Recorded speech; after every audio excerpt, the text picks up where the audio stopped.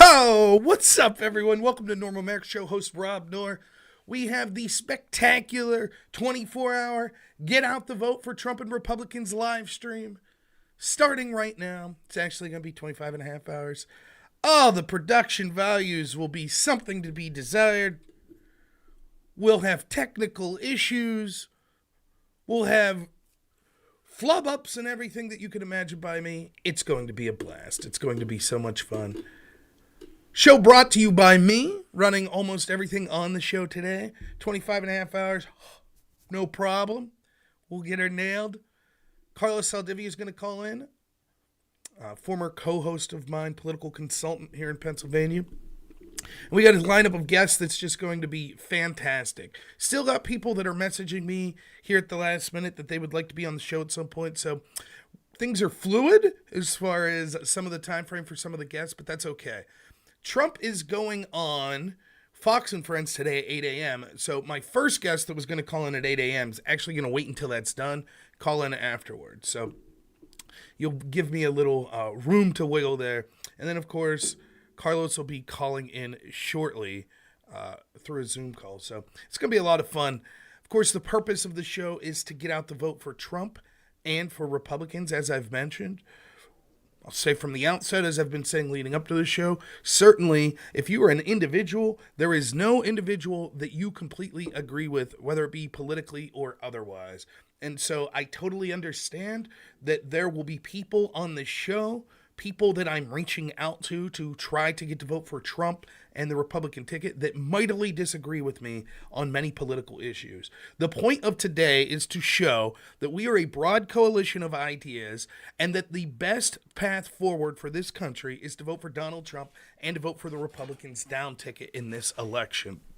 And so I welcome all opinions that is willing to give a shot to hearing us out into why that's the case. The goal for today is to raise $500 to go back into my show, which is the secondary, less important goal. And then the ultimate goal is to get at least 200 people to sign on to the fact that they will be willing to say that they are going to vote for Trump and Republicans down ticket. So we'll start asking questions like that, get a poll up later to try to get to that 200 mark. And then I'm also going to ask people if you are going to go for Trump and Republicans, and the importance of why everyone should get out there, particularly here in Pennsylvania, but all across the country, try to convince at least one other person. Do what you can to, get people to the polls. I know that it's not fun to talk to people that you know in real life about politics and about the importance of voting and why they should vote for Trump and why they should vote for Republicans. Look, things are getting better. One of the biggest white pills that I think you see is the fact that it's now okay to come out and open in many circles with your support of Donald Trump. I know many of you, if you live like I do in rural Pennsylvania, that's always been the case. But a lot of people that have lived in the city or have had certain jobs haven't been able to do that because the stigma against Trump, MAGA, and Republicans has been so bad. So, for example, if you work in the entertainment industry, but we're starting to see more and more people. We see people in the black community, entertainers in the black community that are coming out.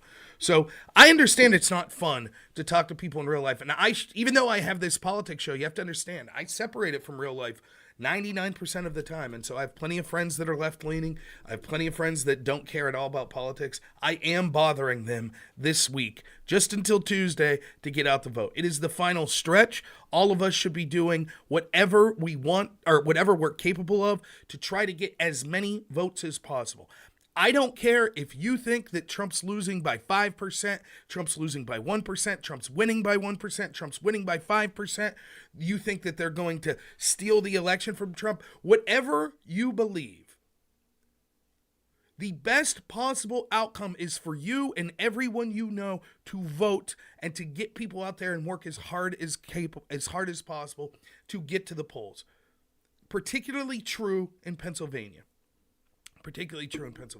So I really hope that's the theme of the show. We're not here to bash people, fight with people. I'm going to be taking call-ins at some point. Maybe we'll invite some people that disagree with me. So there'll certainly be an opportunity for people to call in that disagree and aren't going to vote for Trump. That's fine. I'll try to convince those people to the best of my ability. I think I'm pretty good at that. But that's the overall theme. So as you're having fun listening to me, you're going to tune into me, the people that are here right now. How many people do we have? Right now we have about 40 people, right? you people, as you're tuning in right now, so, like, you're going to watch some, then you'll leave, and you'll come back later. You're going to see me at 4 a.m. tomorrow morning like this, like, yeah. Eyes half shut, talking to whoever my guest is at the time. No matter what we're discussing, remember the central theme is go vote. I don't care if you're in a state that you think my vote doesn't matter because it's guaranteed to be red or blue. It still matters. The popular vote matters. Sending a signal to the establishment in this country that they don't control us, that we want a government that is representative of the people is important no matter what state you're in. Every single vote matters. Every one. You're thinking, my coworkers, maybe if I talked about politics, it would definitely be awkward, but maybe I would only get one vote. That one vote matters. It does. So please get out and vote. And I think that's a theme that we're going to try to run throughout this. Thank you, everyone, for the kind words already. Let me do a little production business. So, just to give you a little insight, the reason I'm starting early was because my first guest of the day is Dan Meuser, who is the Congressman representing Pennsylvania's 9th District. Dan's a fantastic guy. I think you're going to love to hear from him. He represents exactly the things that I like when you see someone like J.D. Vance and to some extent Trump, which is he's actually one of the most normal guys you'll ever talk to. The first time I met Dan Meuser was at this Republican event. I had no clue who he was.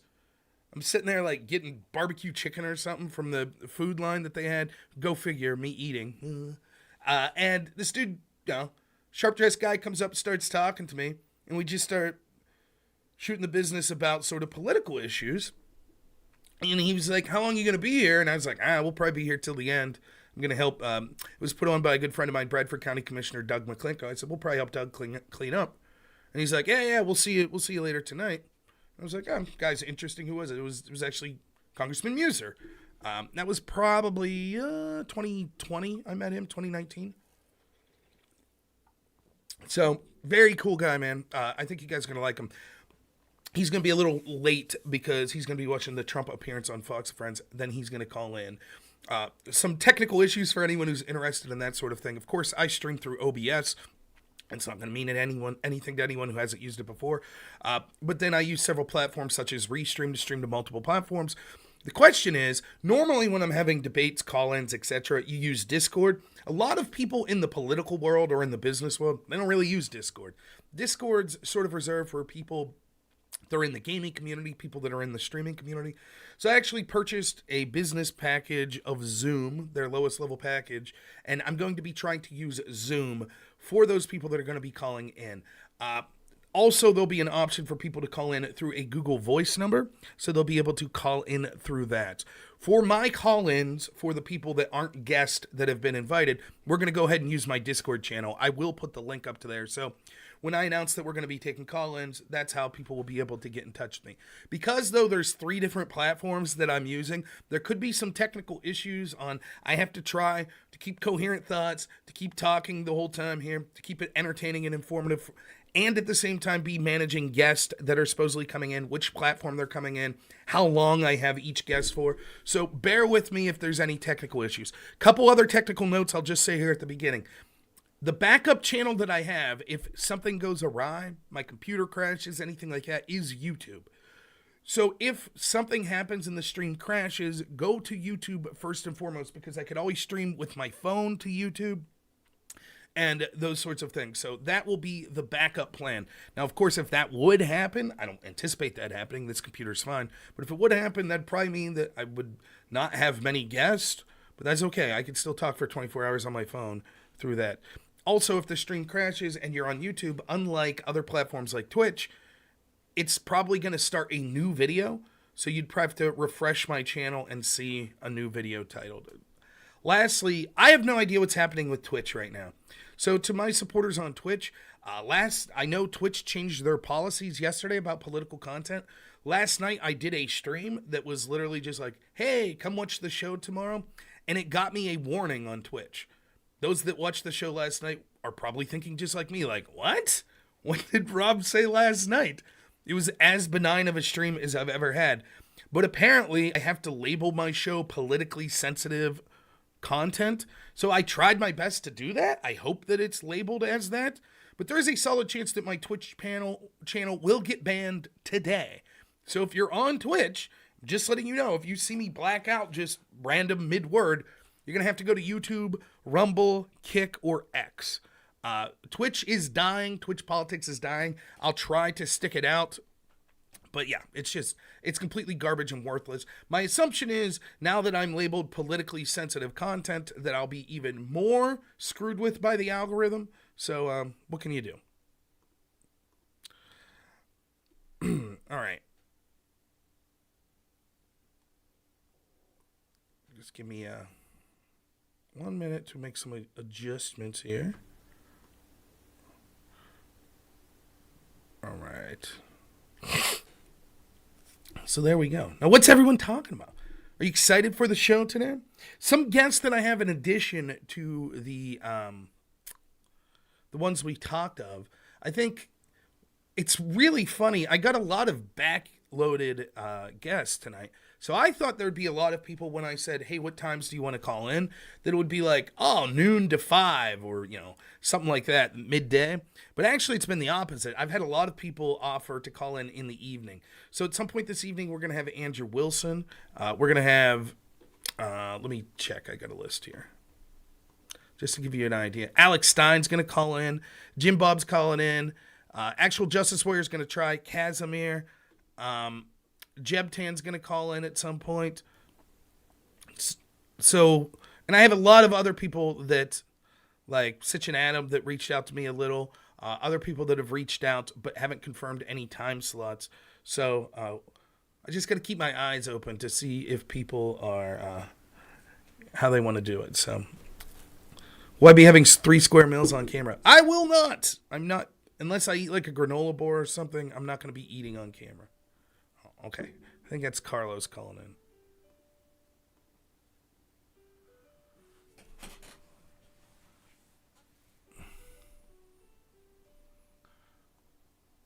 1 second. Did I send the wrong link up, people?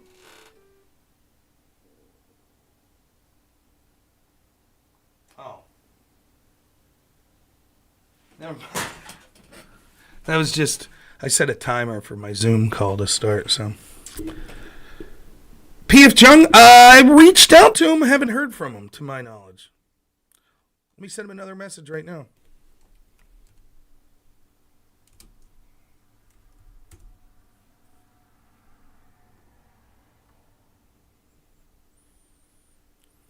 He did not get back to me.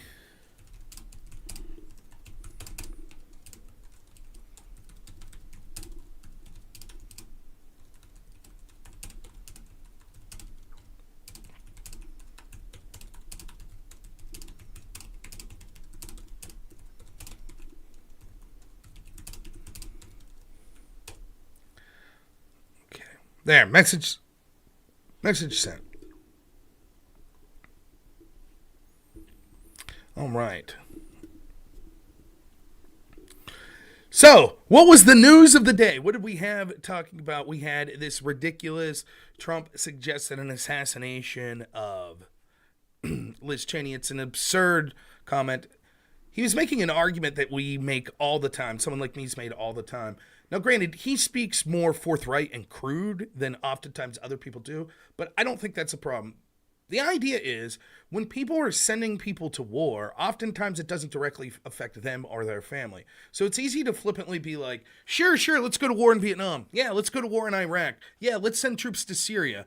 When it's not going to be your loved ones dying. But what if it is? What if it's you that has to go to the front line?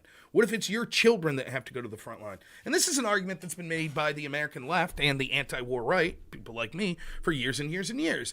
It's easy to be a war hawk. That's where the term chicken hawk comes from, right? The idea that you're beating your chest and you're real strong and you're real tough. Yeah, we're going to go to war here. We're going to go to war here. But you're a chicken when it comes to you and your family. You're not personally putting anything on the stakes. And so, I never drink Red Bull, but I got one this morning. And so, that's sort of the argument. Trump's like, yeah, there's never a war that she wouldn't vote for. If she had 9 guns pointed at her and we gave her a gun and she's on the front line, she would think differently. Of course, the same media that made that argument over and over directly about Dick Cheney. So many on the left, so many Democrats made that argument about Dick Cheney voting for the Iraq War and sort of lying us into the Iraq War. Well, it's not your kids going. And now when someone like Trump, 20 years later, looks at Dick Cheney's kid and goes, well, what if you were over there? You wouldn't be so warlike. All of a sudden, the same media, the same Democrats that made that argument for 20 years with Dick Cheney, 20 years ago, they're like, oh my God, he's calling for her death. He's calling for her execution. It's duplicitous. It's a lie. But I'm glad that they made this argument because it represents exactly what this election is about. If Donald Trump was such the threat that they're suggesting, why do they have to make up so many hoaxes? Why did they have to go with the drink bleach hoax? Why did they have to go with the fine people hoax? Why did they have to go with the bloodbath hoax? Why do they have to go with the Liz Cheney hoax? If he's so bad, why do you have to make up these stories? Why is their final case that they're making that, oh, a comedian who's a roast comedian made a joke about Puerto Rico? If their policies are so good, if Trump's such a danger, why do you need to focus on all of these things and make so much stuff up and have all of these hoaxes? Now, to some of the people's credit in the media and some of the people that I talk to, there have been those that are like, okay, this is a bit crazy. I'll give you an example. Wick, who's paid by Progressive Victory PAC, a lefty, I saw him post yesterday on X, was like, okay, guys, we don't need to go with this. Like, there's enough bad things to talk about Trump. Exactly. Make your case. You don't have to blatantly lie. And there have been others, including people in the mainstream media. I saw people at Vox News, which Vox despises Trump. One of their reporters came out and was like, whoa. And a handful of others. But certainly the mainstream media and Kamala Harris, who takes her cue from them,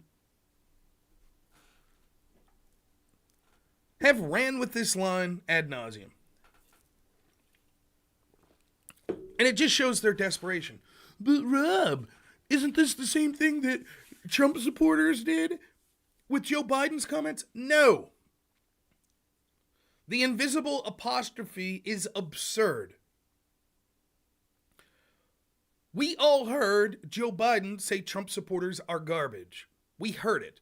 The idea that they changed the transcript and now it appears that was against the law, that many of the stenographers had written up, which legally they have to keep a presidential record. They wrote up what the comments were, and then it was changed, which those stenographers were upset enough about that now this is going to be litigated. Well, I can't speak to if it'll go to court litigated, but it's certainly being brought up of potential illegality.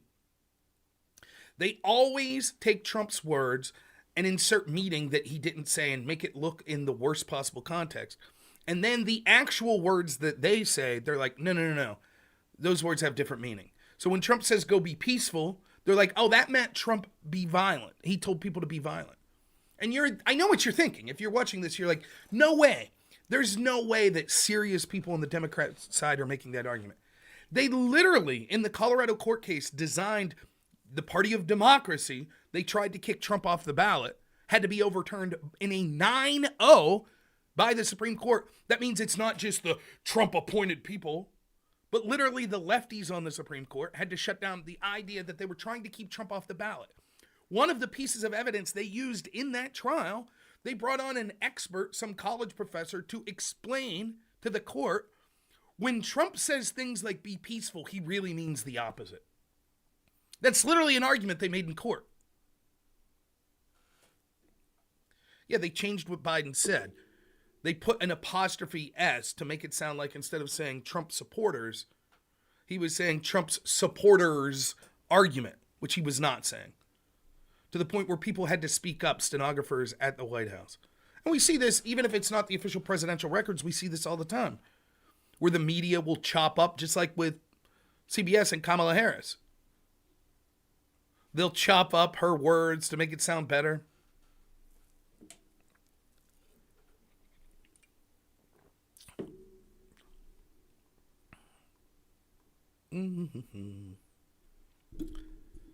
It's very, very interesting how things go that way. Oh, I saw that, Carlitos. Yeah, there's this company in Arizona that's now being investigated. So if you missed this, there was this story here in Pennsylvania, in Lucerne County, Pennsylvania. Now, First off, someone who I don't think will be joining us today, which I really, really wanted them to join, is Scott Presler. I've worked with Scott Presler tangentially in a very limited sense. So at one point he had taking requests from people to send out, registration forms via the mail. Take pictures of that, put that on X. I did that. I probably sent out, my guess is 50 to 60, maybe more registration forms. Scott Presler is doing more to drive out the vote, particularly here in Pennsylvania, but all across the country, than probably everyone else in the RNC combined. He is a true hero. He's been basically pedal to the metal for months now. And God bless Scott Presler. I don't care what you think of his politics, even if you're a lefty that doesn't like him and doesn't want to vote for Republicans. That guy is an inspiration to actually going out and doing something to try to enhance your political beliefs and to make sure that your political side that you're advocating for actually has on-the-ground victories. So God bless Scott Presler. I think he's done a phenomenal job. Unfortunately, I don't think he'll be joining us today because he's very busy. But who knows? I proffered the message. We talked several times before, so we'll see what happens. But he has been driving out the vote, particularly in counties where you see a lot of Amish voters. For those who don't live in Pennsylvania, it might sound strange to you, but there are a lot of Amish people. In fact, I have a lot of Amish neighbors. Not so, direct neighbors now, but when I used to live, 10 minutes up the street, literally my closest neighbors were Amish people. And you see them everywhere around here. And a lot of them aren't registered to vote. And if they did vote, they would almost always vote Republican and would certainly vote for Trump because the radical Democrat agenda would go everything against what they stand for with their deeply held religious beliefs. And so Scott has famously been driving out the vote in those communities and others here in Pennsylvania. He's been doing a phenomenal job. I believe it was Lycoming County. This is a county that you would likely to see a lot of Amish people. And a story broke a week or so ago that there were 2,500 voter registrations that were all turned in last minute at the same time. And it turns out they were fraudulent. They were using fake names, fake social security numbers, etc. And of course, those that were paying attention on places like X and other places were accusing Scott Presler and his organization of faking this because they've been driving out the vote. And I didn't comment on the story because I had no idea. A lot of Republicans and Trump supporters jumped out immediately and were like, see, cheating again in Pennsylvania. And I was like, well, let's hold up because we don't know what this is. It could have been a mistake. It could have been Republicans that did it. It could have been Democrats. We shall see. So as the story came more, it seemed like there was clear amounts of fraud that was occurring here. Now, that doesn't mean that a whole organization is responsible. It could have just been one individual doing something crappy. So we have to wait and see. And now it looks like that we know that it was a Democrat organization that's well-funded, that's out of Arizona. And they have a lot of connections to sort of the way the 2022 Arizona election with all the problems it had. So, of course, Scott Presler immediately clears his name. He's like, I had nothing to do with this. Everything we're doing is legit. It's above board. I'm going to do my best to look into this. He has. He's looked into it. It turns out that there's other problems in Lucerne County. And there's a litany of problems right now in Pennsylvania. Whereas if they were the opposite way, the Democrats would be howling. For example, I saw, you have to see this clip. We'll play it later. What's his name? Hugh Hewitt, who worked for Washington Post. Washington Post is doing a televised segment, and Hugh Hewitt's on there, and he literally walks off, quits his job, because they're making this argument, the host of the show and the other guests are making this argument. Oh, here we go. Trump's team's going to say all this cheating occurred, and he's already saying it's occurring in Pennsylvania. And Hugh Hewitt's like, but it was, and they won the court case. And it's absolutely true. And he's like, as news people and not opinion people, we should stick to the facts. There was a court ruled that, yes, the Republicans and Trump were right, that there was stuff going on in Pennsylvania. And the moderator's like, I'm not going to be lectured to you about being a news person. Hugh Hewitt's like, this is the worst thing I've ever been a part of. Just rips his mic off and leaves.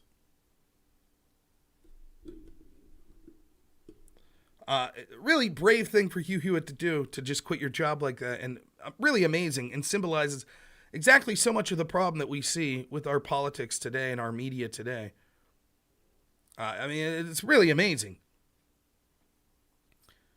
But it is true. That case, particularly in Pennsylvania, was a case of Bucks County. Bucks County, last election, 2020, last national election, was more Democrats registered than Republicans. Thanks to the work to almost single-handedly of Scott Presler, we have flipped that county. There are now more Republicans registered in Bucks County here in Pennsylvania than Democrats.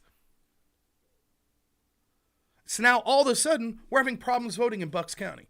So there are all sorts of things being alleged. You've seen the videos probably of people walking with badges that say something like voter security. These are Democratic operatives pretending to be official poll workers, telling people in line that are trying to vote in person early, oh, no, you have to go home. No, you can't be here.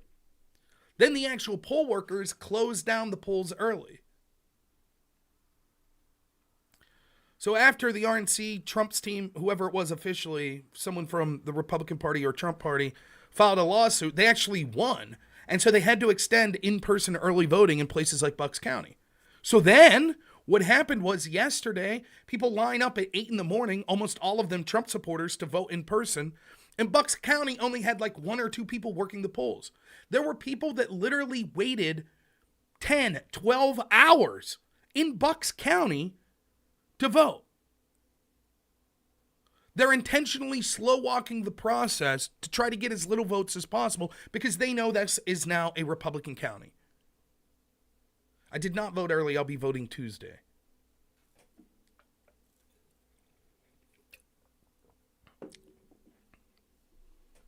This is the same sort of shenanigans that occurred in Arizona in 2022. Remember?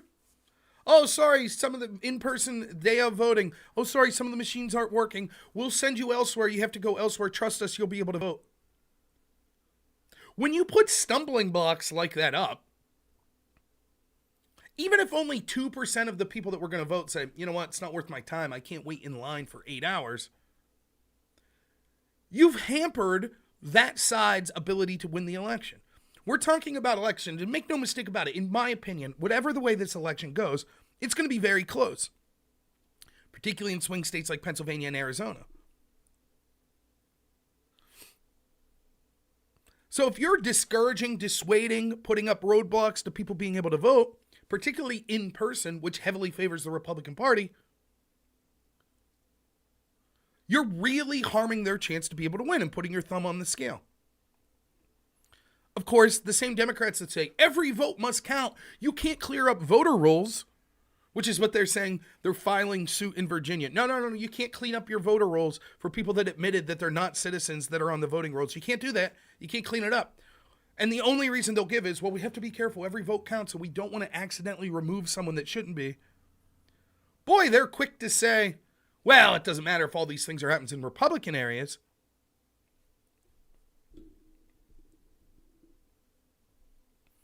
So yeah, these sorts of things are occurring.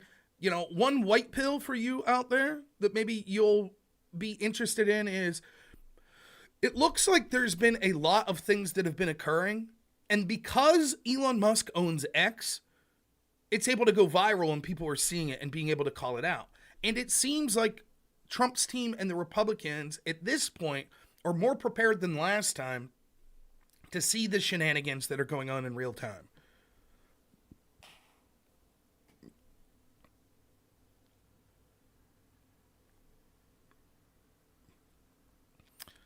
Yeah, Pat O'Brien. I mean, listen, I could make the opposite argument. You could put your vote in the mail, and then it could get lost in the mail. Would you send money through the mail? No. Why? Well, because sometimes it gets lost.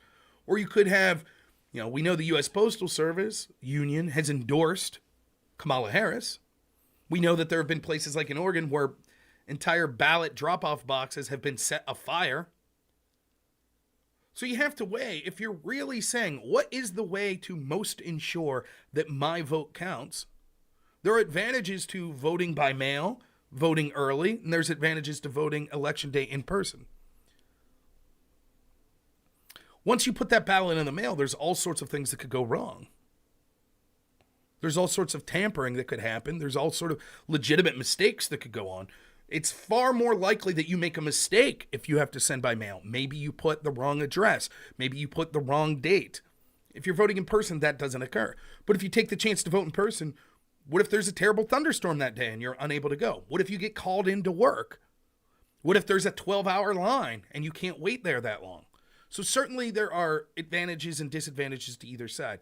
Personally, for me, I weighed my option that the most secure way for me to vote is on election day in person. Now, I'm in a different situation than many of you.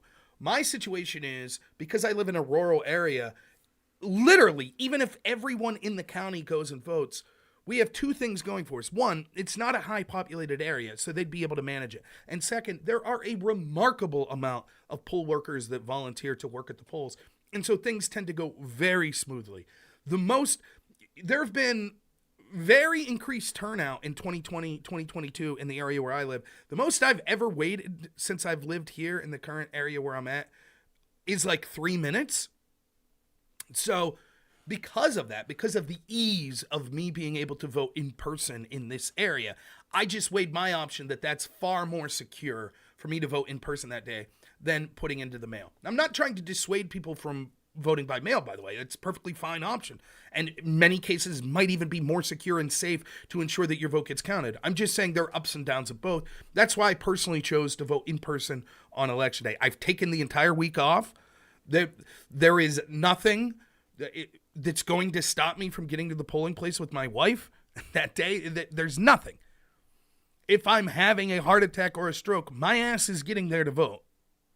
It's happening. So, and it's about probably a 10-minute drive to my polling place, which is fine. Let me keep...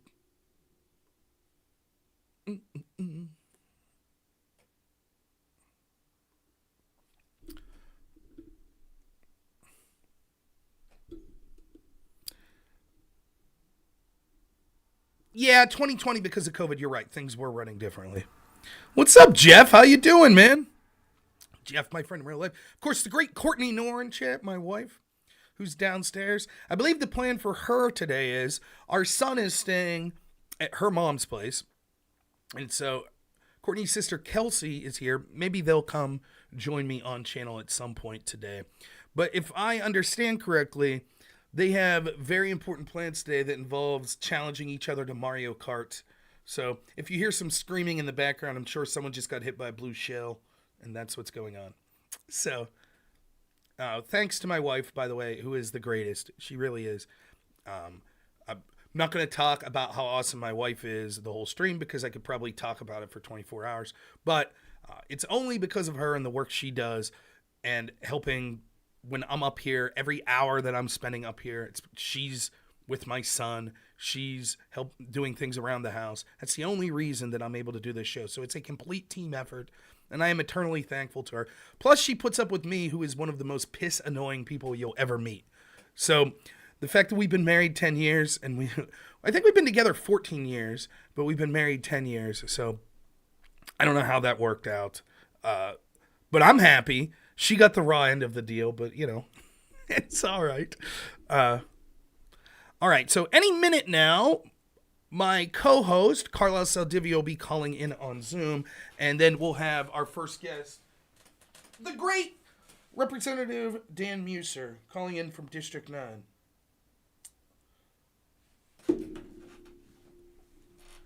Here's something I didn't plan for. My charger for my phone is just short enough that it only reaches the very corner.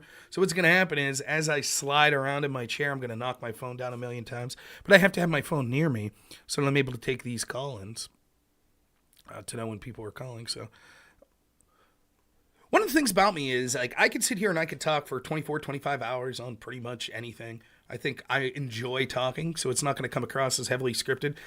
I assure you it's not scripted. If anything, I'm underprepared. But the talking portion of it's easy. It doesn't make me nervous or anything like that. The nervousness I get is from the technical issues. So is Zoom going to work right? It's not something that I normally use. I have 3 different Discord, Zoom, and Google Voice that people will be calling in. So I'm constantly, as I'm sitting here talking to you in the back of my head, like, I wonder if someone's trying to call in on Zoom right now and I'm missing the call. Did I set it up right? Is the audio and visual going to come through OBS? So I'm trying to remind myself, like, dude, that stuff will all work itself out. It'll be all right. So I always got the backup of the phone here. That way someone could personally text me or call me like, Rob, people were trying to get in the Zoom. What are you doing? So, but the reason I started a little early was because Congressman Dan Meuser was supposed to call in at 8 a.m. He's going to call in after I don't have any USB ports available, Court, to my knowledge. Actually, that's not true. What a great idea. My wife comes up. 1 second. Wow. Holy smokes. She's the best. Is that going to charge it? Yeah, there we go. I unhooked our printer, Courtney, so we're good to go. Saves the show already. What a mensch. Great work, Courtney. Thank you so much. That will help a lot. Seriously, you have no idea. I've had that problem for so long. You see, I have a level of intelligence on some things, right? But in other things, I'm literally the dumbest person you've ever met. It's totally true.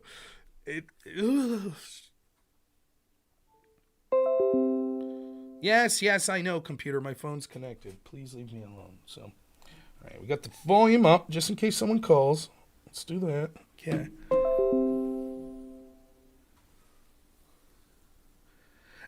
That's true. The Crucible community, they were very... Oh, there we go.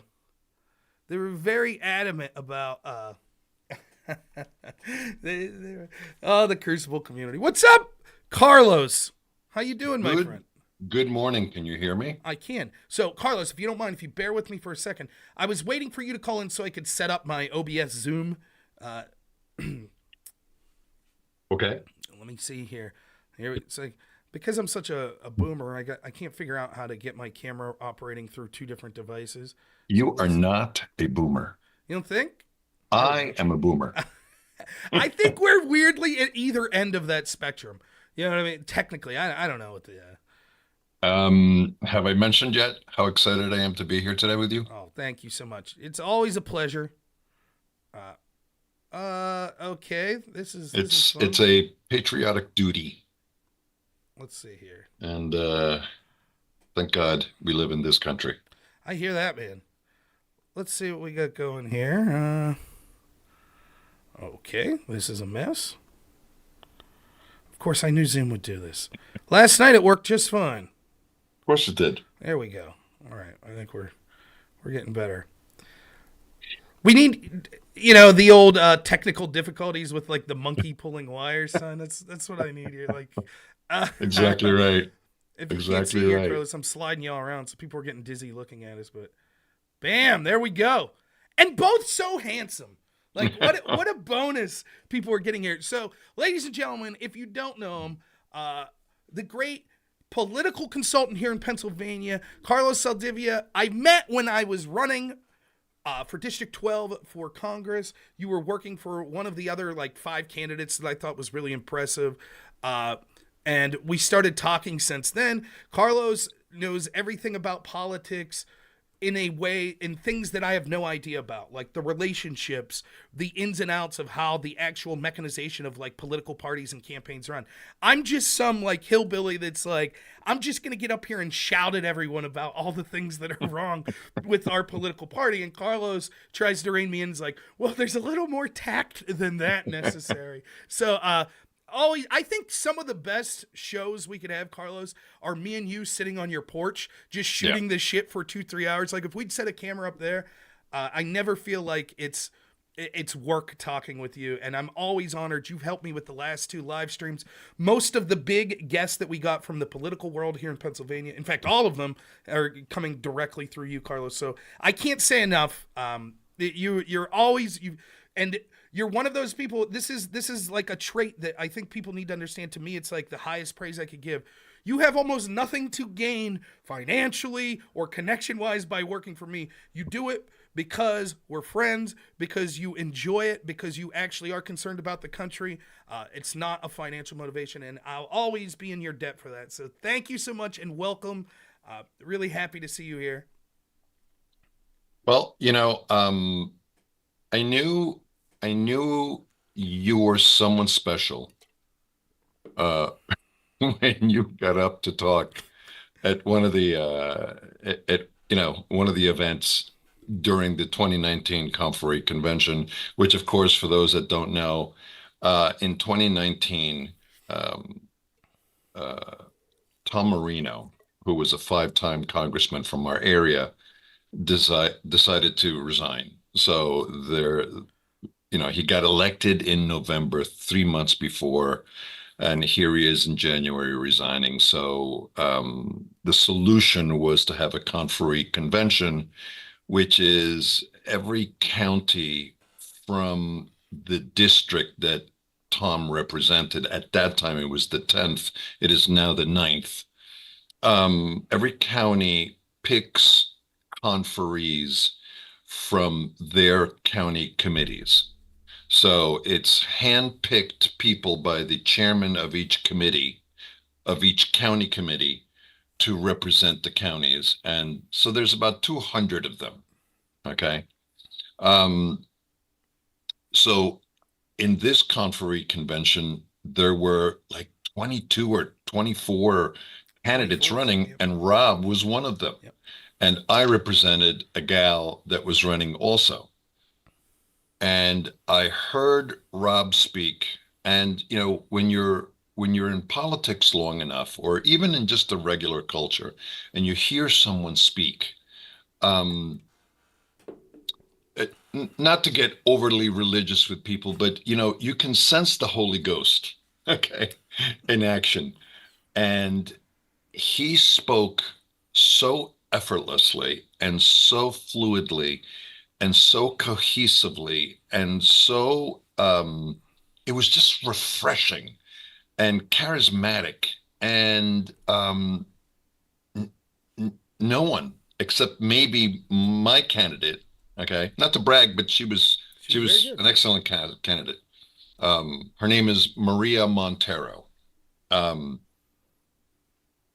And Rob was, without being offensive, and for the people that know Rob and listen to Rob, Rob's a nice guy who's winning. Okay, that's what Rob is.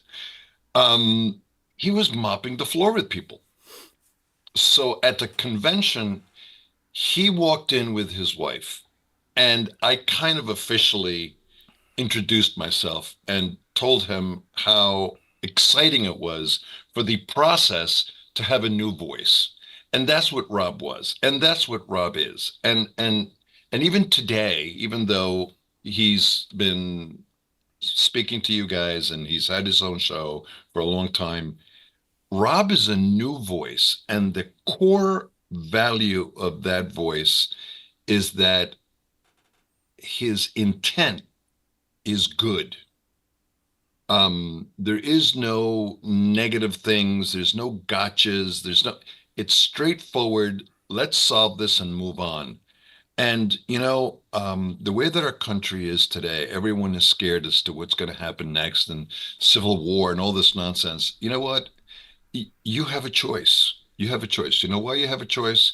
Because in life, the things that really work are basically the things that you do, not the things that you say. You never move forward by the things that you say. You move forward by the things that you do. And Rob Knorr was a guy from down the street in Clarion County who decided to do something. And yeah, he was going up against big guns. I mean, big guns, okay, that outspent him and outweighed him and, out relationshiped him.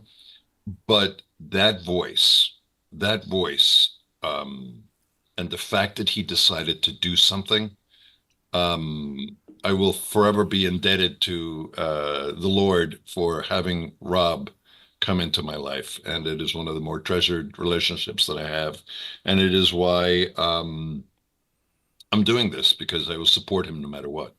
It means a lot, Carlos. Let me tell you a story that maybe you didn't know to illustrate what an outsider redneck that I was and still am going into that conferee event. So the people that helped me was my wife and a friend of mine. Maybe he'll call in today, Tom Kennedy. Tom is a centrist Democrat, but he also trusts me and understands that I care enough about people that he was willing to be my campaign manager. He had never done it. I'd never ran for office, so we were complete novices. I thought he did a phenomenal job.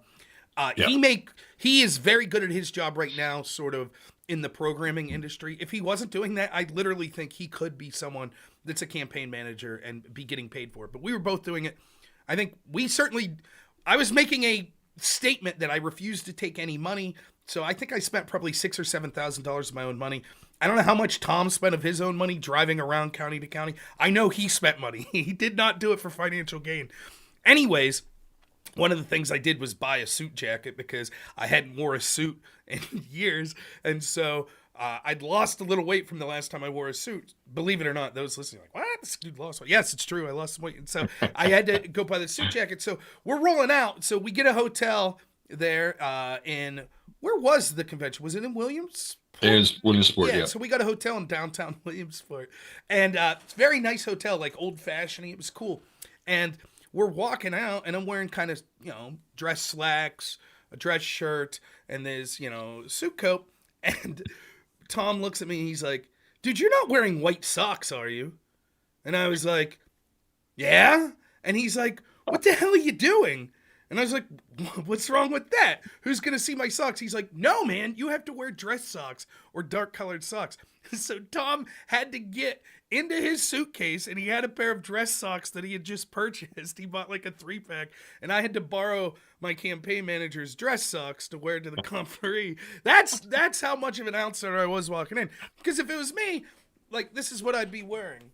Just like t-shirt, like, jeans, shorts, This debate I did the other day with this on this modern day debate, my partner was this guy, Josh Cedar, who's a very interesting guy.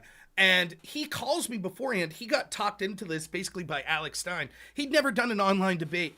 And so he's like, do you mind if I give you a call? It wasn't so much as discussing strategy, like, well, what are we going to say? He was literally like, I thought this was like a 5-minute segment on a show like Piers Morgan. And now I find out it's a 2 hours debate. What the heck is this? And so I'm just explaining to him how it'll work. And one of the questions he asked, he's like, well, what do we wear? Like, what kind of suit are you going to wear? What kind of tie? I'm like, oh, dude. I'm like, you're going to be debating college kids in their mom's basement. Like, you don't have to wear. He did dress up nicely, but I thought that was funny. Was like, for someone who's like involved in politics, you would think like, oh, we're going to have a political debate. We'll dress up and stuff. It's like, no, that's not the way this works with the online debates here. So. But right there is an example of what a fresh voice is.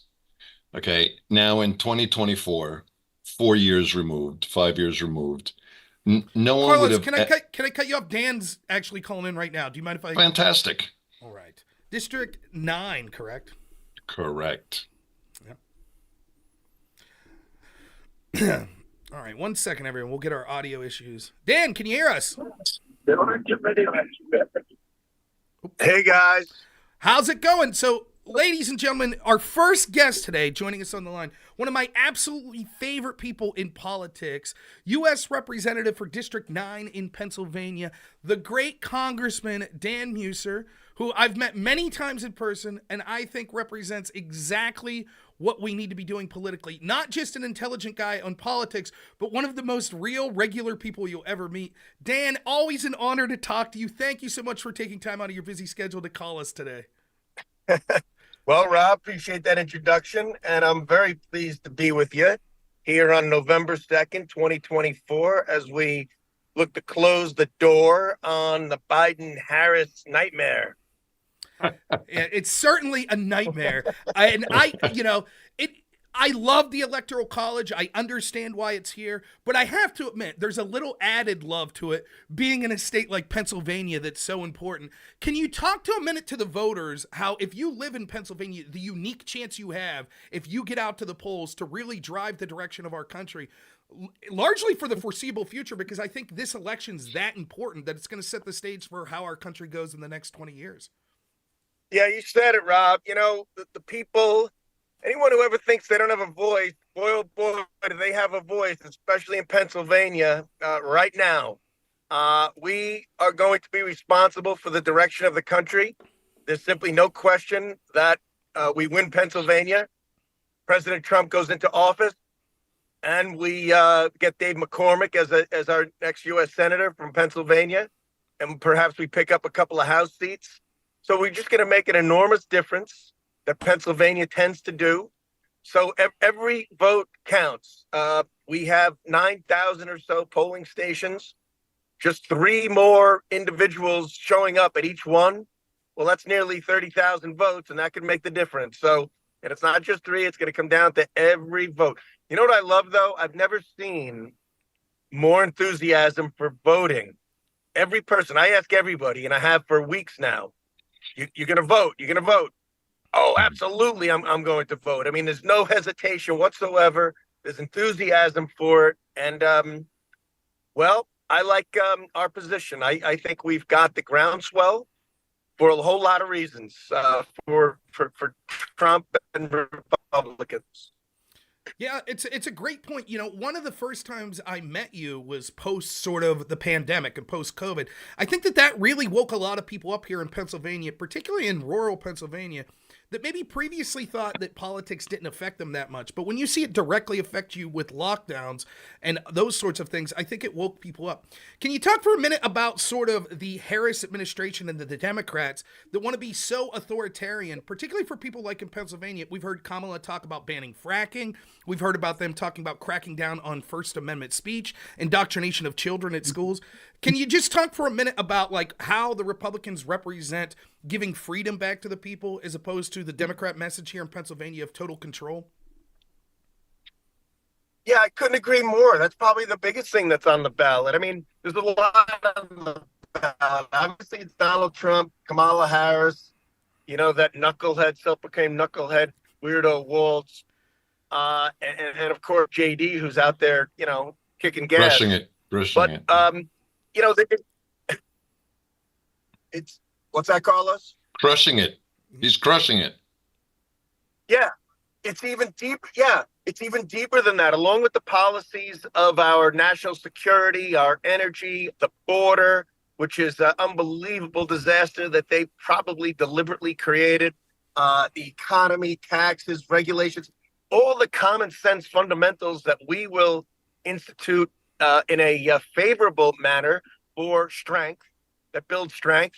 Their plan is to do all that will absolutely weaken. More regulations, more taxes, more government. You know, boys playing girls' sports. I mean, things that Americans just don't relate to. You know, a weakening of our patriotism. And so beyond the national security issues, beyond the demoralizing of our police, the weakening of our economy, I mean, they're trying to deal with the social fabric as mentioned, but also our Constitution, the oath of office, the amendments, the First Amendment. They want to ban what they consider to be misinformation, right? Which is information. And as Elon Musk expressed best, the whole point of the First Amendment is to allow those to say things that you don't agree with. Right. Absolutely. It's not all that useful if you only allow those to say things that you do agree with. And they actually argue that point. They're I refer to them as autocratic socialists, which is pretty much, frankly, what the Politburo is. Right. So I wanted to ask you, for me, my number one political issue is the military and police. For Rob, it's corruption. What is it for you? Well, I think it's following our Constitution and being serious about making America real strong and stop being very unserious about it. Harris, let's put it this way. Kamala Harris wants to spend an additional $2 trillion next year. Trump, JD, and Elon Musk want to reduce our spending over the next 4 years by $2 trillion. So one's going to create a future, allow the American dream to survive into the next generation. The other is going to put America in a very, very precarious position to lose our reserve currency, to lose our position in the world. And look what happens when we create that vacuum of power. Countries get invaded. Thousands of people die. Israel gets invaded. So that's a long answer, but I would just say America being the beacon of hope, and the Constitution is the basics of that, is the rock behind that. But I hear you on corruption. I mean, you know, Biden criminal family, for crying out loud, and And then what you're saying, Carlos, public safety. I mean, holy cow. I mean, there's really no more important government function than public safety. Well, from the point of view, when I say military and I say police, my son was a Marine, and he's now a police officer on a county SWAT team in New Jersey. If the government doesn't stand up for those people, Dan, who does? Yeah, yeah. So yeah. Well, the most American people do, but it's their tax dollars that get allocated by government leaders. And, America has to get even more serious about it. Both. If someone in a campaign is lying, deliberately lying over and over, why in the world don't you think they're going to lie when they're in office? of course, Why do we vote for people that lie? right. I mean, I listened to a couple of congressional ads this morning, total lies. Democrats that are running, talking about how they were supportive of building the wall, and, just absolutely crazy, desperate statements. Kamala, radio ad, they're actually editing Trump's sentences.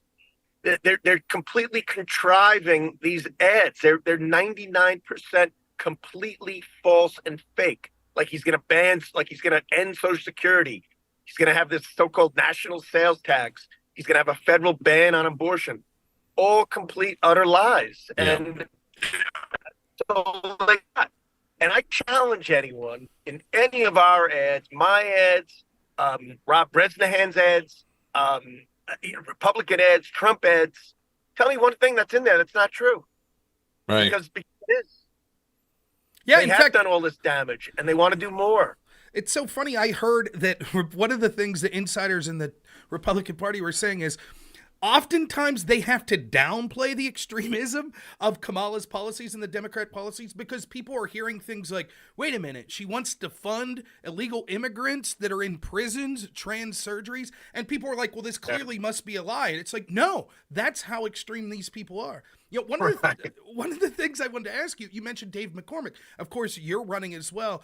There are a lot of people that maybe personally have issues with Donald Trump, and that's fine. I'm not here to talk about how people feel about like crude language and things of that nature. But can you talk for a moment about the greater idea of the importance of getting Republicans as a team elected all across this country and how that'll be able to shift our country? It's not just one man. It's the team that's being assembled at every level around it. Yeah.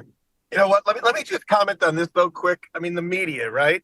I mean, the contrived 60 Minutes interview, for instance, and recently what Trump said about Liz Cheney.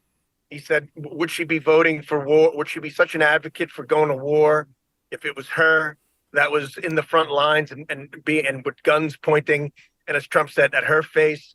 Now, he said it strong, but we know what he meant. He meant if she was in the line of fire, not that he wanted to put her in the line of fire. Right. And every media outlet, and I was watching them this morning, just total freaking lies. It's just agonizing. What's even more agonizing is that the far too many American people are drinking the Kool-Aid, are buying this crap, are being conned. I mean, people got to wake up, boy, that's for sure. And I'm sorry, Rob, what was your...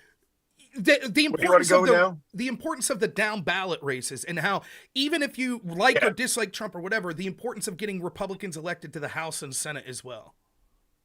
Yeah. Well, super important, right? I mean, particularly like Dave McCormick. I mean, if we need to win the U.S. Senate. Trump will be half as effective if we don't have the Senate, if Schumer keeps the gavel. I mean, he's a disaster. He's a horrible guy. All he cares about is political power. He could care less about anything else, about our economy. What does he care? Even about the world conflicts and wars that take place. As long as they have political power, that's what makes him feel good and puts him in his the place he thinks he wants to be. But so and it's even worse than that. They'll do away with the filibuster. They'll add D.C. as a state, which means 2 more U.S. senators. They'll stack the courts. They'll federalize national elections. They'll federalize elections in a manner that they see fit. I mean, they got big plans. So it's really important that we win the Senate. It's it's critical to our nation's future, and we keep in the House. I mean, we've got three pickups really in Pennsylvania, pickup opportunities: Rob Bresnahan, Ryan McKenzie, and Rob McCurry out in the western part of the state. And so we need to keep the House. We got some challenges in New York, a couple of challenges in California, one in Iowa, but we're all focused on it. We're all chipping in. We're all helping fund it because the Democrats have an unbelievable amount of money that needs to be investigated. I mean, crazy amounts. I mean, like $40 million for a congressional seat when we're lucky if we have 15. So, you know, Kamala is spending $1 billion. Everywhere you look, there's different billboards and radio ads and everything else. And she mentions Trump 37 times, I think, in her ellipse speech. She's got nothing to sell. She's just trying to give everybody Trump derangement syndrome. That's absolutely it. So this is the last question I have, because I know your time's valuable. I really appreciate you being here. One of the things I hear a lot from people on my channel is a lot of people live in states that they think, I live in California, Trump has no chance, or I live in a deep red state, so my vote doesn't matter. I think that the popular vote, even if Trump doesn't end up winning it, it's immensely important, even if you're in one of those states that you don't think your voice matters, to get out there and have your voice heard. Because I think we need to send a strong signal to the establishment, to the corruption of the Democrats, to the corruption of the media, that people are sick and tired of this. Do you agree that even can you say some words about the people that think I'm in a state that my vote doesn't matter, why it's still important for them to get out there? Yeah, of course, right? I mean, they can't feel that way. We get the trends going in the right direction. More momentum gets built. I mean, look at Pennsylvania. Look what we did with the registration. We're 430,000 better than we were 4 years ago. Things can happen over time. Some states that were blue go red. Very sadly, some states that were red go blue, like Colorado. So you can't let those trends, you can't give them that level of encouragement. So that's very important to hold the line and to make them have to spend money, frankly, expend their resources in California to keep the seats and even to keep the state. And obviously people can help elsewhere, right? They can send $10, $20 where it's helpful. But yeah, look, everybody, we're all in this together. You know, when Trump speaks and he calls us just one big family, he means it. And he doesn't mean anybody to be excluded either. And then meanwhile, let's face it, you know, you got Biden and Harris referring to us as garbage, as, you know, we're in Madison Square Garden. It was one big Nazi convention. I mean, talk about being dividers in chief. They're a disgrace, a total disgrace. And we need to show that we know what we're doing. We got the right policies. We got the right intent. And we got to be inclusionary. I do think, you know, we got to bring down the rhetoric. I think in general, people want to see that. But you know what? I mean, you know, Trump, you know, how would you feel if you were, you know, indicted all these times on frivolous charges, truly frivolous, right? Try to remove from the ballot, fined for like $300 million, being told by Senate leadership like Schiff and others that your son is going to go to jail, your family's going to go to jail. I mean, calling him Hitler. I mean, it's not even close. It's not even close when he makes certain gestures or certain jokes. And then they all talked about that comedian who made a really bad joke about Puerto Rico. It was a stupid joke. It was offensive. It was all those things. But, you know, the media carries it like, you know, like Trump's not only said it, but believes it. Chants it, for crying out loud, on a regular basis. They're a disgrace. How they don't know they're a disgrace, well, that's their problem.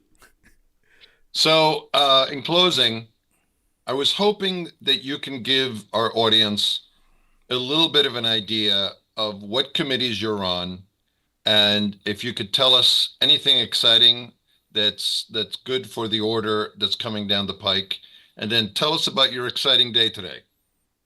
Yeah, well, we got all exciting days, so I'll leave that for the end. This one's probably the best of all as we sweep around our wonderful Commonwealth.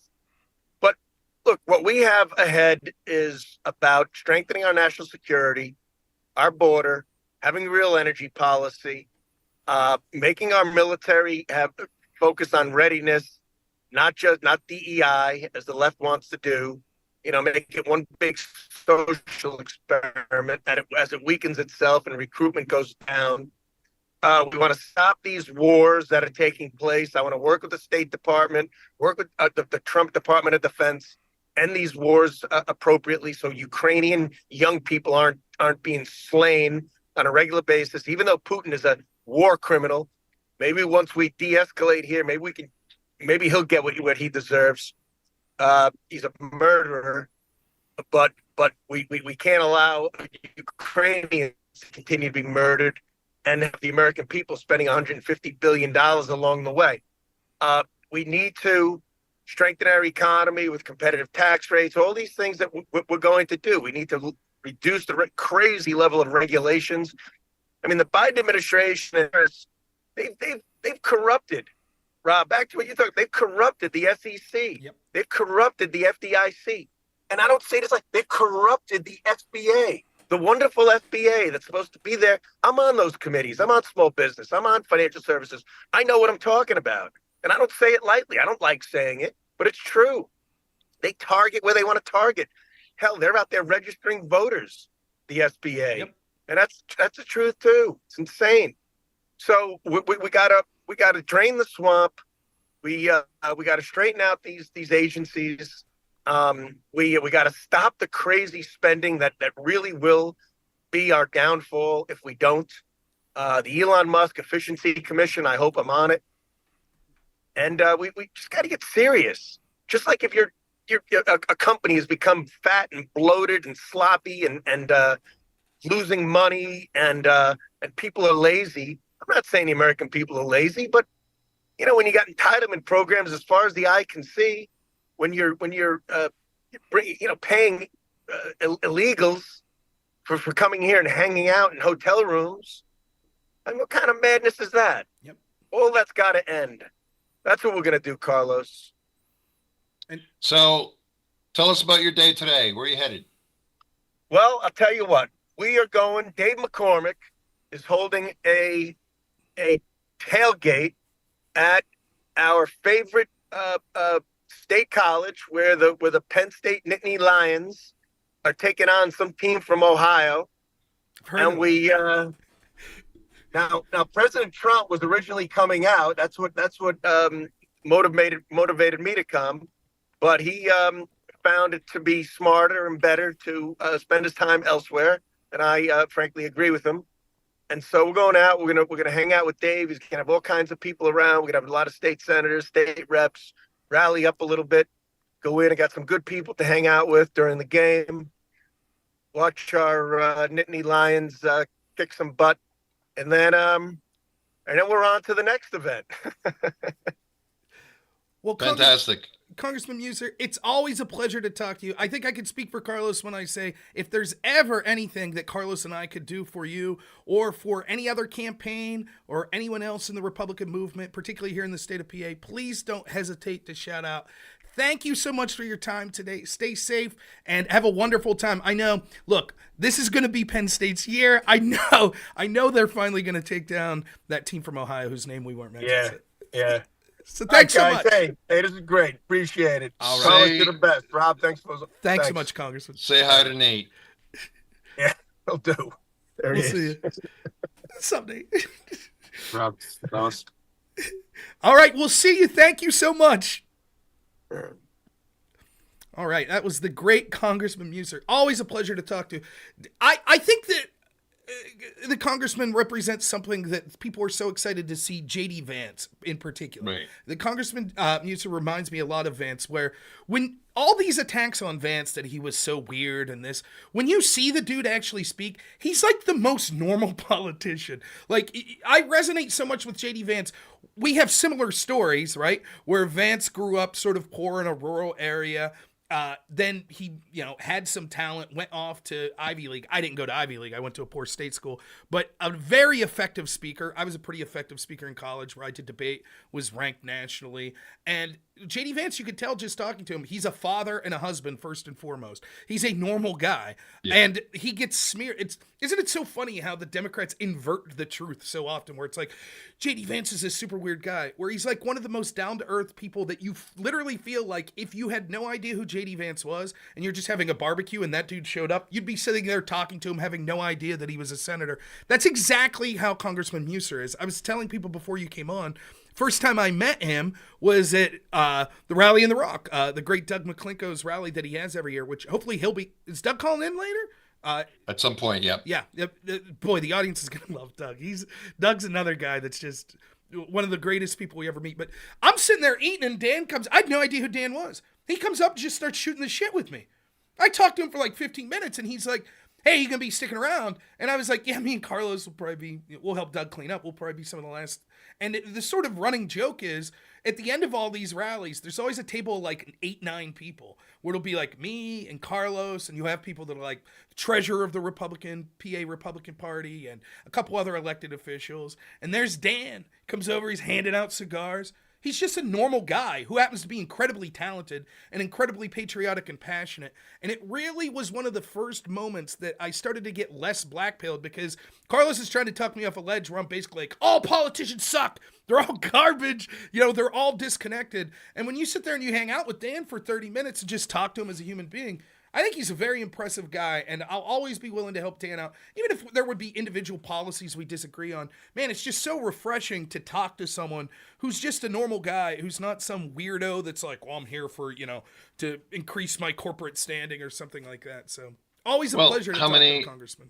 How many U.S. congressmen from any state, from any stripe, from any era, are willing to go up to talk to people that they don't know and be interested in them and have a conversation? And then, 7 years later, the cigar clutch, as I call them, the cigar clutch at the end of Doug's fundraiser or event, the rally at the Rock, usually around July 4th.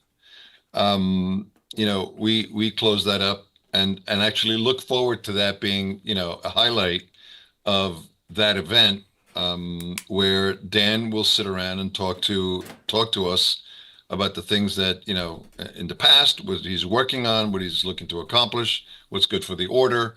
And, he's in that sense very touchable, very accessible.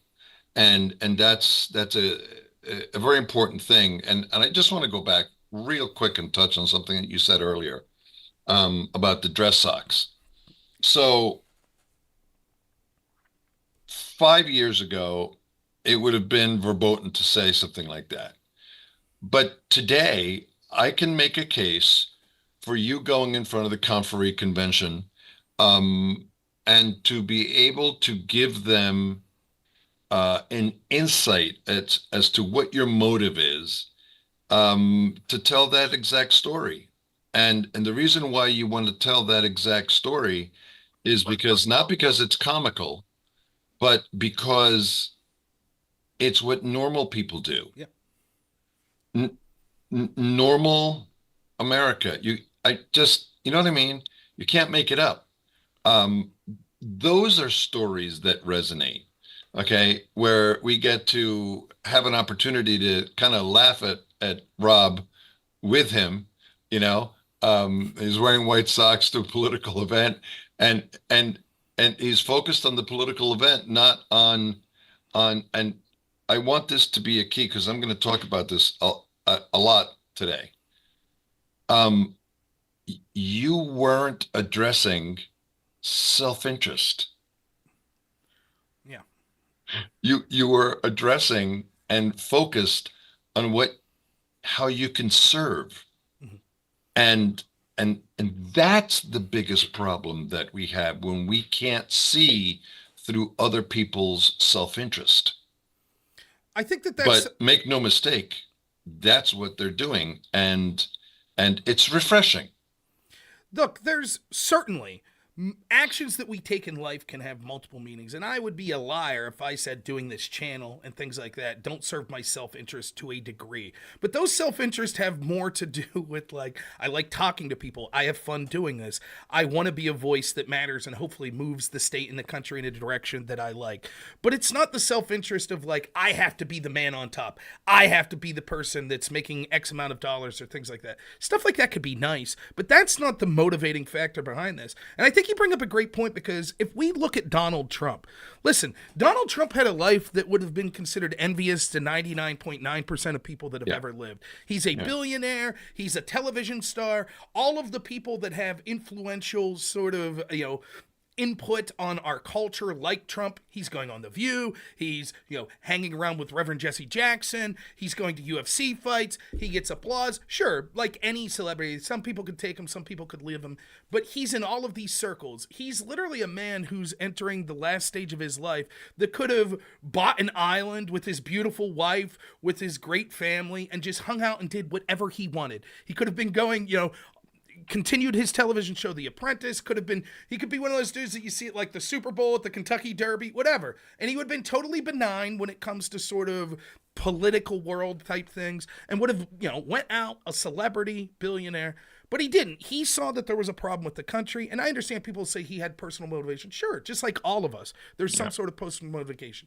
His stock, as far as his wealth, decreased as opposed to almost every other president. His wealth decreased. He has literally had assassination attempts. He has been smeared by all of these people in circles that used to think that he was the best and ask for favors of him and want to pile around him. Now he is probably the most targeted person, both physically with literal assassination attempts and sort of trying to assassinate his name, probably the most of any person in the world. And I think that there are a lot of people, you could say the same of characters like Elon Musk. There's characters around Trump, RFK. There's another guy, right? His wife, Cheryl Hines, right? She's on the show, Curb Your Enthusiasm. RFK and his wife, super welcome in these Hollywood circles. Now they're verboten because they decided to run against the Democratic Party. And remember this, even before he agreed to come on to Trump's team, he was being attacked because, he might split the vote from Democrats. And for what? Having policies that used to be the traditional Democrat policies, just going against the sort of new neocon-infested Democrat Party that just represents the establishment. So what I think you see when it comes to so many of the people with Trump and surrounding him is there does seem to be people that are now coming together for that idea that our founding fathers intended of self-service. Of actually, the founding fathers weren't saying, I'm going to become a senator to be rich. Quite the opposite. Many of them had to give up managing their own properties and their own businesses to go and serve the country for a period of time. So much now we see that people get into politics to be career politicians. It's just a job path. And it's one of the things that I was trying to do when I ran was to show this isn't just a path for me for a job. And let's be honest, I know, like, it's something I've always wanted to talk to you about. It's a fine line, right? You should always be positive and motivate to work hard, thinking that the best of things could happen to you. But let's be honest, I knew the chances of me winning that, election in 2019, the Conferee election, I knew it was very small. I was an unknown name. The real point I had of running was to speak at the convention and tell them how regular, everyday Pennsylvanians were thinking. And we're tired of sending people to Washington that maybe go with good intentions when they get there, but once you're with all the wealthy elites and hanging out in the limos, you forget what it's like back home. And that people like me who are wearing white socks that are just regular hillbillies, we're going to come for your job. We're not idiots. We could actually do this. We just don't want to. We would rather sit alone or sit with our families and do the businesses that we have, but we will come eventually. So it's hard to have that mentality where it's like, you kind of know your chances of winning are low, but you're still fighting as hard as you can to win. But that's sort of the idea that I had, that it wasn't a career.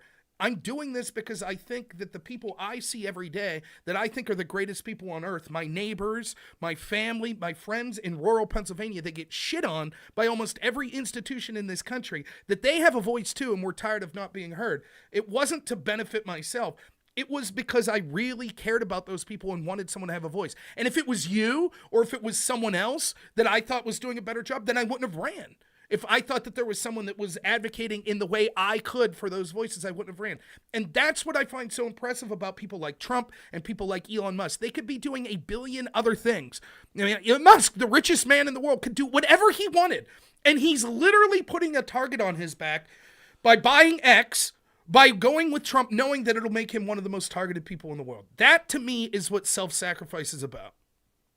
Well, the world has changed by your example, not your opinion.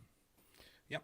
And the example that you were setting is the fact that you were concerned about the state of the country, and you were going to try to be the example of what works in our country and what's good about our country. From that context, there aren't any other people talking about this. And in my introduction, when you introduced me, I talked about the most important value that Rob Noor has and that we should emulate. And that is the reason, what makes you and your show stand out completely from everybody else, beyond the fact that you're trying to set an example of how our country should be, is the fact that you do it in good faith. You talk about destiny. You talk about Pisco. You talk about some of these other, socialist, communist slash Establishment bootlickers. establishment. That's what I would go. Right. Yeah. All those other people. The thing that defines them, and for many people, their ears are attuned to the fact that they argue and they make positions and they make arguments in completely bad faith of what you're talking about. Yeah. So there can never be a discussion. And it's really why I have such a hard time watching you debate other people, beyond the fact that almost 100% of the time, you do it with the skill and efficiency of a chef from Benihana. That's quite the compliment. is the fact that it's unwatchable that you slice them and dice them, and the things that they do to cling to their arguments that are not as good as yours, because everything that they look at in their world is through the lens of bad faith. So the only thing they have to say about you, in referral to what you said in your opening, is bad faith arguments. That's all they have. They have nothing else. They have nothing to offer. So much so that you can't even sit and have a normal conversation with them. Why would Kamala Harris not sit down with Joe Rogan? You know what? They can't. I listen, in good faith, I don't know. I don't know her. I don't know who she is. I know her persona, but she doesn't understand that if she was just normal, it some of these conversational points that are used against her would disappear immediately once you got to know her in 3 hours with Joe Rogan. But they're so afraid. It's, what is it called? The imposter, everyone has imposter Syndrome? syndrome. I'm starting to believe that she is completely and utterly, where I used to think that some of these people from the other side of the aisle were normal people that just have bad ideas. She's just literally, in my mind, I think now at this point, after seeing the things she will not do in good faith, she's an imposter. So to the people in the chat, I promise I see some of the questions. You can put questions in the chat. I'm reading, so we'll get to some of them. I do have something to say about what Carlos just said there about Greg Gutfeld's monologue last night, so I will say that. But first, Jared McCoy asks about Carlos, is this dude Canadian? Which is hilarious. I know you're a Habs fan, so I know you're a fan of the Canadians, but do you want to talk a little about sort of where you come from? It may surprise people because, oh my goodness, where Carlos comes from, he couldn't be Republican, like sort of what your background is. Right. So, I grew up in Kinnelon, New Jersey, which is a town about 45 minutes northwest of New York City in Morris County. As a young man, as a young boy, I was a fanatical hockey fan. I played hockey about for 35 years, at all levels except pro, college, high school, intermediates and peewees and the whole 9 yards. But I was a Ranger fan living outside of New York City. At one point in the early 70s, the New York Rangers almost completely obliterated and ruined my childhood. So I did the most common sense thing that anybody would do, and that is I started cheering for Guy Lafleur and Ken Dryden and became a Montreal Canadiens fan. And then shortly afterwards, I will not take credit for this, but they went on to win four Stanley Cups in a row in the late 70s. Well, yeah, that's been the last time. Canada as a country not doing so hot with the old Stanley Cup in the past, 50 years? The last time it was, I believe, in '93 when the Canadians won. I kicked around in different things. I worked as a store detective in places like Meyer Brothers, where I met my wife Melinda, and Two Guys, which is a huge department store, and Pathmark, which is it was a supermarket. Then I left there and I started working insurance for a company called A.L. Williams, which was a multi-level marketing company that sold insurance. Then I opened up and started operating a limousine company in North Jersey, had some fabulous clients, and came full circle when I landed the Devils account and became friends with Kirk Muller, who went on to be on that Stanley Cup team. He was Captain Kirk from the Devils, but they traded him to the Canadiens, and in '93 they won the Stanley Cup. Real quick, not to interrupt you, people want to know what position you played when you were playing hockey. I played center and right wing. I started as a goalie. That's what people were guessing, goalie. So. I started as a goalie. Well, so I'm 6'4.5" and about 245 pounds.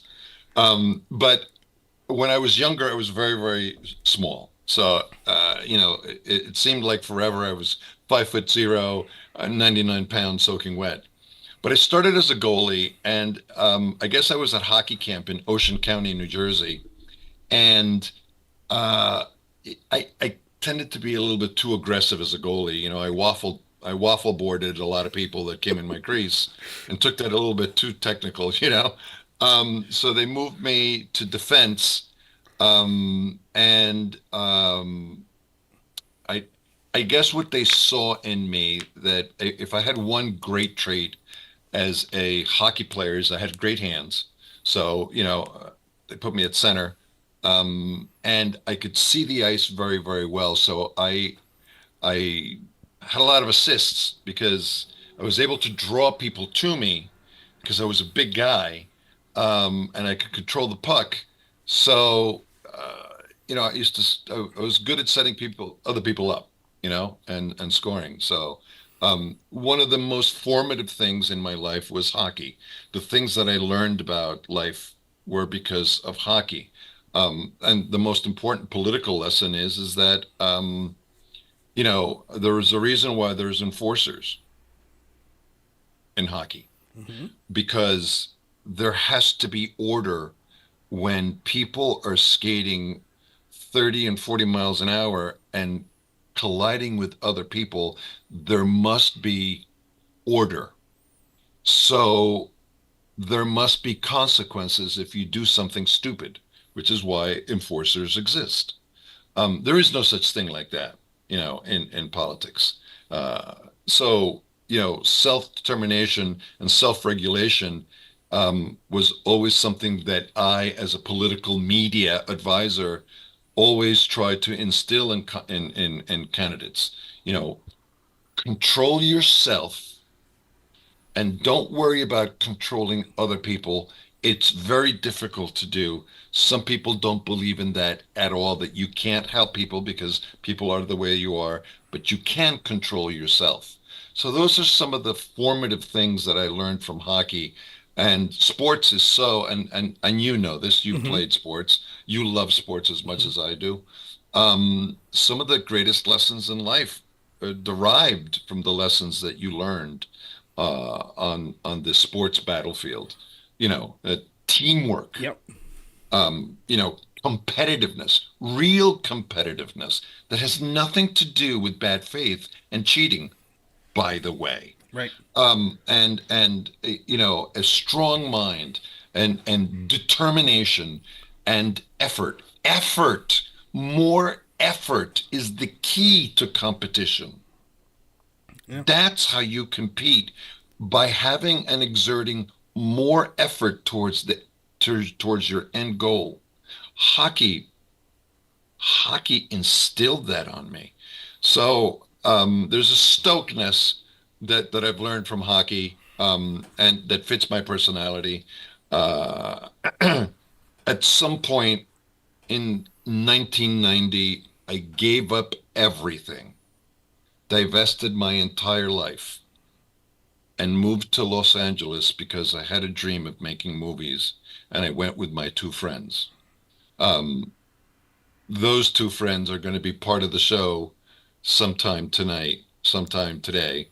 They may have done a Um, movie that people, right? Am I right? It's yeah, the they people. they were the ones that wrote and produced God's Not Dead, the first movie. They were involved in two or three others after that were sequels. And then they did, in 2019, they did Unplanned, which was that abortion movie. And then just last year, they did Nefarious. Nefarious, which is a fabulous film. If you haven't seen it, it's on Amazon.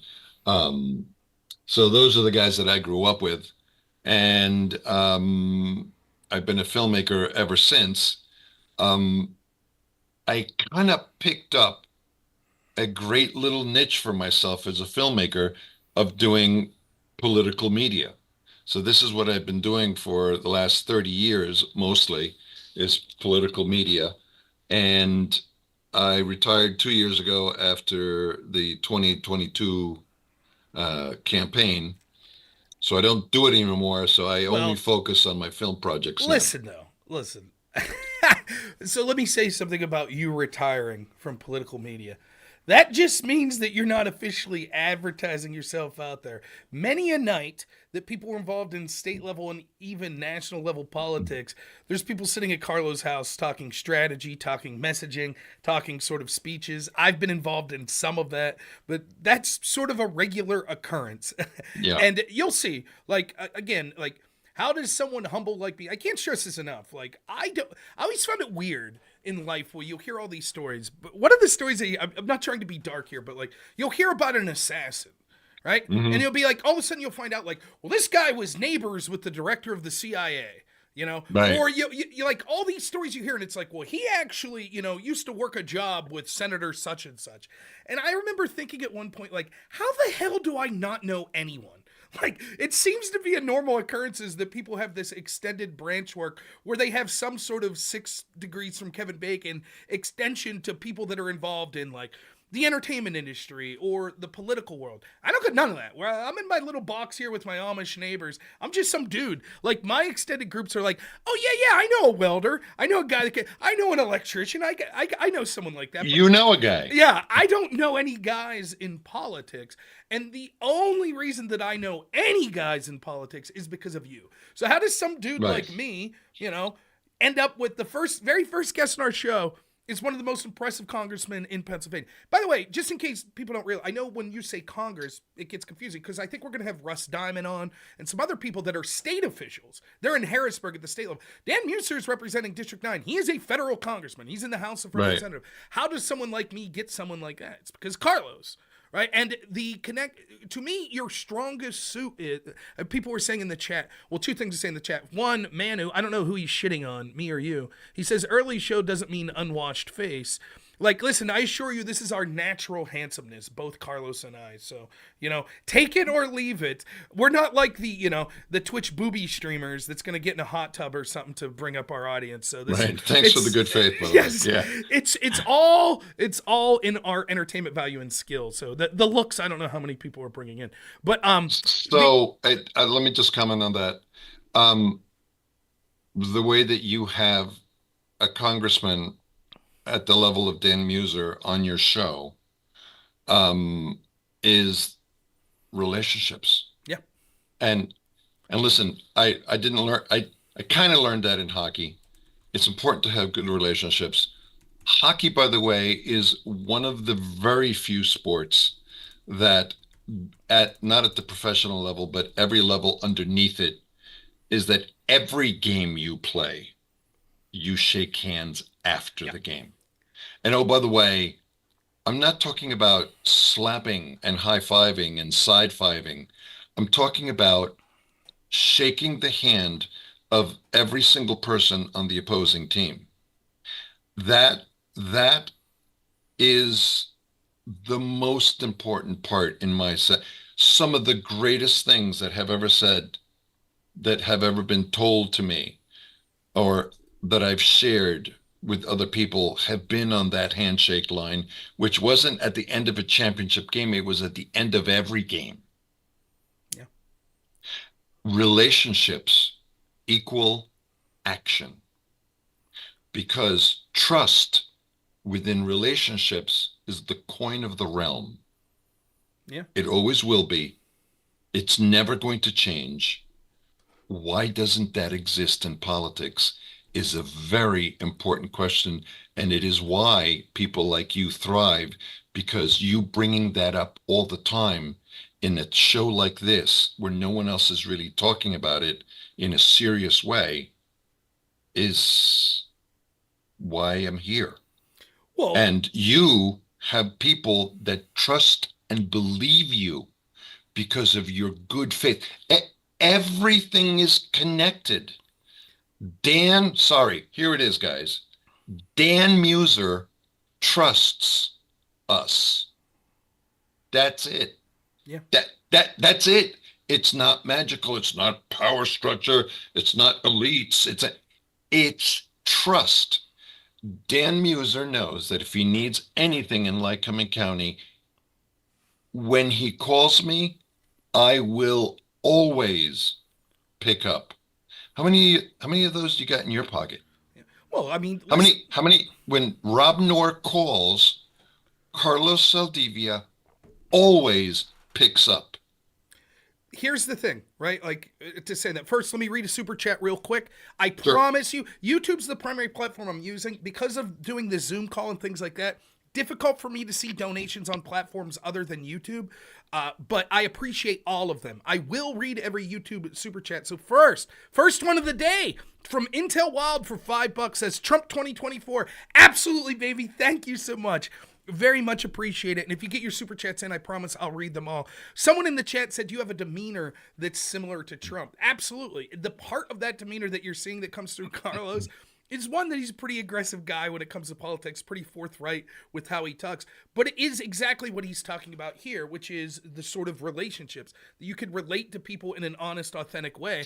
And I think that comes through. You see it in J.D. Vance. You see it in Congressman Meuser. Yes. There is a sometimes it's hard to put your finger on it, but there is a natural appeal to people that are being genuine and that are able to have these relationships. Let me give you Well, the core attribute is caring. Do you care? Well, that's one of the things I was going to say. You know, you hear this story, people talk all the time, this hypothetical about the shopping cart. How many people, if no one's watching, return the shopping cart to the corral? Here's something that I think's worth saying. I like to stay at the end of these events we go and see how many people are willing to join us in doing something as simple as helping pick up garbage, helping put chairs away, helping put tables away. And you might say, what does that have anything to do with politics? To me, it has everything to do with it. Because the person that's willing to sit there through no gain of their own and help someone out, not because, oh, I'm looking to get some sort of political standing and I know that that congressman there will see me put these chairs away or throw this garbage away, but because it's the right thing to do. Because you're a human being and you're helping other human beings, and it's not about, well, how can this benefit me? And to me, that's what Carlos represents, and what I try to represent is that if it is someone who has been authentic to us, we will help them. We will do what we can. It doesn't mean we'll sell out. We're not going to pretend to be something we're not. But to the best of our ability, I could tell you, I'm not going to say any names. I don't know how comfortable you'd be saying names.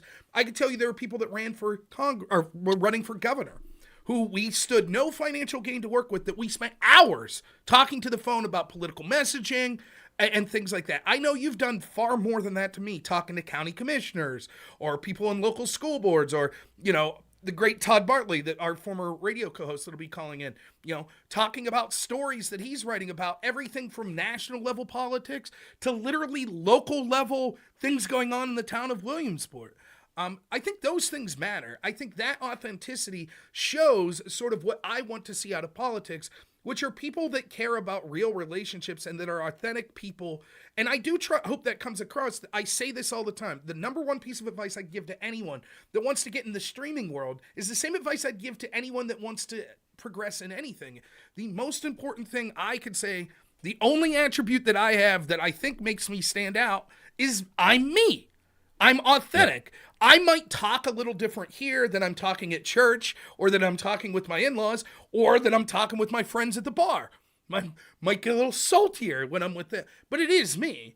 And whether you talk to my friends that I met in the debate community that are pretty far left people, or it's people that you talk to that are like evangelical Christians, all of them would be like, that's Rob. That's who he is. Like, who I see on stream, that's who he is. And I think so much in politics and in the streaming world are people that are playing a character. And it's all right to be hyperbolic and to hype things up to a degree, but at some point you lose who you are. And I think that, you know, to me, the reason that you went from someone who was playing hockey, who had a limo service, who's working in film, and to now has all these connections politically, it is one trait of yours, and that is that you're a sociable, authentic person. That's social. It. That's, very social. That's what it is. How do you get involved in this? Because someone somewhere was like, Carlos, can you do us? We're looking for volunteers to help set up, you know, this dinner we're having, people to come set up chairs and stuff, maybe donate some food. There's Carlos. Hey, we're looking for someone, you know, that would be able to help us with some sort of messaging of some sort of, you know, event we have. There's Carlos. Carlos ran himself what was it, the Lycoming County Republican Facebook page? Yeah. By himself for years and years and years and years. Then once it starts taking off, of course, people, I'm not going to get into the conflict behind, but people all of a sudden were like, oh, we would like to manage that. You're not officially part of the GOP. No, he was doing it because he cared, not to any benefit of himself. That sort of thing, when you have decades upon decades of that stacked up, there's nothing more important than your reputation. And for me, I hope that that comes through with me as well. And I know it's something that I've always appreciated with you. People know when they're talking to you that you're giving your honest opinion, that you're willing to help, even if you don't agree with everything they say. There have been times where you're kind of like, oh, we're sitting at some dinner, and Carlos is like, yeah, I think that's a shit idea. And you're like, you know, one of the stories I like to tell, we were at the rally in the Rock. I might have done that. 2022, we're there, and I'm getting in line to talk to candidate Dr. Oz, and I'm sitting in line, and I get up. I'm the next person to talk to him. There's a big line, and he's got, you know, an assistant, as you would as a candidate and someone who's sort of famous. And he says, hey, you want me to take your phone and take a picture? And I was like, sure. So I go up and I shake his hand and I tell Dr. Oz to his face, I'm like, yeah, I don't like you much at all. I think you were a terrible choice for candidate. And he's like, to his credit, he's like, well, I'm sorry to hear that. And I was like, listen, I'm still going to vote for you. I think you're better than John Fetterman. I hope that you prove me wrong. But I just want to let you know that there are people that are skeptical that you're going to do what's in the best interest of us in Pennsylvania. And so I hope you talk to these people here in rural Pennsylvania, right, and talk about the issues that they're concerned with. And I hope you take it to heart. And if you win, that you'll represent us. And he's like, I hope to earn your vote. I hope to earn your trust. So he said the right things. He did. But that's not easy. That's not easy. How many do you think would dare say that to him? Yeah, it's not easy. And I won't say the person's name, but someone that was involved in POG. I don't give a shit. I'll say it. Stacey Garrity, who's the treasurer, right? She was standing right there. She's like, I can't believe you said that. I was like, yeah, I'm sorry. That's how I felt. And I wasn't being like, there's a way to go about it. I wasn't like, F you. I was just like, exactly. Hey, and see, you just said that the most important thing is being yourself. But allow me to modify this. The reason why you were so effective in communicating with Dr. Oz that you were displeased with his potential candidacy or his candidacy for U.S. Senator, you being Rob is not the most important thing. Your example is the most important thing. The example that you were able to communicate something without being a monster, and it was honest. It was absolutely honest and in good faith. So you didn't need to be all those things that, the other Americans, how other Americans behave, especially on Twitter and on Facebook from the other side of the aisle. You didn't have an axe to grind. You had a concern. Yeah. And the example of how you conveyed it is what no one will ever forget. I think that thought will still resound in Stacey Garrity's head for the rest of her life, because that's how she will remember you, is that Rob was the guy that communicated something very difficult to someone that, to truth to power, as it were. And you did it in a way that wasn't off-putting. Yeah. And it's like, here's the thing, right? There's a time and a place. One of the things I said about this show today, I'll tell you right now, and I know you agree with this. Me and Carlos, we have a relationship where we've spent hours on the phone sort of yelling at each other about political disagreements or strategy disagreements. That's okay. If you're an individual, no one will ever totally agree with you. I'll bet if me, you, and Dan were sitting around a table, we could find all kinds of shit that all three of us disagree with, right? Right. Today, it's fine to talk about that sort of stuff. There's time and a place. Today is about sort of driving out the message to get people to the polls to vote on November 5th, on Tuesday, to vote for Trump and Republicans down ticket. There will be plenty of time, and I know there'll be plenty of shows with me and with you joining me, where we'll be very critical of decisions we think Trump's made that's wrong, decisions we think that if David McCormick's made that's wrong, Republicans in general are wrong. So there is a tactful way to go about it, to be authentic, but to also know when it's time to try to push your team across the finish line. And that's what the show's about today. It really is. So, in that circumstance, I'm telling Dr. Oz to his face, like, hey, listen, I think you need to do better, and I hope that you will. Like, it's difficult to do, and like, you put yourself in the position of someone like me, hopefully trying to get involved at some level in politics here. You think it's good policy to tell the guy who may well be senator, like, I don't really care for you? No. If he wins, I won't mention this person's name, but someone I thought that was basically didn't do bad as I'll say it again, I don't care. Fred Keller, who actually won that election that I ran for. Like, I went pretty hard at Fred. Not terribly, not rudely or anything, but, he ends up winning, and I told him straight up that day, anything I could do to help you, man. And to Fred's, credit, he didn't hold a grudge, but it's not easy to these people that are going to probably have a better chance to be involved in politics at a higher level more than you. And if you're trying to break into that, to tell people, like, I think you're screwing up. That's not the easiest thing in the world to do. And I think, though, that a lot of times what happens is those people end up respecting you more because everybody, like Yeah. Dr. Oz, for example, everybody around Dr. Oz is like, oh, you're the best. You're the greatest. Wow. Well, cool. And to have someone, it's probably refreshing to have someone come up in a polite way and say, like, nah, man, like, I No. think that this is what I disagree with. So I think that that's sort of that mentality. I hope that it comes across with me. I know it comes across with you, that sort of authenticity and being sociable like that really does do worlds to like branch out and to get these sort of connections. Real quick, Wicked Wally, thanks so much for being here, sir. For $5 says, good faith. Carlos, good sir. You must not be aware that Rob has been for some time, as we speak, on notice. It is true. I have been put on notice by a lawyer. It's difficult to go through life. I don't know if you've ever been on notice, Carlos, but how do you look your wife in the face, knowing that you're on notice? Well, smarter people than me have said that you appreciate your enemies, because they're the ones that will tell you your frailties and your misgivings and your weaknesses, and they will highlight that for you, and you should pay attention to them because that's the fastest way you learn. And the best friendships that you'll have in your life are people that were enemies that then became friends. That doesn't happen without good faith.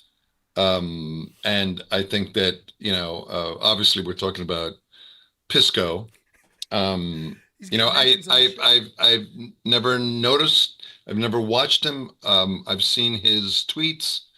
I'm sure he's a perfectly good person, and he has a family that loves him and friends that love him. But I don't feel, and this is not a shot, it's just how I feel. I don't feel that he operates in good faith, and I don't think that the conversation ever moves forward, other than trying to tell the world that Rob is a bad guy. Listen, that ship has sailed.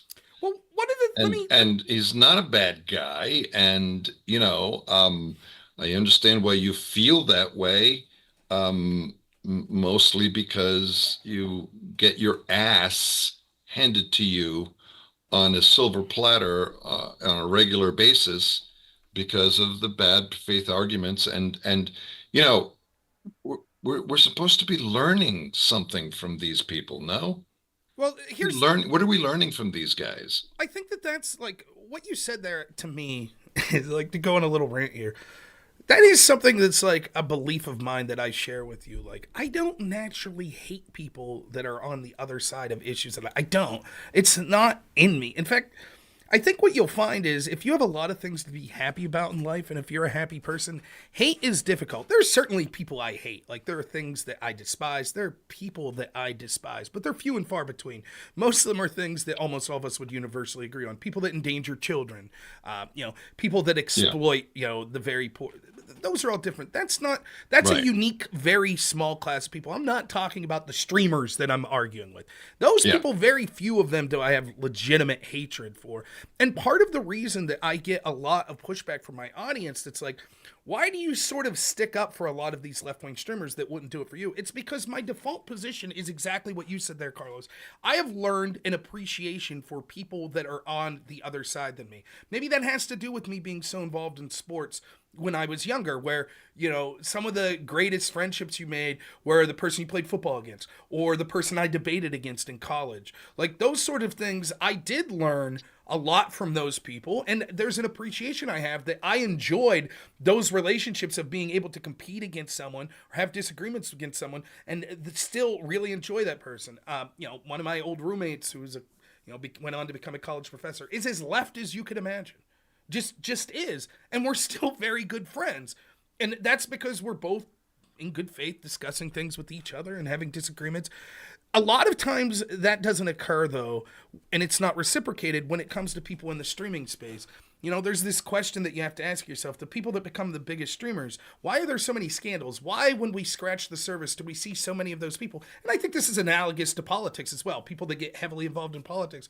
Why does it seem like a disproportionate amount of them turned out to have we'll just put it as generously as possible, significant character flaws? right? That all of a sudden it seems like maybe they're not the best people. It could be something as simple as like cheating on your pregnant wife, or, it could be even more nefarious that you see people, exploiting people financially or stabbing them in the back. Things that, I think reputation wise is really devastating. And I know people ask that all the time. They're like, why is it that all these people that get big streamers? And you have to ask yourself the question, is it, hey, what's up, like, you have to ask yourself the question, is it that it changes you? Or is it that that's the characteristics necessary to become that big? I don't know. I do know this, that I will continue to appreciate people, even if it's not reciprocated on the left, people like Destiny, Pisco, etc. I think that, many times they aren't arguing in good faith. Pisco's a unique case to me because I think it's funny. If you watch, like, when I join his spaces and I'm not broadcasting, he's a far more reasonable person. We're still having disagreements, but then compare that to when all of a sudden he's posting on X and he's just like blatantly lying. He'll just put in all caps like, oh, Trump wants Liz Cheney lined up and shot. And he knows it's bullshit. You know it. All of us know it. We all know it's garbage, but they're going to go ahead and push that line. Or, Tony Hinchcliffe made a joke. That's all Republicans hate MAGA. Like, he knows it's shit. He just doesn't care. And, like, so many of them are playing this character. It's okay to be hyperbolic, but they play this character, which makes them totally insufferable because to their audience, they can't be polite to someone like me. They can't be polite to someone like you. We're the enemy. And we're voting for the guy that's literally Hitler. And so how could you, and I see this shit all the time. Like, I could go right now through my private messages on X, and it's just message after message after message just saying the most vile shit about me. You're a racist. I used to think you were good faith. You're a piece of shit. You're stupid. You're this, you're that, you're that. I don't give a shit. But that's how they have to think of me. And it's all bullshit. Like, anyone objectively could say, like, well, Rob's, even if I disagree with him, he's a pretty smart guy. He's a pretty good debater. Anyone could objectively see that, or they'll say that I'm bad faith and stuff. I don't know anyone who's willing to go in the line of fire like me 5, 6, 7, 8 hours at a time and have these discussions with people on their terms, on their platforms, with their moderators, and yet still that's the accusation that's thrown to me. So that's fine. If they want to do that, that's fine. Maybe it's indicative to their happiness in real life is different than ours. Maybe not. Maybe I'm totally wrong. Maybe they're the happiest people in the world. I don't know. But for me, that's my reputation and sort of my coming from that same place that you just talked about of understanding that we have things to learn from those we disagree with. And it doesn't necessarily mean that they're, knives to the throat have to be our enemies for the rest of our life. I don't know how much that's reciprocated. That's fine.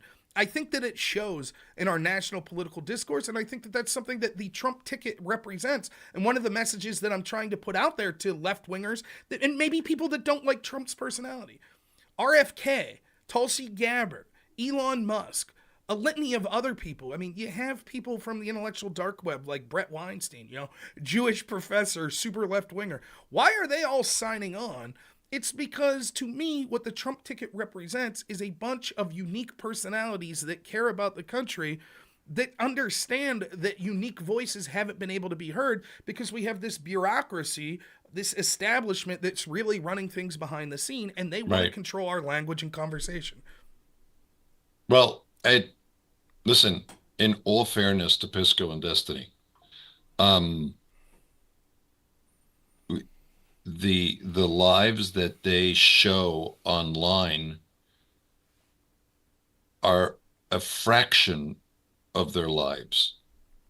We don't really know these people. We can't really vouch for them. We don't know them. We don't see the other parts of their lives. So you're right that with Pisco, he might be a completely different person. And all we get to see is that, quote, persona online. So to be fair, I don't know him. But the things that I do see of his persona, and same with Destiny, it seems like such a waste to make arguments the way that they do and not be interested at all about coming to an agreement and moving on. So how can we be stuck in a rut that he is still upset about the fact that you called him an attorney with quotes. Really? Yeah, I mean, it's Do you know little how many things. Yeah, tweets yeah. have been involved in that he can't get past it? Okay. And I know one of your favorite things to do in the whole wide in your whole wide world is to just step on their tail. Okay. And continue to ridicule them because of their hypocrisy. Um, he's not smart enough to see that. I don't understand. I'm Well, not being critical. I just don't understand. it's not Why? even. It's not even You're an. a smart guy, allegedly. You Yeah, listen, you know how hard it is to pass the bar? yeah, yeah. I haven't done it. Yeah, yeah. It is. How It's is he not. stuck here? It's not a matter of intelligence. A lot of what you see, the same's true of a lot of these left wing streamers. Some of them, some are better than others. Some I respect more than others, right? But I think what you see a lot of them, it's not a problem of intelligence. I think that it's playing a character. It's almost like wrestling or something where people are taking core parts of them and then inflating that to the extreme of Right. their character to the point that they're unrecognizable. Some degree of that's okay, by the way.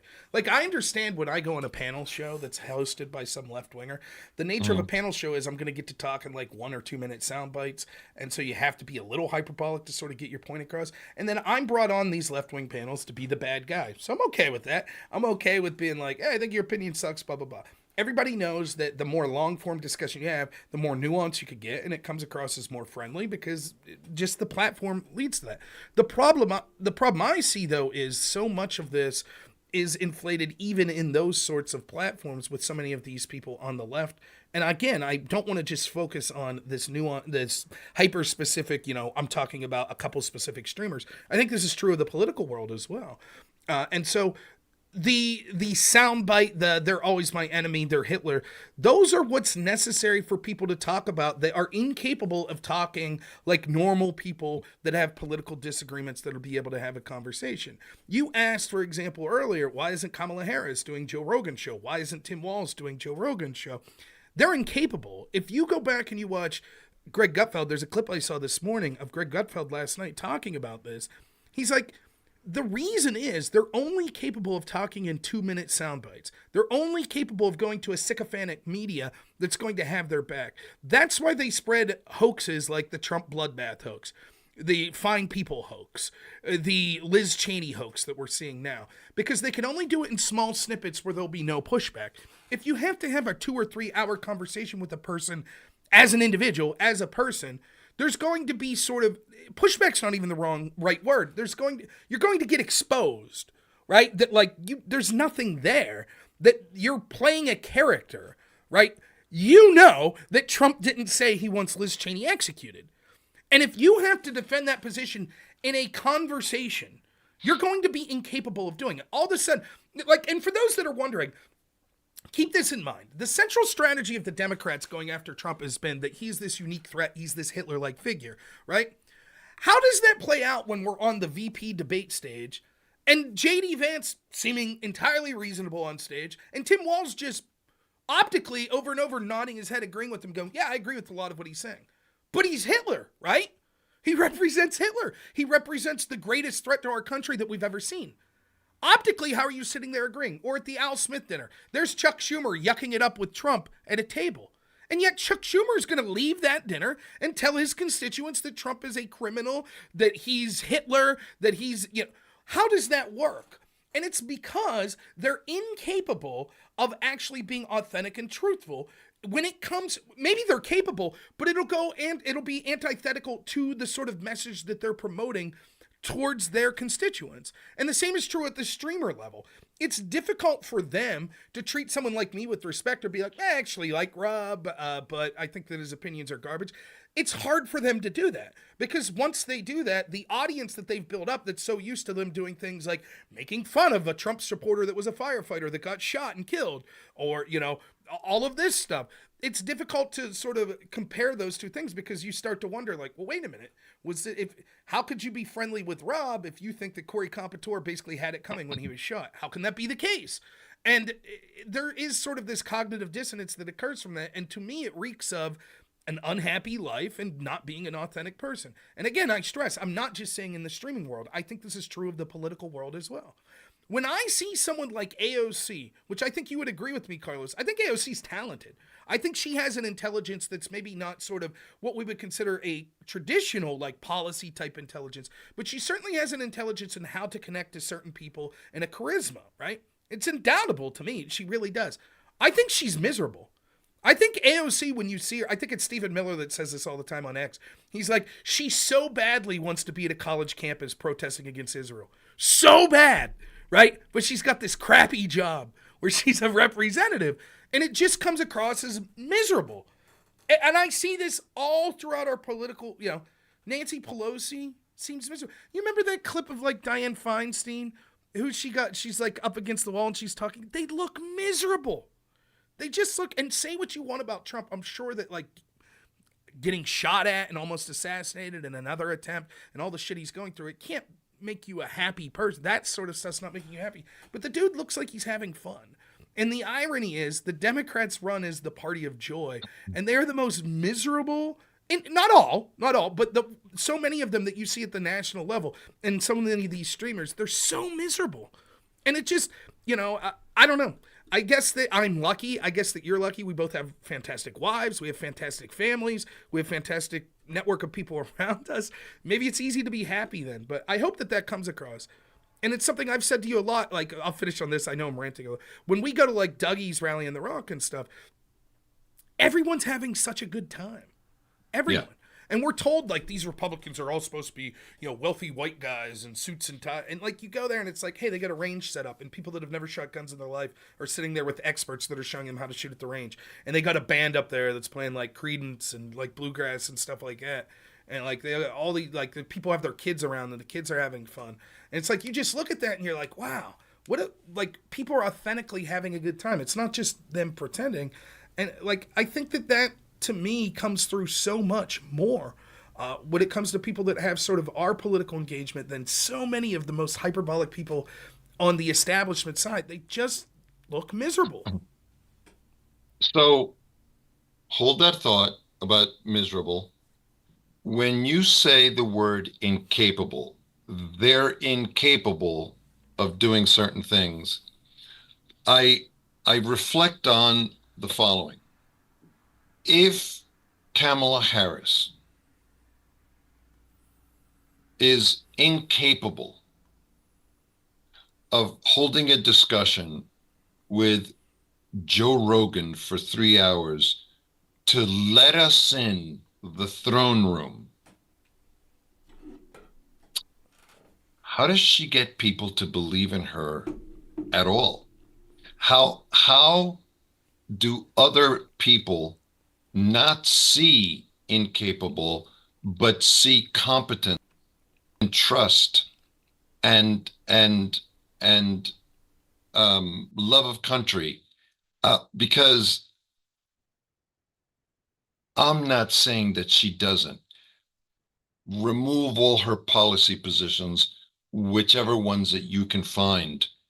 How do regular people get to like Kamala Harris if she is completely incapable of holding a social, cohesive conversation and interaction? How does she get so many people to believe in her? How does that work? Right? You know what I'm saying? It boggles the mind because I don't see it. I don't see how she can be someone who is at this position and be incapable of having human interactions. Okay. And yes, I get it. She's always on. These people are always on. We're not always on. Okay. We're not really on right now. I don't care what people say about my appearance, about my ethnicity, about my political opinion. I don't care about those things, but I can have a conversation with other people. I have dozens and dozens and dozens of Democrat friends that trust me. And I might be incapable of holding a social conversation, but I'm not incapable of keeping my word to them. Well, like you asked how, like, You know what I'm saying? yes, Isn't it weird? it's Why very can't you just go on? Why can't Kamala Harris come on our show and have a conversation? she may be able to. Beyond her being terrified that we're going to try to get her, or we're trying to set her up, or we're going to, we're going to be bad guys and bad faith. Just a chat. Well, We want to get to know you. That's all. So Billie Jean says, we are saying this because we are conditioned by Trump's rhetoric to think this. He says, she is objectively accomplished. She went to law school, became attorney, DA, Senator of California, and then VP. Let me be the first to say, I don't disagree with any of that. I don't think she's particularly a stupid person. I don't think that she has an intelligence and levels in certain things like policy and things like that. I really don't think she has. No, listen, no, you're assuming a lot of things. I really don't know. Well, I don't know. Well, right. That's part. Has there we been don't enough know. out there for her? Has there been enough out there for us to be able to really, truly judge her? Well, no, the answer is no. I'm sorry. Let me respond here. So Billie Jean's like, how do you compare her to then Melania, right? Well, there are different ways to be accomplished. Melania is accomplished in the modeling world. She's accomplished as a human being in many ways. I'm not saying that there aren't accomplishments of Kamala Harris. I think you're misunderstanding what I'm saying. My intuitive thought is because she is a character that's being portrayed to us, who's being carefully crafted by people that are doing focus groups and things like that, that I don't really know who the real Kamala Harris is. I don't know. I think that my gut feeling is, based on performances I've seen of her nationally, in many, many times, when it be whether at the debate stage, even in 2020 or before then, when it was at the Brett Kavanaugh hearings, when it's in, speeches that she's given, I don't think, in my opinion, that she has a deep belief or knowledge in many of the political policies that she seems to be advocating. She seems to be someone who's willing to flip policies. That's okay. In fact, let me go a step further. Sometimes the best leader might not be someone who has a deep understanding of policies. Much like liken it to like sports. Like, there are attributes that we would look for in a quarterback if we're creating a football team, right? You might say you want someone with a very accurate arm and a very strong arm. Certainly that's an attribute that will benefit any quarterback. But you can have a quarterback that doesn't have the strongest arm or even the most accurate arm that could still be very successful because maybe their strengths lie in other things. Maybe you're a team that runs the option and it's a very talented athletic quarterback that's very fast and runs very well. Or maybe it's someone who's a great motivator and a great leader and you have a fantastic run game and so 90% of the time they're handing the ball off. Or maybe they're just a game manager. You remember like Trent Dilfer of that Ravens team. Right. He wasn't lighting the world on fire statistically, but he knew. But he wasn't making mistakes. Right. Either. He knew what he had to do to win the game because the team that he built around him. The same is true of politics. You can have someone who's charismatic, who's a motivator, who puts good people around them that can cover up from the fact that maybe you don't necessarily have the greatest amount of intelligence or thoughts on the specific policies, but you're bringing people around that do. All of that could be true of Kamala Harris. It's not my fault that I don't know who Kamala Harris truly is. It's the fault of Kamala Harris and the people that have propped her up. They have carefully kept her an image that they're curating. Right? And everyone knows this. For example, she was massively unpopular, even in Democratic circles, until the Democratic Party and the mainstream media forced Joe Biden out and then astroturfed this campaign of joy. She's exciting. And it's not just me saying this. Even people like Bill Maher are saying this. So I don't know. Kamala Harris might be the most likable person in the world. She could show up if she knew there were no cameras and it was going to be totally off the record. She could show up to my house and be like, hey, what are you guys doing today? Playing horseshoes, playing Mario Kart? Shit, yeah, I'll participate in that. And have a normal conversation and be the most affable person in the world. That could be true. That could be true of Destiny. That could be true of Pisco. I don't know. I don't know. No question. Right? And I'm not saying she's not accomplished. She certainly, it is indisputable that she is accomplished. Accomplished doesn't mean you're intelligent or you're great or that you're a good person, but she certainly has accomplishments. And in any objective measure, the accomplishments that she has when it comes to politics and sort of a business or a career outpasses mine by a long shot. I mean, for gosh sakes, regardless of what you think of her, she is the finalist for the Democratic Party running for president right now. And she may very well win. So, like, that's an accomplishment, even if you think, well, she was put there through DI, whatever your reason is, that's an accomplishment. So don't get it wrong. I'm not saying that she's not accomplished. I'm saying that what you see, and to respond to what you're saying there, Carlos, is how can she accomplish this? It's similar to, like, you know how, like, you had, like, the Beatles, and you had these bands that sort of came together in some way and, like, had all of this organic growth and people that were interested. I find it incredibly fascinating how we started to see bands that were basically put together by studios. It wasn't people that like had friendships and played together in school, and so growing up they got more and more talented and they got organically big. It's something like we saw with the boy band craze in the 90s. Okay, we need a guy that looks like a cool tough guy. Bam, you're in. Okay, and we need like, the athletic type. Bam, you're in. Right? And we just sort of brought this image together. And one of the things you see is what you didn't want if you're that studio that brought this together, this carefully crafted image that a bunch of wealthy people from the studio sat and was like, okay, we need people to fit these character slots. You didn't want those people going off on their own and doing interviews and stuff that broke the stereotype and the character that they were set to betray or to portray. It's the same thing in politics. They've crafted this character of who Kamala Harris is. And so the reason I think that she can't sit down and talk to someone like Joe Rogan is because the facade will be broken. Who we're told she is probably isn't who she really is. Now, it may be that she's so incredibly awkward that she can't have a 2 to 3 hour conversation with a person. That may be. Or it may be that she can, but they're afraid that the person that comes off there won't be the same person as the image that they've crafted. One of the things you could say about Donald Trump, he is who he is. That's who he is, man. It's so funny. People talk about transparency in government. That guy is the most, as far as his individual character, he's like the most transparent guy you'll see. I talk about this a lot. We have this sort of thing as audiences where we claim to crave authenticity, but then oftentimes we get upset about it. So like if you're watching an interview with an athlete after the game, a quarterback, hey, what'd you think about your receiver? Drop that pass in the end zone and you guys lost the game. Me and you, Carlos, have watched enough sports interviews. We know what that guy's supposed to say. Mm-hmm. He's supposed to say, hey, man, it's a team effort. I didn't put my team in the best position. I put it all on me. We're going to get back to work. We win as a team. We lose as a team. We're going to work hard. We're going to come back next week. That's what you're supposed to say. But what happens when someone's like, yeah, that dude hasn't been in practice? And it sucks because the rest of the team's been busting their ass, and it sucks to have a guy that's good. Now, there are things about that. You're like, ooh, throwing that guy under the bus. But that's authentic. That's a real answer.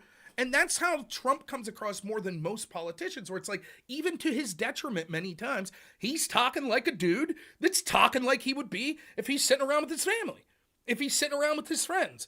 And I think that's, it's a double-edged sword. After the assassination attempt, everyone's just like, dude, just rein it in.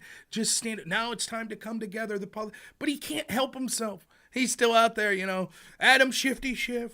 You got a watermelon head. You got no neck. And it's like, that's funny, but is this the time to be making those? But it's who he is. You can't say that about Kamala Harris. You can't. Tim Walz, you could say it a little more. I think Tim Walz, you get a little insight of who he, but Kamala Harris, I mean, I'm sorry. She's been crafted. Her entire campaign has basically been astroturfed by people behind the scenes, by people in the media, by people. Like, she's literally just like, what do I have to be today? Oh, I'm going here. I'll speak in this accent. Great. Let's do it. Oh, I'm going here. Yeah, then I'll talk like this. Tell me what to say. It's almost like she's an actress in a movie. It's hard to know if you just see, and you know this, Carlos, you work in film. If I just know an actor or an actress from a movie, like, say, like Johnny Depp, and I've never heard anything about him outside of the scope of just, oh, I'm watching Pirates of the Caribbean, oh, I'm watching Gilbert Grape, or I'm watching Edward Scissorhands. I don't know who he is. Mm-hmm. I might say he's a talented actor, he's great, but I don't know who he is as a person. Right. And I think that that's what I see. I'm seeing with Kamala Harris and so many of these politicians, particularly on the national level of the Democratic side, I'm seeing carefully crafted public figures that aren't really authentic. And there are Democrats that's not the case. I believe Nancy Pelosi you got a good idea of who Nancy Pelosi is, right? Like, because she's Like, she's one of the big dogs. She doesn't have to craft, she's not running for president. Right. It's okay for her to just be authentic and be herself. But that's what I mean. So don't get it twisted, Billie Jean. I'm not saying that she isn't accomplished. I'm not saying that she's like a complete idiot or things like that. She definitely, I understand people whose gut feelings are she's not very intelligent, because she comes across real bad when it comes to a lot of these things that she's being asked. But my big criticism of her, and I think the criticism that the American people should have, is, who is Kamala Harris? Who is she? We have no idea. If she can't go on these platforms like Joe Rogan, if she basically has to run a campaign that's being hidden, if it has to be astroturfed, if she's completely 180'd on so many of her policies, if she's changing her accent and things like that, you can't blame people for saying, we don't know who she is, and we're going to come to conclusions based on that. So, what kind of person allows the machine to run them the way that the Democratic machine has run Kamala Harris? Because anyone that allows the machine to run you is disqualifying in 2024. It's disqualifying. For me, it's disqualifying. Billie Jean said that she won the debate. You know, I didn't see the debate. Forgive me. Forgive me. I didn't see the debate. You know why I didn't see the debate? Because I already made my decision. And what she had to say, for me, didn't matter. For other people, yes, I get it. But let's not make believe, please, that she won the debate. I'll give you the fact that people say that she won the debate, including my great friend, Robert Knorr. She did that by herself? All by herself? Really? She had a team around her. The way that she... I'm just saying that that's context. Well, if she won the debate, she didn't win the debate by having Donald Trump be at his very best, with two hands tied behind his back, being fact-checked by fact-checkers that were using information that were lies. Okay? I don't want to get into the weeds of that debate, but I'll talk about it right now. It's not honest. It's not honest. Billie Jean's accusing that's why you don't know who Kamala is, because you didn't watch the debate. I'll tell you this much: millions of Americans. I don't know who Kamala is, because she made fun of the fact that she had a pen that had power. Listen, nobody talks that way. Nobody celebrates and is proud of the power that they have over people the way that she expressed herself when she was a district attorney or a senator, telling stories about what she did as a district attorney. Those things are horrible. And listen, I'm a pro law and order guy, but she wasn't talking law and order. She was talking totalitarianism, about how she did and what she did, and how she got pure delight over the things that she did because she had power. It's off-putting and not something that I want to give someone more power so that she can go into another room someday in the future and say how she did something as nefarious as the things that she's already done. That's why I've made my decision, okay? Because she's dishonest. Was she the border czar or not, in your opinion? Yeah, right. She was. So why make believe that she wasn't? Here's See what I'm saying? It's a layup. It's like Rob saying, Rob, did you ever in your life, and make sure that you understand, Rob, that you're under oath, okay? Did you ever say anything positive or good about that man, Dan Meuser? Why would you lie? Why would you lie?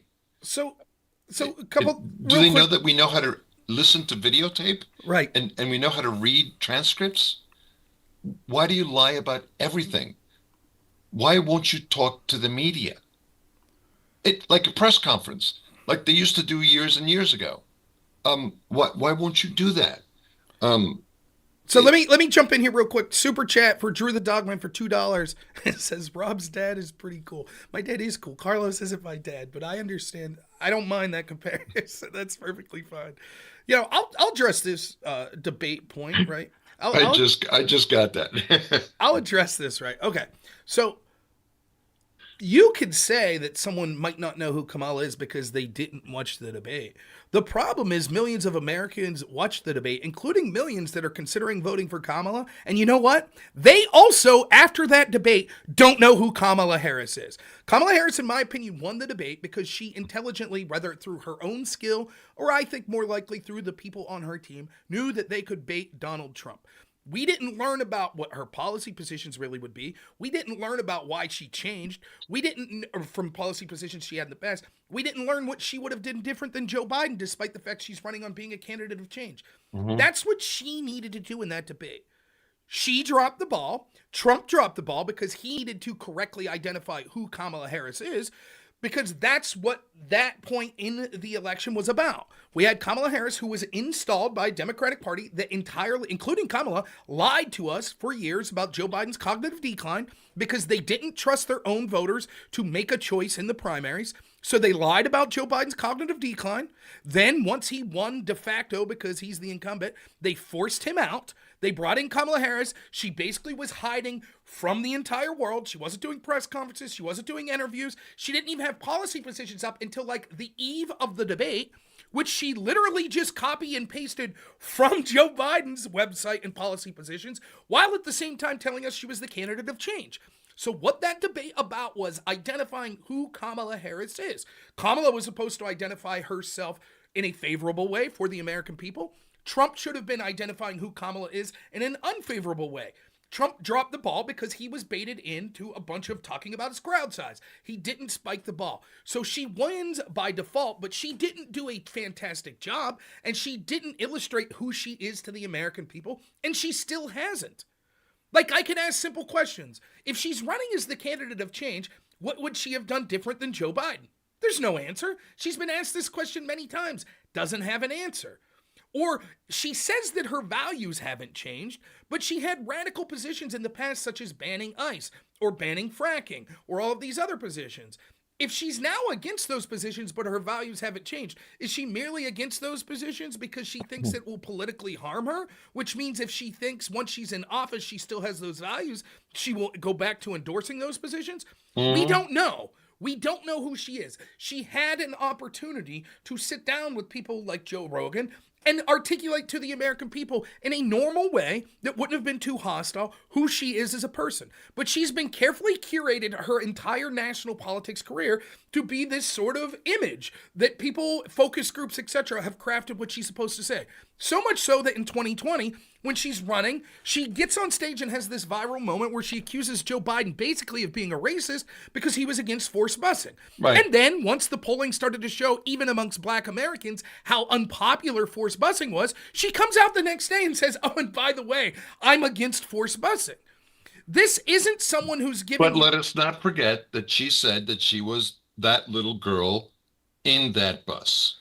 What? Which is an outright lie, right. Isn't it? My favorite story Completely a lie. My favorite story of hers is when she tells the story that her mom told her when she was young, like 3 years old, and she's in a stroller and they're at some, parade or something, and 3-year-old Kamala looks up and goes, "Freedom." It's so asinine. It's like, oh my goodness, is there anything about you that's authentic? Now listen, I don't particularly care if I have a track record of someone's politics that I like and I say, I don't know, I think they're being fake in front of the cameras. There are people that you could vote for that. But when you see such a rapid change in someone and their political ideology and beliefs, such as we've seen from almost every major policy position that Kamala Harris has endorsed while a senator, the rhetoric she used with going after people like Brett Kavanaugh, that's absolutely insane that we don't talk about enough. The fact that she lied about Joe Biden's cognitive decline, the fact that she's had such radical departure in the policies that she advocated for in 2020, And so she's running on change, but she's saying she'd do the same things as Biden. She wouldn't have changed anything. Who the hell is this woman? Who is she? And if you could hang your hat on, go, you know who she is? Did you see how she's talking for 2.5 hours with Charlemagne the God or with, or Pat McAfee? I don't give a shit. Just some idea of like, who is this person? And so the logical conclusion, what I've always suspected of Kamala Harris, like so many people, particularly in the Democratic Party, but also true of some people in the establishment levels of the Republican Party, is they're empty suits. There are people that were chosen because the people that really run the country know that they'll do what's told. Joe Biden was like that, like because of his, Joe Biden was a great candidate for the establishment because his diminished mental faculties meant that they could basically run the show, which they're now admitting. Who's running the show now? This is what you'll hear when you bring this up to Democrats. Well, even if Joe Biden has cognitive issues, it's his team around him that's running things. No shit. Which is exactly what people like me and Carlos said well before 2020 would be the case with someone like Joe Biden. With Kamala Harris, it has nothing to do with diminished mental faculties. It has to do with she doesn't give a shit. She seems to be a person that's a ladder climber that's like, yeah, whatever I have to say to win. I don't give a shit. I don't have strong beliefs. She'll do what the regime tells her to do. That's right. And so she hasn't done anything to dissuade the American people that that's the case. And when she's been in front of the cameras and largely in front of people like The View and other people that are going to be very kind to her, she has not performed well. In fact, she's harmed her chances almost every time she's got in front of the cameras. So I don't think that obliterating the performance of the debate with President Trump, which for me, even though I did not see the debate and I did see clips, my favorite part were her earrings. What, you think they were feeding her answers? Is that what you mean? They were very nice earrings. Well, here's what I'll say about that. If someone's feeding her answers, they're doing a shit job. Because most of what she's saying is garbage. I don't know what you're talking about, Rob. I won the debate. They were very, very nice earrings. Donald Trump will even tell you that they're some of the best earrings he's ever seen. I'm not even going to wade into that debate. I'll take at face value that she's saying what she's been conditioned to say, regardless if it be because it's being fed to her ear at the time or she memorized what she was supposed to say. What I'm saying is she is not... Are we not allowed to have a little fun over this? Oh, you could have all the fun in the world, but I understand that this shit will be clipped ad nauseum to Rob saying that they fed the answers. So, you know what? Let him clip it. Let him clip it. I'm just being honest. My name is Carlos Saldivia. She was being fed answers through earrings. My name is Carlos Saldivia. I live in Williamsport, Pennsylvania. His name is Rob Noor, and he's also a Clarion County resident. This is who we are. We're not running away from these things, nor will we ever. I understand why you're afraid. Substance matters. Well, here's the thing. I'm not afraid. I don't want the incorrect impression of me to be given that I believe that she was fed. Yeah, people are going to do that anyway. Well, people are going to do that anyway. That's fine. They could do that. I'm just saying, as forthright as I can, that I'm willing to accept that she wasn't fed the answers and she's still dog shit. That's it. But this is the interesting part about the whole earring discussion. Any normal person that cares about their candidate would put her in a position to shut us up. Why haven't they done it? Why wouldn't they do it? Why is this so difficult for them to do? I don't get it. Yeah. I wanted to make sure that you knew that Chairman Peters is coming on at 10:20. Okay. We will be ready. Are they going to go through Zoom or are they calling through the Google Voice? I'm texting him now to let him know to come into the queue 5 minutes early so we know he's there. Yeah, sounds good. So he'll be calling in through Zoom? Yeah. Okay. Here's a story that I wanted to bring up I think would be interesting. So the central attack that you see almost everyone on the left making, left's not the best word, the Democrats, whatever, that are attacking Trump, is that he won't accept the results of an election. So This is from Bill Maher's show last night. We finally... Also, here's a little side point that I want to make. I find it funny that these hosts that are on these shows that are very sycophantic to the Democratic Party, when we actually see sort of a relaxed environment, that you would think that people will be able to be more themselves because, it's very similar. I'm not saying this doesn't occur on the other side. It's like Trump talking to Sean Hannity, right? Like when Kamala Harris goes on The View or when Jamie Raskin goes on Bill Maher's show, that's someone who's running the show that's like all in on you and it's like, yeah, you're the best. Oftentimes that's when people show their cards the most. So like when Kamala Harris is asked by The View, finally... She's not, like, it's incredible to me that she's not prepared to answer this. You've spent millions upon millions of dollars saying, I'm the candidate of change. And so when you're asked the most basic question, finally, it took months because she'd been hidden from the press. It took The View to be like, hey, what are you going to do different than what Biden did? And she's like, I can't think of anything. Holy shit, that's like a bombshell. Like, what? Like, here's Jamie Raskin finally getting asked the most relevant question after Raskin said, look, if Trump wins, we're going to say he's disqualified. It's our job to say that we can't, go. So the Democrats have been saying Trump won't certify the results. He won't accept the results. Bill Maher asked Jamie Raskin says, when I say we will support a free and fair election, no, we're not going to allow them to steal it in the states, steal it with the Department of Justice, or steal it with any other election official in the country. If it's a free and fair election, we will do what was always done, honor it. In other words, what they're saying is the correct answer that is truthful regardless if you're Republican and Democrat. Trump has been asked over and over again, will you accept the results of the election? Will you accept the results of the election? And the problem is, if his answer isn't yes, then that's exploited to run the story that they wanted, which is Trump won't accept the results, he's saying blah, blah, blah, blah, blah. But the truth is, the only correct answer to that question is, well, if it's fair. For example, would Democrats accept the results of the election if in Pennsylvania, a bunch of right-wing militias surrounded all of the polling stations in Philadelphia and no one was able to vote in them? Would Democrats say, well, we have to accept the result? No, they would say, no, there was clear evidence of fraud. We do not accept this. Now, I understand that Democrats are going to say, but that's not exactly what 2020 was. They weren't able to prove. The point is, though, the answer to that question is, I can't definitively say 100% that I'll accept because there could be fraud. There could be cheating. If it's fair, then yes, we'll accept it. And the truth is the Democrats have the same actions, the same strategies, and the same belief of all of the stuff that they accused Trump of. We had the Transition Integrity Project, which was sort of this game theory that was being worked out by Democrats, talking about what to do in the 2020 election. What their game theory suggested was not only were they going to have an alternate slate of electors, but they literally were going to have states like California threaten to secede from the Union until the Electoral College was banished. The idea that Democrats accept the results of the election, but Republicans don't, is nonsensical. The Democrats lost the 2020 election, and instead of having some angry people show up January 6th, which not only did nothing to harm Joe Biden's incoming administration, but it actually bolstered it because he had more of a supposed mandate because they were able to target his political opponents as enemies of the state. What happened in 2016 was far worse. They paid lip service to the fact of, yeah, we concede, and then weaponized the FBI for 4 years to illegally go after Trump and to be Now we even have whistleblowers coming out saying they were doing it as early as 2015, going after Trump.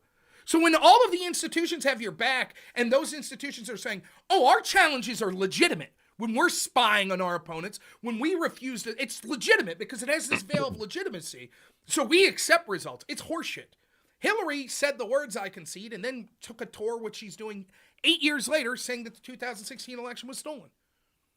The weaponization of the FBI against Trump is far worse than any legal theory to try to have alternate electors or people that showed up on January 6th.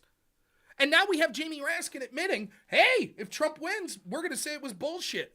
We're going to say, no, he shouldn't have even been on the ballot. So spare me your indignation, people on the left that want to talk about the sanctity of our elections. You never gave a shit for years and years when it was Democrats doing it. So much so that 2/3 of Democrats polled in 2018 in a YouGov poll said that Russia literally interfered with voting machines to get Trump to win in 2016.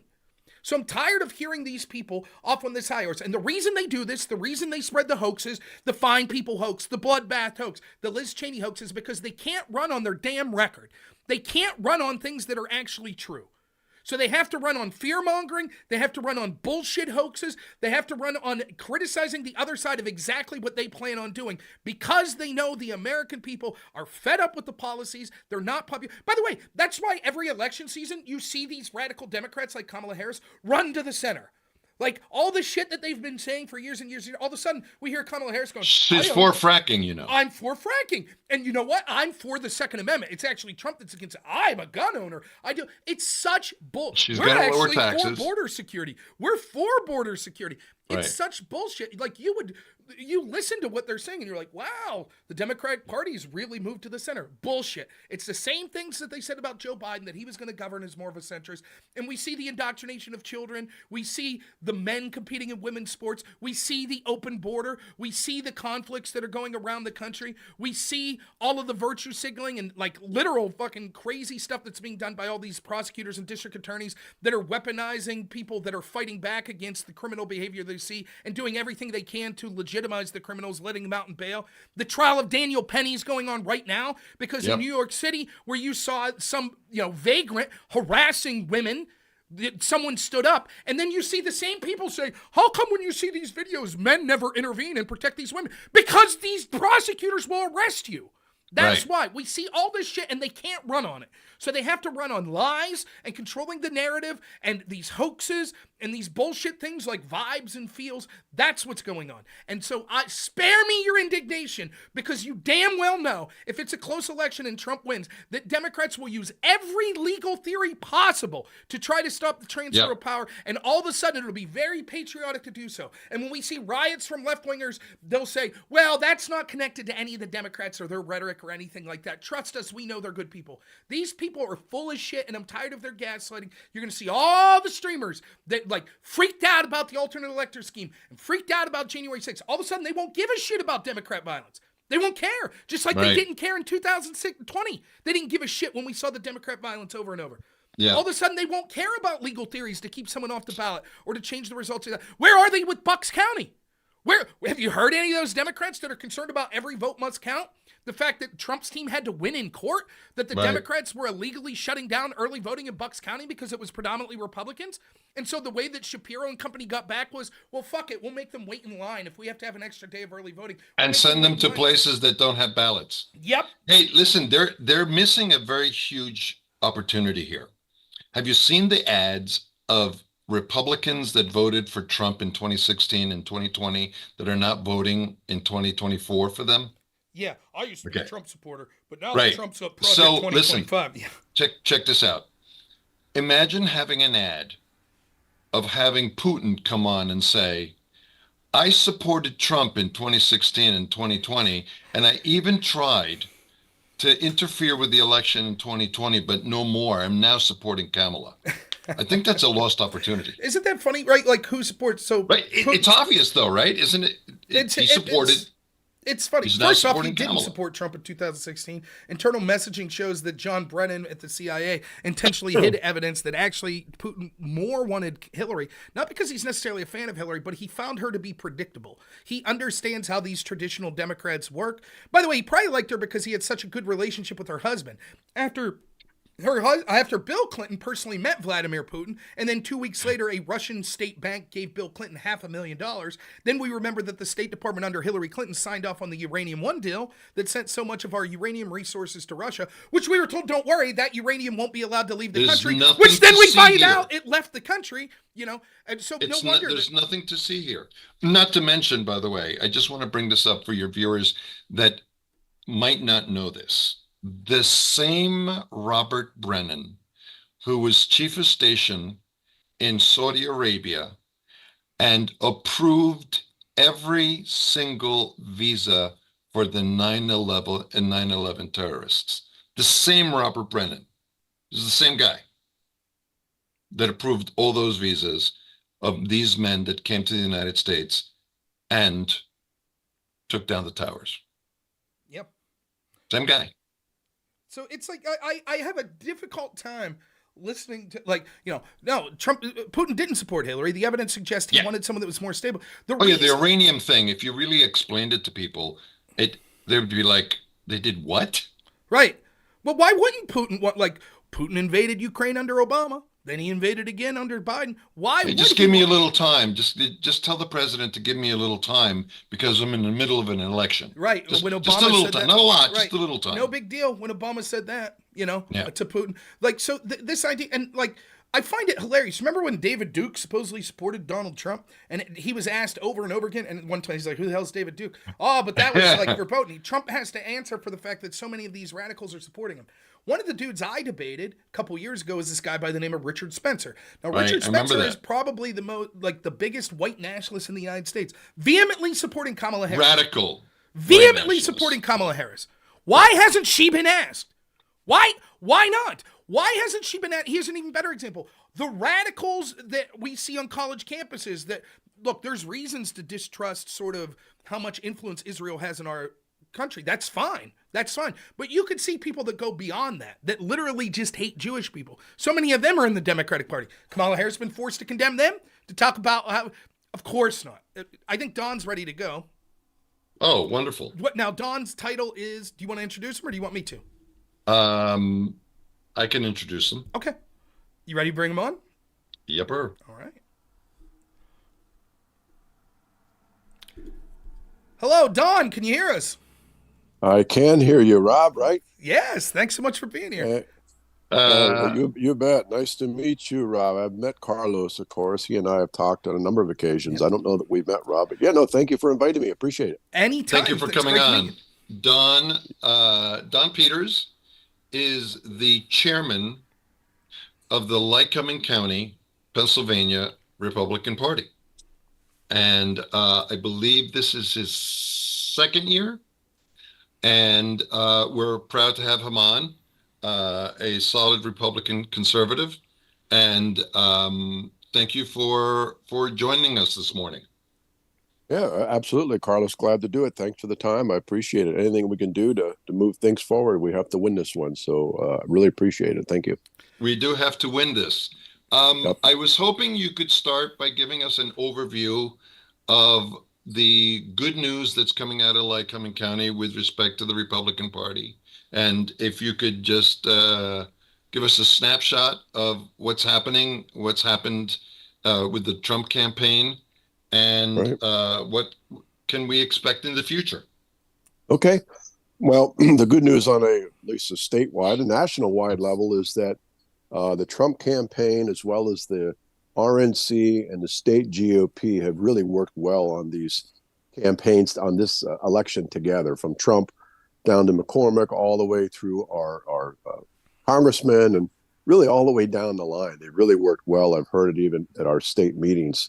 Our chairman, Lawrence Tabor, is saying how well he's never seen this type of cooperation and inner working among these other entities. There's always, in the past, always people kind of doing their own thing, going their own way, and not working together. So this is, and I believe part of it is Donald Trump and his inner core have learned a lot of lessons from the last couple of elections. And as much as Donald Trump has made it clear, he's going to be a lot more careful with his cabinet positions in his inner circle this election, or this cycle, which is a great decision. It's actually filtered all the way down to the counties and the communities that they're working together.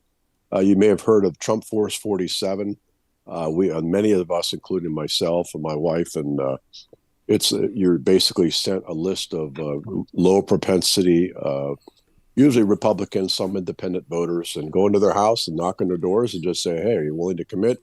And then, you take a yard sign. This has been taking place all over the state. We have thousands of these people out there, and that's just one group. There's other organizations as well. Just going face to face with Republican voters and saying, "Man, we need you to get to the polls. We can leave no stone unturned here."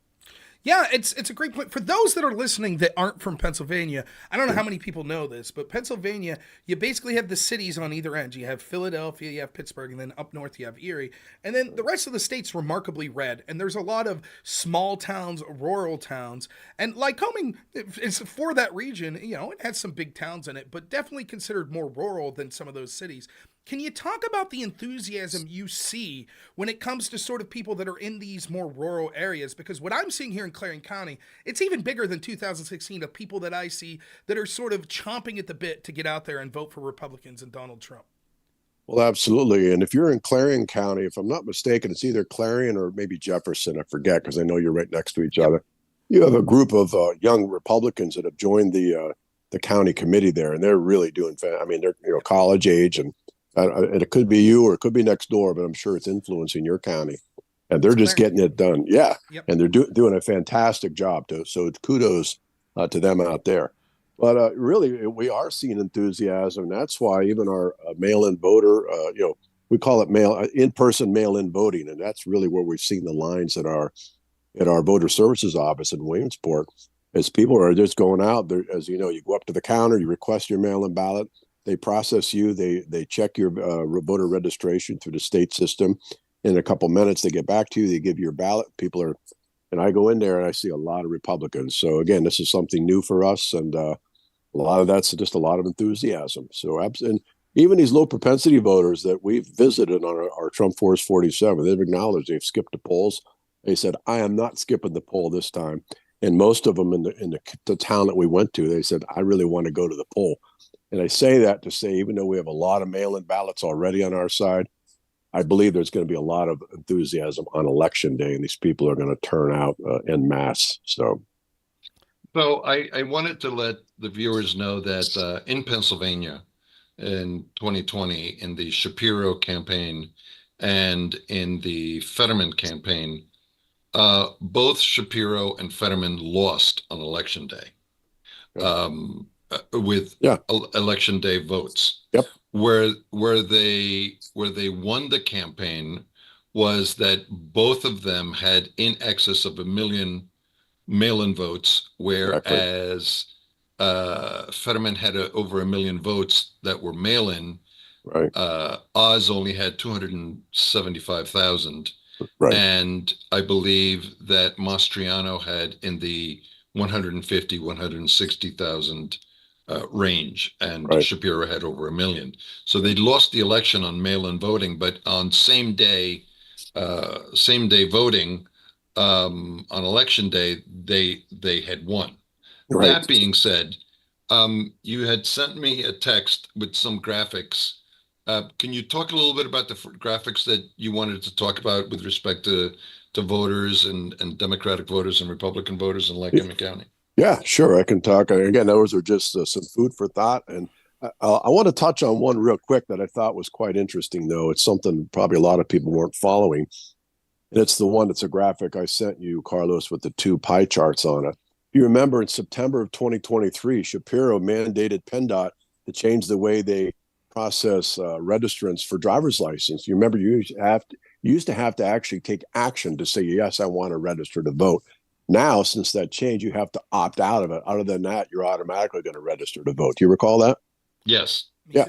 Well, the interesting numbers on that is this, because the Republicans, we were, in a lather over that, thinking that, this was a scheme, which it was. It turns out, this is as of stats through October 30th, of those that were registered by voter registration under this new system, 31% Democrat, 35% Republican. So we're beating them at their own game, and then 34% independent or other party. So it's interesting that has really backfired on them in a big way, because even though the state is a majority Democrat voters by 281,000, which is a huge decrease, by the way. Oh my gosh, yes. Yeah, it used to be 1 million. And so they've been decimated. So we'll get to the county numbers here in a second to give you the local view. But just to let you know, that burned them in a bad way, because now we have these people registering as Republicans in a pretty substantial number over the Democrat voters. And so that did not work out well for them. That didn't age well for Josh Shapiro. Right. Yeah, he's a bright guy, but his staffers didn't really know what they were doing when he told them to put that through. It hurt him. So how are the county numbers looking there, specifically in Lycoming? Yep. Okay, so I want to just give you some on what else. My baseline is 2016. Okay, if you've gone back to the November general election of 2016, I'm not going to give you every stat that I have here. I did send that to Carlos if you guys want to look through it later. But the bottom line is from 2016 until now, as you remember, the last day for people to register in Pennsylvania was October 21st. So now I have the updated data from October. They sent it out on the 28th because the 21st was on a Monday. So they send it out every Monday. So it was the 28th. That's the last. These numbers should not change then unless there's something crooked going on. So voters in Lycoming County. In 2016, there was 22,400. I'm going to give you the round numbers for sake of time. Sure. 22,400 registered Democrats. Now in 2024, there's 19,000. They are down 3,388 in this county. Republicans in 2016 at the general election, we had 38,125. We are now up to 44,500. We've increased we're up 6,500 Republican voters in this county. And so this is we used to be 54.5% of the voter total Republicans. We are now 60.3. That's a big change in a county like this. And the other good news is we've also the other parties, your libertarians, your Bull Moose Party, whatever they call it, all these people, the Green Party, they've gone to now just over 10,000, and the history shows that we get a very large percentage of the other parties. So, I mean, our numbers in this county, well, the Democrats are bleeding, and I don't just think it's this countywide. I'm guessing it's statewide. I don't study the state numbers, but I know statewide in general, we are killing. And it's because these crooked policies that these people are following from Obama, it went from Obama, then we see Biden and now even Harris, these crazy ideas. And you know what? Even American Democrats, a lot of them are still Pennsylvania. They're still conservative for the most part. And they're saying, no way, like I can't be part of that. This is just craziness. So I think they're bleeding. And it's, again, for them to lose that type of influence in this county and for us to pick up 6,500 and they've lost 3,400. That's a lot because we only have in our counties 74,000 voters total of all parties. So they're getting hurt badly. If all of those people would vote, that basically transitions out to 10,000 vote difference than what we saw in 2020, which literally the state was lost by like 80,000 votes. So if you have a handful of counties that are having similar sort of patterns, you can see how that would be enough to shift. I wanted to ask you, I think that people don't understand how important people like you are and how important people at the county level, which by the way is very accessible to get involved as just an average person to your county level RNC and politics. I think that what you all do is very important. The question I have for you is, do you feel that there's more coordination between like the RNC and the Trump camp to people like you that are working at the county level now than there was in 2020 when it comes to not just getting out the vote, but to also making sure things are going smooth, that there aren't shenanigans on election day, or when it comes to sort of like stories we've heard like in Lucerne County with problems with registration? Do you feel that coordination's better this time around? Well, I absolutely do. And I'm going to finish the answer to that. But you touched on one thing there about the 80,000 difference in the polls for Biden last year. I don't want to miss that because I'll forget if I keep talking. Having said that, you look at the numbers. The reality is, the difference was 40,000. Because if you take 40,000 from Biden's pile and you put it in Trump's pile, you give him 40,001. Then he wins the election. So my point to underscore here is every person, every vote is going to count. It was really that close, right? Do you see that? You see my math? It was, he had 80,000 more votes. But if we had got half of them, if we had just gotten 40,001, we would have won the election. That's my point. Every vote counts. Yeah. So now, having said that, yes, I think the coordination has been, as I said, even right down to the Trump Force 47, as well as similar campaigns, they are getting right down. They're working very closely with us in the county, and which helps them in a number of ways because we know the county, we know the people, we know the movers and shakers, we know the players, we know the political entities, and so the relationship has been fantastic. It's really worked well. It was even evidenced during the visit we had here a couple of weeks ago when J.D. Vance visited us here in the Liberty Arena. It was really the coordination. I mean, we had a lot of compliments from the Secret Service and from the state police, how closely that it all worked together. And again, that was not a lot of LCRC people were involved, but it was really the campaign that ran it, and they just did a great job. But they reached out to us, and we were able to help them in areas that made that visit seamless as far as we're concerned. It was a great visit, and they had nothing but high marks. Don, can you give us a little bit of the biography of your political ascension? Yeah, sure. Well, let's see. Where should I start, Carlos? I mean, I've been, as far as political is, I've been a conservative really all my life. I came into a conservative family.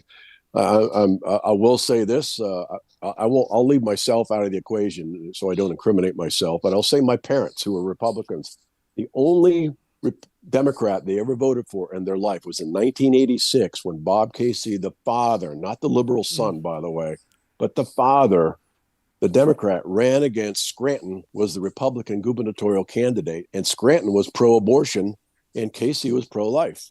And that was the deciding factor for my parents. They said, the party aside, this is a morality issue, and that's who they voted for. So having said that, I come from conservative lines. I've been a conservative. I mentioned to Carlos there. I spent 30 years in law enforcement. I retired as the captain of the Pennsylvania State Police here in Troop F Montoursville a few years ago. At that point, I could not get involved in any political workings because of the state police regulations. We can't do that. And so, but really, in around 2019 or so, even before the 2020 election, I became involved in our committee here, seeing this is a real need.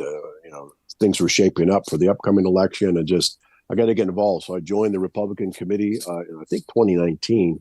And then in 2022, I became the chairman. So yeah, Carlos, I'm in my third year. I just finished a 2-year cycle, and I was reelected here in June, and I'm now in my second term of another 2-year term.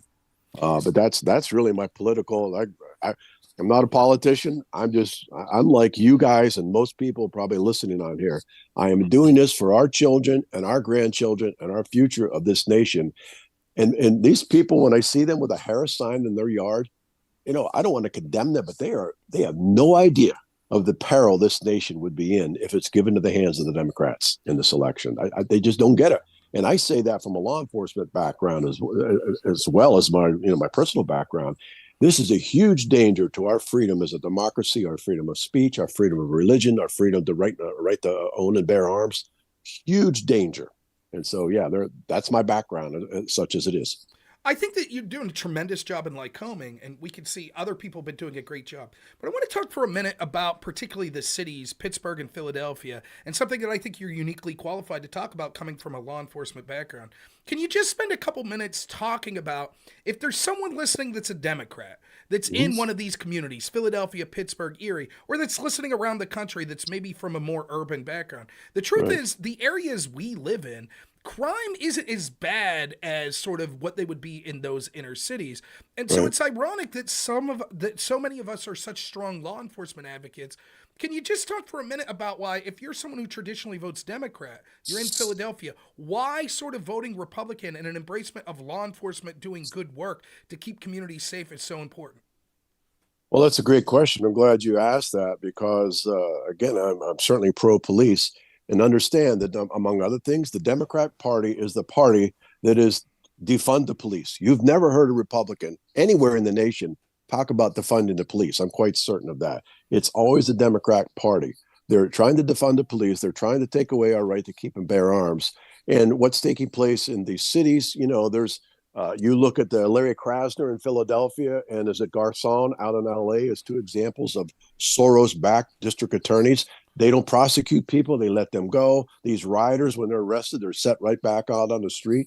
In fact, probably Rob is closer to you. We had one of our off-duty liquor control officers from the Pennsylvania State Police murdered out for a morning run about a week or two ago down near Pittsburgh by a person who had been let out by a liberal judge under their no cash bail system. There's another thing, no cash bail. You'll never see a Republican say, I'm for no cash bail. But he was murdered by a person who was let out by a liberal judge there, and that's the result. His wife and 2 daughters are now the girls are fatherless, and the wife has no husband. He was murdered out there just for a morning run. So yeah, so the people in the inner city. I want to just tell you that Republican is the ones that are going to keep your community safe, your streets safe, your children and your grandchildren. Even if you, regardless of party ideologies, think of your kids, think of your community. You need a strong police presence out there in your community to fight crime. I had in my criminal justice classes in college, I had a retired FBI agent. He always said this. He said, "Figures don't lie, but liars figure." Right? And it's true. And I'm very familiar with the UCR reporting system that all police agencies across the nation are supposed to do. And when you see these stats coming out, crime is down here, it's down there. Let me tell you, I guarantee you, they're lying on those stats, and I know that for a fact. If they're telling you crime is down in Chicago and crime is down in New York, you know what? But you say, well, the evidence seems to be otherwise. There's a reason for that, because they're lying on their UCR reports, if they're reporting at all. And if they're reporting, you can make those numbers look any way you want, because figures don't lie, but liars figure. And you know how they're done? Generally speaking, by a pencil, chip mark here, homicide there, armed robbery there. You know what? It said 25 this month. Let's knock that down to 19. And then you submit it, and it's a done deal. And we see how they manipulate the job numbers. And Exactly. if you look at other metrics like the National Crime Victimization Survey, which is people self-reporting when they've been victims of crimes, you can see, which goes along with anecdotally people are feeling, crime has been going up. It has. Right. Even the numbers that the FBI has readjusted here shows that, yes, there was a precipitous drop in 2021, if we believe the numbers, which I don't. But that's since then gone up. Actually, even with the numbers the FBI is using, crime is higher now than it was under Donald Trump, with the exception of the year 2020, which, oh, by the way, coincided with Democrats rioting all across this country, while people like Kamala Harris promoted bail funds for people that were burning down police stations. That's exactly. So they cheer on the corruption, the violence, the crimes when it's occurring, and then point the finger and go, oh, but look, that happened under Trump. And now we've told our foot soldiers to stop attacking under us, and see, crime went down. It's so duplicitous in the way they manipulate this in a billion ways. I completely agree. Yeah, no, it absolutely is. And again, this is the party that is supporting crime, and they're enabling crime, even right through illegal immigrations. We all saw the numbers. 13,000 of these people have been led into the country, and they'd say, well, they're not all under Biden Harris. Okay, most of them have been. Let's leave it at that. And you know what? Now they're on our streets, and some of them are in jail, but some of them aren't. And where are they? And so I guarantee you, when Donald Trump gets into office, they're going to start hunting those people down first, and they're getting out of this country, because this is the reality of what's taking place. We have to address this stuff. So they're the anti-police party. They're the anti-gun party. Interesting that you may know, in their platform, if you read the Democrat platform, one of their things is to support. It's called the George Floyd anti something in policing, and part of that is to remove what's called qualified immunity. You may have heard that, and I want to underscore this, because this is important for everybody that either knows a police officer, may become a police officer, or wants to understand how this works. So if you're a police officer and you're out on the street and you go to arrest somebody, and now you get into a struggle, and you have to take the person down, and on their way down, they break their elbow or something like that. Well, the law says under qualified immunity, as long as a police officer was acting lawfully. We're not talking about choking somebody for 15 minutes here, okay? So don't understand that. That is never covered under qualified immunity, not whatsoever. Police officer acting outside of the scope of his lawful duty is not covered under qualified immunity. But the ones that are covered by qualified immunity. And the law says this: if that person who broke his elbow, he can try to sue the municipality, or if it's a state police, he can sue the state. You cannot sue that police officer to try to take away his home, his livelihood, and his assets, because he was working in the role of his duty.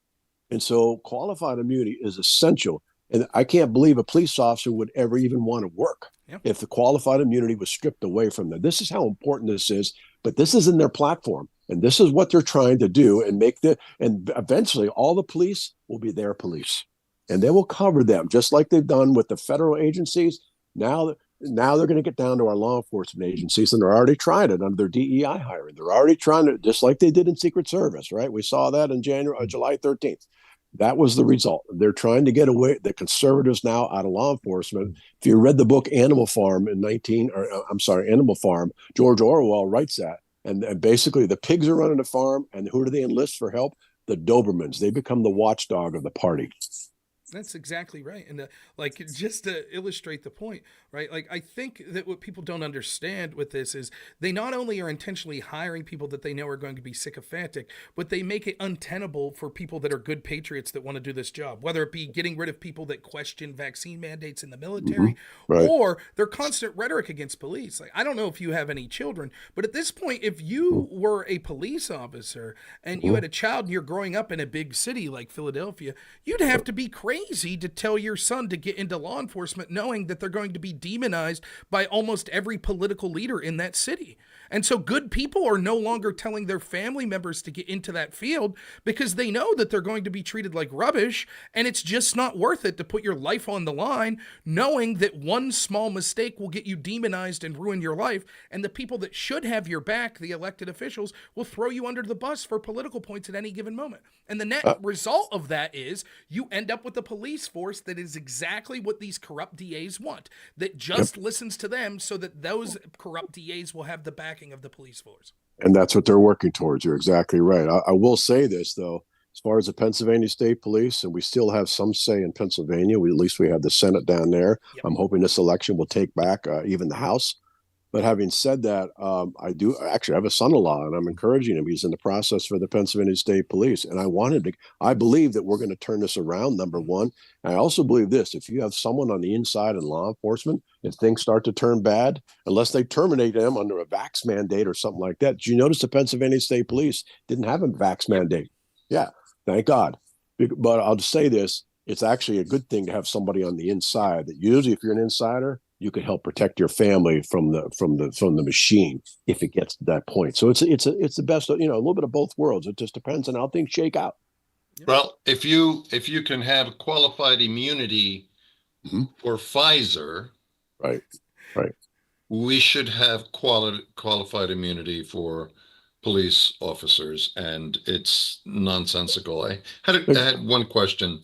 Yeah. Aside from your law enforcement support, tell me what your most important political issue is. My most important political issue, as you already know, is police and military. Rob's is corruption. Right. What is yours? Boy, that's a tough one there, Carlos, because I'll be honest with you. I mean, if I could. There's too many. Yeah, well, there is too many. Let's talk about abortion here for a second. And I want to put it in the context of this upcoming election. And because they're accusing Donald Trump, they're accusing J.D. Vance, they're accusing David McCormick of being, wanting to take away your abortion rights. If people would learn in their civics class what the 10th Amendment says of our Constitution, that the rights that were not given to the federal government belong to the states and the people. And we all know that abortion isn't in the Constitution. The decision made by the Supreme Court under Dobbs in 2022 was correct. It goes back to the state. Trump has nothing to do with abortion at this point. And why they're saying he's good. Now, again, as far as government paid abortion, yeah, he'll have say over that. And frankly, I don't think the majority of Americans don't want taxpayers to pay for somebody's abortion any more than their sex change. So, or their birth control, right? So, having said that, this is a non-issue at the federal level. McCormick has no say over it. Trump has no say over it. Vance has no say over it. The court decided correctly after the disaster of Roe versus Wade from '73. It is now the state's decision, and we know Pennsylvania is a pro-abortion state. I'm sorry about that, but again, as long as the Dems have the majority, it may continue to be a pro-abortion state. But Trump doesn't have anything to do with it, and they're lying to the people. So I say that, first of all, I'm a conservative. I'm a conservative Christian. So I am anti-abortion. And I understand some exceptions, and I'm not here to debate them whatsoever. I'm not, so if a woman's life is at risk, I mean, come on. To me, that's a no-brainer because, so let's just, without going all the exceptions. But having said that, most Americans are against late term or in the canal abortions. That's what the Democrats stand for. And then they're okay with that. And most Americans, if I say to people, you want to support abortion, watch one on YouTube and see if you think that fetus being murdered is okay. And if you think it's okay after you've seen it, then go ahead and vote your conscience. But it goes from abstract to reality. Watch it happen. Watch that little fetus that's in there moving its hand and feet. get the injection, and just get murdered on the spot. And Yeah. then all of a sudden, it's just a term. Oh, it's women's reproductive health. No, it's the taking of a child in the mother's womb, which should be the safest place in America, has become the most dangerous place in America for our children. The as you I think you know this, that the guys that I grew up with produced and directed the film Unplanned. Okay, yeah, right. And that was an eye-opening I've always been pro-life, but it was an eye-opening film for many, many people, and that story. As we exit the interview, tell me what's happening on the battlefield on Tuesday that you're looking forward to with respect to the election here in Lycoming County and in Williamsport. Let's see. What am I looking forward to? Frankly, I'm looking forward to the returns that night. We'll all be watching the big screen, just trying to, hoping that as we see these counties begin to turn in their returns. Obviously, the obvious answer is I'm looking for a Trump, McCormick Republican victory all the way down the ballot.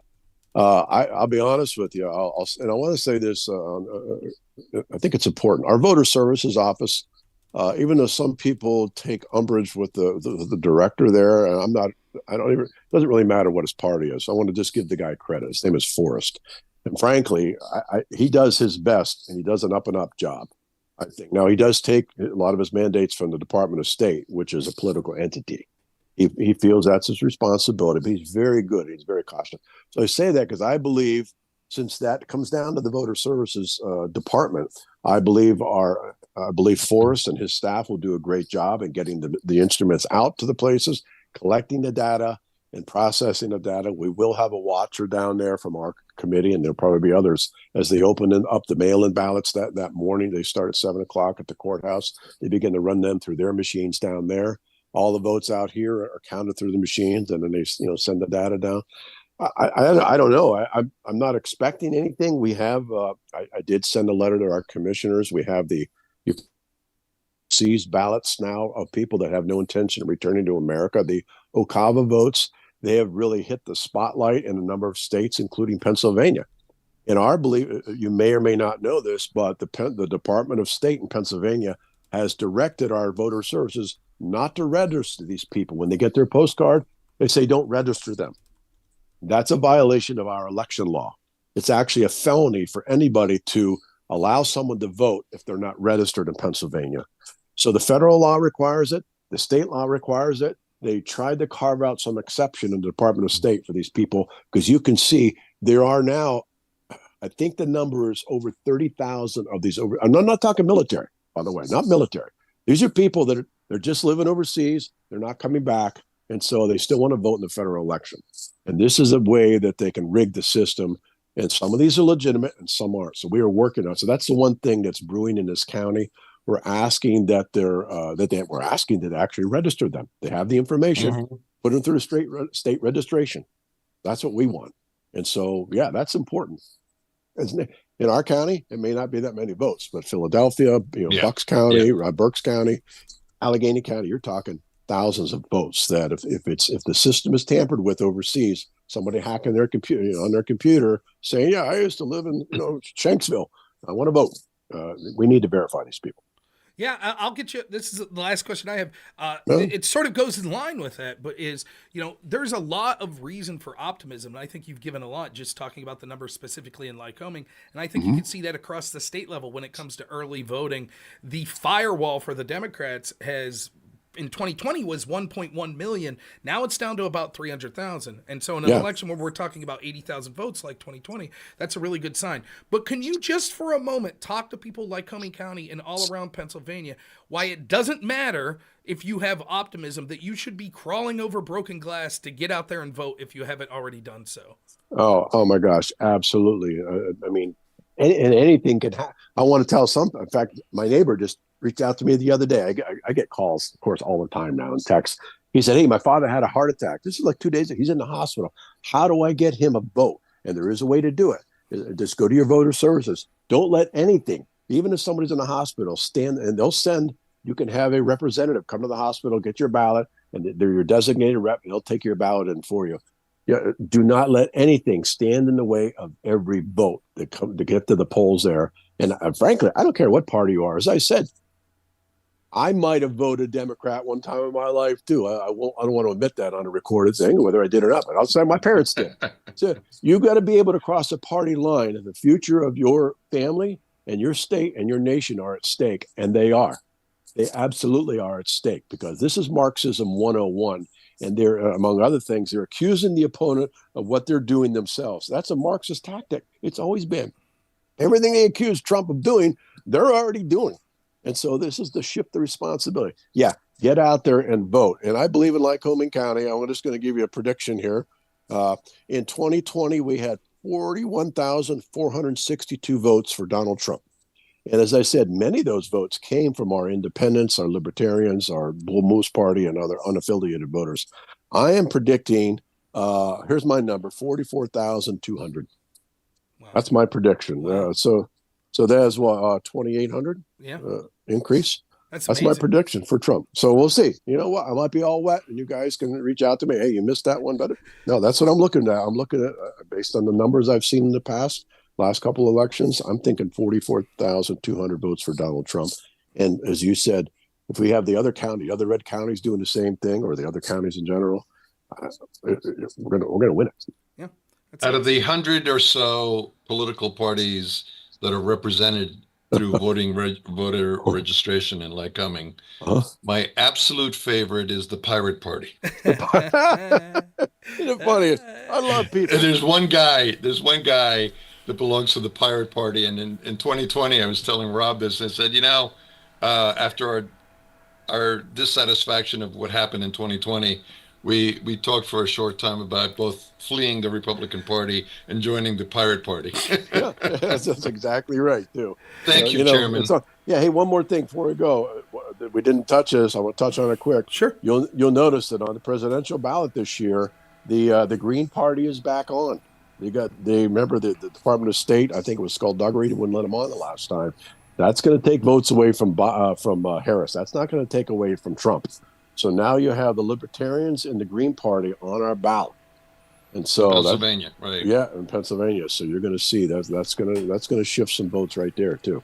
I did plan on talking about Jill Stein and the Green Party here later today, so I'm glad you brought that up. But Chairman, thank you so much. This is great. First time to meet you. I can't wait to meet you in person. Thank you so much for all the great work you're doing and for joining us today. And hopefully we have something to celebrate come after next Tuesday here. So absolutely. Wish you guys the best. Thanks for the time. Thanks for inviting me. Anytime. Thanks Thank so much. you. Okay. See you, Rob. See you, Carlos. Take care. Take care. Thank you. Couple things, just housekeeping stuff here, Carlos. First off, I want to say it's John Brennan, not Robert Brennan. I misspoke. Oh, everybody's jumping on you, man. I know. It's fine. We're all going to be fine. Teryak, thank you so much for the raid on YouTube. It really means a lot. Thanks so much, man. I really appreciate it. For those that are watching on X, it looks like it's back online, but I did have some technical issues. For some reason, the stream went down on X. If you're watching and the stream goes down anywhere, I just want to be clear. I will be here. So the backup plan is YouTube is the default channel. That's where I'm going to be, because if something happens to my computer, I can still stream to YouTube via my phone. So that's the backup plan. If you're on YouTube and the video cuts out for some reason, YouTube does it a little different than some of these other platforms. You'll have to exit out of the video and then refresh my channel, and you'll see a new video title with the same title be created. So that's where I'll be. And then lastly, we did get a super chat in. Remember, get those super chats in. I really appreciate it. We're trying to raise $500 today. So far, we're at 20. That's okay if we don't get to 500. Who gives a shit? But we might as well set a goal, right? Shoot for the moon. So anyways, the super chat. Thank you so much. Colin Rack for $5 says, when you decriminalize crime, crime goes down. That's exactly right. So many of these communities, like we were talking about there, decide that they're not going to prosecute or go after certain crimes. And then magically it's like, oh, look, crime went down because they're making those sorts of decisions. Last thing I'll say here, just housekeeping, Carlos, is I do have a guest lined up for 1 p.m. and a guest lined up for 3 p.m. So if that's a conflict, let me know. And if when I was just going to ask you, let me double check here. If that needs to change on my end, I'll probably be able to make that change. So I believe Don McClure wanted to come on at 1, but we could push him, I think. And at 3:30, Carla Sands is coming on. Okay, that should work fine. Okay. So let me know if Don's Rob, not flexible. Let me know, and I can talk to the guy. He'll be flexible. He'll do what we tell him. That's right, Don. That's right, Don. We're not gonna, who do I have at 3? That's an interesting question. So, I know who I have at 1 though. But go ahead. Rob Bresnahan, who's running for Congress, wants to come on at 11:15, and it looks like Joe Stearns can come on at 11 o'clock. Okay. Oh yeah, Joe's great. So yeah, we'll get Joe now. You can introduce. These are people that you know, so you can introduce them if you know. Now I know Joan. But and Rob, so let's make sure we get there where the district that Rob's running for. But I know, as you heard Representative Meuser say there, Rob's actually one of those potential pickups that we have, right. In the race that he has. So, but no, great to hear from Don there. It's always nice to know, I think it's easy for people. This is one of the things I learned from you. It's easy to just holistically be like, what's going on with the people at the RNC? What's going on with these people at all these levels? They all need to do a better job. When you get to know some of the people that are working on the ground, like some of them are doing amazing work, like the chairman there, Don Peters. And so it's great to be able to talk to them because that's sort of the coalition and the team that you need to have success on the ground. And you look at him there, like he's busting his hump in hopes that they can increase roughly 3,000 more votes for Trump this time just in that county. And you have to imagine we have, how many counties are there in Pennsylvania? Like, we got like 40, something 67. Like 67. Like, if that's happening in 40 to 50 of these red counties in the center of Pennsylvania, you can see how 3,000 votes in each one of those counties makes an incredible difference. And so, my hat's off to people. I know I give a lot of shout outs to people like Scott Pressler, who deserves every shout out he gets. He's really doing an amazing job. But you have to understand that they're working with people like this at the county level that are just doing phenomenal work. So, amazing to have him on. And, optimism. But like you heard, he's optimistic what he's seeing on the ground right there in Lycoming. But that's no reason to take your foot off the pedal. Anything could happen. There's going to be shenanigans that occur. There's going to be unexpected things that occur that are legitimate, illegitimate, etc. You have to go vote. Get yourself out there to vote. Get everyone you know, talk to them about getting them out there to vote. And for the reasons that they should vote for the Trump 2024 ticket and for Republicans down ballot. I'm very excited to be able to talk to people that are operating in that level. Also, I think it helps give a better understanding of what the picture looks like on the ground. So many people rely on just feels from the national polls. They really don't pick up what's happening at the ground level and sort of things like you heard. I think one of the things that excited me the most, what Don was talking about, was the idea of low propensity voters and how they're taking it to the street. They're going and knocking on their doors. I say this all the time, and Carlos, you living out there in Lycoming, I think you can give an idea there.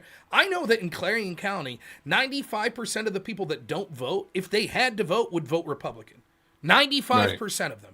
And so if you could reach those low propensity voters in counties like this, you could really pick up a lot of votes because so many people just say, whatever, my voice doesn't matter, politics doesn't matter. But if they really did press that button, they would be voting for Republicans. They would be voting for Donald Trump. So very excited to hear that. It looks like Rob Bresnahan's in the chat right now, ready to come in.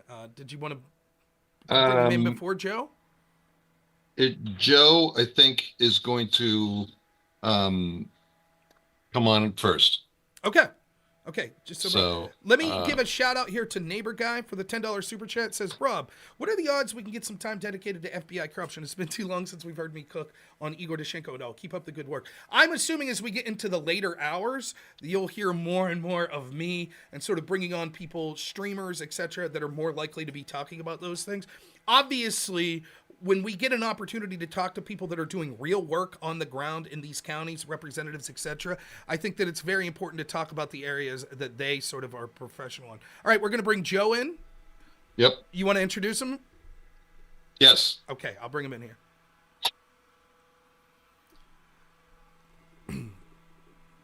His audio's connecting here. We'll give him a chance. Hello? Joe, how's it going? Thanks so much for being here. I love you guys. It's great. How you doing, Joe? Doing good. For the folks out there, please welcome Joe Stearns. Joe is a political strategist and a friend of the show, and his insights are always extremely valuable. And we count on Joe for, a lot of good ideas and a lot of smart thinking politically. Welcome to the show. Thank you. It's so great to be here with you guys. It's been a while. It's nice to talk to you again. Always a pleasure. So let's just start off with this. Like, you're looking at this, you're on the state level here in Pennsylvania. What's your feelings? We just talked to Lycoming chairman who was telling us that he expects maybe as much as 2,800 more votes for Trump. Are you seeing that enthusiasm on the ground, that you think that there are people, particularly low propensity voters, that are more likely to get out there this election? Well, yeah, the data doesn't lie. If you look at the so-called firewall of vote by mail that the Democrats built up in 2020, 1.2 million. What is it this year? It's around 400,000. But the news gets better for Republicans when you look at the percentage of low propensity Republicans who voted by mail or in person early voting. It's a greater percentage than Democrat low propensity voters. So absolutely, Republicans should feel completely bullish about not only Donald Trump winning Pennsylvania, but Dave McCormick and all the way up and down the ballot.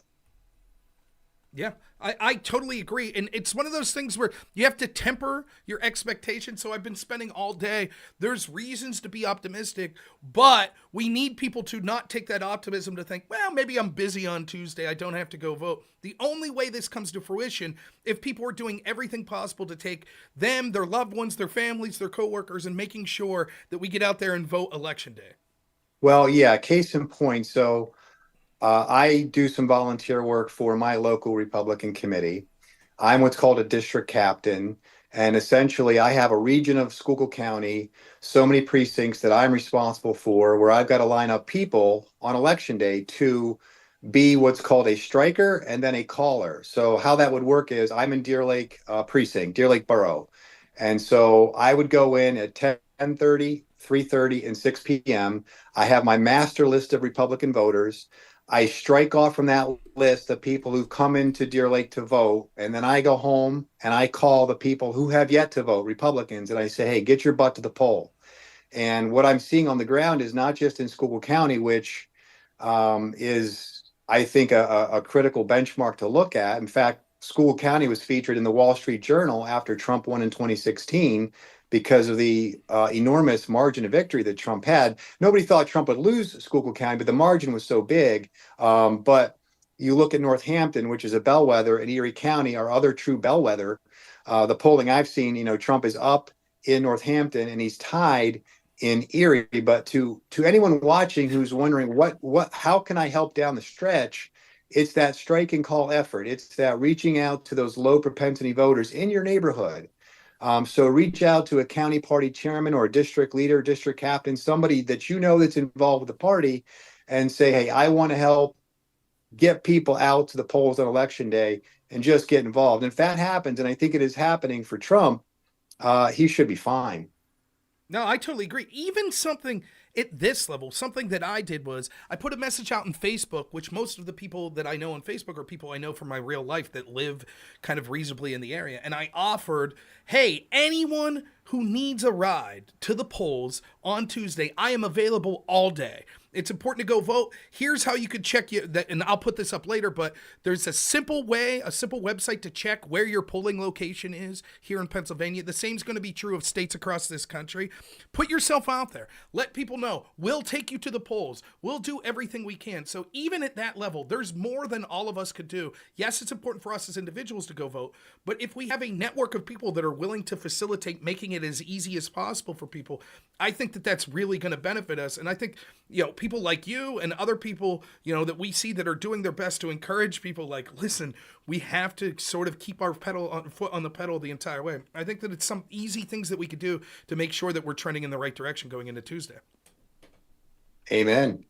So let me ask you this, right? We see sort of what's going on in Bucks County, where we had Democrat operatives that were sort of allegedly pretending to be official poll workers. We see that the polls were shut down early, so much so that the Trump team actually won a court case that forced Bucks to stay open later. And then, of course, we could see the tragedy with that was they didn't staff the polls enough, and we saw people that were waiting hours in line. This was, though, a successful challenge legally from the Trump team. Do you feel that Trump's team in the RNC is better positioned in Pennsylvania and maybe around the country to sort of look into issues like this and have legal challenges ready to go where they see sort of shenanigans going on that's going to affect the vote? Yeah, as a matter of fact, I just got an email, I believe it was yesterday, from Laura Trump, not to me personally, Right. it was a mass email, but that they have 100,000 person strong army to handle these types of issues. Because let's be clear, the Democrats are energized. They're doing their part. They're doing their knock and drag. I see them in the city of Reading, for instance, a couple weeks ago, going through the city of Reading, like fanning out in teams of 6 with their laptops. They're doing their thing. So yes, the Trump team has to be ready. And I think they're leagues ahead of where they were in 2016 when he won, where he was, according to the New York Times, like 90% likely to lose. And he won with I think a fraction of what's going on. To be polite, a fraction of what's going on right now. I am very impressed. I think one of the shrewdest moves Trump made was putting Laura Trump in and Michael Whatley at the RNC, because yes, they do have a team of lawyers and people with experience on how to work out any of these irregularities, should we say. So yeah, I mean, I guess one more reason to feel bullish. Yeah, I totally agree. And I think that one of the things I've seen, particularly with Trump, but I think I see it in Republicans in general, is the efficiency of the machine that you see with sort of the Democratic Party and representing sort of the establishment. It's actually very impressive. They are on point and on message almost totally the entire time. So the messaging that they're sending from the top goes straight to the media, goes straight to the influencers, goes straight to the people knocking on doors. And they don't waver. And they have an impressive sort of ground game that they've been able to develop over years and years. I think that you're right. In 2016, Trump's sort of a neophyte when it comes to politics, and a lot of people in the Republican Party weren't really on board with him. And so he won despite not having as an efficient machine as the Democrats. I think when it comes to genuine enthusiasm for people on the ground, that Trump represents something that's just incredible. And if you could combine that with an efficient machine of people working from top down, getting on message, on brand, having eyeballs to make sure that all this stuff's going fluidly, I really think that that's sort of a formula that could really represent Trump having a lot of success and Republicans down ballot as well. Yeah, Trump has really become the complete candidate. It seems like in 2016, he was something just a tour de force, and that's all he was. But now, to your point, he is really firing on all cylinders with Get Out the Vote. His campaign ads are terrific. His messaging is great. Trump being Trump, there's those times when he has you on the edge of your seat and you're thinking, did he just step on the rake? But another little more subtle or intangible way that that I think he's winning is that nothing sticks to the guy. Like Teflon Ron, Teflon Don, Ron Reagan, Don Trump. Nothing sticks to this guy. I'll be honest, with the Puerto Rico comment, my phone started blowing up. I thought, oh no, what did Trump do now? Or what did he say? My phone's blowing up. My social media is blowing up. I caught just a snippet of what I thought Trump had said about Puerto Rico. Turns out it was a comedian and it wasn't nearly as bad, but yet, it doesn't look good. And he gave them something that they could spin and they could sharpen into a weapon to use against him. And it turns out, what does he do? He gets a garbage truck and throws on an orange vest. And well, Biden helped him out, but still, I mean, that to me is a sign that, people are saying, oh, she's running such negative ads. Well, he kind of is too, but that tells me how people really feel. When she's negative, they don't perceive him as being that negative. And she has quirks and she's making gaffes. He is too, but they notice it more about her. What that tells me, I've been doing this a long time, they're leaning toward him, these undecideds. You know what I mean? Yeah, I totally agree. And I think that one of the things is that you see the Democrats that are so desperate to run on hoaxes, to run on comments comedians made, etc. I don't think they could run on policy, particularly here in Pennsylvania. I think a lot of Pennsylvanians that maybe otherwise aren't sort of ideologically totally on board with either Republicans or Democrats, they're not happy with the direction of Democrat policies. Even when we have a governor like Josh Shapiro, who's a governor who's sort of popular, I think that when you hear Kamala Harris's comments about banning fracking, when you see the Biden administration that's been so antithetical to sort of energy production in this country, when you see a lot of the decisions they've made that have resulted in sort of indoctrination of children and extreme things on that sort of level, I think that the Pennsylvanian, the average Pennsylvanian, is someone who thinks, look, the policies of the Republican Party and Donald Trump would benefit us. Do you see that? And do you think that then Trump sort of doing these things like being affable, working at McDonald's, being a garbage man, helps alleviate, which is the Democrats' strongest argument, which is, well, he's just personally an unlikable guy? Absolutely. After the debate, there was a lot of pearl clutching on the Republican side. Oh, he got destroyed. She was so polished. She was so flawless in her comments and so articulate. And he went off on a rant about Haitians eating cats and this and that. He was angry and whatever, right? They're eating the dogs and cats. Yes. So I'll be honest, initially, and I watched the debate. I'm being perfectly honest with you, with my wife, and I got up at a certain point toward the end and I left. I said, I can't take it anymore. Yep. He's getting angry. She's gotten under his skin. She clearly baited him and he took the bait and he's getting loud and he's getting edgy and he sounds like a and I just was frustrated. And then a couple days later, it's marinating and I'm like, you know what? He actually won the debate. Because the thing about Trump is he's a genuine article. And that's the secret sauce of him that they just haven't figured out. He is a genuine article. The reason I think he won in the first place is people are so sick of focus group, sound bites, and all the rest of it. That wasn't him. It's never been him, you know?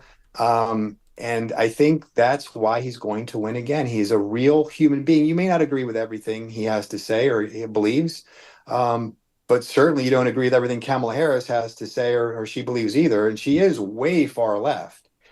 He's not as far right as she is far left. And when you add in the fact those other intangibles that he is a genuine article, she's completely phony in that debate. You know, the raised chin and furrowed brow, that was Obama. The matronly chuckle segueing into, you're so extreme. That was Hillary. That was phony as hell. That's who she is. And that's the difference right now. That's the difference. My opinion. I totally agree. Carlos, do we have Rob coming on at 11:15? Yeah, we can go probably a couple of minutes over. Okay.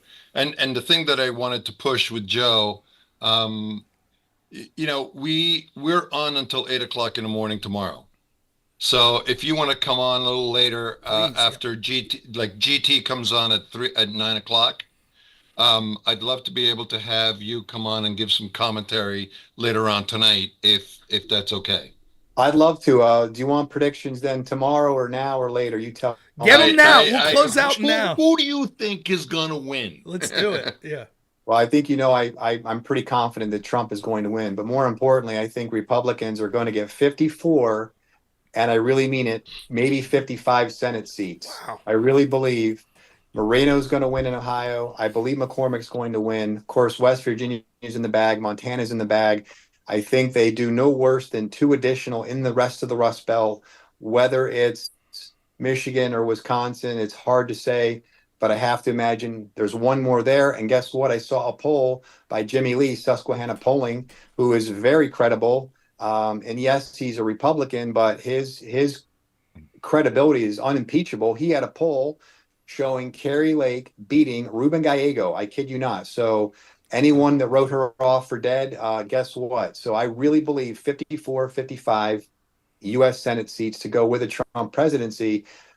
Ironically, the House is the weakest link for Republicans. I would not be shocked if somehow they fell 1 seat short, but I also wouldn't be surprised if they won 10, 12 seats either. But I think U.S. Senate, White House firmly in Republican command. That's awesome. Yeah, Joe, thank you so much for coming on. Listen, anytime today, if you're bored, there's going to be large sections where we don't have guests. Anytime that you want to call in, you're always welcome to. So just let Carlos know or hop in the background of the Zoom. We'd be happy to have you back on. Yeah, it'll be the same Zoom link. Yep. But I'd be very curious to talk to you, Joe, tonight after we speak with GT around 9 o'clock. I'd love to as well. I love you guys. Thank you for having me. Joe, Thank always you great so to hear much. from you. Thank you so much. Thank you, guys. So Rob Bresnahan, okay, is running for the U.S. 8th District out of Pennsylvania. Yes. He's running against Cartwright. Yeah, I know. I'm excited. Okay, talk about a guy who's got a set of brass, just unbelievable. The courage that it takes to run against this guy. Yeah, we'll talk. So we're ready to bring him on. We'll bring him on now. You bring him Let's on do it. in. Let's do it. I'm excited. Hello. Hey, how we doing? Thank you. Nice to Hey, meet you, Rob. Rob. Thanks How for are coming you? on. So, as you heard Carlos say, Rob Bresnahan running for District 8 here in Pennsylvania against the incumbent Matt Cartwright. Now, you may have heard Congressman Meuser earlier say this is one of the races that he's looking at where we have a great chance to flip. You just heard that we were talking about with Joe Stearns the importance of trying to win that House and how it's sort of still up in the air. So, Rob, we're really cheering for you. Happy to have you here. We know you're going Thank to you. perform phenomenally going into Tuesday here. Listen, we've ran an incredible race. Looking back at it, today is officially my 13th month on the campaign trail. And I never ran for a public office before, but this race in PA8 will determine if Republicans have a majority in the House of Representatives come January of 2025. Also, this is the most expensive congressional race in the country. It is over $40 million right now for a congressional race. That's insane. It really is. Now, Carlos, you were mentioning this earlier, like sort of someone who's been an incumbent for as long as they have in Matt Cartwright that's been involved. Like, talk a little about sort of the machine behind your opponent and sort of particularly what I've noticed when looking at this, there's a lot of money coming in from people that aren't from the area that are trying to really influence this election on the Democrat side. Well, it's really hard for an incumbent who's been in there for 10 years who literally doesn't have a record of accomplishment. So they have no choice but to manufacture a record and then character assassinate their opponent. They've gone as far as, saying, I want to join other House extremists and, ban abortions, even though I've been on the record time and time again suggesting that I would never support a federal ban on abortion. I believe in the exceptions. And most importantly, need to be empathetic and understanding to what women are going through, but they realized that they couldn't pin me down as being one of these extremists. So now, they've resorted to a Democrat-funded super PAC, now calling me a rhino. Because I have Democrats that are even sick and tired of Congressman Cartwright. So, this is a guy, he's trying to label me as the silver spooner. He's trying to, say that I never worked for anything. I was given every single thing in my life, which is just so far from the truth. We had a debate back on October 22nd. And, they're running ads saying, I was given a company when I was 19-year-old, which is bullshit. What happened is I bought a company from my grandparents that got crushed in 2008 after the financial collapse and grew that company from 50 employees to 150 employees, worked in 19 different states. And in June of last year, had an opportunity to take it across the United States by merging with a company out of Chicago. So, the lies that they are spreading are just desperate. It's desperate. They're grasping at straws. And, Congressman Cartwright needs to be able to have the funds to be able to manufacture this narrative that, he's running ads right now that he's all for the wall, for border security when he voted against it 7 separate times. This is a guy that voted to ban gas-powered vehicles, not once, but twice. This is a guy that voted against the SAVE Act to allow illegal migrants to participate in U.S. elections. This is a guy that voted that illegal migrants can be housed in elementary schools with not so much as a background check. This guy is a self-proclaimed, unabashed progressive. But when he comes out as Joe Manchin and tries to be Mr. Moderate. He puts his chameleon clothes on. But in the reality is he votes with Joe Biden 98% of the time. He voted with Joe Biden and Kamala Harris 98% of the time. Well, isn't it amazing how we see in these elections year after year that Democrats know their policies are so unpopular that all of a sudden they have to pretend election time. Oh, actually, we're for gun rights. We're for border security when their votes belie the words they're saying. The truth is, just like at the national level with Kamala Harris, Cartwright, you're absolutely right, is only pretending to care about these issues because some internal polling group told him, oh, this is something Pennsylvanians are concerned with. He doesn't care. He will say this stuff. And as soon as he is elected, it'll go back to business as usual with open borders, with pro-crime policies. And the other thing you said there that I think really sticks, and I'd wondered if you could comment on this, it seems like there is sort of a denigration of anyone who has worked hard and built up a business that comes from the Democratic Party. Like, being successful and working hard is something that you need to be ashamed of. And isn't that sort of indicative of their socialist type policies that seek to claim everyone's a victim and you shouldn't work hard and the government will take care of you? What's even more remarkable is my opponent married into his wife's law practice. My opponent inherited a Lake George property. My opponent inherited a condo in Palm Beach. And no point have I vilified him for what he has done or his marital situation or what he accomplished. But the problem is he's throwing rocks in a glass house from his ivory tower that he's flying around in his plane. So, like, I mean, the moral of the story is, you know, like, I'm sitting in my headquarters in downtown Pittston here. I mean, I started my real estate development with a condemned, unfit for human occupancy building. I mean, the building was borderline collapsing. It took us 4 years. Every dollar I ever put back into the city of Pittston has been through private funds, through whether it was a mortgage or my own personal resources. And, you know, he has the audacity to run these ads against me, suggesting that I have more money invested in Shanghai than I do Shikshini. Which is really interesting because Shikshini isn't even in the district. So maybe House Majority PAC should find better paid actors and actresses and get a map and figure out what the actual 8th congressional district encompasses. But I mean, it's just insane that they, you know, and everything he's accusing me of, he's guilty of. So, I mean, you know, I was going to go to school in Philadelphia, Drexel. I was going to go into construction management program, and the plan was going to be I was going to work with inside of the industry and then find my way back to the family business and ultimately look to succeed my grandparents. But in 2008, we got like crushed. I mean, we had millions of dollars in debt. And we had 50 employees that depended on the decisions that I was going to make so they can take care and provide for their families. And, you know, we had to make really tough choices. And I ended up going to the University of Scranton. My grandmother said, I will sell you the company after you get a 4-year college degree from a university of my acceptance. And University of Scranton was on the list. And that's where I was fortunate enough to get accepted to. And that's when I came into the chief financial officer role. And then, listen, if you understand family business, it's full contact. You wear whatever hat you need to wear. I mean, it's like, you know, I was around it my entire life. I remember I always tell the story. I was 6 or 7 years old. My grandfather did not care as long as I was working with my hands and out in the field, out on a piece of equipment, pushing a broom. He didn't care if I took apart the building brick by brick.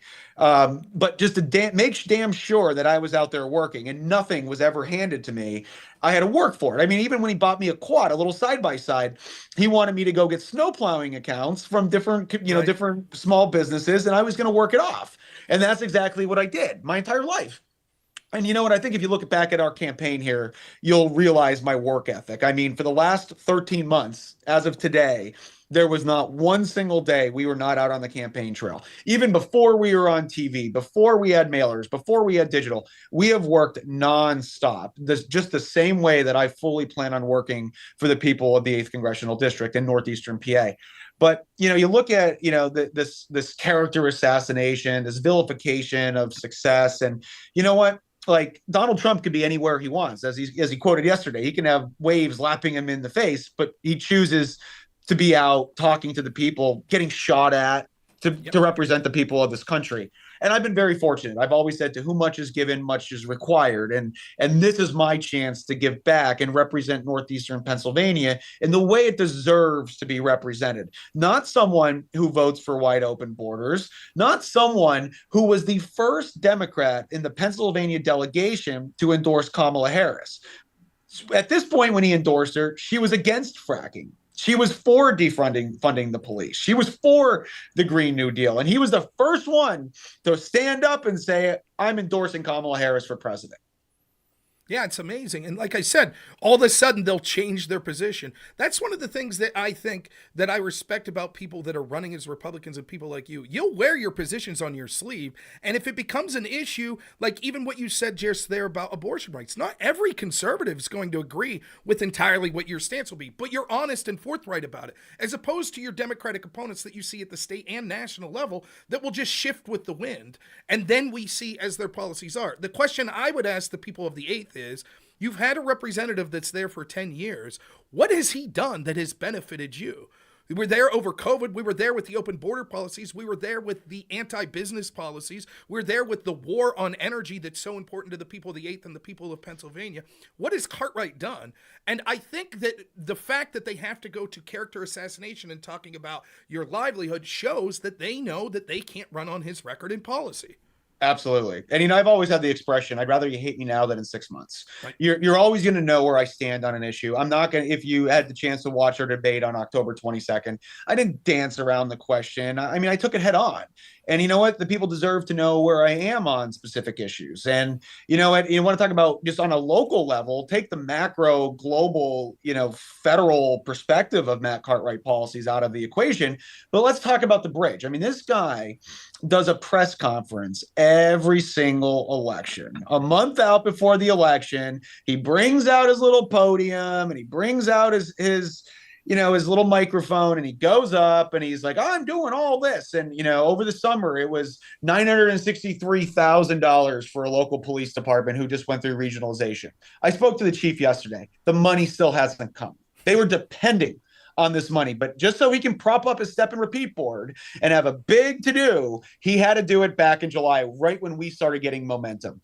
There's a bridge, the Water Street Bridge, literally 400 feet outside my office. That thing has been broken for 39 months. It is not scheduled to start the demolition until 2026.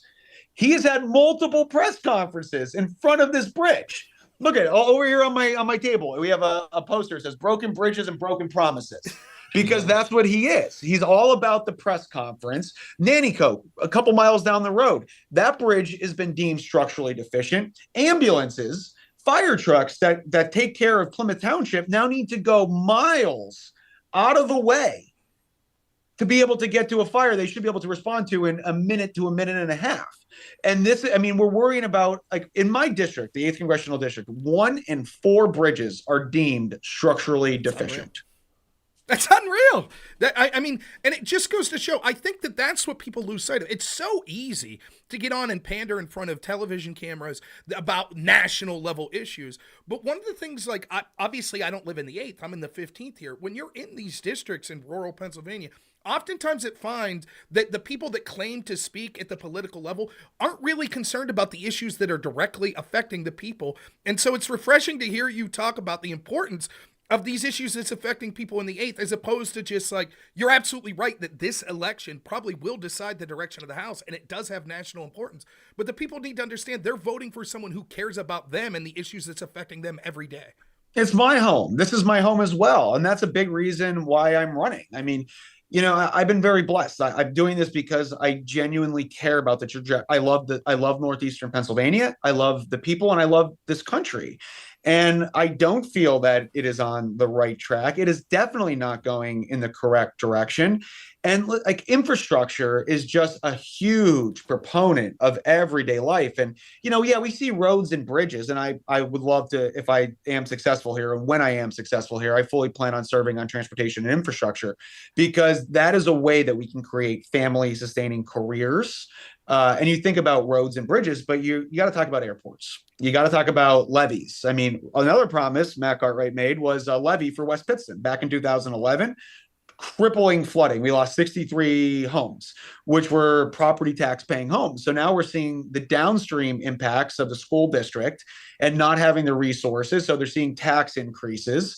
But that was another time. Oh, I'm on a senior ranking member of appropriations. And it's like, okay, well, if you're so powerful here, why isn't anything that you're talking about coming into fruition? And there's only so many times somebody can pee on her leg and say it's rain and say enough is enough. And honestly, the environment, the momentum that we have right now has been super exciting because, we've had oh my gosh, Democrats by droves coming out to support us because they're sick and tired. I mean, I ran on 3 issues: an economy that works, borders that are secure, and communities that are safe.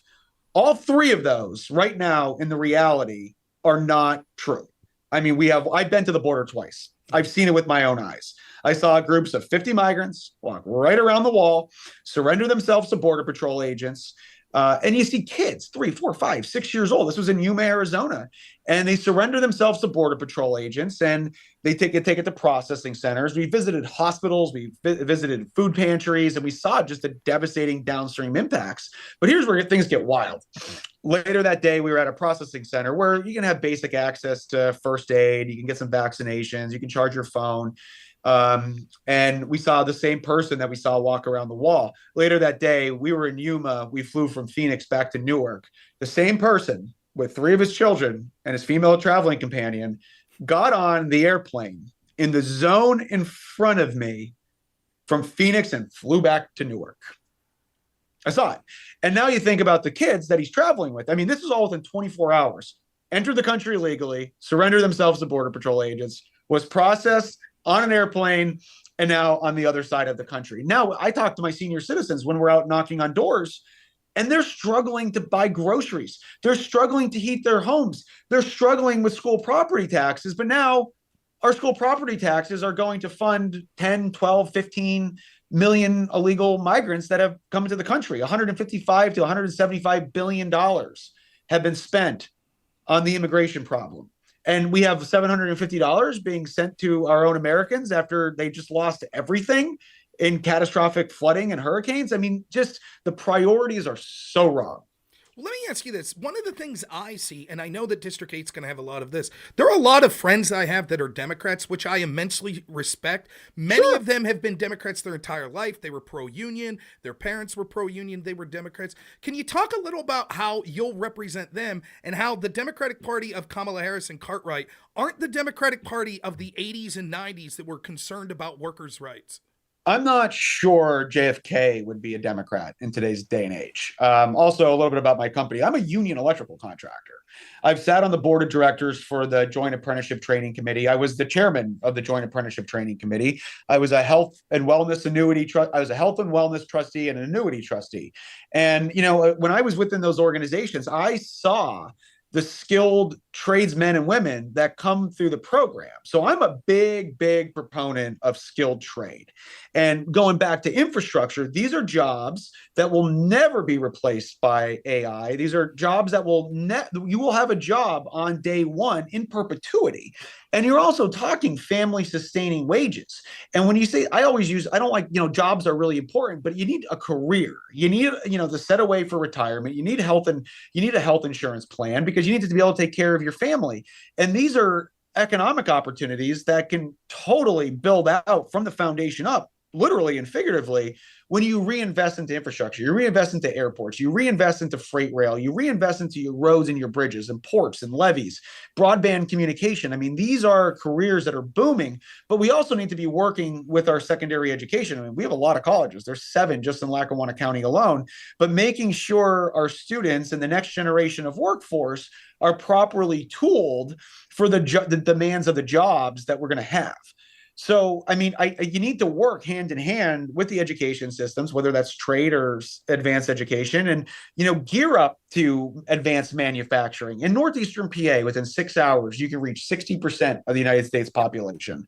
Within 200 miles, 51 million people. There's no reason with the amount of natural resources, with natural gas, with our interstate highway systems, that Northeastern Pennsylvania cannot be the epicenter of a revolution.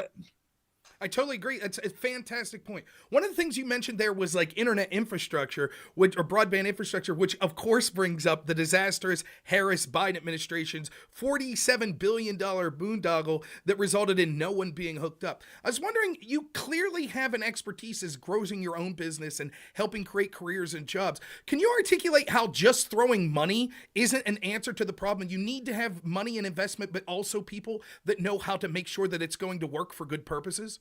you need leadership, and it starts at the top. And we don't have that right now. I mean, I think it has been very apparent that whoever's answering the phone in the Oval Office, and, I feel bad for him. My grandfather has Alzheimer's and dementia, and it's really tragic. But my grandfather is also not the leader of the free world.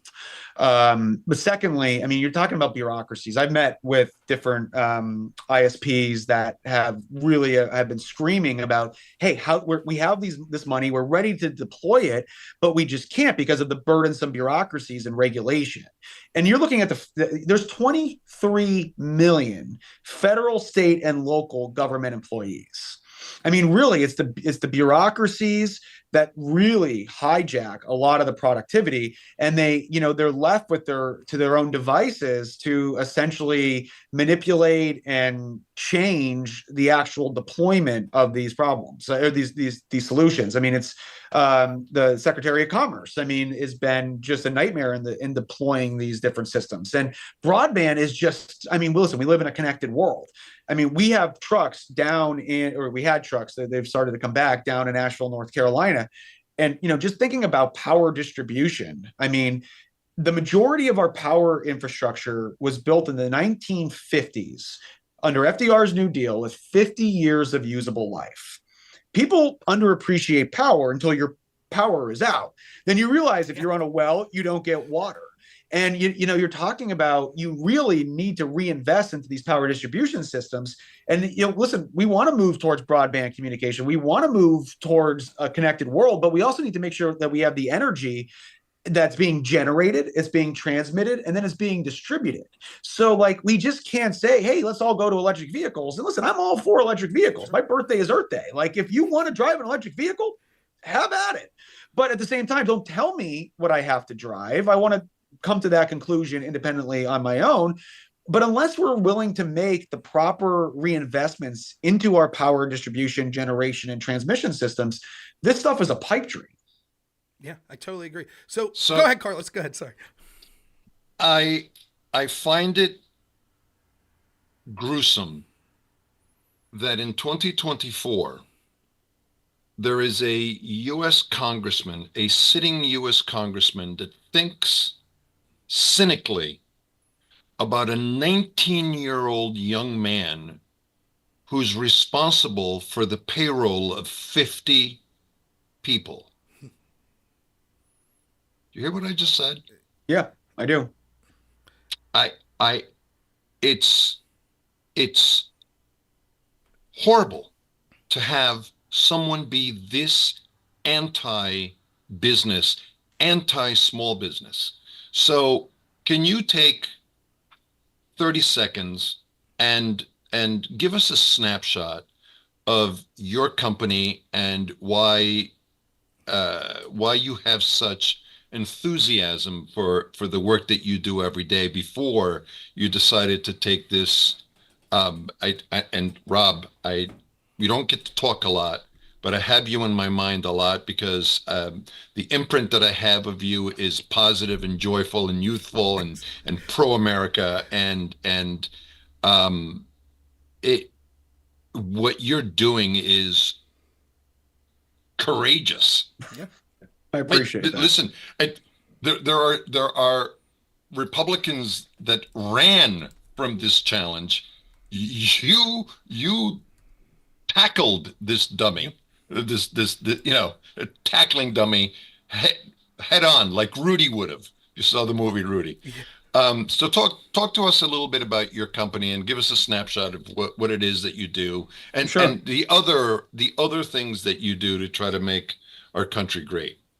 So I've never been a person to shy away from a challenge, and I think my mother will validate that. If something is right, it's right, and if it's wrong, it's wrong. And you know what? And that's at the end of the day how I've always governed myself. Sometimes my bedside manner is not as soft as it potentially could be, but I'm real. And my grandparents started the company in 1973 with a station wagon and a ladder. My grandfather was an IBEW union lineman, and he started by wiring grocery stores. He worked for a different company until he finally took the plunge and jumped with my grandmother and started Kaharcha Construction. And he started actually he had a friend that worked for Luzerne County, and a traffic signal malfunctioned. And it was back in the days of the electromechanicals with the gears, and he went down and he hit it with a hammer and he fixed it because it was rusted over. And ever since then, he's been doing traffic signals. But we were, a smaller operation. And, my grandfather started with literally nothing. And, he created, my grandparents started an incredible business. In 2008, we're the electrical contractors. So when you're looking at the orders of operations, the electrical contractor is always the first people in to do all the underground work, and then they're the last ones to leave. So, you go in, you do a lot of your backbone, the work takes place, and then you need to come in back at the end and turn everything on. But when, with interest rates, with just, the amount of availability of liquidity, general contractors started to get pinched. We saw escalations of materials, the availability of equipment, and it became a real pinch. And, my grandparents had a great company, but we always didn't make the best financial decisions. My grandfather was always undercapitalized. So he would go out and buy a truck for $5,000, put $25,000 into it, and think he have a $30,000 truck. By then, it wasn't worth anything on paper. It was fully depreciated. We weren't leveraging 179 depreciation the way we should, which in 2025 will be on the chopping block if Democrats have it their way and the progressive left. But then, we also, still needed to make sure that we were making payrolls. So what we needed to do was bail the water out of the ship. And we knew we had a great company, but what we had to do was get the financial house in order. And that's what we did. I would sell 3 or 4 pieces of equipment to buy one. And I did that over a period of a year and a half. So then we can have the right tools to do the right jobs. And then by then we were able to grow and take on bigger projects in different areas. And we always put our employees first. We're union, but the guys have been with us for their duration of their lives. We have less than 4% turnover a year. So we were able to take some projects in the Southeast Philadelphia area, bigger jobs, and we were paying down the debt. And after about 4 years, I was able to just get rid of all the debt in its entirety, from $6 or $7 million in the hole to now being cash flow positive. I had a great team. I was challenged every step of the way. None of my long-term people would ever just be like, all right, Rob with the cool hair, take this over. It was trust but verify every step of the way with me. And I had to prove myself. And it was always, okay, let's see what he's doing. Okay, let's, how does that work? I was 19. I couldn't have a Coors Light. And we had 50 employees. And, those employees that have been with us then, I'd say most of them are still with us today, unless they've retired. That was the only reason why these people had, moved on.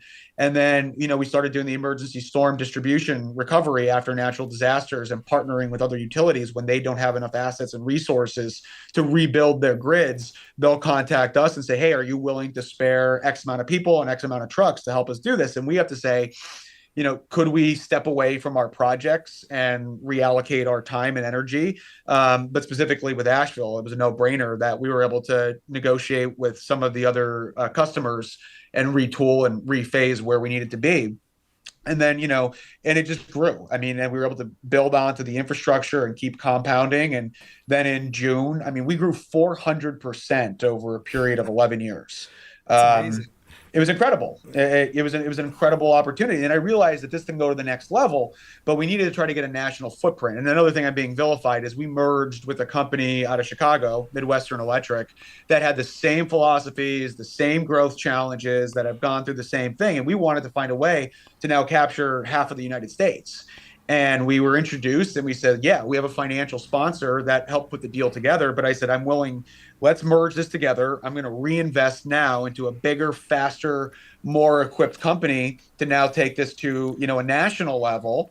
And then as of August of last year, we just brought in a company out of California. So now my grandparents' company that started with a station wagon and a ladder now employs over 500 people across the United States. And these are all union positions too. And it's just been an incredible. And all the while, I started reinvesting into downtown Pittston. I started with a condemned building that was unfit for human occupancy. And now we have over 250,000 square feet of real estate. Never a red taxpayer cent has gone into any of our projects. That's amazing. One of the things it doesn't look like a silver spoon. It looks like a lot of hard work. That's exactly. Everybody sees the results. They don't see the sleepless nights. They don't see the anguish. You can ask my fiance, Chelsea, and just say, when I'm looking at her, I'm like, I'm in my own world. I'm thinking about, I got to pay the fire suppression system guy. This is $92,000. And like, we're not generating revenue because we have another building that's still under construction. Like, like these are juggling acts. I'm always all in, if that makes any sense. No, I totally, and I think people lose sight of that how much energy goes into running a business like that. I know your time's important, so just a couple more questions. The great Todd Bartley, journalist here, used to work with us as a radio show. He wanted me to ask you about regulation. One of the greatest things that I think Trump did in his 4 years was cutting back so many disastrous regulations. Since we've gone to the Harris-Biden administration, have you as a business owner noticed sort of the burden of those regulations reappearing? It's impossible. And now with the beneficial ownerships with the, on the LLCs, I mean, it is so hard to be an entrepreneur and take that plunge and start your business. And, the first thing is, all right, I want to get a line of credit so I can grow. Let's say I'm a small, I have an online e-commerce clothing store, and, I have a friend that does this, and she said, hey, Rob, how do I grow this? And, you can't go to the bank because you haven't been in business long enough. You can't get a line of credit. So she's literally trying to grow her business, and there's no resources available for her. I mean, she can work with the chambers, but the burdensome regulation, everyone says, wow, what bill would you introduce? Well, I think the first bill I would introduce is eliminating text message fundraising for political candidates, because they are just horrific. But the second thing is get rid of this red tape, get rid of this regulation, make it easier for people to want to succeed and become their own boss and live that true American dream. But I mean, I could think of whether it's the natural gas industry, whether it's the land development permits, because you want to try to expand your footprint, and reinvest into your businesses. I mean, it's incredibly challenging. And it doesn't matter which way you look, whether it's the EPA, the IRS. I mean, I don't know. I don't think the answer is hiring 87,000 new IRS agents. I don't think that's a good answer. Where they want to, you want to audit the small home business that's selling tchotchkes on Etsy. Like, I don't know. I don't see that being the right outcome for fostering an economic growth. Well, and you look like in our state during 2020 that was led by Tom Wolf, Democrat, who our current governor, Josh Shapiro, was the attorney general. How many small businesses did they treat like garbage and call non-essential? How can you take that plunge knowing that a Democratic governor or Democratic administration could snap their fingers at any time and say, guess what? All of that time, energy, and resources you put in your business, it's done. Just like that. And how many small businesses collapsed and never came back? So I totally agree with you. It's not just regulation. It's this prevailing idea, and we're talking about this with Cartwright attacking you for being a business owner, that they don't respect the energy, the time that entrepreneurs put in. And we're not talking about or trial lawyers suing the small businesses. Yes. I mean, that's what he does. I mean, they asked me to say something nice about him. I said, the American Trucking Association says he's a great personal injury lawyer. But, also you want to talk about those non-essential businesses. I remember we do traffic signals, and I remember going through this. I'm like, how do I even start this waiver process? And I remember we got a call that a tractor trailer took out a traffic signal pole delivering PPEs to one of our local hospitals. And they called us and they said, hey, there's a traffic signal in the middle of the road. And I remember saying, I'm not essential. And they said, the heck you aren't. And I said, well, they're saying I'm not essential here. They said, get out here and fix this. There's a middle of the road. Yeah. But I mean, I remember that. I mean, it was, you never knew. You did not know what was next in that day. You never, it was really uncharted territory.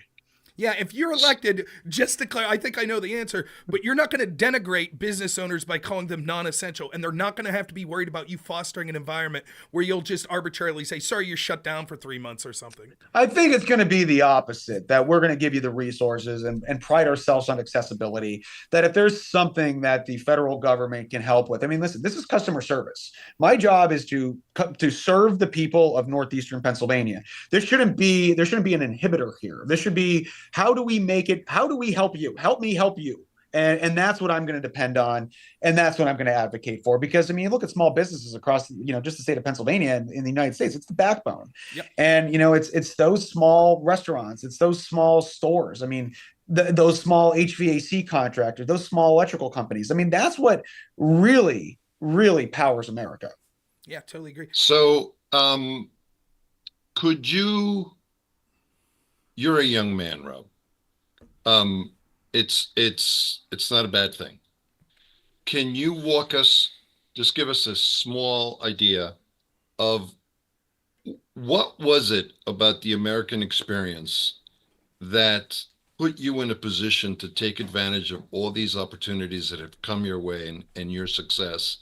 And then before we close out, uh, people in the chat are asking about your family. Can you talk to us a little bit about your family? You've mentioned your grandparents, but Right. if you could go into a little bit more detail, but tell us first, what was it about the American experience that gave you all these opportunities? How did how did it happen? I was incredibly blessed, and I recognize that I've always known that I had incredible opportunities. And you know what? I felt it would be such a disservice. And I don't know if that's something that's just from within. I was never okay with just being mediocre. And my grandfather was always super tough on me. I mean, he'd always, even if I was gaining some weight, he'd be like, "Oh, you're sorry, you better go for a run." And even in the business, it was, hey, you'd be asked, hey, did you get that job? I'm like, nah, we were short on it. Why didn't we get that job? So he always held me to higher levels of expectation. But the American dream is just incredible. I mean, I never thought a kid from Butler Street in Wyoming would be now running for Congress in the most competitive seat in the United States. And that's just a true example. I've been super involved in my community, and I've always done things for the right reasons. I was the past president of the SPCA of Luzerne County. I was the IBW chairman, like I said, for the Health, Wellness, and Annuity trustees. I'm still on the board for the Catholic Youth Center. I was on the board of directors for Junior Achievement. I was on the board. I was a treasurer of the board for TechBridge, an entrepreneurship-based board. I was a chairman of Bowl for Kids' Sake for 2 consecutive years back in, I think, 17 and 18, or no, 18 and 19. The chair of the business plan competition. Everything about me has just been serving leadership and giving back to my communities, because, like I said, to whom much is given, much is required. And it's really been the governing of my life. My family, obviously, I mean, I am engaged. My fiance is Chelsea Strube. She works for one of the local news stations, which has been certainly interesting because she's an on-air personality, and we have to keep the campaign life separate from our personal lives, and in order to show impartiality. But I always give my mom, my grandmother, my dad, Chelsea, my sister, those are, I also gave up my 20s, because I was taking over this company. We got engaged back in July, and people are saying, when are you going to get married? I said, we got to get to November 5th. And there's a little bit of an election on the horizon, but obviously it's a plan for 2025. But during my 20s, that's what I was doing. I was grinding. I mean, it was 15, 16-hour days every single day. And, working on the company, growing the businesses, being involved in nonprofits. I mean, I'd come home, I'd leave when it's dark. I would come home when it's dark. And, I had a great private life, and, basically, but when you have 50 employees, 60 employees, and you're 22, 23 years old, you have a lot of eyes on you. And you got to be, I never had a Facebook until I went into this congressional campaign. But I mean, the American dream is just that. I mean, a kid from Butler Street, Wyoming, whose mom did bowling birthday parties, to now having an opportunity to to speak to. I had Steve Scalise here. Leader Scalise was here with me on Wednesday. Tonight in Pike County, I'll be with Majority Whip Tom Emmer. I think the Speaker Johnson is going to come work the polls with us on election day. I mean, Wow. That's amazing. I mean, it's just I pinch myself frequently to say, oh my gosh, like, I can't believe this is my life. And you know what? If you run for the right reasons, I know who I am. They can say whatever they want to say about me. I know who I am. My fiance, my friends, my family, my supporters, they know who I am. They know why I'm doing this. I'm not doing this for a job. I'm doing this because I care. So Well, we'll get to now we know. One more very important question, and I know that Rob is very curious. What's your bowling average? Not very good. I think it was like 125 back. And here's the thing: our family actually used to own a bowling alley. We don't run it anymore, but I used to always be in the junior leagues, and I did. My high score was it was like a no tap, where like I guess if you get 9, it's a strike. It's kind of like an asterisk next to Barry Bonds there. Yeah. But I think I think I had a 298 once. But again, it was an asterisk. That's awesome. So we'll get you out of here on this. I think that you've made the case tremendously, the importance to get out and vote. Can you just explain to people why it's important in District 8, all through Pennsylvania, all across this country? Every vote matters. It doesn't matter if you think your particular candidate's ahead, behind in the polls. We need to send a signal to get every single person out there to vote Republican down ballot straight up through the presidential election. 1,000%. And right now the team is working on 9,200 Republican mail ballots that have been requested that have not been returned.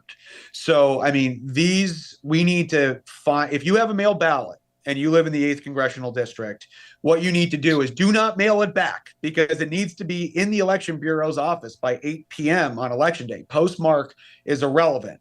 You need to take it to a drop box. If you need to take it to your polling locations and surrender that ballot and spoil that ballot and then vote traditionally as you would traditionally do in-person voting, or if you have requested a mail-in ballot, your mail-in ballot has not been delivered yet, you need to vote provisionally on election day. And it's been what we've been talking about all week, because listen, the cutoff to vote is on October 29th. And listen, the 29th, you have the 30th to start mailing out those ballots if the bureaus are able to process them. Well, today's the 2nd. Tomorrow's a Sunday. You're not going to be able to get those. And that's in Pennsylvania. I think we have to relook at that entirely. And that's not Democrat, Republican. That's just like, we need to figure that out. But you can't say on the 29th, you register, the ballot gets mailed out on the 30th. It takes 3 to 5 days to get there. You're now into yesterday or the day before. You get that ballot, you fill it out, you put it back in the mail. It's not going to get there in time. So we need to figure out a more cohesive way to make sure that everyone's vote is being counted and people aren't being disenfranchised. I had a call. We have hundreds of calls right now from people all across. We have somebody who's out on deployment in Tennessee, and she requested a mail-in ballot well within the deadline. This is a veteran, and their ballot, they've yet to receive it. She can't get back to vote. This is exactly why we have mail ballots for these reasons. Or a 96-year-old woman requested her mail ballot, and she said, I physically can't get to the polls. Right. She never got it. So now the solution is, well, you should come in person and vote. It's like, well, that's not the answer. Right. Yeah. So we need you to vote. This is your chance. This election is for all the marbles. We have a great opportunity here to restore the country that we all love, know, and care about. And listen, it needs to go our way in 4 days. Well, I'm so happy you joined us here today. We got your link up in the chat for your campaign. It's robforpa.com. Very easy to remember, but we did put that link up there. Rob Bresnahan, it was so impressive to talk to you. I can't wait to talk to you once you're congressman. And if you ever need anything from me or Carlos, don't hesitate to ask. Win, lose, or draw, we'd be happy to help you. Thank you so much for being here. Appreciate it. Thanks for the support. Rob, we're thinking about you on election day, pal. Yep. Send us the energy. We need it. Thanks so much. Thank you so much. Wow, what a great man. Like, I love when you talk to people that you could tell really get it and that are a genuine person that's able to sort of talk and tell you exactly who they are. Like, you get that feeling from JD Vance. You get that feeling from Rob Bresnahan. Anyone who's watching, even if you wouldn't agree with his policies, could see that he's someone who's wearing his passion on his shirt, and he's able to talk to two people that he's never met. I don't know if he's met you. He's never met me. And it felt incredibly fluid, and I'm just very impressed with him. And I can't wait to see how that election goes. I think we couldn't have chose someone better to actually go in that difficult district that's going to be so important. And I think he makes the case very fluently why both at national level politics and local level, why he should be preferred even by people that may traditionally vote Democrat and traditionally had hope with Cartwright there, that it's just not working out with them. I got some super chats to read here in a minute, but Carlos, I'm going to use the restroom if you don't mind. If you have anything you'd like to say while I'm in the restroom, I'm sure the audience would appreciate it. Yeah, and then we can talk about what the guest list is coming up. Sure. Let me head to the restroom and then yep. Not a problem. So I guess one of the more important things that I wanted to share with you guys is uh, how important, and we were talking earlier about, how important hockey was for me growing up. And one of the things that I learned from hockey is, if you see something that you don't like, fight for it. If you see something that's wrong, fight it. And I think that there's a a large aspect of our lives where we're just kind of on a roller coaster ride, looking at things a little bit detached. And if you believe that your example is more important than your opinion, then fighting for things that are important or fighting for things that you think that are wrong need to have that fight. So, I Rob tells the story of him talking to, the senator candidate Oz. Um, when you fight for things you believe in, that's putting yourself out there. And I don't think that enough of us do that. And not so much the fighting part, okay, or the pushback part. There's a lot of different metaphors for describing the word fight. But we need to do that more. And I think that that is an example of things that will help our country in standing up for things that are wrong and standing up for things that you don't agree with and having your voice heard. It is one of the most important components of our daily lives because that's what our forefathers said in the sense that, hey, the First Amendment is the most important aspect. Yeah, I totally agree. Sorry. And how I started this, Rob, is that I was trying to share with the audience how important it is to have a mindset to fight against the things that you don't agree with and to fight against the things that are wrong. Um, and if you're wrong in fighting for those things and then you learn something, then fight for that idea and those ideals. Rob Bresnahan told us what his secret sauce was. I heard it. Did you guys? You know what it was? It's values. And the values that he has are servant leadership. He volunteers for everything. He has a full-time job running a company. Listen, I am still reeling from the fact that this kid at 19 years old was responsible for the payroll for 50 people. Hey, any of you guys out there, can I ask you a question? Have you signed somebody's paycheck lately? Yeah. Imagine being 19 years old and doing it for 50 people every week. Well, I'll tell you this. I'm tired. I'm tired Wow. of the demonization of like hard work ethic and No success. question. I'm tired of it. And when you hear someone like that, it's so easy. He's absolutely right. What he said that I thought resonated so much on this point, where people look at the outcomes and what they ignore is the sleepless nights, the working 20-hour days, right? The waking up in the middle of the night worrying about all the little details that goes into running a business. That all gets ignored. And instead you're just told, "Oh, how lucky is that guy? Look at him. Right. He has Silver spoon." And it's garbage. Yeah, there are cases where that's the case, but more often than not, you know why the successful people are successful? Because they're putting a lot of time and energy. And so there are different ways to be successful in life. To me, the most important success is family. Having a wife that loves you, or if you're a woman, a husband that loves you, or whatever. Having children, loving your family, your extended family. Those things are measures of success that we can't really put a dollar sign on. But in the different ways that you could measure success, I'm tired of demonizing people. It's sort of this cultural Marxist worldview where everyone's either an oppressor or an oppressed.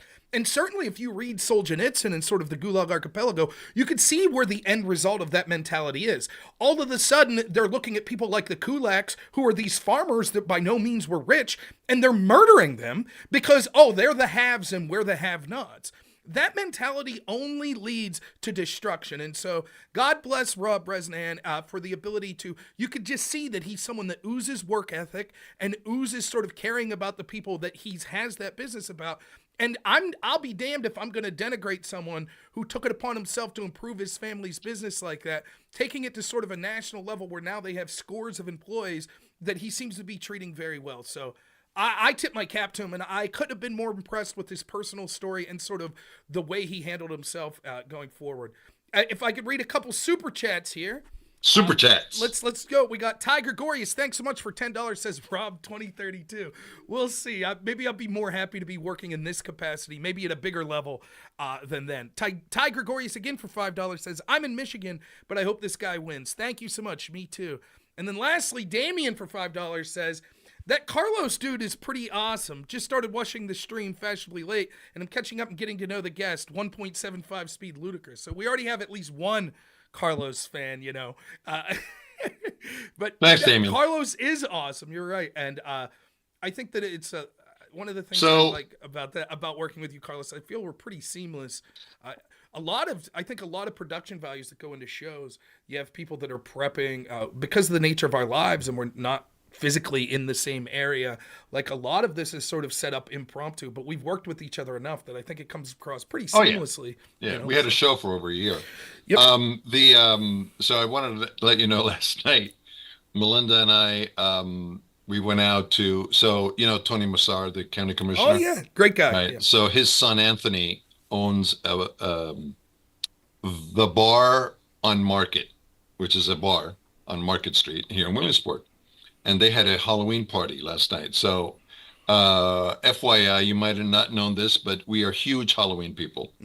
So last night, I dressed up as P.T. Barnum from The Greatest Showman, the movie. Mm-hmm. And Melinda went as one of the albino twins dancers that from the carnival troupe. And we had a fabulous time. So people used to come up to me, and then, because of the costume, and I was introducing myself as P.T. Barnum. That was a lot of fun. That's awesome. That's awesome. Yeah. So just our upcoming guest list. So at 1 o'clock. So I have, go ahead. What do you have at 1 o'clock? 1 o'clock, I have YouTube streamer Nat the Guy. He reached out to me and wanted to know if he could be part of the show, and I told him yes. So that's the time we settled on. Okay. At 3 o'clock, I'm looking to see. I know I have someone scheduled at 3, so I'm looking for who that is.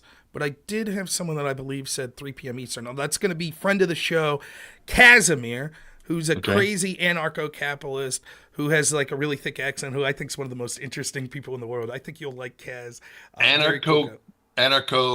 is it? Anarcho-capitalist. He's basically a real libertarian, like a Mises Caucus libertarian. He's a good guy. Oh, that'll be fun. All right, so I have, hold on for a second.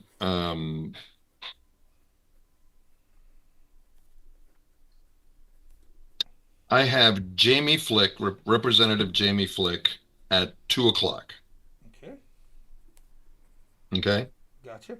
I have Ambassador Carla Sands at 3:30. And then I have President Commissioner Scott Metzger from Lycoming County. And then at 8 o'clock-ish. And then I have G.T. Thompson at 9 p.m. Okay. I'm on my text thread right now with Vince Palizzi, who's available, who's a Williamsport councilman, between 1:30 and 5. So we could probably slot Vince in at 1:30 if you want. How long do you want to speak to your guest at 1 o'clock? Half hour, I told him. Okay. All right. So maybe 1:35. At 1:35, we could have Vince come on. Sounds good. And I'm still waiting for McClinko to call me back and tell me a time. Russ Diamond had a family emergency. Tony Schaefer is going to be flying cross country, so I'm not sure when he's going to be available. And then we have Chairman Kurt Smith, Doug McClinko, Jason Fitzgerald. and a couple other people that I'm waiting to hear from. So Yeah, I got some people that I'm waiting to hear from as well. So yeah, just let me know. But it sounds great. Joseph Newton, $10 super chat from Omaha, Nebraska. Hoping it goes red this time. Me too. Actually, it's in a race that people aren't talking about. The one vote that Omaha gets because it's a state. A lot of people don't know this, but we have two states, Maine and Nebraska, which aren't winner take all states. So Omaha gets their own sort of electoral college vote, and actually there is a chance that Republicans pick that up. It's just all but been assumed. And you might say, one electoral vote. Literally, if you're looking at a map and Trump wins the Sun Belt states but loses Michigan, Wisconsin, and Pennsylvania, Kamala Harris would win by 1. She would have 271, I believe, would be the math, which means if that Omaha vote would go the other way, then it would be split, which it would go to the House, which would be a victory for Republicans. So that's how important even a race like Omaha is. Bubblegum Gun for $2 says, Hopianism is the way of God. Changed my mind. You see, now you're getting the libertarians crawling out of the woodwork. I did want to talk, we will talk here at some point about third parties and why I encourage them, whether it be third party Green Party, Constitutional Party, Libertarian Party, why I think it would be good for them to vote for Republicans in this election, particularly led by the MAGA coalition of people like Trump, like RFK that's there. And then, my goodness, my heart nearly pounded out of my chest when I saw last night on X that my personal political hero, Ron Paul, has been open to taking a position working with Elon Musk to cut red tape in government and to cut the financial size of our government. Oh my goodness.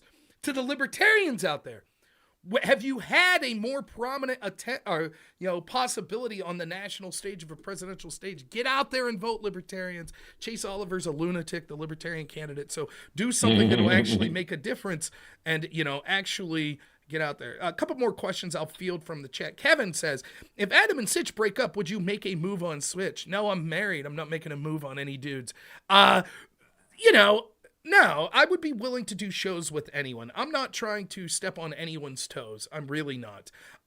So if Sitch was open to doing a show with me or Adam was open to do the show with me, on a one-off deal, I'd be fine with that. Maybe when it talks to a lot of these people I've streamed with, if they ever wanted to consider doing something that would be more like a once a week or a couple times a week, that's a possibility that I would always be open to. To be honest, I think I'm difficult to have a show like that because I'm very talkative. And so it's hard for me to have a co-host that's like going to have equal amount of time as me. For me, the ideal co-host is more of a Ed McMahon, Johnny Carson type deal, right? Where you could see it with Joe Rogan, with Jamie, or with Dan Bonagino and his co-host. So I don't know that, and I have no idea if Adam and Sitch are on bad terms. I don't know anything about that. But so our next guest that we have lined up is at 1:00, so we have 45 minutes. Is that correct? Carlos, to your estimation? Yep. Okay. Yep. And waiting for a couple other people to confirm on times. Now, Carlos, I understand. You don't have as much of a youthful vibrance like me. So if you need to step away or anything like that to like get some sleep or take care of family business, by all means. I think that the more you're on, particularly from the guests that you lined up, much better for me. I don't think you want to miss GT. Or of course not. Yeah. So I totally at some point after Governor, or I should say Ambassador Sands, I have to cut out.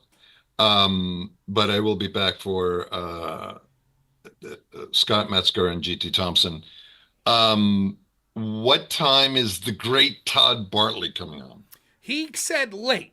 He wanted to come on after GT, so he hasn't set up a specific time. So I'm going to be messaging him, but I think he wants to do like some like late, like 10 p.m. type business. Right. He's lurking in my text. Ask him, man. Just ask him what time specifically he wants to come on, and let him know if he. I know he's busy during the day because my goodness, Penn State. Ohio State, so he's clearly going to be busy with that. And I think he had to cover a game, a different game, if I remember correctly. For those who don't know, Todd is one of the best journalists out there. He had a radio show with Carlos and I here out of Williamsport, Pennsylvania. He is a journalist that got into the game doing sports journalism, which he still does. and found a hole in actual honest-to-goodness political journalism, particularly circa 2019-2020 here in Pennsylvania, and became basically the only journalist in the state that was asking difficult questions of Tom Wolf during the disastrous lockdown policies that we saw during COVID. And since then, like, Todd has been one of the journalists that I respect the most. He has broken stories, everything from state and national level stories that have to do with corruption that we saw surrounding COVID, to literally stories of on the ground in Williamsport at the high school, tragedies that occurred there, with cover-up of abuse that was occurring. He's just phenomenal. So much so, and I'm not making this up. You people are going to think I'm lying. Carlos, you'll back this up, and we can bring up the news article. His car was firebombed because of his reporting on some of the corruption that was occurring locally. So his life and his family's life literally been threatened. That's in places like Williamsport, Pennsylvania. Yep. And car bombing.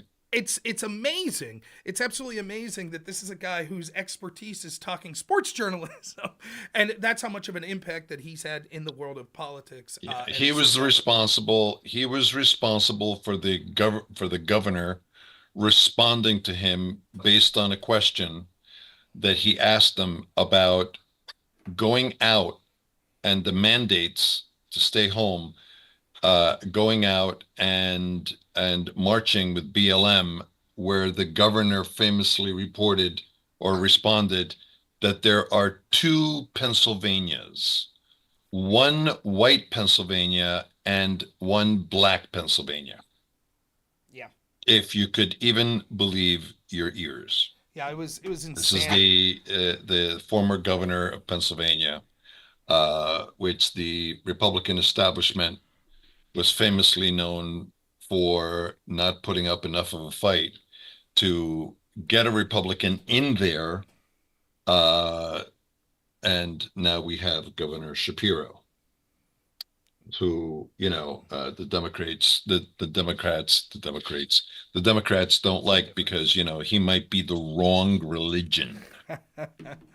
Yeah, good choice. What do you think of religious faith now, Rob? Kamala, good choice. Tim Walz, boy, he's knocking it out of the park. Huh? Isn't it funny how they accuse the others of exactly what they are? So they pick Tim Walz and then spend all their time talking about J.D. Vance being weird, where J.D. Vance is one of the most down-to-earth, like, regular people you can imagine. You could tell just watching him on, like, Joe Rogan's show, he just beams as a husband and a father. But I guess that would be weird to a lot of the people that are running the Democratic Party. Meanwhile, Tim Walz is considered totally normal.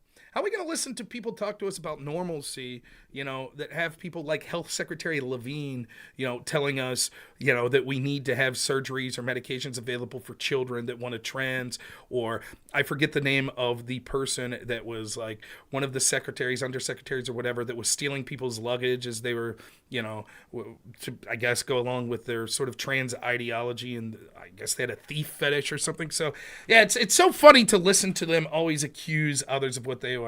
Crisco, thanks so much for $20. Super chat says, hey Rob, in Canada, I find the right is becoming the pro-worker party compared to the supposedly pro-worker left-wing party. Do I find that happening in America? Absolutely, I see that transition occurring.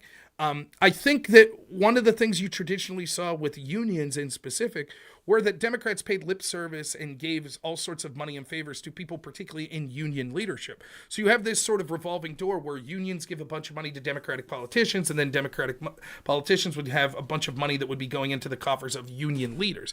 But I think that the facade is up with a lot of people. It's not total, but you're certainly seeing a lot of union leaders that see how disastrous open border policies and disastrous policies that have shipped out so much blue-collar work to other countries are actually worse for them in the long run, but it's being done by people that are pandering to them in the short run. And so you could see sort of the Democrat Party is ideologically shifting from the working class to the people that are completely reliant on the government and the people that are very wealthy. And working class people, small business owners, etc., increasingly becoming Republican because they realize that government regulation, they realize that sort of open border policies, large inflationary policies, massive government spending, handouts to people, it's going to come at the expense of the people that are actually working hard. I think Trump represents that also in a fantastic way when he's out there talking about things that you haven't heard Republicans talk about in the national scale, such as stopping taxes on overtime, something that'll help me immensely, seeing as I work about 70, 80 hours a week. This is showing that Trump actually and Republicans respect blue collar work, and not just blue collar work, people of all stripes that are working, as George Carlin said. It doesn't matter what color your collar is, right? Like you can see that shift's occurring. And unfortunately, the coalition that the establishment and the face of it, the Democratic Party, has put forth is sort of one that's based on this oppressor versus oppressed status. And so they have all of these ideological groups that they're seek to separate, many of them based on things like race. White people are oppressors, the rest are oppressed. Or sex, men are oppressors, women are oppressed. Or sexuality, or go down the list. One of the groups that was there was sort of unions and working class people. And much like other groups are finding out within that like fractured coalition of the left and of the establishment, they're now being told, shh, you had your time in the sun. Now you have to shut up and take it. We don't care about you. Now we care about illegal immigrants. That's the new group that we care about, or we care about trans ideology. And so they're being told, shut up, you just have to reliably vote for us. Much like black people are being told that. Much like gay men are being told that. That's the truth. They don't care about these specific groups. They've just built a coalition based on victimhood. And what happens is many of these groups are realizing, but what have you done for me? And what they're being told in response is, shut up, now's not your time to focus on you. We have other groups that we need to focus on. So I totally agree. I think that you see, it's not total. I'm not saying that every union person's voting Republican or even that the majority, but you can see it in a lot of these large union endorsements or their lack of endorsement, that's a big change from what we've seen historically, even in the United States. Real quick, Column Rack says for $5, I think the Wall's choice shows that they don't have much faith in Kamala can win, and they didn't want to waste a good candidate for 2028. What do you think about that? I've heard this theory that maybe even Shapiro himself said no because he's reserving for 2028, and so they didn't want to use someone good on their bench for a losing effort with Kamala. So the most important word in that super chat is, who is they? Yeah. Yeah. By the way, thank you, Crisco. And Column Rack. The fact, and this is a conversation that we started with this morning. The fact Keep that talking. I'm going to call our boy Todd. I don't know what he wants, but he said to call him now. So the fact that we can't get a real read on who these people are, and we keep defaulting to the idea that there is this pseudo deep state or this other aspect of leadership within the Democratic Party that runs things, where the candidate Kamala and the candidate Walz aren't people who are in control of themselves. I'm not a Vegas odds maker, but how can the race be this close if the people on one side allegedly aren't in control of their own campaign? And this, and to me, it doesn't make any sense. But it's accepted as normal that, that it's okay that there's this invisible arm that's guiding everything, whether it be Pelosi or Schumer or Obama. But I think it's extremely off-putting for a free people to accept that one of the parties that's running a presidential candidate is being controlled by this pseudo invisible arm. And listen, sometimes I'm viewed as being overtly fair, but I would like to hear these people talk earnestly about what their roles are, Kamala and Tim Walz, and more importantly, the conversation that I want to have, a real conversation, as much as I can have it, is with Joe Biden. What kind of man allows what happened to him to happen? What kind of American does that? And how do you stand aside and let that happen? How do you stand aside and let invisible people in your party talk you out of your right to be the representative of your party for president, how do you step down? How do you walk away from this privilege? It's a privilege to be the president of the United States of America, and only someone extremely cynical would give it up. Yeah, I totally agree. So I'm sending our Zoom link here. Our buddy, Todd, Todd, one of the things I love about Todd, the guy's like a kid. Like, his enthusiasm's infectious. Like, when he gets like a story or something on his mind, like, you could just hear the giddiness in his voice. So he's very excited to talk. He's like, yeah, I'll call in now. Never mind, I'm at the stadium.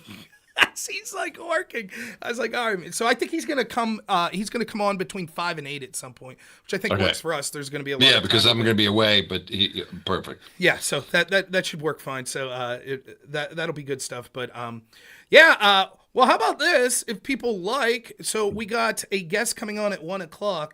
I did say that we would be willing to take sort of calls. So I don't know if you'll be able to hear this, Carlos, if I do a call through my Discord, but that's going to be the easiest part to do call. We'll save that for later. We'll save that for once Carlos leaves. We'll do call-ins because it's difficult, Carlos being on a Zoom call, to then bring people on through my Discord channel because there's sort of different lines of communications for everyone to hear. So we'll just chat a little here before our guest at 1:00.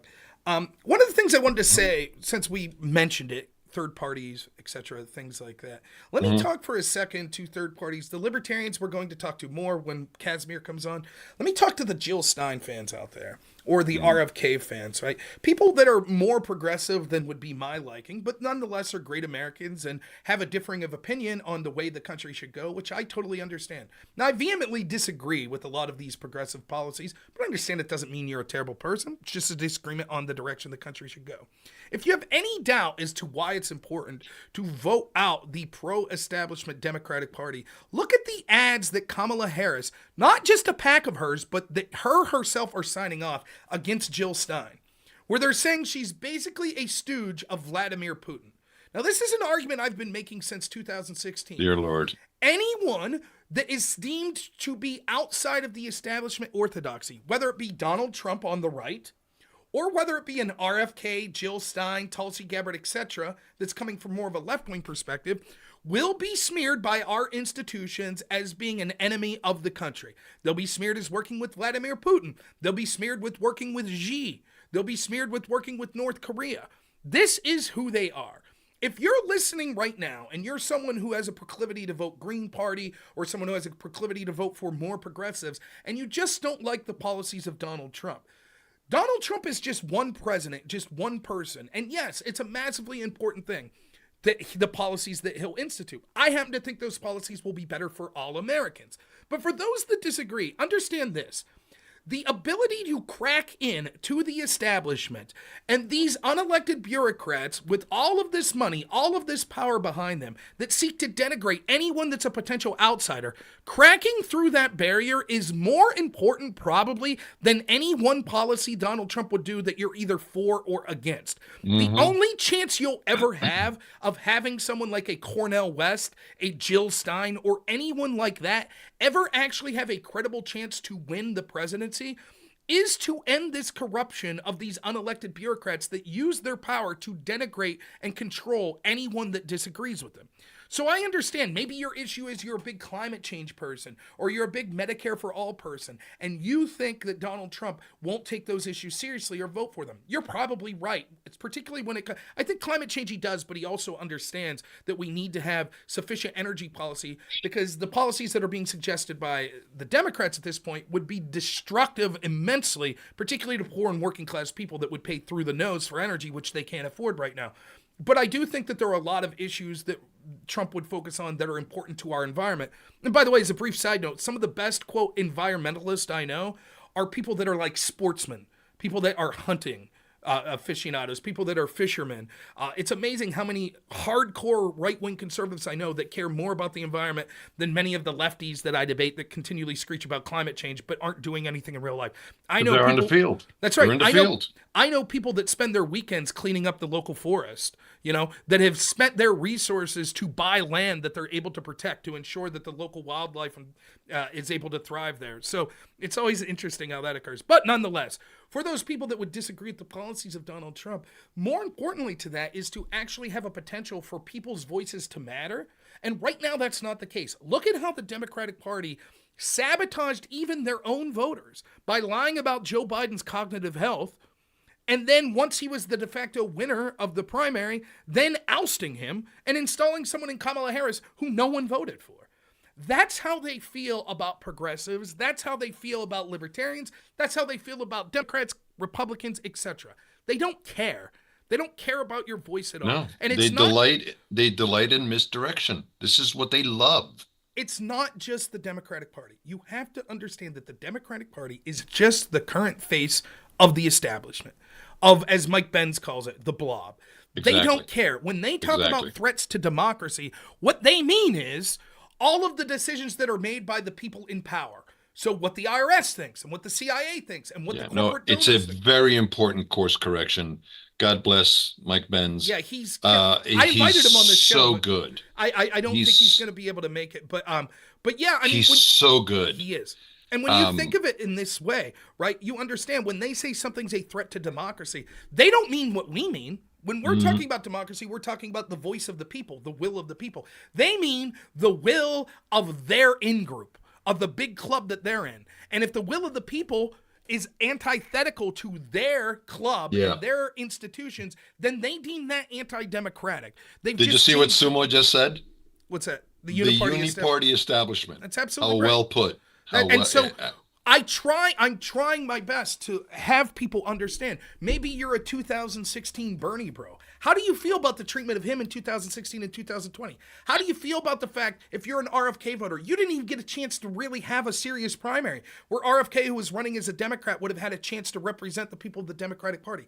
These institutions don't care about you. Yeah, listen, believe us. It was 6 coin flips in a row. That's right. Believe us. You would be better off to vote for a candidate and a coalition that you see with Trump, RFK, Tulsi, Elon, Ron Paul. These people of varying disparate beliefs that are antithetical, that are at least putting up a fight against the establishment, to vote for them in the hopes that they could break through that hegemonic control that this establishment has, so that then even people who I would disagree with on policy, but maybe actually I would agree with on actually caring about the American people, such as more progressive people, at least then they'll have a chance. There is zero chance that you'll ever get a Cornel West, a Jill Stein, a Bernie Sanders in a position of power at the presidency with the effect to do anything if the current Democratic Party wins that is controlled by these establishment institutions. These people, when you talk about the Robert Kennedy Juniors and the Tulsis and was Elon a Democrat? Yeah, for a while, I believe. Right. Do you know what they have in common? They're honest. Right. They're honest people, which is why we believe them. It's the dishonest people, it's the bad faith people that we discard and we don't take seriously and we mock. Okay, you could say whatever you want about us, that we're stooges for whoever. But the fact is that the reason why they have to misdirect is because there's something about their mindset that they can't reveal who they really are. So misdirection is their number one tool. Rob is a stooge of the Trump campaign. See how that works? He's a stooge. He's not the real man. He's not to be listened to. Not that they have any opinion or that they have any solution or have anything interesting to add that informs us and nourishes us intellectually. It's the misdirection. And you're absolutely right. With the establishment that we have now, those voices will never get heard. They'll never get it. I mean, hey, 6 coin flips in a row. Okay? Seriously. You know what? Did you know that I am a gamer? And for 50 years, I'm a serious gamer, specifically with D&D. That's like telling me That's like telling me that what happened in Nevada was that someone rolled a 20 side and rolled a 20 6 times in a row.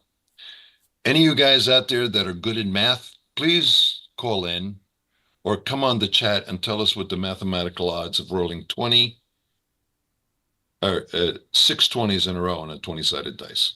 Okay, this is what they pulled off, and this is what people believed because it was Hillary. So you're right. Every time that you bash them, I celebrate. I'm sorry.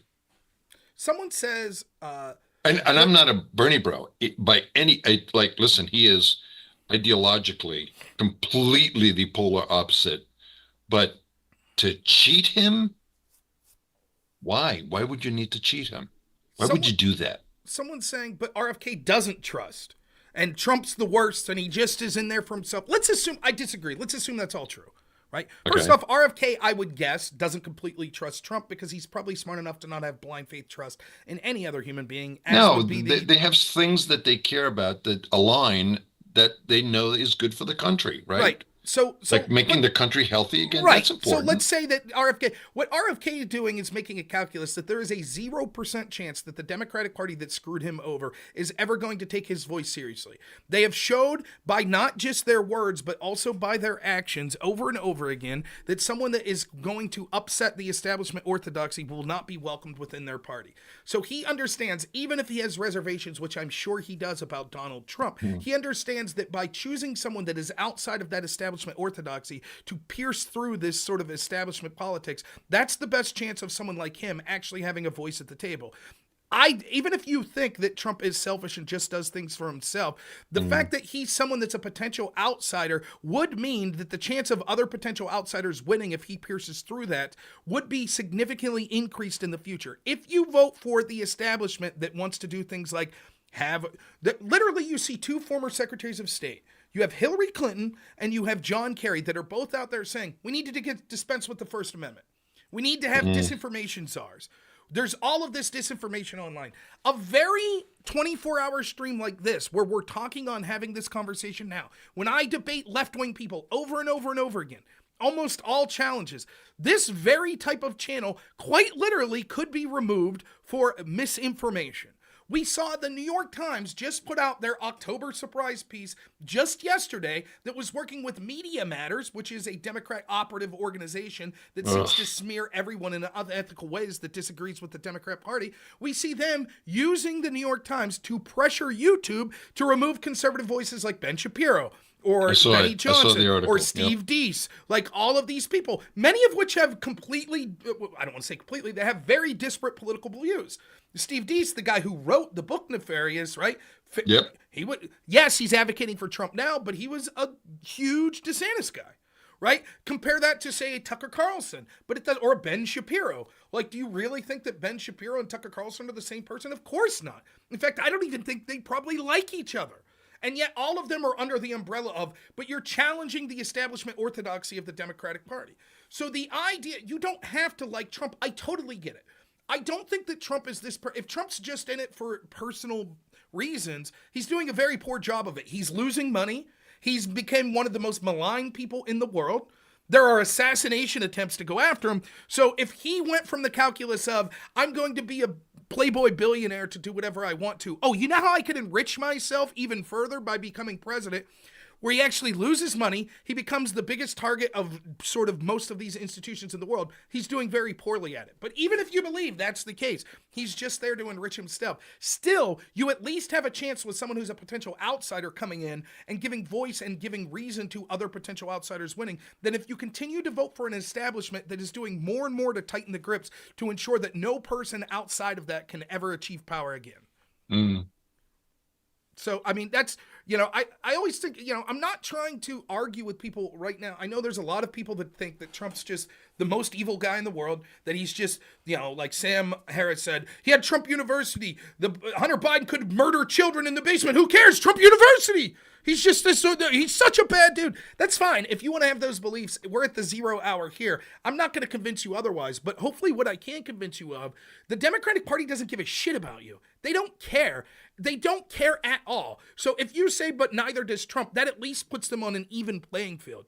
But at least with Trump, he doesn't have all of the institutional backing where he's going to continue business as usual to make sure your voice doesn't have a seat at the table. At least with Trump, there's a chance of it. Who knows? Maybe Trump gets elected and immediately gives the finger to RFK and Elon Musk. I don't think that'll be the case. But even if he did, that would be preferable to having an all-hands-on-deck Kamala Harris regime that's going to be full-throated going after people that they think are purveying disinformation, just like we've seen with the Harris-Biden administration. They're going after parents at school board meetings. Can anyone show me the FBI ever putting out memos before that they're targeting groups like school board meetings? Can anyone show me that? We see all of these comments that Trump's a threat to the First Amendment, he's a threat to the press. More whistleblowers were going after in the Obama administration and the Biden administration than during the Trump administration. Obama famously targeted, what was his name, James Rosen, wiretapped his phone and his father's phone because he was critical of Obama. Yeah. We could see all of the whistleblowers that are attacking Trump during the Trump administration were given near celebrity status. Meanwhile, we have 2 IRS whistleblowers that come out. They're treated like garbage by the entirety of our institutions. And now when they've been proven right and they do an interview with Catherine Herridge, we can see that they're retaliated against again. Yeah. With Rosen, it's amazing. It's amazing that these people count their vanity higher than their service, right? One person comes out against Obama and they tap his phone. That's vanity. By the way, Tim Legowski, I don't know if you saw in the chat, has figured that the odds of rolling 6 20s in a row on a 20-sided is 1 in 64 million. By the way, I wonder exactly how much time it would take in years to roll enough 20-sideds to roll 64 million 20-sided. I think it's a lifetime. One time, if you're Hillary's team, right? That's all. But I'm saying it's to roll to roll a 20-sided 64 million times, it'll take a lifetime, right? Probably. I just want to say to Chewy, it says, "Oh my gosh, Rob, take a freaking breath. This is unlistenable." You have many other viewing options that you could go to. Sorry, I get a little passionate at times. I think I'm quite articulate. Maybe my mic peaks sometimes. I'm working on the technical aspects of that. But thanks for being here anyways, Chewy. I'm sorry you find me unlistenable, so I imagine you're staying around just for my awesome good looks. So thanks so much. And your YouTube channel is Normal America, so thank you for letting us know. Yeah, thanks. But I will say this. Show me in the establishment leadership a candidate or candidates or leaders that have the families that J.D. Vance and Donald Trump have. Well, I mean, isn't one of the most important aspects of being a Nazi is to have a good, strong, deep, loving family? Well, I'm asking. I don't know everything. I'm just asking. One time Nazis did a rally in MSG, so therefore, right? Oh, what's that? Hitler had relatives? Well, Vance and Trump have relatives. I mean, yeah, listen, there is a certain truth to it. First, I would never, I do try to separate the fact that even the people that I just really dislike politically, such as Barack Obama, I believe Obama has genuine love for his family, for his wife, and for his children. I believe that, right? But there is I'm sorry, I missed that. You cut out. You believe Obama what? Has love for his family, for his daughters, for his wife. I believe that. But I do think that there is a directional point that you're making that's true, that so many of these people, whether it be at the political level or just at the influencer level, that are Democrats, as we were talking about earlier, they seem to be unhappy in their personal life. And many of them, it's difficult for them. How many times have you argued with for me, it happens all the time because I'm on these online spaces, and a lot of these streamers or people that are commentating and calling into my show, a lot of them are younger people that don't particularly have families or people that have children, etc. And sometimes I wonder if it's more difficult to think of policies, that are more reasonable, like the importance of family, the importance of sort of not indoctrinating our children with these terrible ideologies. How much of that matters if it's not your family, if you don't have children? It's certainly a question I think to be asked. And, oftentimes I think that a lot of the policies that people describe or strategy that people describe, maybe it comes from sort of an ignorance and not having. And I can say that from, by the way, from experience. I look at the world differently now that I'm a father in many ways. I was even explaining this to my wife the other day. Like, I used to see sort of family-oriented entertainment, like, you know, an old Disney movie or something, be like, it's cheesy. This sucks, right? Like, even like the entertainment I was into, it's like, you know, Batman's the coolest, like he's the anti-hero. Superman's a square, screw him, you know, it's stupid. Now, I can't tell you how much I appreciate when I'm watching something that I think has a really wholesome message with my son. And even if I'm not watching it with him, I have more of an appreciation for that because it's not really a nihilistic view now. You understand the importance of these values. You understand the importance of like wanting a positive message to be put out there. And I think that, you know, it's something that I don't know that I have ever picked up on. I kind of would have understood it, but I wouldn't have really felt it like I do now until I was a father. So it changes your perspective. When you have family, when you have kids, and sometimes I wonder if some of the people that are the more radical people on the other side, if their position would change if they had a deep love for children and stuff like that. They had that opportunity. Well, the reason why I asked Rob Bresnahan about his family is because on the chat someone asked, and you know, again, that's the Holy Spirit at work here. Someone in the chat asked, right? And it was important to them. I have to think that it's important to the American people how your relationship with your family is.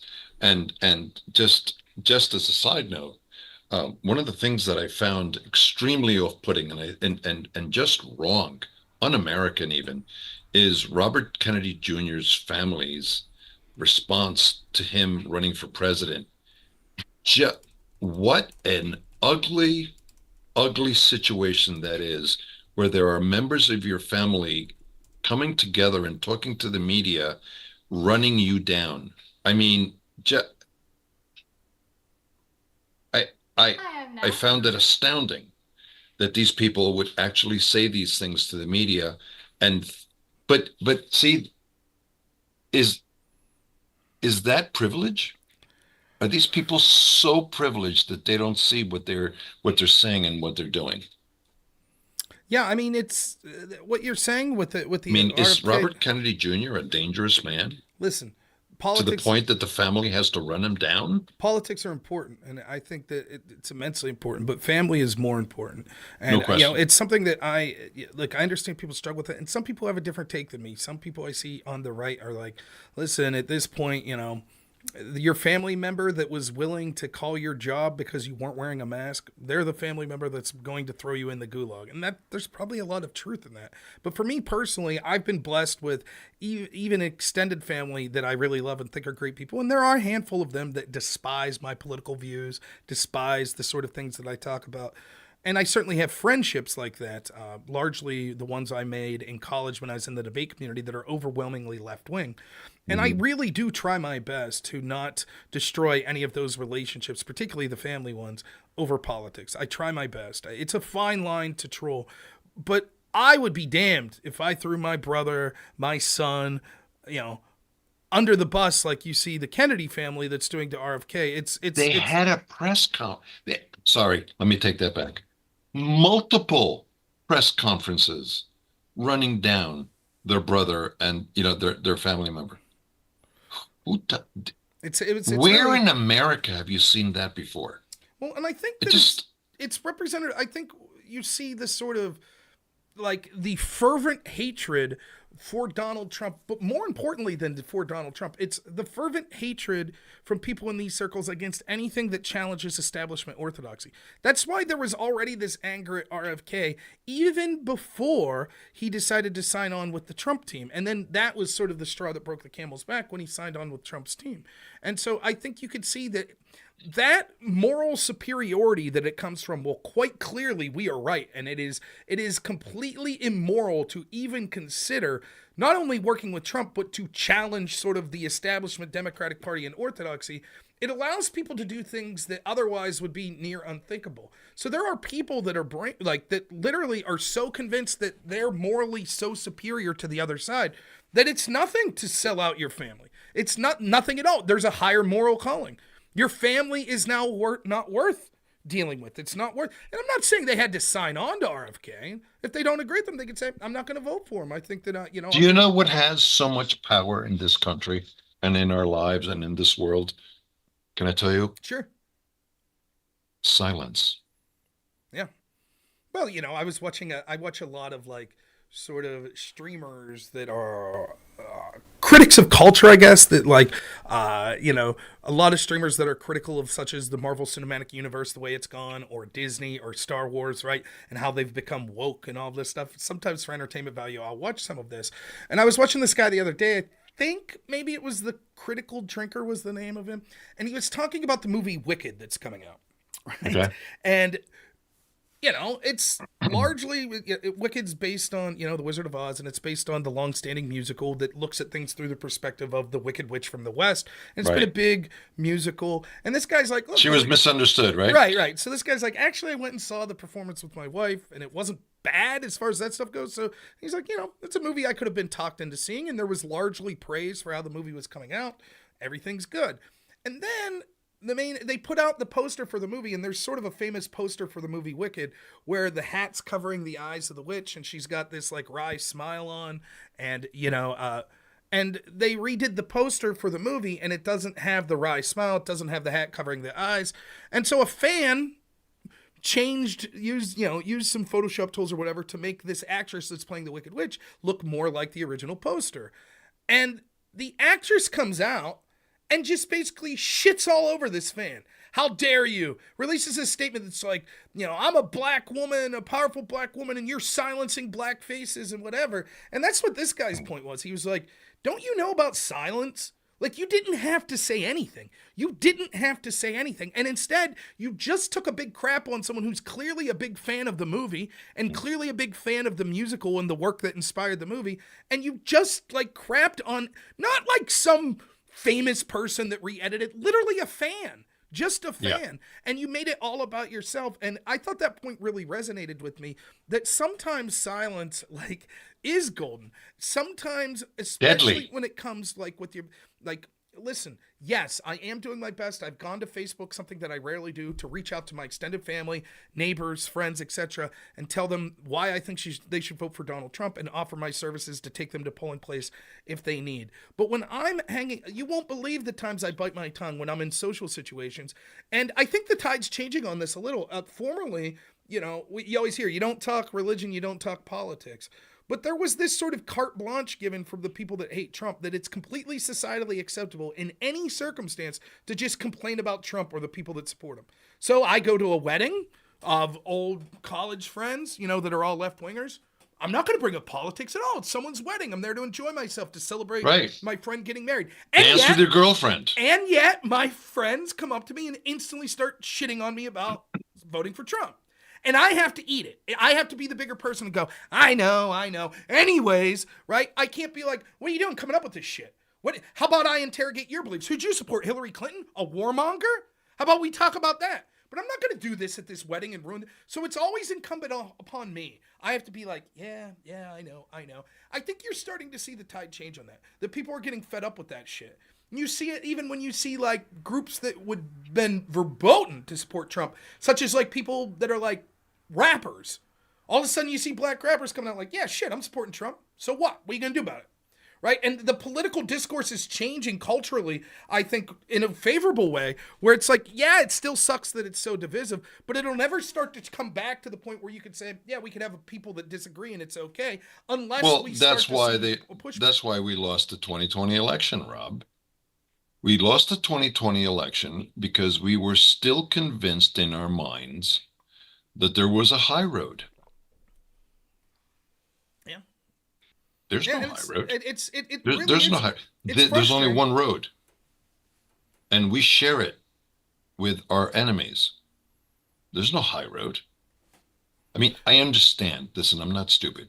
I understand that we should try and strive to be better, to go to weddings and not talk about politics when the people that invited us to our wedding are political, adversaries. I get it. Okay. That's decency. That's not the high road. That's just decency. But I think that the idea of capitulating to this, to a high road. They don't think we belong on the road with them. This is the entire basis of their moral,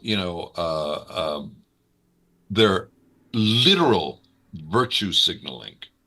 Okay, their THEIR, their virtue is more important than your virtue. So why would you ever accept an idea that you should take the higher road so people think that you're the good guy? No, as a matter of fact, I want you to think I'm a monster. So everything that we can settle on means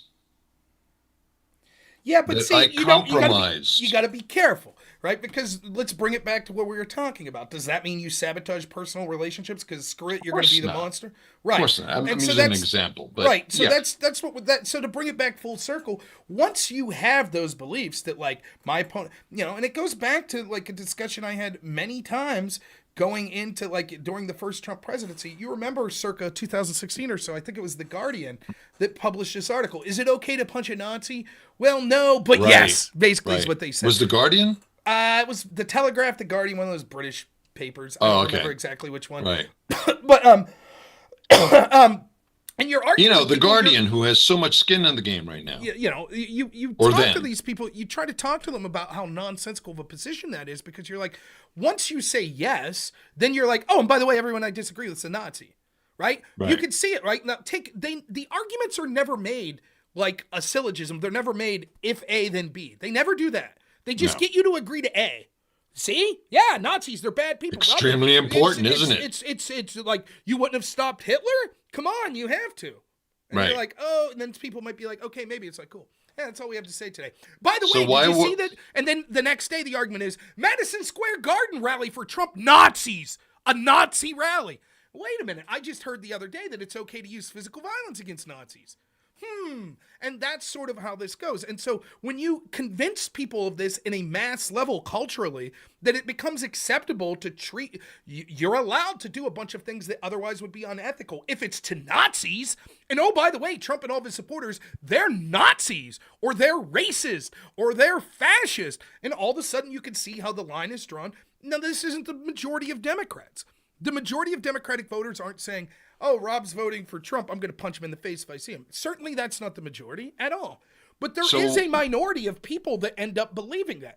And at a lesser level, those people might not resort to using physical violence, but they'll feel totally morally entitled to denigrate you, even in social situations that would be absolutely insane to think that that would be a possibility. I've had people give me shit at funerals because of my political channel, people that are friends of mine that come up and give me, I heard what you said about Trump on your channel. It's like, holy shit, we're at a funeral. You couldn't put this away for, 20 minutes at a funeral?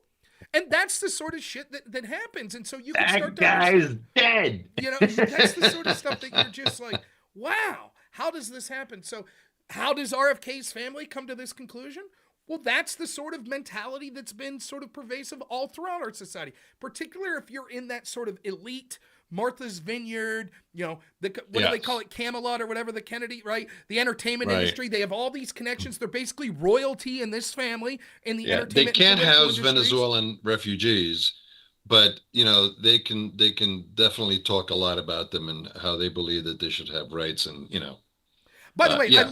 I love something that's going on in the chat. This always cracks me up. Anytime someone says the word democracy, you'll have someone on our side that goes, I'll do it this way. I'll do it this way. Actually, it's a republic. You use the word democracy. Actually, it's a republic. And then someone will say, but isn't a republic a form of democracy? And then someone will go, actually, no, that's actually a misnomer. When they originally used the term republic, it meant something completely different. We do not have a democratically representative system. And people will be like, yeah, I get both sides of the argument, and I get why people make that argument, but it's funny. Like, I'm trying to read the chat and see what's going on, and it's literally just a knockdown drag out of 15 people like, democracy, republic, democracy, republic. And it's like, of all the things to fight over, it seems, and I understand the people that say republic, which I agree with, it's not a pure democracy. There's problems with pure democracy. candidacy. I understand that. Of course, I understand the importance of controlling language, but it's just so funny, even in a stream like this, to see that becomes, of all the things. We could have President Trump on here to breaking like news on new policies and new strategies that they have, and you'd still have 15 people in the chat going, actually, it's a republic. It's not a democracy.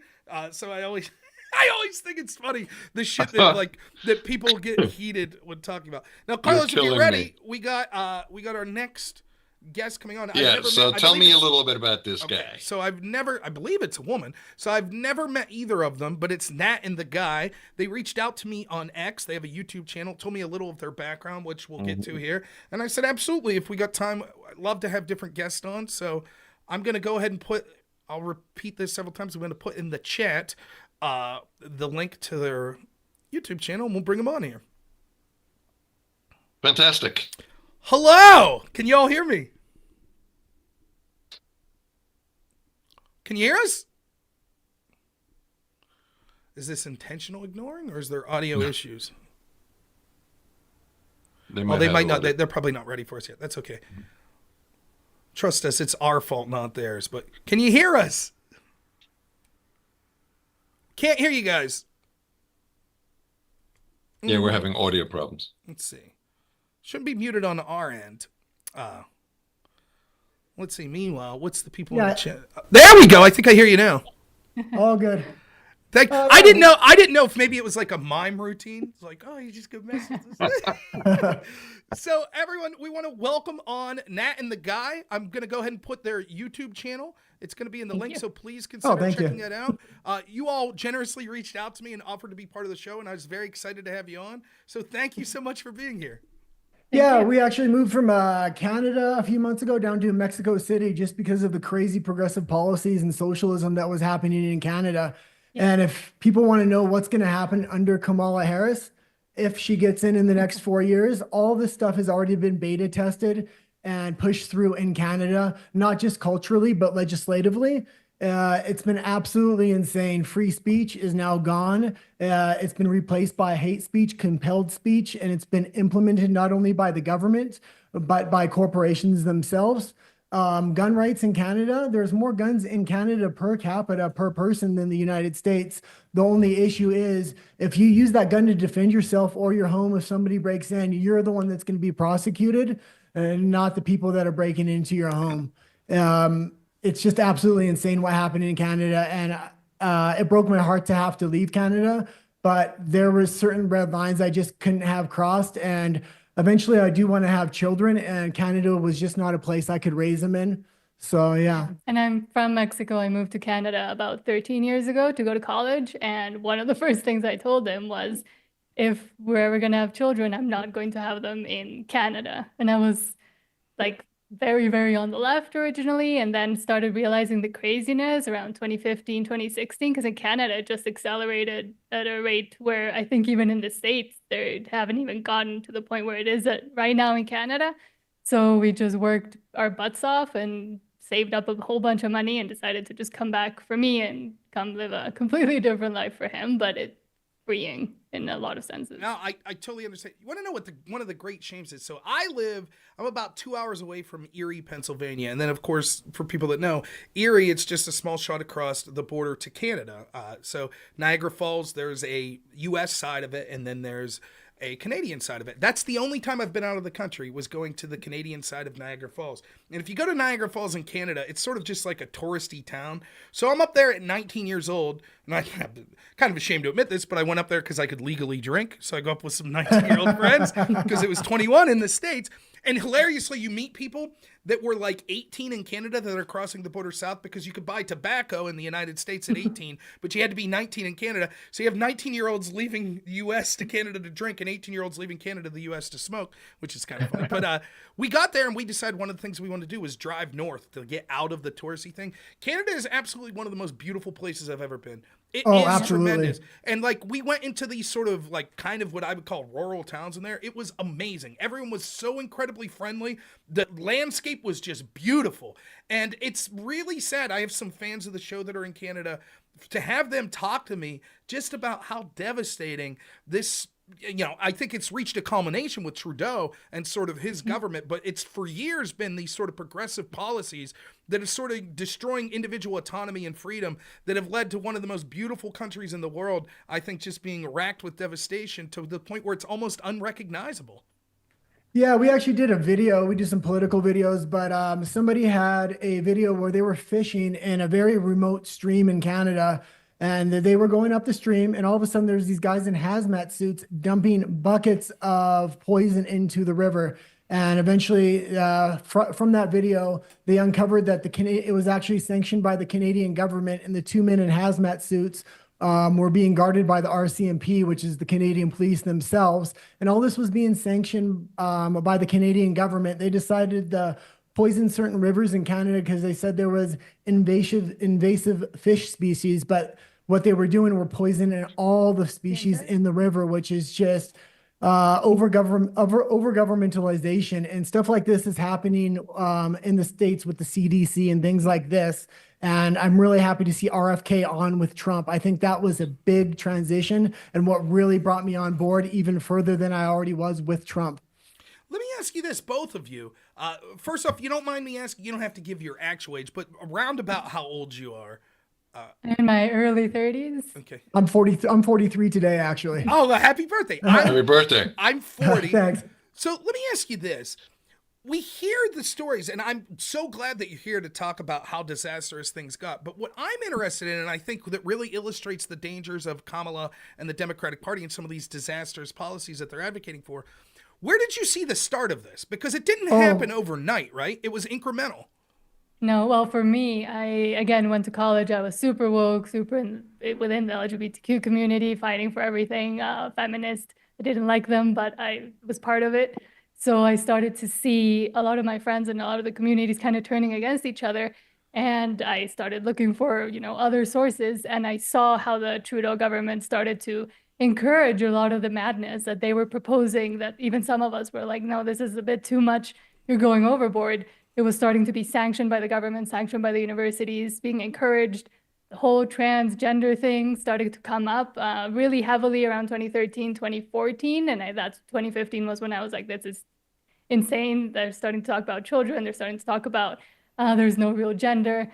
And then the government started also saying the exact same things. And it was like, well, one thing is the crazy activists. The other complete different thing is that now the whole society has to be on board with it, and you get punished if you're not. So I started to look for alternative sources, and then I kind of 180'd the other way almost. And in Mexico, it was still pretty conservative, but now we're also seeing all of this starting to come here. Like there's this whole notion of the Cassandra complex, where it's from Greek mythology, where this woman isn't believed. She knows the whole truth. She knows everything, but nobody believes her because she's cursed. That's how I felt there. And now that's how I felt here. And even with him, when we first started dating, he was kind of very apolitical, very removed. And I kept telling him all these things, and he would joke and call me baby Trump. And I was like, yeah, that's not an insult to me. But he didn't want to know anything about politics. And then during COVID, I think also right before, we kind of both started more noticing the things and where the government was heading. And then during COVID, it was just the implementation of policies, some of them not even having to do with COVID, but the wokeness and the trans rights and parental rights being taken away from parents. I like to just add in, COVID woke me up, and then Trump, I kept calling her baby Trump. Yeah. And then she said, well, you need to research what you're calling me. And I did. And that was the second straw that really woke me up. But during COVID in Canada, protests were made illegal unless you were Indigenous. Mm-hmm. So certain protests were sanctioned and you're allowed to be in public, and Trudeau was out there with them.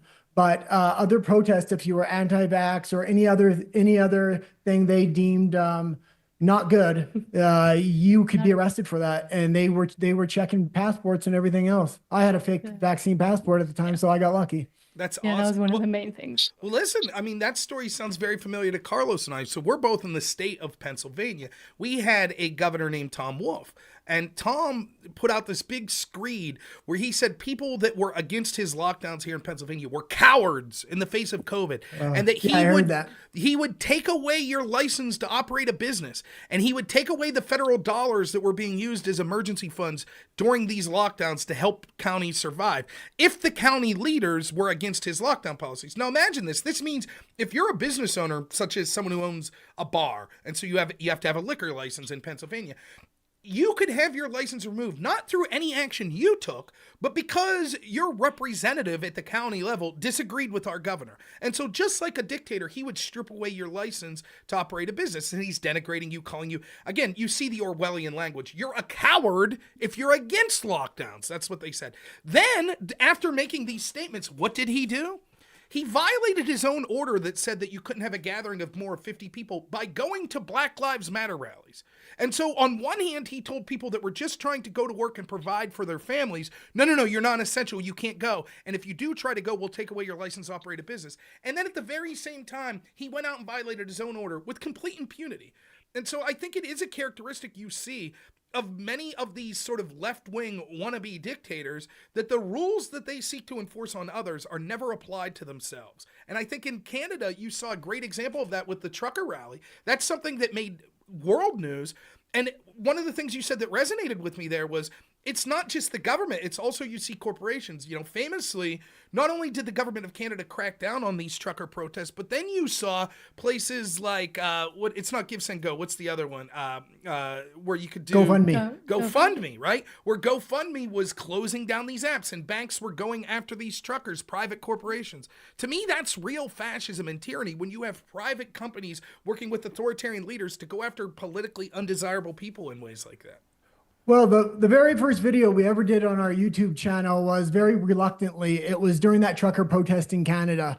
And so many red lines has been crossed, and I really didn't want to leave Canada, so I just started voicing my opinion. We went down to the border, started filming these trucker protests, and we were so scared to be on camera, we tried to do a voiceover. Eventually, we got it. But if you look back on our YouTube channel, that's how we started, very reluctantly. And I think it's very important, if Trump manages to win this election, that on January 6th of this year, there's a good chance Kamala Harris is not going to certify that election because she is the vice president. And if that happens, I really urge all Americans to protest very peacefully, and much how the Canadians did manage their protests. And the truckers really managed to shut down that country in a very peaceful way. So the government had to pay attention to them, even though it was very reluctantly. Yeah, and go ahead, Carla. Sorry. So I agree with you. First of all, greetings from Williamsport to you, Nat, and the guy. We are brethren, the United States and Canada. Yep.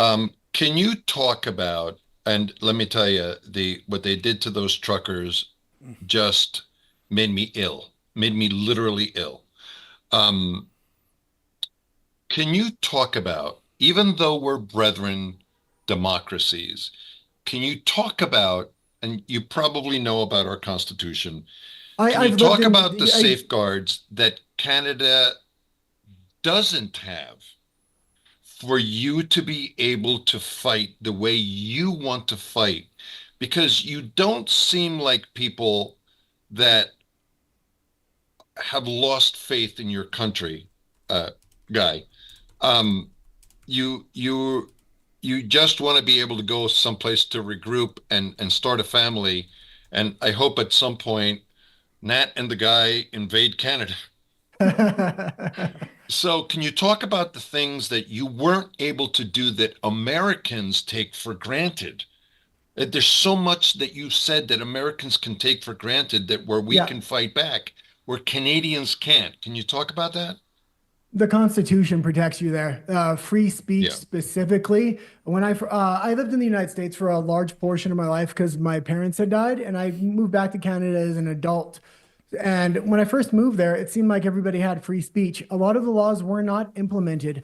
They were legislatively passed. They had sat there dead for years.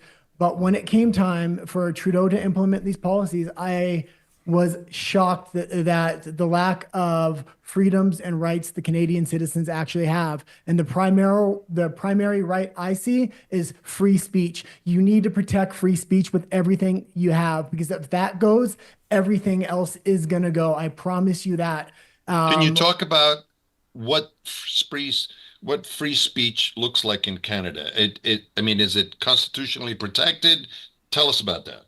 The thing is, within the Charter of Rights and Freedoms, which is the Canadian, essentially, the Canadian Constitution, one part of it, there is free speech, but they've done this thing when they were writing it, where they put a notwithstanding clause. So a lot of the protections that are within Canada are guarded as well by a notwithstanding clause, which means that, for example, free speech is allowed and is protected, notwithstanding, for example, hate speech. So hate speech is not protected, but then that means there's no true free speech. And they've increasingly added what hate speech means and what can be punishable through hate speech. Same with journalism. And for example, the whole media system in Canada answers to the government because they're completely subsidized. So there's no real free speech avenues. And now they've also put in legislation There's with no independent media there. No. there is, but they're being blocked. So like Rebel News, for example, or True North, all of those, they are independent and they can still function within YouTube, but now the government has started to put pressures and started to put in bills to block off and tell YouTube and other sources what to do. And some of them have caved and some of them have tried not to, but becoming increasingly difficult for them to make any sort of money in Canada because of all of these new bills. What's happening right now is a mass exodus of political YouTubers from Canada. There's a couple new bills. I think one is C-293, and there's another bill, it may be C-63.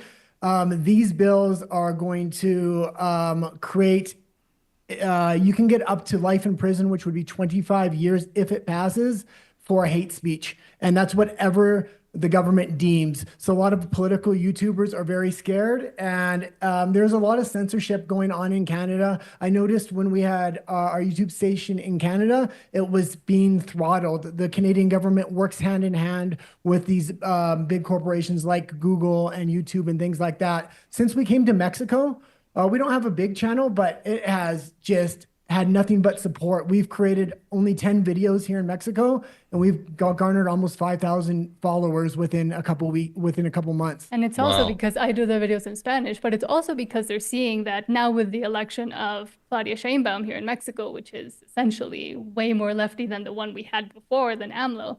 A lot of people are seeing that, I mean, the wokeness is going to increase tenfold, and it's just starting here. So there's a lot of people that are starting to feel disenfranchised who maybe voted for her, but are now realizing the consequences of that vote.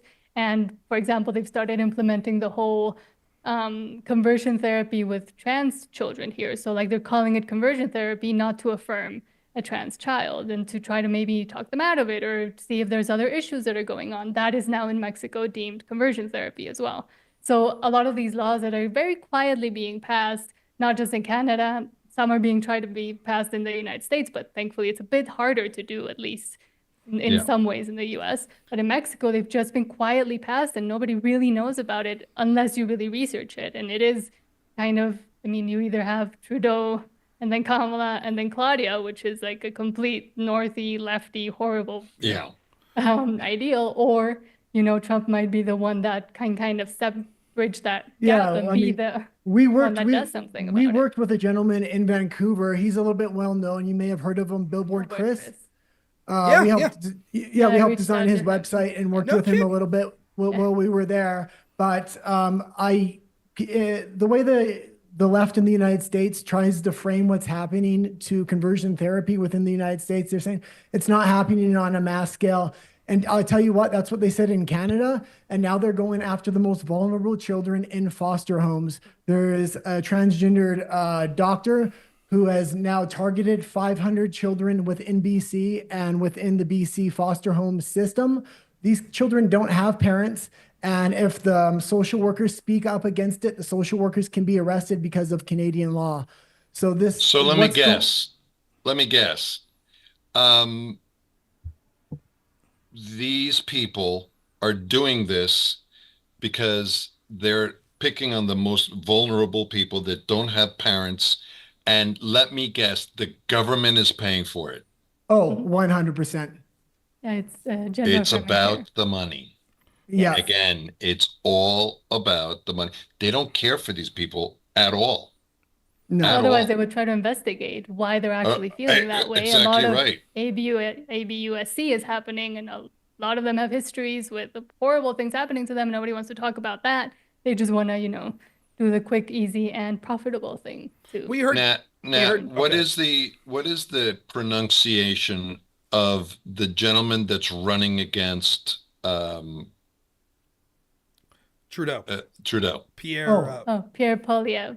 Yeah. That's how I What say it. are your thoughts about that man? I really like Poilievre, and he's very Trumpy-ish, but with the way the Canadian system is designed, I look at him with a lot more skepticism, because I know what traditional conservatives can do. I lived through George Bush. I understand they strip freedoms with the Patriot Act. Donald Trump is a new kind of Republican. He does not represent that. And I really hope Pierre Poilievre follows in Trump's footsteps. But if he goes the traditional conservative path, I'm just watching with skeptical eyes. And there's something I always say, that now that the Liberals and Trudeau have put in all of these laws saying, for example, hate speech or any kind of laws that they might have put in that we disagree with, well, now the other side might be slightly scared, because they can also start implementing them on the other side and they have all this framework now that they can switch however they want, and changing the laws now in Canada would be very, very hard. So, and I don't think if they'd want to, get rid of some of that power now that it's been put in their hands. What a terrible thing. What a terrible thing. I really liked Trump because even on the things I disagreed with him, he usually chose freedom. If I disagreed with him with the vaccines, at least, he kicked it down to the states. He left it up to individual choice, which even on things I disagree with Trump, he usually chooses freedom. And his supporters and his base, when he goes to his rallies and he starts preaching about the jibby jab or whatever, the crowd was booing him, and he listened to that, and he slightly, changes his policies or changes his base really has a lot more control over him, where the elites have complete control over Kamala Harris. That's an interesting point. It's something I've talked a lot about Trump.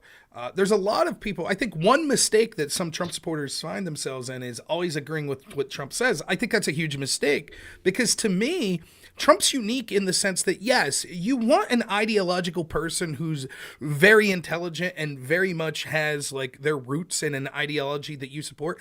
That's obviously what you would prefer in a position of leadership. But something that could be effective if you don't get that is someone who's willing to listen to their base and not just be stubbornly ideological to the point where they say, no, I don't care what you're saying. This is what I'm going to do. I think Trump is the least ideological president that we've ever had in my lifetime, which means, yes, that's a downside if you're someone who wants a strong constitutionalist or something like that.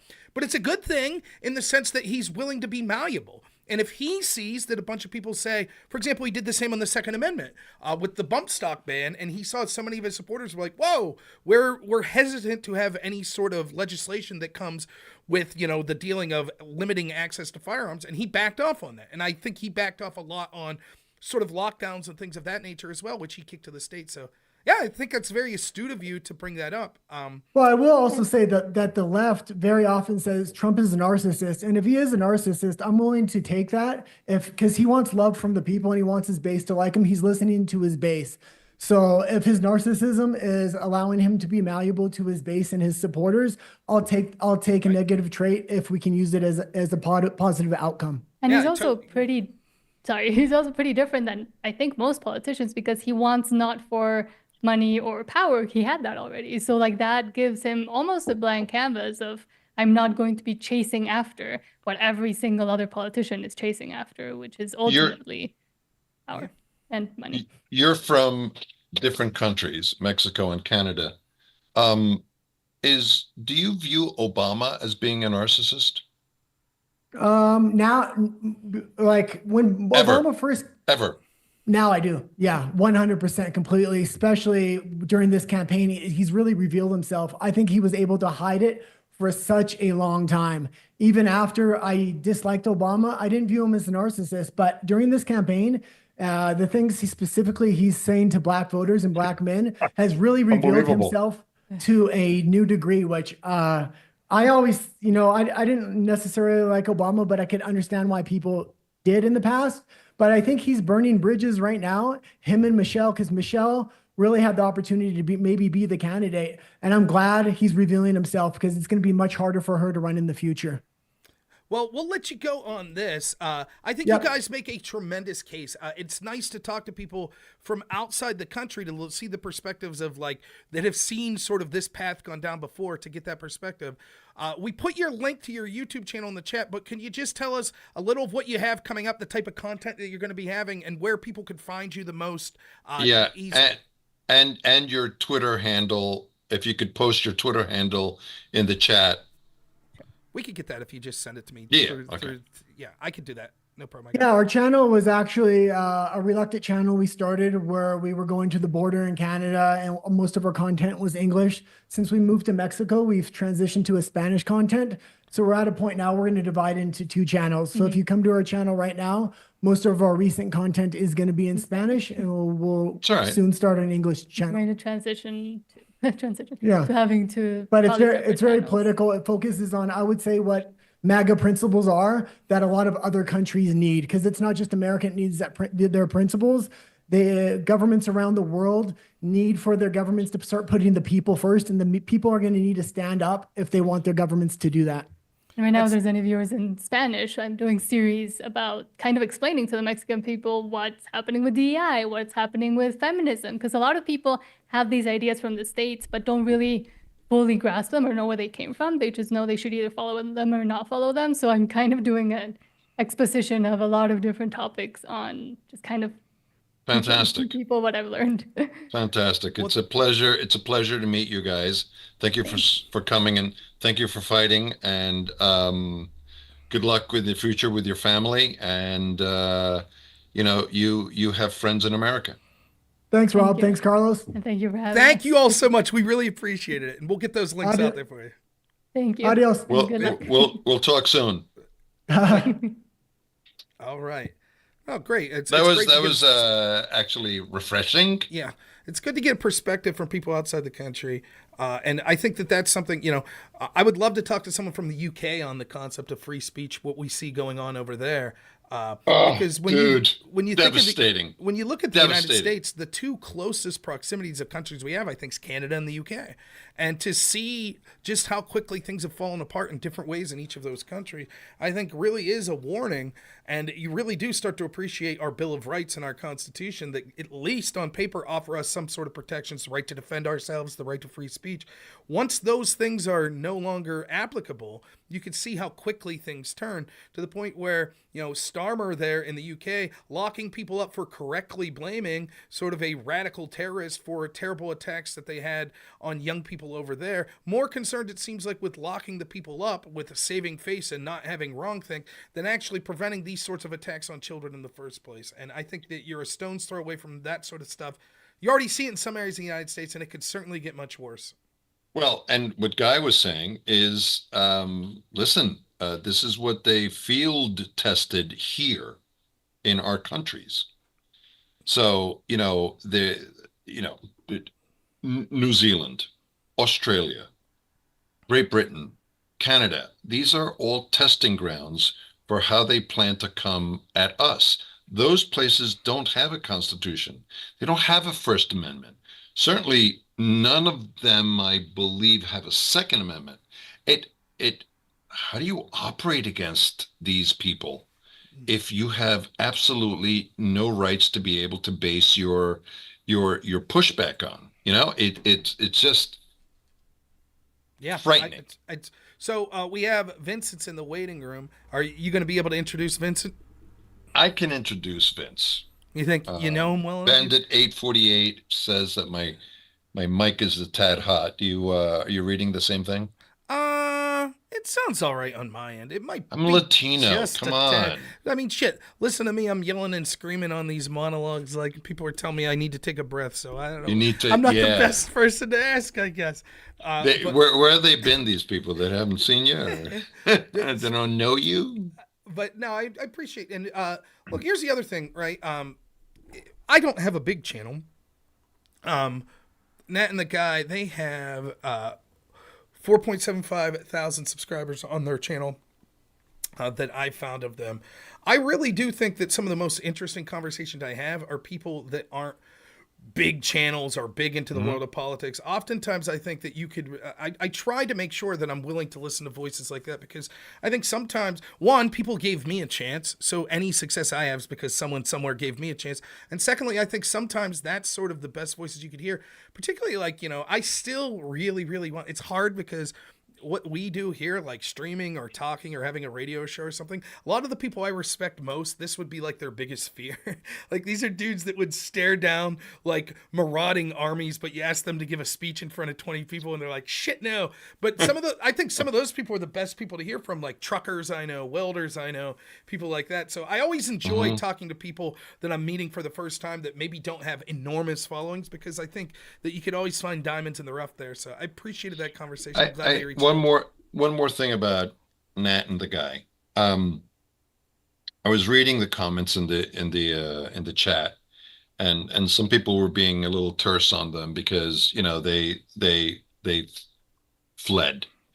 And the reason why I asked the question that I asked is because I was interested in finding out what were the resources that they could use to be able to fight back. And you know what? There aren't any in these countries. So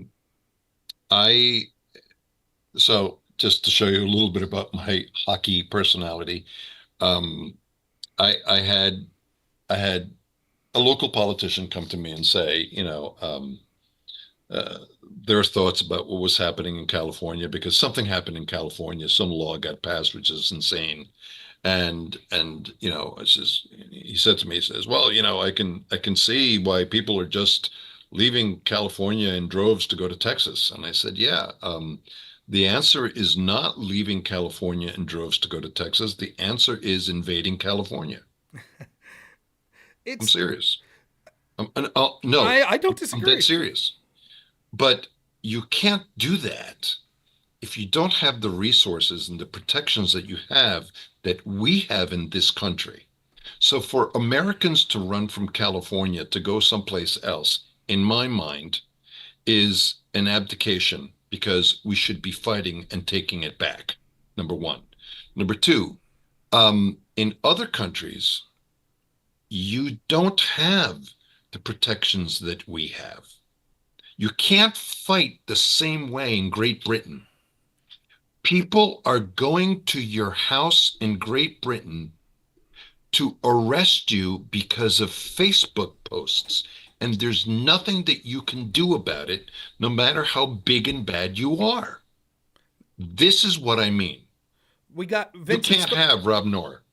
I don't disagree. And like, listen, family comes first, right? Like listen, if I have to choose between my political stream and the health and safety of my family, I'm picking my family every time.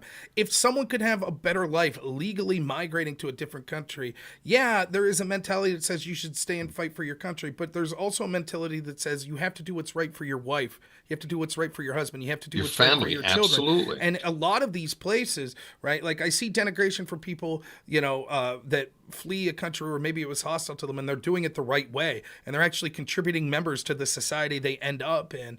Like, I don't necessarily share that view that they should have had to sacrifice to the point that it was detrimental to their relationship or to their loved ones if they had an opportunity that they were able to do, particularly if they're still doing good work, still advocating for reform in that country, and trying to reform other countries like the United States and Mexico that they're too. All right, you ready to bring Vincent in? Andrew Stott has a thing in this chat that you should address, either online or offline. I think it's important.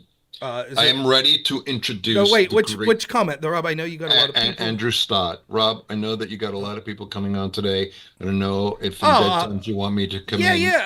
Yeah, I see it. Andrew, yeah, absolutely. We have times available basically from like 5 p.m. to 8 p.m. So anyone from Moms for Liberty that wanted to And from midnight to 8 a.m. Well, yeah, if anyone from Moms of Liberty is hanging out at 4 a.m. and they want to call in, that's cool too. But yeah, 5 to 8 p.m.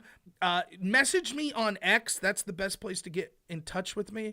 And we could set you up with some times there. But I appreciate the offer, Andrew. All right, we're bringing on Vincent. Thank you, Andrew. Thank you so much, man. It's really cool. There we go. All right. So, how are you, I'm well. Can you hear Councilman me? Pizzy? I'm very well, thank you. Are you able to So, hear me okay? to our audience, I'd like to introduce you to Councilman Vincent Pizzy. He is a Republican councilman from Williamsport, a personal friend and a political ally, and he is in that Republican vanguard of young Turks in the Republican Party that are like Rob Bresnahan, our prior guest that's running against Cartwright in the U.S. 8th.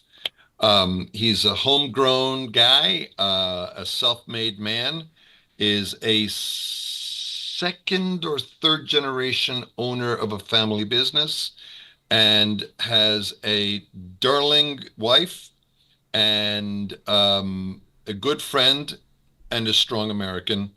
Welcome to the show, Vince. Thank you very much for having me. I appreciate it very much being here. Yeah, I've been watching the cast for actually the past couple hours, getting involved and listening to it, and I think some of the guests that you've had are absolutely great. The insights that they provide. So yeah, I'm happy to be here and be a part of it. I think it's good that we get the message out, and that we share the importance of the upcoming election and just how impactful it's going to be to the future of our country and the direction that we're going to go in moving forward. So, Thanks. Could you? Yeah. Go ahead, Carlos. I'm sorry. Go ahead, Rob. No, pass it back to me. Thanks for being here, Vince. We really appreciate it. Yeah, I'm glad for the kind words. We're honored to have you on. Being a councilman there out in Carlos's neck of the woods, I know we already heard from some people out that way, like Joe Stearns, and the things that they're seeing on the ground. I was wondering if you could talk to me sort of about the enthusiasm you see from people, particularly like maybe people that traditionally don't vote, and just how excited they seem to be, if you share that belief that others have, that there seems to be a lot of enthusiasm going into this election. yes, I see an awful lot of enthusiasm going into this election. Like you said, from those that previously may not have voted or in the past felt like their vote didn't matter that much, to where now that ideology of complacency or my vote doesn't matter that much, their need to be able to regain the purchasing power of the American dollar and in essence mitigate the risk and the worry that everyday households currently have around the entire country, it supersedes that ideology or the false fact that your vote doesn't really matter, to where they're getting out, they're voting, they're telling other people to vote, they're encouraging others to vote. And I think for them, a lot of what it is, especially in a third class city like we have here, is, how are we going to be able to survive moving forward? How are we going to be able to pay our bills? So a lot of these fresh voters that are going to be voting for Donald Trump, who previously did not vote, I think a lot of that now is, they may not hit on 100% of the issues with Donald, or with where the Trump platform is, but it's the big issues, and it's how are we going to pay our bills? So yeah, totally agree. Go ahead, Carlos. So you're a different generation from us, Vince. And I wondered if you could talk about why it's so important for your generation to be involved politically, and from your unique perspective, what drove you to become involved in politics, and maybe if you could just touch on your political origin story at some point later in the conversation. I'd like to touch upon your business origin story, which I think is just a wonderful story. But tell me about your political origin story, and tell me about the things that are important political issues to you personally. well, thank you, and I will try to do my best here. So to both of you and everyone that may be paying attention and listening to the podcast, I'm going to apologize right off the bat. Sometimes I can get a little long-winded. So with that, my need for getting involved in local politics wasn't really there when I was younger. I grew up in a conservative household, very, very religious household. Both sides of my family were Catholic, both sides of my family are Italian. So you can imagine the kind of households I grew up in. And as I was a You ate younger well. adult, I did. I ate very well. But as a younger adult, it was always kind of at the back of my mind, politics. I'd listen to the news, I'd watch the news, I'd gripe about things, but I wasn't really that involved. And, when I thought about it, it was really the discourse, because I didn't have anything in my life other than my family that I really cared enough about to get involved.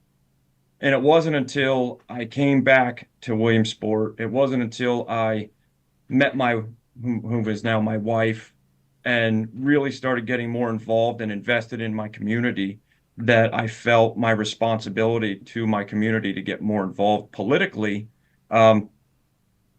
because I feel a responsibility to them. I feel that it is, if you have the ability, then it is your responsibility. And I want to make sure that the city that, Carlos, that you and I love, the city that my wife and I are planting roots in, and all the people that we represent, I want to make sure that they are represented correctly, and that we move forward together in a direction that creates sustainability, that creates opportunity, and also on that side of it too, there's going to be systems of accountability. I fully believe in giving people a hand up, but I don't believe in giving people a hand out. I don't think that helps create the right kind of culture and work ethic that's arguably, you could say, that a lot of our younger generations, or the younger generations, are severely lacking. I can think clearly in my life a couple of times to where I'm so thankful that somebody was there to give me a hand up, but certainly not a hand out. And it's only because of that I was able to get my head screwed on straight and work hard and work forward, and with the help of my wife, get to where we're at now. So much Rob, of this, I was going to say, it's such a great point, because there's this mentality, and a lot of great people, moral people, smart people, still embrace sort of the Democratic Party and the left. And I'm not here to denigrate voters that are making that choice. We're trying to make the case why we think that those decisions are decisions that aren't going to be helpful for you in the future, and you should reconsider voting for the Republican Party. I understand having a big heart and wanting to help people by giving them a hand up when they need a hand. But you have to understand, when you decide to just give people handouts, what you're basically doing is making them reliant and subservient to you. And I think it's rife through the Democratic Party. You could see this sort of superiority complex that they have of many of the groups that they seek to represent. So whether it be Black Americans, Hispanics, young people, women, they treat these groups like perpetual victims and like they're somehow better than them, and that they will take care of them and do all of this stuff. And to me, what it does is it doesn't help those communities. In fact, oftentimes what happens is over a period of time, it actually harms them. I think that your story, what you're talking about here, and if you could talk about this a little, the idea that sometimes overcoming adversity and working hard for yourself, those are some of the most important things you could do in life, not just for you as an individual, for your wealth or things like that, but to build your character and to generationally make sure that you and your family succeed. I agree 100%.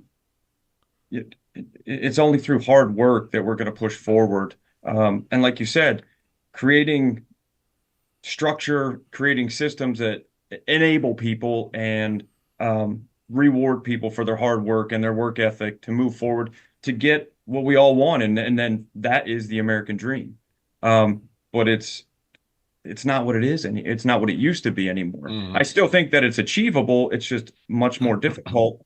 And when you look at what the Democrat Party was back in, like, say, the JFK days of the 60s versus what the Democrats claim they are today, I think they're very different, to where those that identify with the Democrat Party and their ideology today align more with, in my opinion, fascism than they do with democracy. And so I think a lot of younger Democrats are just being spoon-fed this and this ideology that the government's going to take care of them. They're just going to do whatever they want. They're going to get handouts. And like you said, that I think that is part of the playbook of the far left, is that they want everyone to come and have to rely upon them, because that's the introduction. Then, you see the evolution of where you go from a Republican capitalist form of government all the way over to a communist form of government, and the steps that are taking. And if you look at the transitions from here to there, you can see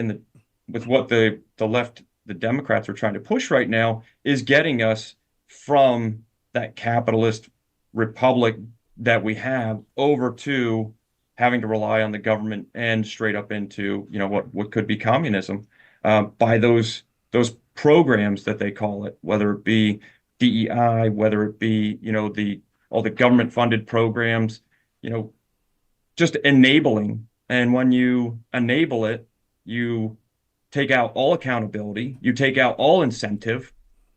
So after so long, you're going to have people that like you, like Carlos, like myself, like I was watching before, Mr. Bresnahan that you had on before. You're going to take out people that are striving for that American dream.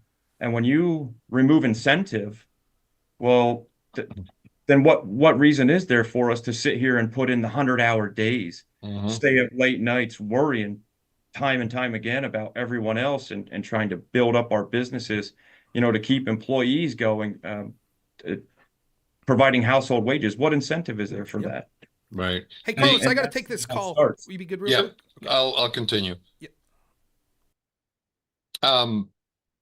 One of the most important things that I thought that Rob conveyed was that he told the story about his grandfather buying him a 4x4. I heard that. Right? And he said, Yep. I need you to go out and get snow removal accounts so you could pay for this. That'll help you pay for it. But this is what you must do. A hand up, not a handout. Correct. And I thought that was extremely, and listen, it's a fantastic thing that you can have family that can give you opportunities to be able to pull yourself up by your own bootstraps. And so your point is very well taken. I hear exactly what you're saying. That, we're not here to see through each other. We're here to see each other through. And if more people did that, okay, without the aegis of just giving out a handout, I think it works better and it's more productive. That being said, can you talk a little bit about some of the challenges that you're having as a councilman in Williamsport, and talk about some of the good news and things that you've accomplished? Sure. So some of the challenges, Carlos, is, well, to put it simply, we're spending more money than we're bringing in. So by all definitions, one could very well say that we're going broke. Some people may argue the point. I would counter argue that and say, well, let's just look at the facts. As far as population migration, people leaving the area, I just sat at a roundtable discussion that down in Union County, with the Pennsylvania Rural Migration Commission, where we were talking about why people are leaving. And at its core, in my opinion, it's taxes. So when you look at the platform of the left and how they want to continue to raise taxes on businesses, to the point to where businesses are going to say, you know what, this isn't worth it to me. We're going to end up leaving. And we are seeing that. We're seeing businesses leaving. But, to be fair, though, we are having some businesses come back in here, but not at a rate that we're seeing the tax roll leaving the area. The other thing, too, again, going back to the Biden-Harris presidency, with the inflation that has been caused, the cost of living going up dramatically, the American dollar that only has 70% of its purchase power. Mhm. Well, now we have, some of our, and it's not just the city, but within the city, the businesses within the city, I'm being told, are bargaining units. They want more and more and more money to compensate for what they are currently not able to afford. And as such, it just continues to go through, and businesses are going, we can't afford to give you what you want. And if we give you what you want, we're not going to be able to afford to be here next year. So it's trying to come back and find that happy balance. So, the only real way I see that being done is to trying to set up tax incentives to bring our companies back here, bring manufacturing back here, bring property development back into Williamsport. We're such a great city, as I'm sure you can attest to, a small little city nestled in the Susquehanna Valley, home of Little League World Series. We've got some great things here, and none of us want to see that go away. So getting all those factors back to the city to where we can spur development, to where we can spur manufacturing, to where we can start bringing that back in here, as opposed to right now, we're being overburdened by taxation, heavy taxation, whether it be through the different governments that oversee us, whether it be the county, whether it be the city, but then school taxes on top of that. It's just getting crazy to where people ask themselves, why should I continue to live here when I can move out of the area and I could pay a third in the taxes? Right, right. And it's being that is a huge, huge hurdle right now, at least in my opinion, on what we need to fix. So give me some warm bread about things that are happening in Williamsport that you're excited about. So, as I mentioned before, we are seeing some development here. We're seeing some manufacturing brought back here, which is very exciting. It's bringing in jobs. It's creating jobs. And I will say a lot of that too is in partnership, our city, but also in a partnership with our state representative, Jamie Flick, who, in my opinion, is an amazing elected Republican official who really represents. He's coming up next right after you. Oh, I'm so happy. I'm going to make sure that I stay on to be able to listen to him. Jamie is one of my great friends. I can't say enough great things about him, but another person that it's great to have him representing us along with, gosh, yeah. like Senator Gene Yaw, also another great one to help represent us that are able to help and assist us find funds for these kind of projects to bring that right back here into our city to help continue on that development that we so desperately need. So real partnership with those other higher elected representatives, state, and also I can't forget to mention Congressman Meuser and Congressman G.T. Thompson, both representing portions of the city, absolutely phenomenal assets for the city of Williamsport. Just even more reason why we need to continue to educate people on the benefits of exactly what our area is going to have when we look at and weigh the positives of electing these good conservative Republican officials to assist us and to help us continue to grow. So Dan gave us about a half hour of white hot fire this morning. As I'm sure, our first guest, and then GT's coming on tonight. Yep. So I love listening to Dan on news I'll listen to Dan on Newsmax in the morning, listen to his interviews. With Dan's assistance, we were able to get the airport back open, which is a huge thing for our area. Being the home of the Little League World Series, having a manufacturing plant here like Textron, Lycoming, that provides so many of the power plants for small aircraft, and then to sit here and not have a regional airport here, it's killer. So to Congressman Meuser and all those involved, it was such a great help. But then to State Representative Jamie Flick, like you said, coming back up, some of these good things I'd like to talk about is them getting the money back here. And even if it's not directly back into our city, it's being invested into areas around our city that are going to continue to help develop our city and support our city's businesses, our downtown, like our restaurants, our bars, our nightlife, the art centers, those kinds of ancillary impacts that really help support and what make Williamsport the fun, excellent, awesome city that it is. Williamsport So is an outsider. I tell have to say, us a it's little bit beautiful. about Labels by Pizzy. Yeah, but before I do that real quick, Rob, you're muted, buddy. I saw your mouth Oh. moving, but I couldn't hear you. That's when I sound best. I was just saying, Williamsport as an outsider is beautiful. I've been there many times, and everyone should go. Like the sort of the street you live on, Carlos. It's interesting that you have this sort of street with this old town feel to it, and then you go 2 blocks over and you got a lot of like shopping districts and restaurants and things like that. It's a really interesting juxtaposition. It's a beautiful town, and I think that the small town roots, like going in with some of the businesses there, it's something that I'm always really interested to see every time I'm there. So I'm blessed to live in the historic district, and it's sometimes at night I'll come home, and just driving through the district is it's magical. It's an entire street about almost 2 miles long of mansions that were built in 1885.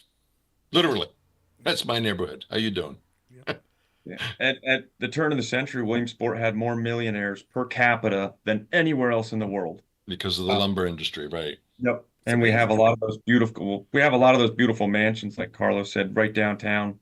And they do attract a lot of people. So sorry, I got you off track, but Labels by Pizzy. Yes. So I'm fortunate enough that my wife and I are third generation owners. The family business was founded in 1968. What was the name of the first person that started it? So that would have been my grandfather, Joseph Pizzy, who Gotcha. went off and served in the military in the Marine Corps during Korea, came back and had to figure out a way to support the family, started selling office supplies, then kind of got into the label printing a little bit, and through a lot of hard work, a lot of sleepless nights, and a lot of help and assistance from family all working together, they were able to build it into what it is today. My wife and I were fortunate enough that we bought the business off of my family about 3 years ago. So to continue Now, on that was Charlene, right? Yep. So And who is she to you? Charlene's my grandmother. Gotcha. She and my father, Joe Pizzy Jr., and my uncle Mark were the 3 owners that we bought the factory off of. Okay. So we're blessed. Tell us a little bit about the business. So primarily what we do is, simply put, we make stickers. We make a lot of stickers. But if you want to get technical, we manufacture pressure-sensitive labels, primarily servicing the food, beverage, and pharmaceutical industries, which during COVID was very fortunate for us because we were deemed essential industry. You cannot ingest anything into your body that does not have some sort of a label or at least visual on it of as far as what the ingredients may be, whatever it may be. So a lot of the people in our area or even in the region in the northeast section of the country probably see a lot of our products every day, multiple times a day, especially when they go to the grocery store and have no idea. Mm-hmm. So we're very, very fortunate that way. My wife and I have put a lot of hard work into it. Our commitment to our community. We've been able to, when we took over, we had 26 employees. Now we're up to 32 full-time employees.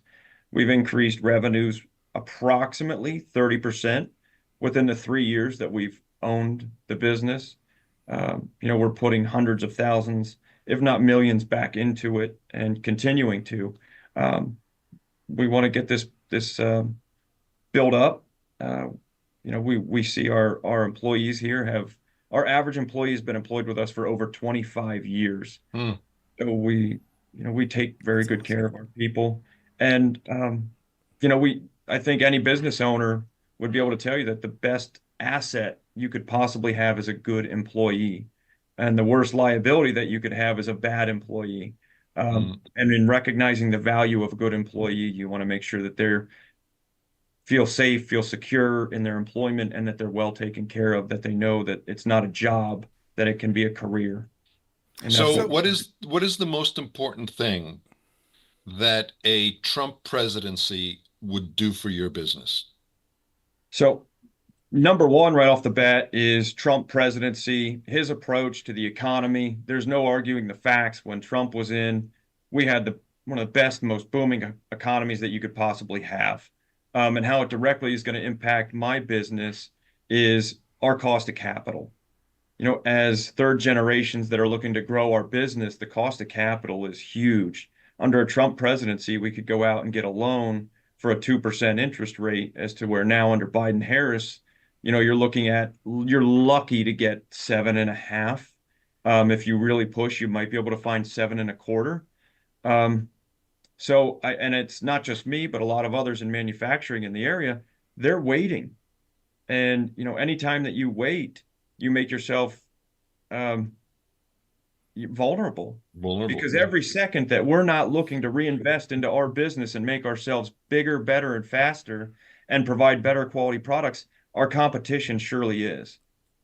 So that is going to be that to me is the biggest impact as far as the Trump presidency that I'm really hoping to God that we get back and look forward to, is our economy, to make it easier and more affordable for me to continue building on what I love so much. Rob? So we'll get you out of here on this. I know Representative Jamie Flick's going to be joining us here. If you had one message to the people that are listening that, think one way or another that the election's already wrapped up, how would you inspire people of the importance of, no matter if they're in Pennsylvania or elsewhere, getting out to vote here this Tuesday? What I would encourage people to ask, and I've heard it said before, and this is why I say it again, is because it resonates with me. Were things better 4 years ago, or how are things now? When you look at how that's compared, and every vote matters.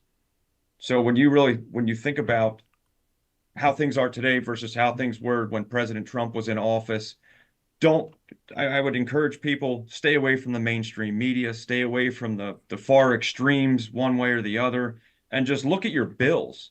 Go back through, look at your Amazon shopping cart, and look at what you've bought previously, what it cost then, and look to reorder it now, what it costs now, and then look at how much your pay scale has increased versus the cost of living has increased. And that in itself should really help people understand financially who the right choice is. Mm-hmm.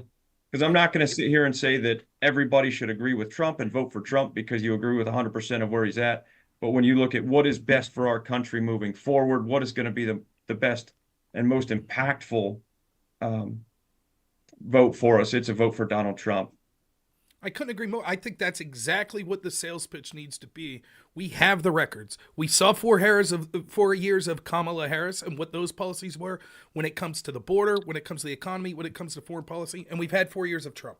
And in every one of those areas, it looked remarkably better under Trump, even though all the experts said that it would be the opposite. And so for me, it's an easy case to just look at those records and say, were you better off financially? Was the border better off? Was the world more at peace when Trump was there for 4 years, or under 4 years of the Harris-Biden administration? So the one last thing I would mention real quick, and then I will let you go, is reminding people that they win when they make you feel like you're alone. So when they take the media and they take your position as a conservative, as a fiscal conservative, as a Republican, and they try to vilify you or make you feel like you're out on an island, that's how they win. By making you feel like you're alone, by making you feel like your vote doesn't count. And it couldn't be any further than the truth. So I'd encourage everybody to get out there and go vote. Well said. Thank you so much for joining us, Vincent. I really appreciate it. Hopefully we'll be able to talk soon. Yes, anytime. Thanks so much. Thanks, Have a great Vince. day. Thanks, Carlos. Awesome. All right, we have State Rep So Jamie Vince, Flicks. Go ahead. Vince is a youthful young Turk, as you could just readily see, and I'm glad we got him on. It's funny. I'm 40, so that's considered young in politics. 40? Yeah, so I know, right? But I'm actually an old man. You see these white whiskers. So it's awesome to see people like Rob and Vincent come on that are younger, that are actually, really so talented. It does give me up. So are you ready to introduce? We got Representative Jamie Flick coming in. You ready? Flick. You ready? Yes, Let's bring him on. yes. He's been patiently waiting. Good afternoon. Oh, he's still connecting his audio there. Give him one second. There he is. Good afternoon. Gentlemen, how are you? Doing great. Thanks for being How are here. you, Jamie? Thank you for I'm doing joining great. us. Thanks, Carlos. Yeah, you're welcome. For everybody that's listening and watching, I want to introduce you to Jamie Flick, who is our local state representative in Lycoming County, 83rd District. Jamie is a new friend.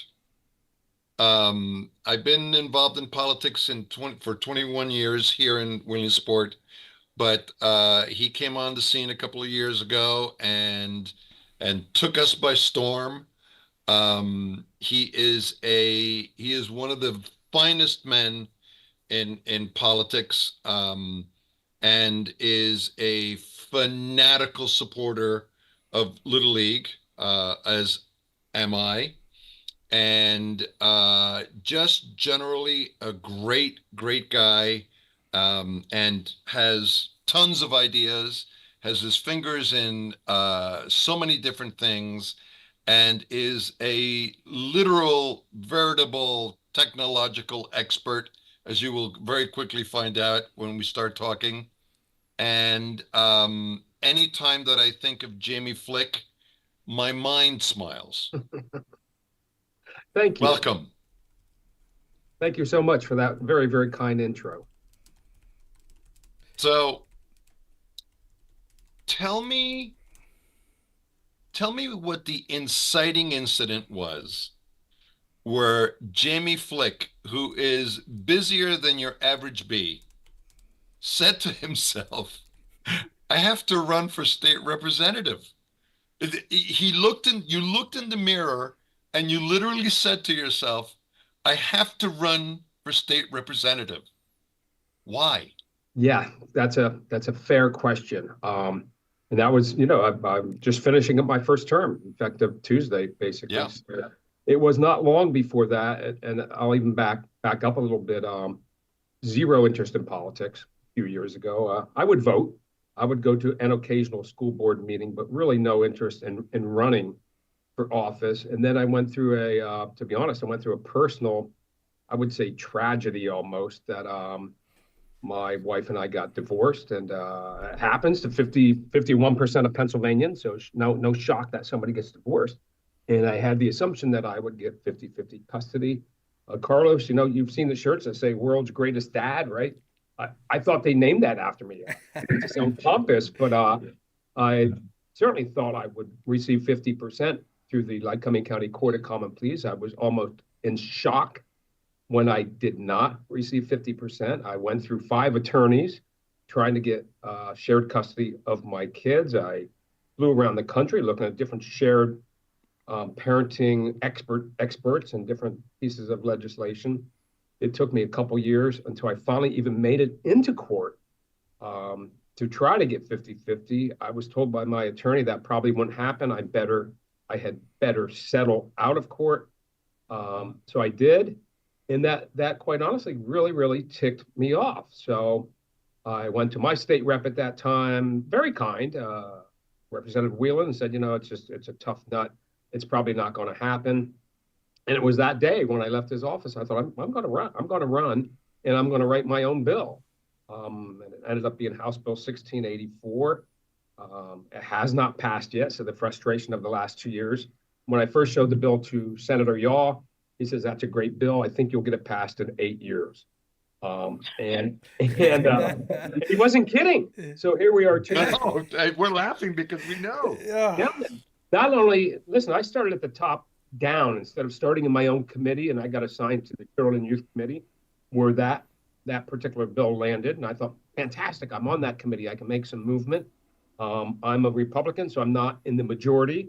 That got no movement. I met with the governor twice on the bill. I met with judiciary on the Senate side multiple times on the bill, and I got sort of support going backwards, but I guess I'd consider myself a failure that I didn't even get it out of committee in my first 2 years. And that's how things work when you're in the minority. Your bills, only 3% of the bills in the last 2 years from my party moved at all. So that was my reason for running without getting into a lot of dirty details. I could see why this is important to you, because it hits home. It's family. It does. Not just family, but I'd spent my life, as you mentioned, coaching Little League, raising my kids, raising other people's kids. Big brothers, big sisters, the Fresh Air Fund. Funny, after the judge told me, in effect, you're not a good dad. You get every other weekend. They then swore me in as a court-appointed special advocate, a CASA. I swear, to use me to take care of other children in the county. They then approved me to become legal guardian for 2 kids from Brooklyn. So at the same time that they are praising me for being such a wonderful community father figure and helping all these kids, I could not get 50% custody of my own. It comes down to money and power and ego. So I'm still fighting that fight. That's terrible to hear. I am It's a sorry. terrible story. Yeah. One of the things I don't think that people understand, most people look at politics at the national level, and oftentimes the state level, it gets overlooked. I've heard horror stories, as bad as things look at the national level, of how things run in Harrisburg. Like, you've given us one story. Can you talk to a little more of sort of the frustration of how the game is played in Harrisburg? You nailed it. It is a game. And boy, Senator Yaw is an expert at the game in a very, very good way, that he understands that everything is on a trading block, right? It's not that you can't just come forward with a great bill that's going to benefit kids in every community and in all 203 districts in the Commonwealth and just get it passed. No, it could be a bill to save kids from getting childhood cancer, and that's on a trading block. The other side is going to want to trade something for it. Sadly, I imagine that's how it works in all 50 states. I don't know that, but yeah, Robert, it is sad to bear witness to that and not be able to move the needle much in Harrisburg. So I focused more on moving the needle here in the 83rd district. Yeah. What are you seeing going into this election? Are you seeing enthusiasm for sort of not just Trump, but for like the state level races at the Republican level as well? Oh, absolutely. And as many of your listeners know, and I'm sure some don't, Pennsylvania, of course, we're one of the most purple of states. And at the state house, there's 203 state representatives. And right now, 102 Democrats, 101 Republicans. It could not be more split. I hate to say the good thing about that, but in a way, the good thing about that is all 203 state reps have power, right? Because it's divided by 1. It's 102, 101. So you can flip the whole vote with one vote. We certainly hope to flip a seat and make it 102, 101. I'm encouraged that we're going to flip a couple. I think we can get up to 103, 104. You now see Governor Shapiro coming out in these state races and campaigning on TV, high dollars to get, his 3 or 4 Dems that are in these competitive races over the finish line. But I think we have a swell of enthusiasm. I think our party's done a great job promoting our state reps, and we're going to find out. I don't know if we're going to find out Tuesday, right? But Yeah. we're hoping to find out. So can you talk to me a little bit about, you had sent me a text that you wanted to talk about some work that you're doing, that you're involved in with respect to election integrity. And Robert wants to look forward with respect to election integrity. Mm-hmm. So I thought that what you might have to share with us would be useful. Yeah, absolutely. Thanks for that, Carlos. So, and I know a lot of people are weary and tired of hearing that phrase, right? Election integrity. And when you hear other phrases like, this is the most secure elections ever, impossible. It just can't be. It's just not with all of the moving parts. It's impossible for both parties, to be fair. So Right. I've spent, as you mentioned, with the IT background, 38 years owning a company in Williamsburg. And during those 38 years, I've worked with the state a lot with their databases. And I'm not going to get too technical, but I've uploaded and downloaded data from DDAP, which is Department of Drug and Alcohol Programs, Office of Mental Health and Substance Abuse, OCDEL, which is a Child Development and Early Learning, AOPC, which is the court system. So I've spent decades working with state databases. So what I decided to do on my own a couple months ago is download voter data. So you can get on it. It's publicly available. You get on the Department of State, the Pennsylvania Department of State website, and you can download years worth of voter data. So I did that, 20 years worth of voter data for all 67 counties. Now, those 67 counties all come, sadly, in a different format. So it took a little bit of work to filter that data, massage that data, and write some scripts to get it into a single format. And I'm focusing on double voting, people that vote in 2 states or more states. There was just a case maybe 3 to 4 weeks ago in Montgomery County where a gentleman pled guilty to voting in Montgomery County and Florida. And what does that mean? It's a felony. It's 5 years in prison, a $250,000 fine. It's extremely serious. So I then picked Ohio and I downloaded their 88 counties, 20 years worth, same thing. And I wrote my own software to sort of compare the Pennsylvania voters to the Ohio voters. And we're talking millions, $14 million or 14 or 15 million records. Sadly, because there is no voter ID, you can't just look at one field and say, oh, we have a match here. My goodness, this Carlos voted in Cincinnati, Ohio, and he voted in Williamsport, Pennsylvania. So you got to get a little more in depth and look at first name, middle name, last name, birth date they supply. Sadly, they also don't supply in the download the 4 digits, last 4 of the Social Security. So I narrowed that to about 1,000 matches. But guess what? There's a John Smith that was born February 2nd, 1984 in both states, and it's not the same person. So I then started to run it against the change of address database, the NCO, National Change of Address. And that's when you move, if Robert moves, he wants his mail forwarded to him. So it's pretty secure and a database that you can count on. And I got that down to, this was just a couple of weeks ago, a few dozen. So is it widespread? Based on my study, no. And let's say there's 50, we end up with 50 cheaters in Ohio and Pennsylvania. That does not seem like much, but that's only one state. So my next plan is to add to that everybody that borders us, and then also Florida with all the snowbirds. And the argument from the other side to me has been, what if you end up with 500? Big deal. How can that affect a national election? So my response to that is, what if I end up with 537? And they're like, well, I don't know what that number means. Well, you might want to ask Al Gore what 537 means from 24 years ago, when he lost Florida by 537 votes. That would have changed the course of history. So that's what I've worked on. That caught the attention of the New York Post. And then I had 2 phone calls from the Attorney General, maybe 3 weeks ago. Department of Justice, I have a meeting coming up with them. So I've got names. I don't just have numbers to say, hey, there's 50 of these. I've got the name, the addresses. So we've met with one district attorney out in Westmoreland County. So at this point, I'm waiting for leadership in the Republican Party to sort of take over. We're going to obviously wait till after Tuesday. It is not a timing thing. I didn't do this because the election's coming up. I did it because it needed to be done. And I know you guys are looking, Carlos and Robert, in the future. So not only in the past do I want to study this data, but how do we prevent this from happening in 2028 or 2024 for that matter? I think that's the key point. And I think something that's worth saying here is, even if you're just looking at one thing, even if someone wants to say 500 doesn't matter, it clearly does. But this is one area. How many little areas and different things could be falling through the cracks? So if you were to have a system set up so there's a bunch of little ways of things that could go under the radar, those little things all add up to something very big.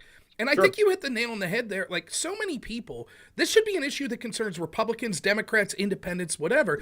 Like, for example, a lot of people think Donald Trump is this really nefarious dude. Okay, if that's the case, don't you want to make sure your elections are secure to prevent him from cheating? Exactly, and that's the point. I think when you talk election security, so many people want to say, oh, you're just talking about that because you're upset you didn't win one election. That's not the case. It's about securing the election from all sides going forward, whether it be domestic interference or foreign interference.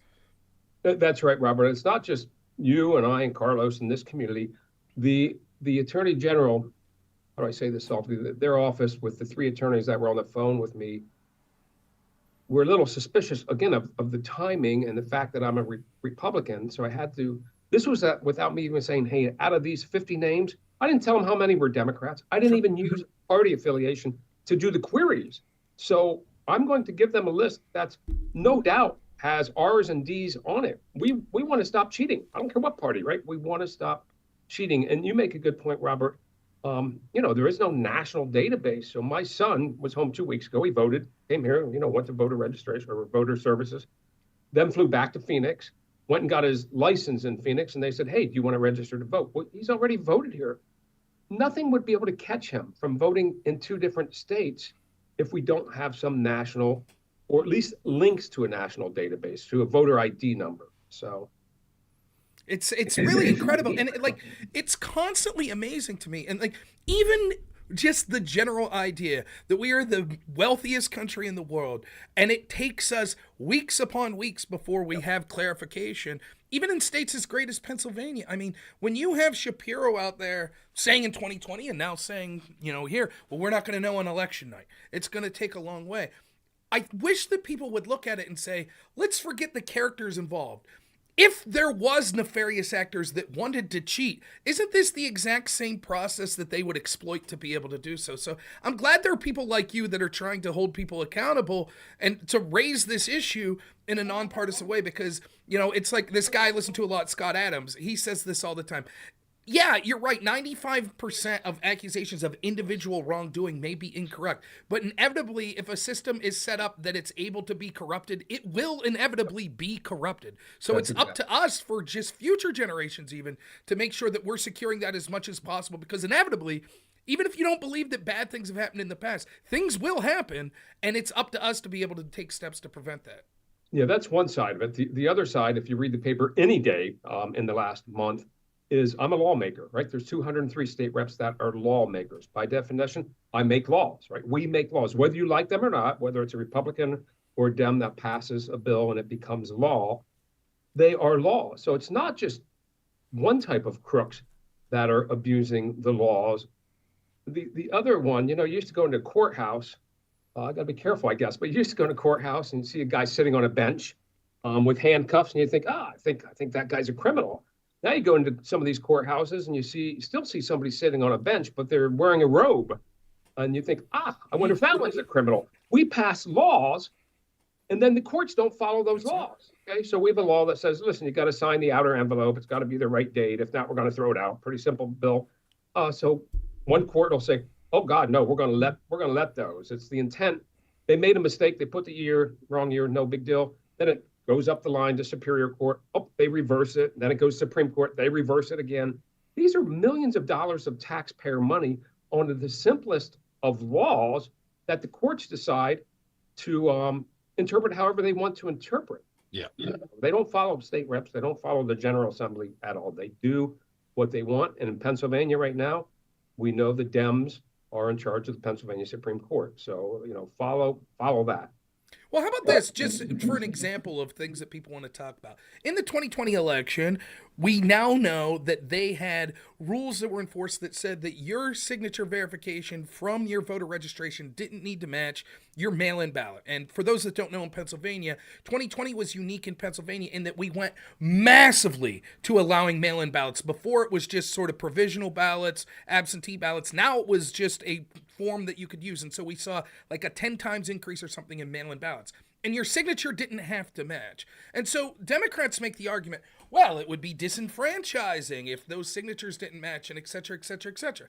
And yet these very same Democrats in 2004 kept Ralph Nader off a ballot because they thought he would damage their chances. And what was the argument they used? Well, even though he had enough signatures to get on the ballot, they didn't match the voter registration, a certain number of them, which meant that we had to keep him off the ballot. So the will of the voter be damned then when it came to voter signature verification. So I'm sorry that a lot of this pearl clutching that you hear from the Democratic Party, well, we have to have big hearts and always give the benefit of the doubt. And, okay, so what? They didn't use the proper secure form and they didn't have the proper date. Let everything count as long as it benefits us. It's right. All gamesmanship on their part, and we have laws for a reason because these are the outline guidelines when it comes to elections that we've all agreed to abide by. When you allow them to selectively pick and choose, what you're doing is meaning that the game is not being played fairly on both sides, even if it's not enough to tip the scale one way or another. And that should upset every single person. It certainly should. I think to our benefit this year, we've sort of taken the attitude of if you can't beat them, join them as far as the Act 77 and the mail-in.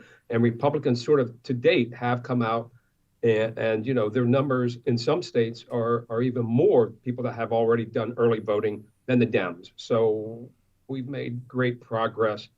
I don't want to say at our own expense, but we've had no choice but to go that route. And with the Dems in charge, the chance of that getting reversed is just not going to happen as far as the law.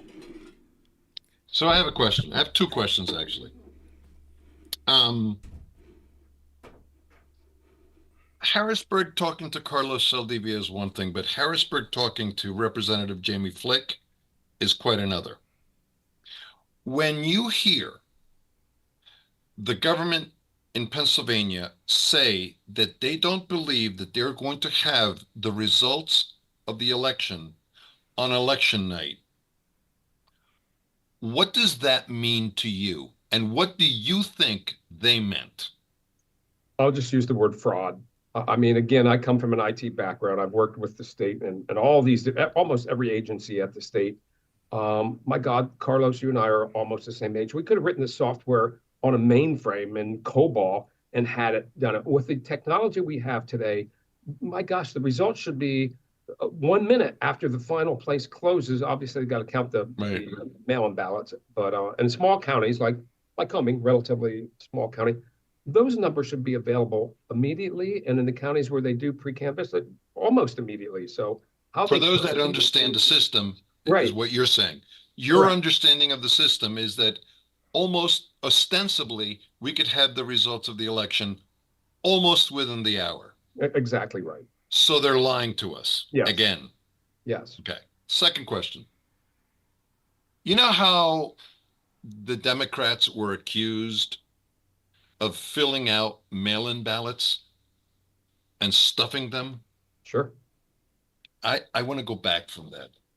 I want to go back over here, and ask, how did they get access to mail-in ballots at that level, in those numbers, and the people that gave them the ballots? How do they reconcile the numbers of available mail-in ballots in total? Do you understand what I'm saying? Yeah, I get that point. And there's dozens of answers to that. If you think logically, down to an individual, let's say Robert is, let's say he's a mailman, right? And let's say he is either party, but he is hard left or hard right. And he's not a man of character. And he's a mailman. He has access as he picks up the envelopes every day. He's got access to hundreds and hundreds, thousands of these ballots. One person could be that evildoer that takes those ballots. And again, there's dozens of other opportunities when you go this route to access those ballots.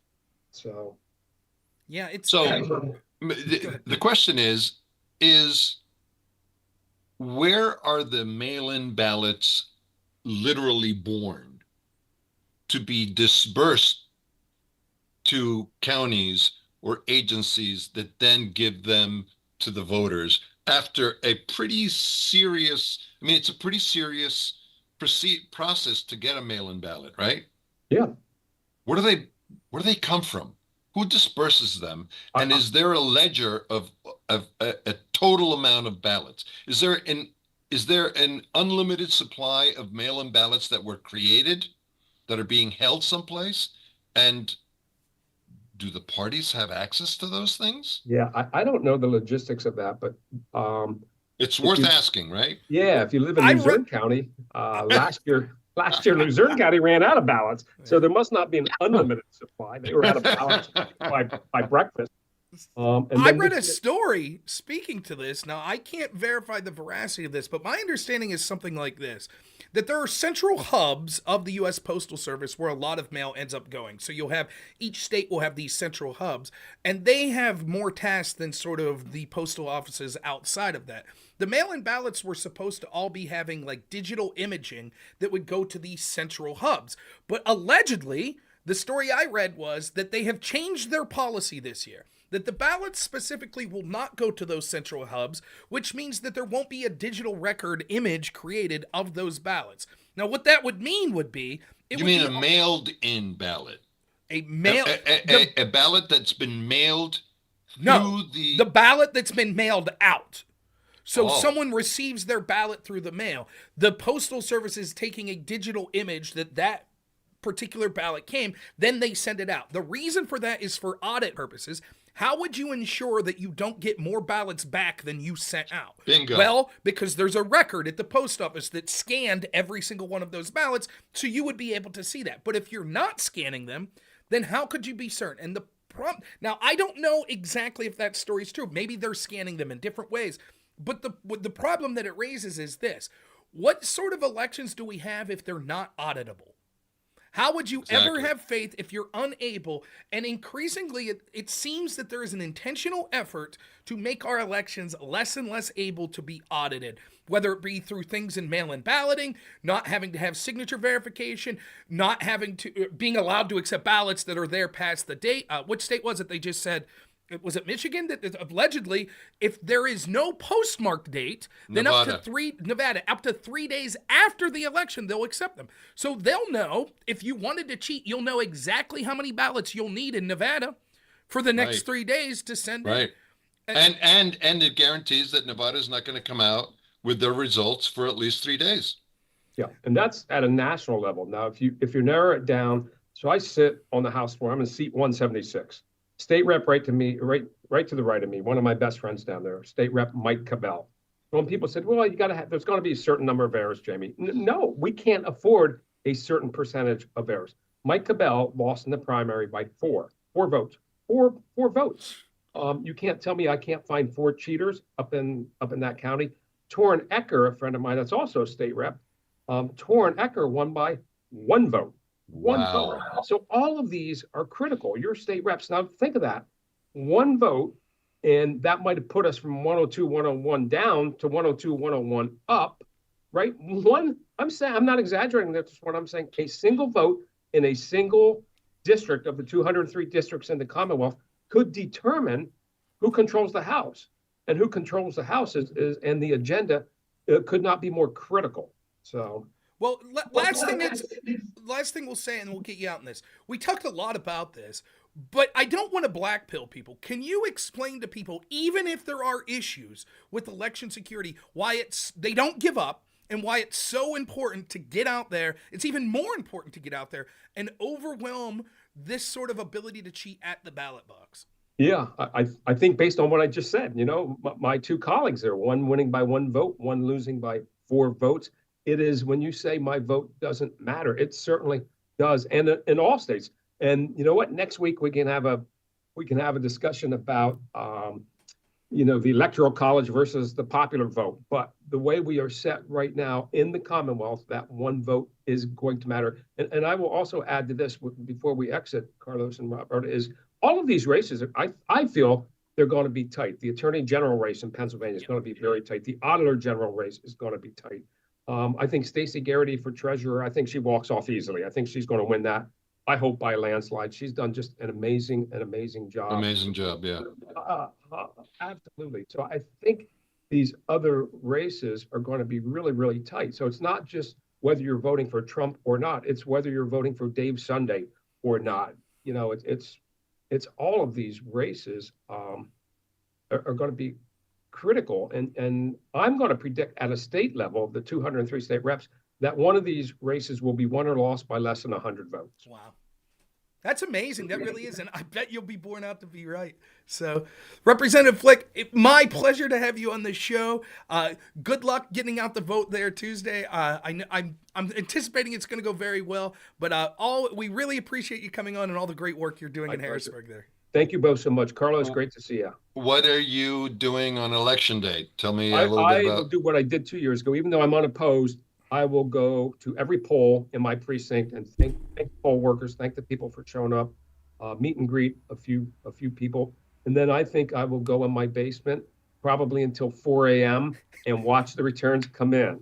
So, yes. How about yourself? I'll be streaming live, right? And I'll be with you probably till 4 a.m. saying, oh, boy, okay. only 2 more weeks till we know the results in some of these states. Yay! Listen, pal, just awesome to see you. You're one of the hardest working representatives. I literally feel proud that you Thank you. represent us. Well, I'm I proud to know that I've expressed this to you before, but just it warms my heart. Thank you so much for your service. Thank you both. Take care. Thanks so Take much. care. Another excellent guest. We're crushing it with the I quality love of that guest guy, today. by He's the way. great. I love that guy. That was I believe, my first time meeting him. So I mean, Yeah, very yeah, good. yeah. Now listen, Carlos, are you going to be around here for a little bit? I am. Okay, I have something to show you. Alrighty. We got this is what I have to show What? you that my wife brought me up. So I don't want to be a person to eat on stream. So if I was to mute myself and to shut my camera off and sit here and listen to you, would you have something you'd like to say for maybe the next 5 minutes or so? I could have something to This say for a Courtney long, Nor's specialty, the steak sandwiches she's making. So- a long time. I would have something to say. All right, you're on then, man. It's the Carlos show here for a few minutes. I'm going to go ahead and enjoy my sandwich. So, it's good to have Jimmy Flick on. Like I said, he one of the finest men that I've literally ever met in politics. He doesn't have a lot of experience, but he does have a lot of life experience, and it's refreshing to have fresh voices like him. And you know, the thing that really has me thinking is that he spoke about colleagues of his that are that won and lost in primaries for state representative here in Pennsylvania. By He had one colleague win by 1 vote and another colleague lose by 4. And it literally goes to show you that every single vote counts.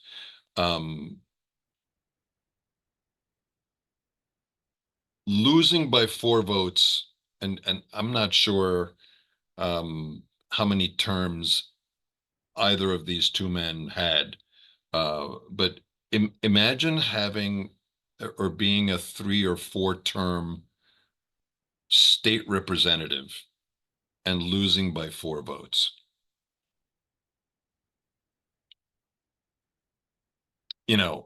That's 8 years that you've invested that you now don't have because of 4 votes. So when anyone sits there and tells you that your vote isn't important, or that you don't matter, or that the system is corrupt and that I shouldn't vote, it makes me want to think of these people that that lost because of a handful of votes. I want to talk to you a little bit about what's important to me in politics, and specifically in this election. I think that one of the most corrosive things in our lives is having people commit crimes and not pay for them.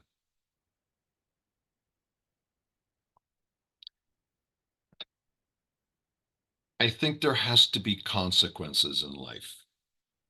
It's how our lives are shaped, is by the price that we pay for the mistakes that we make. And not doing so creates terrible incentives. Hands down, the most meaningful and greatest thing that I have ever done in my life is raise my kids.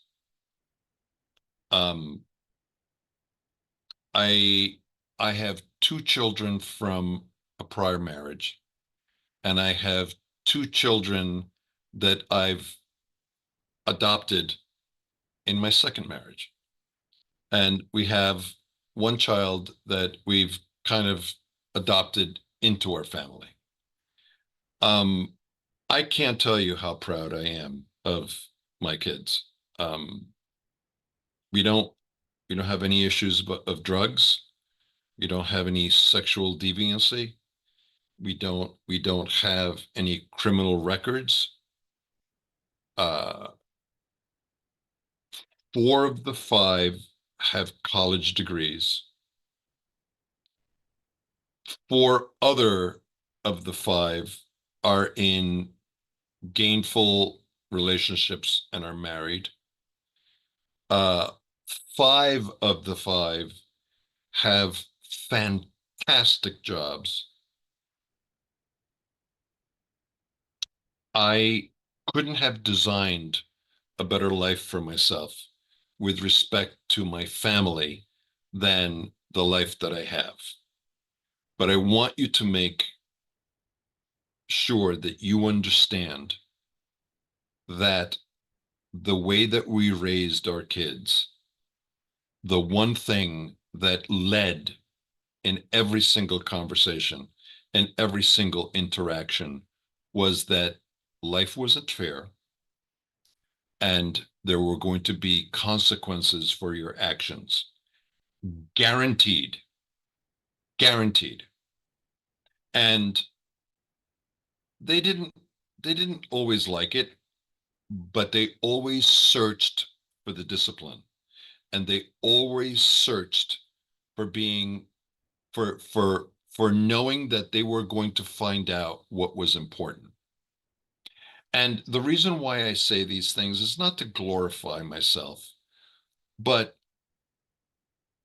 don't you think it's crazy that we don't hold any accountability for the elites in this country, whether they be business elites or political elites, at all, in any way, shape, or form? So it's been very popular as a defense from both parties to sit there and say that we shouldn't persecute our political enemies with threatening them with retribution or consequences for their actions. The biggest issue for me politically is, I've said this before, is police and the military.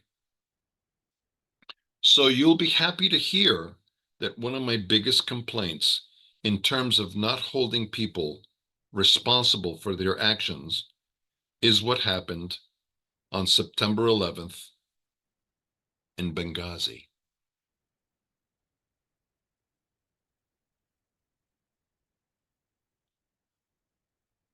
Where they fielded frantic calls from the embassy in Benghazi, and they left those men to die, including, by the way, a United States ambassador. I don't recognize that country.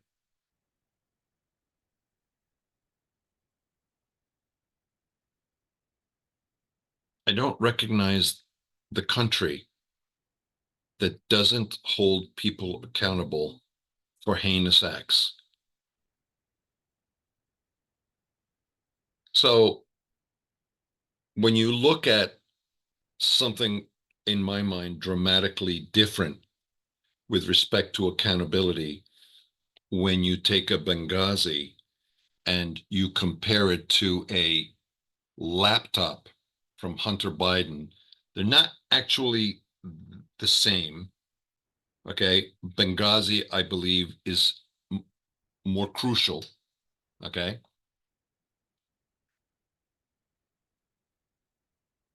the laptop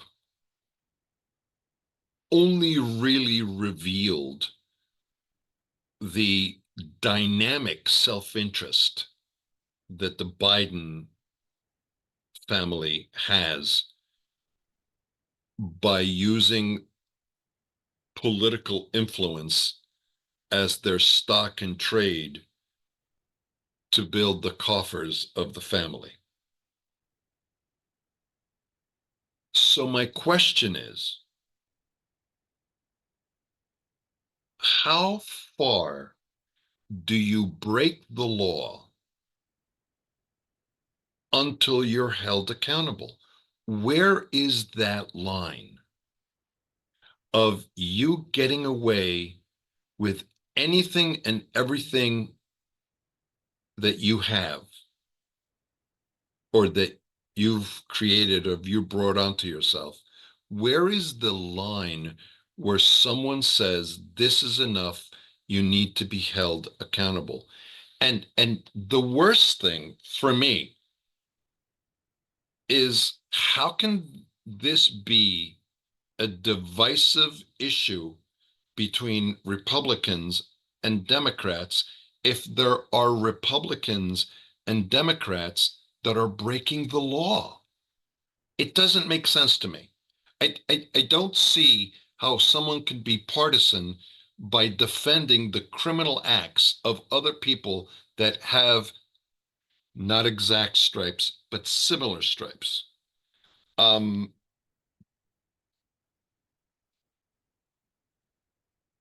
don't understand that. It's a country that I don't recognize. It's a country that makes me feel not that I don't want to be part of. When crimes of all stripes are ignored, how did we get to a place in our country where we have prosecutors that put their hand on the Bible and swear to uphold the Constitution that do not charge criminals? How did we get here? Why?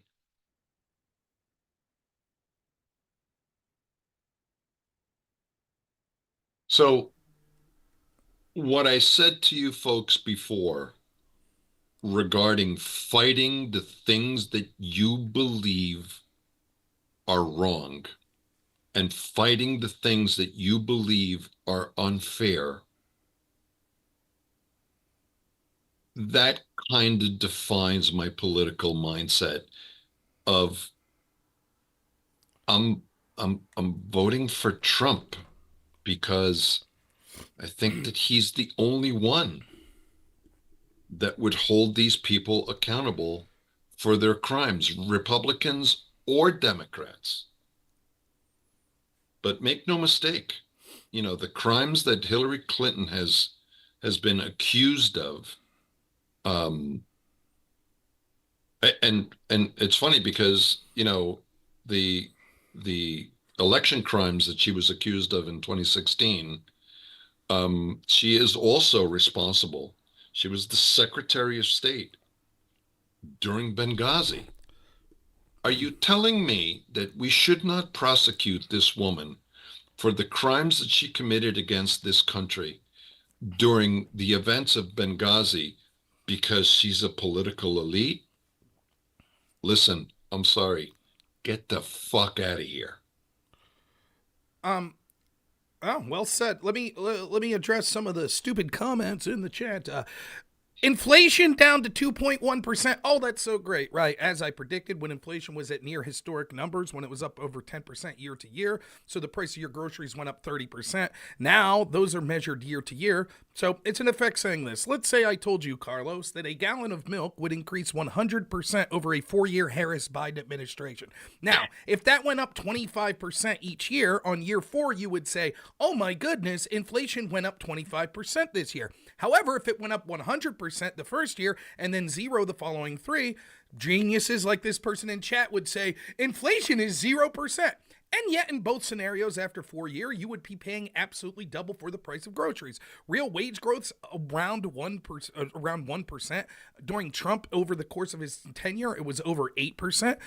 That affects people at the lowest end of the bracket the most. So people were paying as much as 30-40% more for many staples and groceries as they were back in the day. The fact that it's seen as some victory that things were so shitty under Harris and Biden for so long that now they're just slightly less shitty, therefore you should shut your mouth if you're paying more for groceries, is absurd. Now, the idea that we're talking about criminality and Trump incited the violence on January 6th. If your definition is incitement, it's he told people at a rally that he helped organize to go protest peacefully and patriotic means that he incited violence because violence occurred, then that would mean pretty much the entirety of the Democratic Party that encouraged people to go protest for Black Lives Matter over the death of one single man named George Floyd, when we saw riots that were occurring on a daily basis, including Kamala Harris not only going on places like Colbert Show saying she wanted to see those protests continue up through the election and even thereafter, but then also literally promoted a bail fund that was leading to the bailing out of people that were engaged in those riots, including burning down a police precinct. Well, that would mean that they engaged in incitement of violence far more seriously. In fact, we've seen direct calls from Democrats, such as Maxine Waters, that said that you should chase Republicans out of public restaurants and things like that. Wherever they are. We saw Rand Paul attacked brutally at his home. He was mocked roundly by members of the press and other Democrats who had his ribs broken. We saw him attacked on tape after a rally in 2020 where Democrats were silent. The violence against Trump and Trump supporters and people surrounding him have been going off through the roof, and the Democrats never once tried to blame people for inciting violence against them. We saw that the rhetoric of Bernie Sanders was directly what led to to Steve Scalise being shot and Republicans in a ball field. And yet we didn't say that they needed to be held, prosecuted, or kept off a ballot or not voted for because their rhetoric led to this. And the people that are saying this sort of thing will say, but what they're saying was true. When Democrats incite violence, it's okay because I actually believe in the causes they're saying, like systemic racism and hands up, don't shoot, most of which has been proven to be bullshit, including hands up, don't shoot, which was something that even Eric Holder's Justice Department looked into and saw was a complete and total fabricated lie, but it didn't stop members of the mainstream media from spreading that lie over and over. Now we see in a situation where there were 2 assassination attempts against Trump, one of which led to the death of a Trump supporter at one of his rallies. The Democrats have continued to repeat hoax after hoax, such as the Blood Path hoax, the Fine People hoax, calling Trump and his rallies Nazis, and now we see the Liz Cheney hoax, all of which could predictably incite violence. The selective outrage, and when you're willing to say that rallies that occur on the left that result in violence that were spurred on by rhetoric that Democrats were using doesn't count as incitement to violence. However, Trump telling people to peacefully and patriotically mark on January 6th does mean that he incited violence is getting old. Lastly, the reason that you people bring up this stuff is because you have no policy prescriptions that you could run on. You could only run on hoaxes. You could only run on the fact that we have to look back to January 6th, when the reality is months before that we saw instances of left-wing violence that occurred over and over, and when people like me were condemning them in real time, people like you all and the Democratic people that you vote for and support were saying, it's mostly peaceful. It's not that bad. These are protests that are just the language of the unheard, including left-wing streamers that I debated, such as Destiny, when this was occurring in real time, who told me, and I quote, violence is the other side of the coin to voting. So the selective outrage means nothing, and hopefully the American people see through. The constant gnashing of the teeth and crying about January 6th and Trump being Hitler is done purely out of hyperbole and because there are no policy prescriptions that you're able to defend. We clearly see the record of Donald Trump for 4 years versus the record of Kamala Harris for 4 years, and the American people will clearly prefer the policies of Donald Trump. If he loses, it will be because of the hoaxes, lies, and denigration of his character, and that's fine. That's how the game's played. We understand that most people on the Democratic side that are crafting these messages, not the average Democratic voter, but the people involved at the Kamala Harris campaign that lied to us about Joe Biden's cognitive decline, they're not interested in the truth or what's best for the American people. They're interested in winning at all cost, and as Carlos said, it seems that accountability never comes their way. Never-ending investigations into Trump and people surrounding Trump, but the Democrats get away, even when we know for a fact that they committed the same crimes that they're accusing their opponents of. We know for a fact, for example, that there was Russia collusion in the 2016 election. Only it wasn't from Donald Trump. It was from Hillary Clinton colluding with the suspected Russian spy named Igor Dushenko to formulate disinformation. That's right. The entire investigation into Trump and his team was that they were trying to illegally collude with Russians to get disinformation on his opponent to help him affect the election. And how did the FBI seek to prove that? by taking evidence that Hillary Clinton and the DNC illegally colluded with Russians in order to actually get dirt against Trump. And then the FBI chose to not verify the information and use it to illegally spy on Trump. So all of your gnashing of the teeth and screaming about criminality and Trump's this and Trump's that is farcical. You don't care when the same crimes are more blatantly committed by Democrats. You don't care that there's a two-tiered system. You don't care that you can't run on policy. It's all hyperbole, just like the Liz Cheney, just like the Tony Hinchcliffe. We're going to pretend that this is all good, but in reality, you're unable to defend it. Lastly, for any of you that are in the chat that want to make these claims, I will happily allow you to call in here for the next 40 minutes, and you could be embarrassed on stream, just like your daddy, Destiny, and the rest of them that have to rage quit every time I debate them because they can't keep up on this subject. So feel free, if you like, I'll put the link to Discord, and you could call in and get embarrassed by it. So let's put that link up. Sorry, Carlos, as I was eating, I just saw some of the chats there that thought it would be interesting to... So one of the things I wanted to tell you, if you've been watching the chat, is that, are you ready? Rob. Yeah. I am your father. Yeah, I saw that. Carlos is not my father. Carlos, someday I'll bring my, believe it or not, like if I brought my dad on here, I would probably violate terms of service immediately because it'd probably just be dick jokes. My dad's a good guy too. But no, Carlos, more of a mentor than a father. But that's funny. I appreciate it, guys. I appreciate the fact. Thank you, Joseph. I appreciate the fact that you guys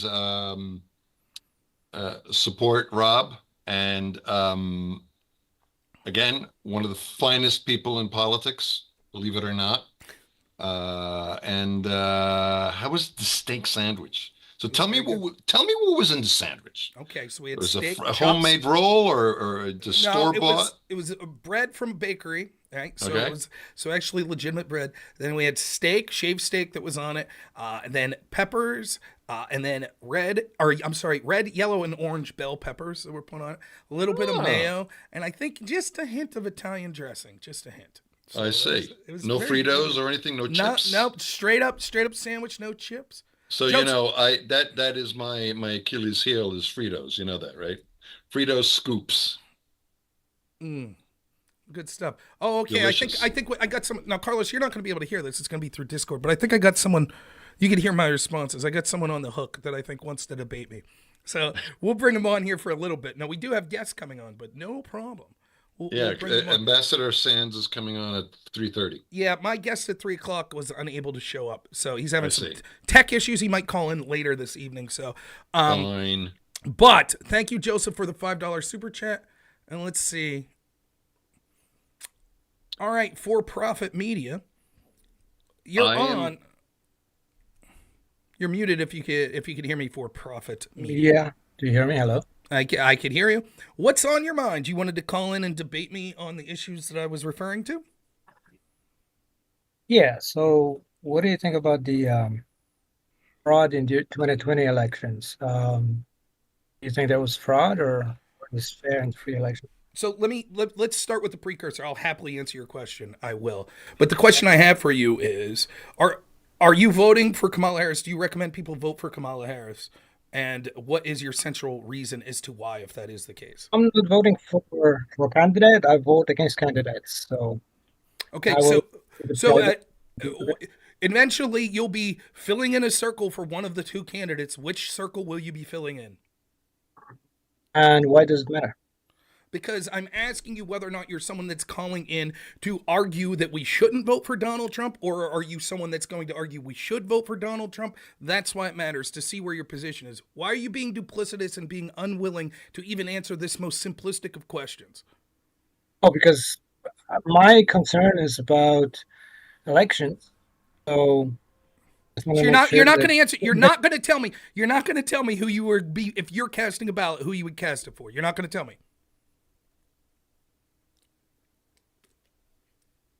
Because I don't understand why it doesn't matter.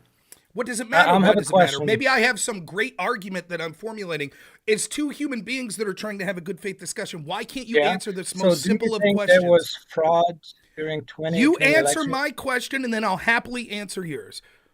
Who are you going to vote for? And if you won't tell me why, can you explain why you're unwilling to tell me why, and how that doesn't exhibit that you're not interested in a good faith conversation? Okay, fair enough. I think that Trump worries me more because he's trying to mess up with the Fed. The Biden Harris administration did a little damage to the economy. They probably contributed to the inflation. However, the Fed came to the rescue, and at the very least, they don't want this with the Fed. I'm worried So that I Trump wants to I with hate the to cut Fed. you. So I hate to cut you yeah. off. Listen, I hate to cut you off. There's something wrong with your mic. Like every third word I can't hear. Is there something you okay. could do to adjust Well, that? This is what um, I think you said while you work on adjusting that. Something to do with the Fed policy that the Fed bailed out Trump, I believe is what you said. no, bailed out the Biden Harris because Okay. they contributed to inflation, but the Fed increased the interest rate and dealt with inflation, Okay, so even despite of them. okay, so my question of who are you going to vote for, and you're like, okay, I'll answer. The Fed bailed Yeah, out. so I would vote against Trump because I'm worried about him messing with the Fed. And the alternative is just as bad, but not as bad as he is. I don't have a choice of voting against candidates. If I had a choice, for example, a third choice saying I don't accept either of the candidates, I would pick that, but I don't have a choice. I honestly have no idea what your answer is. So it seemed when I asked you, you started to give me your rationale. It was like, well, something bad about Biden. The Fed bailed him out. And I'm like, okay, so who are you saying? And you're like, well, I would vote against Trump. So, okay. Yes. So the primary reason you have for voting against Trump is the fact that he wants to mess with the Fed and do like control it. Yes. The Fed is protecting us from, economy going badly. okay. The Fed just helped us get out of the inflation problem that Biden and Harris most likely contributed to quite a bit. And they were not willing to do anything about it. But the Fed did something about it. But at least they didn't mess with the Fed. What I'm worried is that Trump will mess with the Fed and make things worse.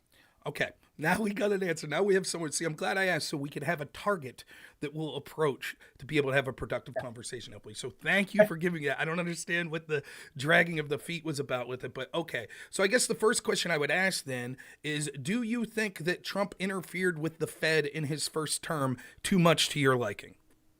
Well, he obviously fired the Fed servant, poor woman. So yes, and he was putting pressure on the power. Yeah, he was not happy. Okay, seeing as how the economy was remarkably That's better what he when said. seeing as how the economy was remarkably better when, in your words, Trump was interfering with the Fed, and then with 4 years of an independent Fed under Harris Biden, the economy has been much worse. Why should it be fearful for the rest of us to want to respect an independent Fed that has led us to disastrous economic decision after disastrous economic decision? Oh, you're saying that? Okay. So your presumption is that what economy is bad right now? My assumption is the 4 years under Trump, the economy was much better. You're saying under those 4 years, Trump was a danger because he interfered with the Fed. Now you're saying in the past 4 years under Harris Biden, the Fed has not been interfered with, and yet the economy is much worse off. So as a general principle, low unemployment, we dealt with inflation, we have positive GDP growth. What else do you want? Like, okay, what other parameters do you want better? The unemployment numbers. Okay, sure. Would you like me to answer? I would like for people. Go ahead. You keep talking, and I'll answer when you're done. Go ahead. You good? Okay. What I would like is, I think unemployment numbers are useless if people can't afford to live. So what I don't want is an economy where particularly those that are working blue-collar jobs and the least skilled of labor have a disproportionate cost because inflation is so high that their actual wage growth has decreased because they're paying more of the slice of the total pie they have for things that have inflated to 20, 25, 30%, such as staples such as gasoline, eggs, bread, groceries that people normally need, rents, etc. That just because there might be employment rates that most people are employed or unemployment is low doesn't mean that it's a successful economy if people are struggling to get by. Second, those numbers are fraudulent, as we could see many times. Most of those jobs that have been created, over 1.1 million of them, have gone to people that weren't born in the United States. People that were born in the United States actually have lost about 800,000 jobs. Third, we can see that those numbers are revised downward almost every month. So we have no idea what the real number of employment is.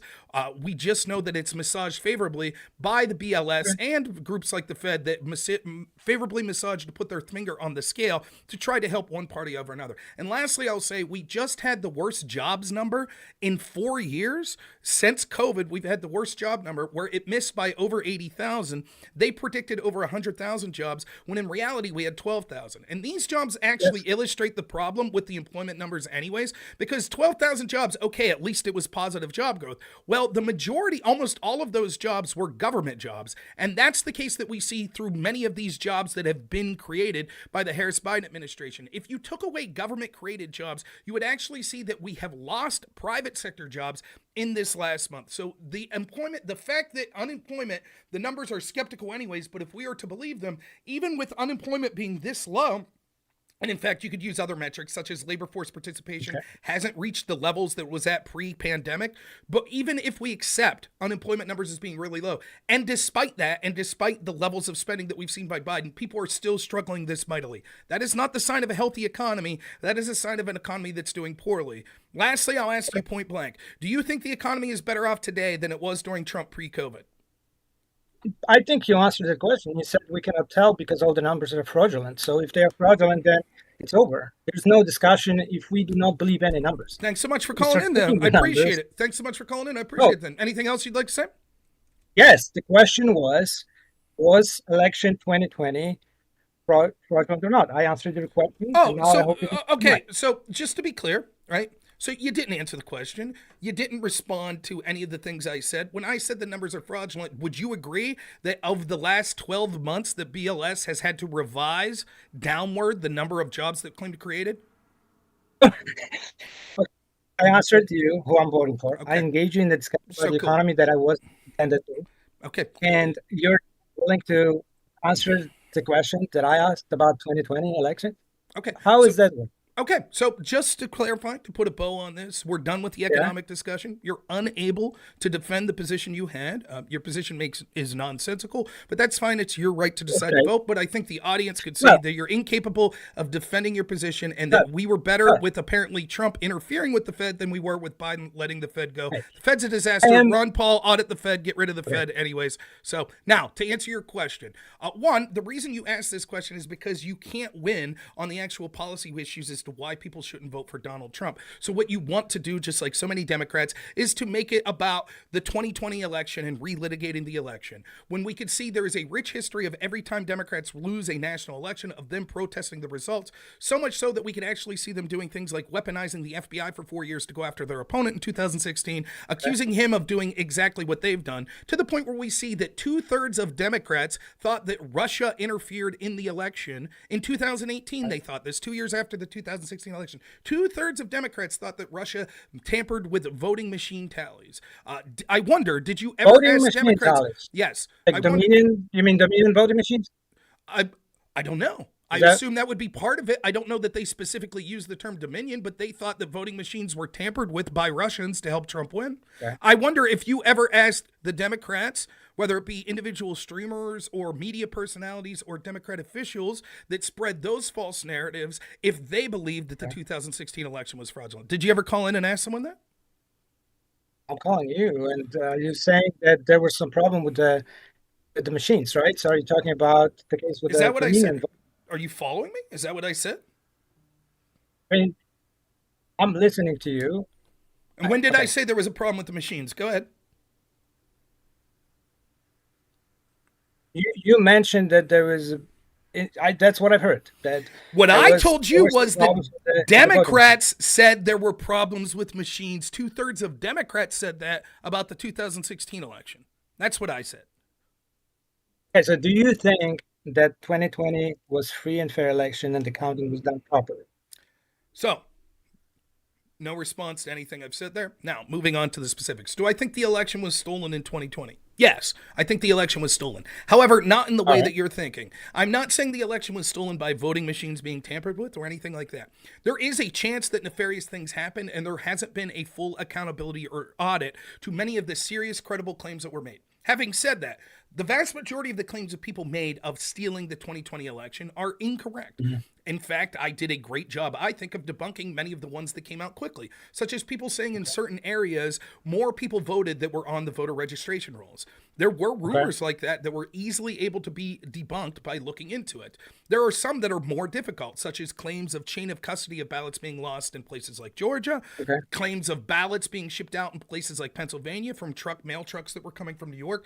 And there's ongoing litigation about that. There's also ongoing litigation about the legality of the way that laws changed allegedly because of the pandemic in 2020. For example, in Pennsylvania, the Superior Court of Pennsylvania ruled that it was against the Pennsylvania Constitution to have mass mail-in ballots. You just heard a state representative we had there point out to at least 50 people that he was able to verify voted in multiple states, which is something that's against the law. So those sorts of things haven't been 2020 or are we talking now? We're talking 2020. So those sort of things haven't been litigated, and there's certainly room for questioning. However, it is entirely reasonable to say, from a Democrat perspective, that we don't see smoking gun proof, that there was enough evidence of cheating in that fashion to affect the election. I stand behind that. My gut feeling says that I'm uncertain, but I would put it probably a 51% chance that there wasn't cheating of that type that would have been enough to affect the 2020 election that would have led to Donald Trump winning as opposed to Joe Biden.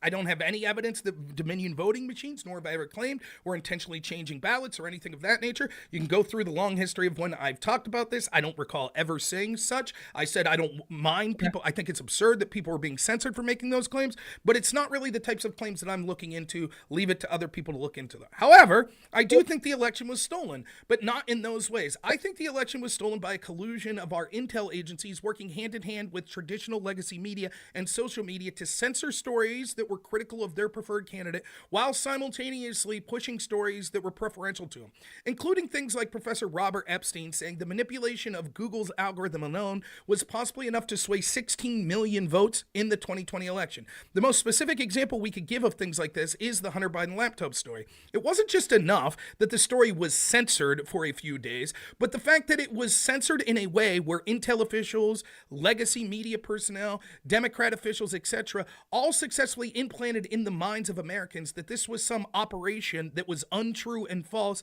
done by Russian operatives. It couldn't have been further from the truth. We now know that the FBI was well aware that the laptop was accurate. We know that they were telling places like Microsoft, Facebook, Twitter, and others, priming them to pre-bunk the story so that when the story broke, that they would be able to say that it was discredited and Russian disinformation. And lastly, we know that polling suggested that as many as 1/3 of Democrats suggested that they would not have voted for Joe Biden, even though they had done so, had they known that the contents of the laptop been correct. So for all of those reasons, it's clear in an election that was decided by 40,000 votes in 3 swing states that yes, had this sort of interference and thumb being put on the scale by government institutions working with corporations, private entities, media, and social media, that the election would have went the other way, and therefore I feel I'm justified in saying the 2020 election was stolen. Okay, so you're not claiming fraud. You say the counting and everything was fine. It's just you think that information was manipulated, so people voted differently than they would vote if they had full information. That's not exactly what I said. That is the bulk of what I said, but I said that I cannot prove or disprove that there was fraud that occurred at the ballot level. I don't know. I will say that I assume there was some... Let me finish because it's like to go forward, you're going to have to know what my position is. Like 10 minutes. I talked for a minute and you shut me down. Whose show is it? When you invite me on your show for your 24-hour special, then I'll let you correctly, I'll sit there quietly as you correctly articulate the position. You ask me a question, I don't have a nuanced, I have a nuanced answer, not just a yes, no. So you were unable to apparently understand. Yes, the bulk of when I say cheating that's what I'm saying. However, I'm not saying I could definitively prove or disprove that there was fraud in the sense you're talking about at the ballot box or with voting machines. I don't know. It's not something I operate under the assumption that if you can't sit quietly and let me finish my answer, then I'm going to have to let you go. Once more, you can start your own 24-hour live stream and invite me on as a guest, and I think you'll find that I'm remarkably accommodating to allow the host of the show to get their opinions out before I criticize what those opinions are. Now, the less you're interrupting me, the quicker we'll be able to get through what my point is, and then you could respond to where you think I'm inaccurate. Does that sound fair? Okay. I'm obviously in fear of saying something because you cut me off, and then when I try to continue, you say Don't cut me off. You articulated Interrupt what you me. felt my So, position was. I felt that your articulation of my position was inaccurate, and so I sought to explain yeah, in a more nuanced way what my position was, to which you couldn't help yourself but constantly interrupt me as I try to explain it. Would you care to let me finish explaining my position, and so that way you could criticize it if you deemed fit? Okay. sure, yeah, but Okay, you keep thank you. talking. Then So, I'll finish. So my point is that the stealing that I'm talking about wasn't at the ballot box, wasn't with voting machines, etc. I can't prove or disprove that those other forms of fraud occurred. I'm not saying definitively they didn't. I'm saying it's entirely reasonable to say, unless we have definitive smoking gun proof, to operate as if they didn't occur. So you haven't heard me make those claims that the election was stolen in that way. just let me know when you let me speak. So, Well, normally the way conversations go is that there is a pause, to which then a general person listening to the conversation would know that that's their ability to speak. I think that the way I talk, there's very little pausing within the cadence of how I talk. So it should be clear to you when I stop talking that that's your cue, that I've finished that point, and you could go ahead and speak. so you're saying that it's impossible to determine the truth or false of whether there was fraud, but in our system, we determine this when we go to the court and determines that. So there were a lot of cases. People claimed that there was fraud, and all these cases were flat. So doesn't that prove that we prove that there was no fraud, because a lot of people questioned it and never a proof was presented, right? So you cannot say that, you cannot tell either way, because people claimed that there was fraud and it was basically defended. We should admit that there was no fraud. That's It's not not the a case. matter of question.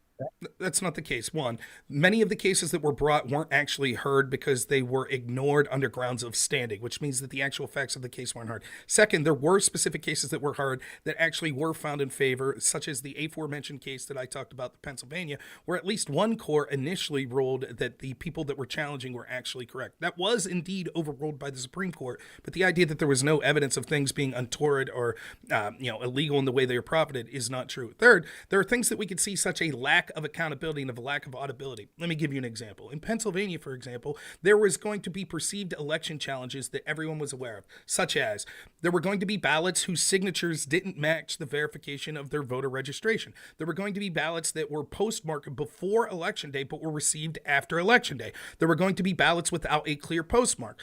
So what was ordered of the people at the polling stations was to keep all of these ballots in separate piles so that when the inevitable court challenges came down, we would be able to then look to see if we needed to discard some of those piles so we'd have an accurate count to be able to determine if court cases went a certain way, how that election would have went. What we saw was, whoopsie, all of the piles of ballots got mixed together. So at that point, it's inauditable. We don't know. We don't know how many of them had signatures that don't match.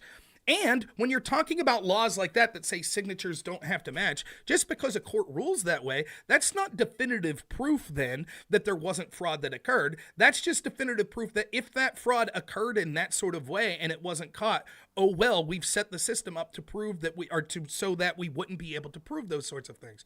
In addition, we could see in places like Georgia where chain of custody of hundreds of thousands of ballots were lost. That doesn't prove fraud, but what it proves is that it becomes unauditable, that you're not able to look into those things. So similarly, the same way we wouldn't say, well, the CIA never engaged in any fraudulent activity whatsoever, such as drug running, assassination of entities surrounding the United States or allies of the United States. And you know how I know that? Because accusations have been made, but a court's never determined that. That would be nonsensical. You would never, especially if you're someone who has a proclivity to vote Democrat, would never say that the court is the only arbiter on whether something could be legitimate, unlawful, fraudulent, etc. So no, just because the court heard certain cases and the court never ruled that there was significant levels of fraud that could have affected the election doesn't prove that there wasn't. What it does prove is we have to operate as if Joe Biden is the legitimate president moving forward, because unless you can prove that he's not through some sort of stealing or fraud,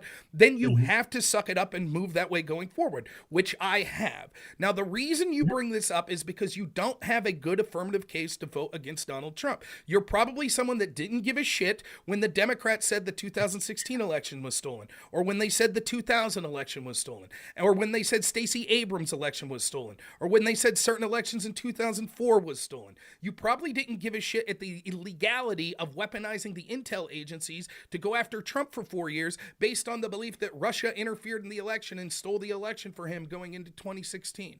So I'm sorry that I take these sort of criticisms hollow that's like, well, can't we say that 2020 was secure? I will turn the question to you. The official narrative is the 2020 election was, and I'm quoting now, the most secure election in our government's history. Do you believe that? Yeah. You Well, believe I that? have no reason to doubt it, but I know there was a lot of misinformation. There you go. And so just for the audience to see, as absurd as it may be for some of the things that people believe that think that there was fraud, the most absurd claim that I have heard is an election for the first time where we had mass mail-in ballots, where we changed state by state how differently that we proffer these elections, where every other first world country in the world says, whoa, we should have in-person voting because mail ballots are so much more rife for mistakes and fraud, where it's been admitted by even Democrats in the past in this country, where Democrats in the past railed for years and years about the insecurity of our elections, where we know that there were passwords that were quickly able to be retrieved of secure system of some of these voting machines. Despite all of that, it's not just that there wasn't enough fraud. The mainstream media's narrative and people that want to criticize those that are looking into potential fraud is, never mind, it's the most secure election ever.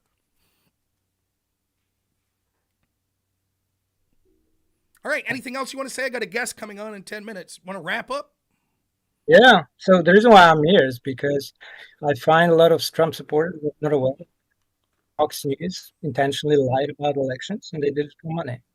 And that was admitted by Rupert Murdoch under oath. They had to pay $800 million in the information case against Dominion. And they've done not only lying about the machines, they make lying about elections in different ways. All the things that you cite, you could probably find a quote from Fox News. So if they obviously lied about it, there's a reason to believe that they lied about everything else you cited. Okay. So for-profit Similarly, media is lying for money in this. Okay, that's fine. Then I could say that, one, I don't give a shit about Fox News. I think that most of the time Fox News sucks. Secondly, I could say definitively that we know Democrats lied. Remember when Van Jones from CNN was caught by a person on the street that was recording him, where he admitted that he knew that the entire Russia story against Trump was horseshit?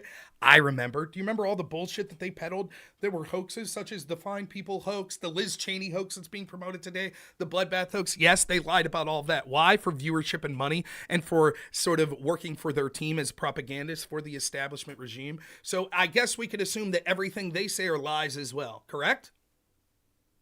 Well, can you first admit that Fox News business model is lying for money? I will admit that every legacy media outlet's business model is lying and saying shit that they don't believe for money and for clicks. Yes, Fox News shares, including Fox News, the New York Times, CNN, MSNBC, ABC, CBS. Right. So isn't it interesting that you only criticize Fox News when you're agreeing that all of these outlets do that? Well, all of them, yes. I mean, when you look at the left-wing media, hey, you're preaching to the choir. Legacy media sucks. Fox News fucking sucks. Great, you're preaching to the choir, right? With the Biden. Fox they News, didn't right? Show. You're preaching to the choir. All for-profit media lies. Gotcha. Thanks for the great point. So we're on the cusp of the election. We're talking about who we should vote for. You call in with the great point of like, well, you know, shit, all media lies. So great. Anything else? We got you. All right, man. I got a guest on the line. I appreciate you calling on. The viewers about it's great. Fox Thank News you. Appreciate you calling in. I got a caller on the line. Thanks so much. Really appreciate it. Whoo! Not bringing their best, huh? Oh, my buddy Casimir's calling in. We only got a couple minutes, but I'm glad he got his audio issues sorted.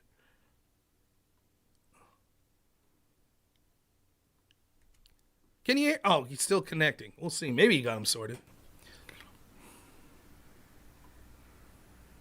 Let me know if you can hear me, Kaz.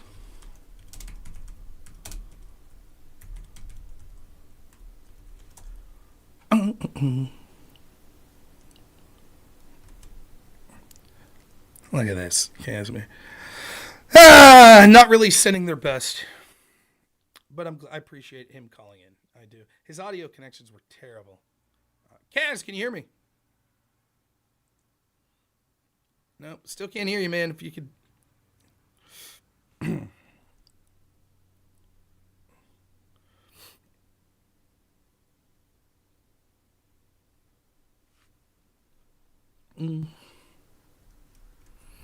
Yeah, I mean, I love this attack of Fox News. First off, I have no idea why Fox paid.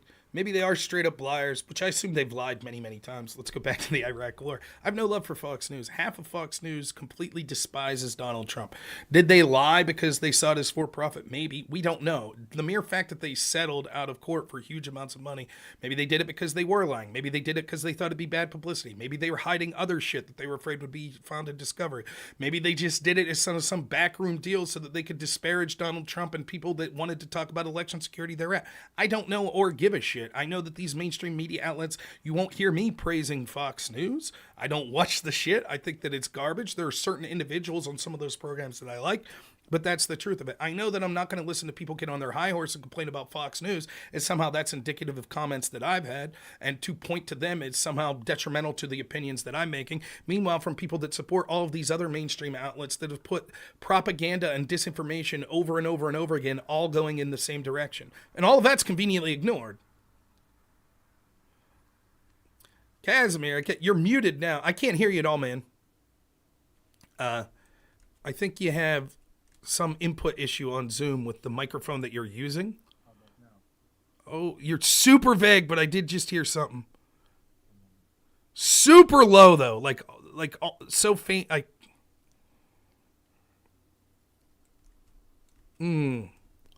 tell you what, Kaz.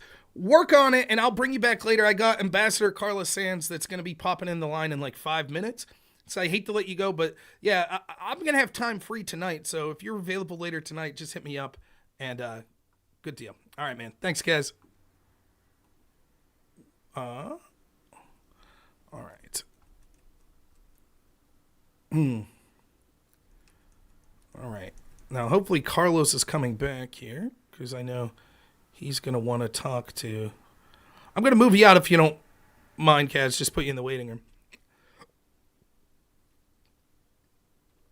room.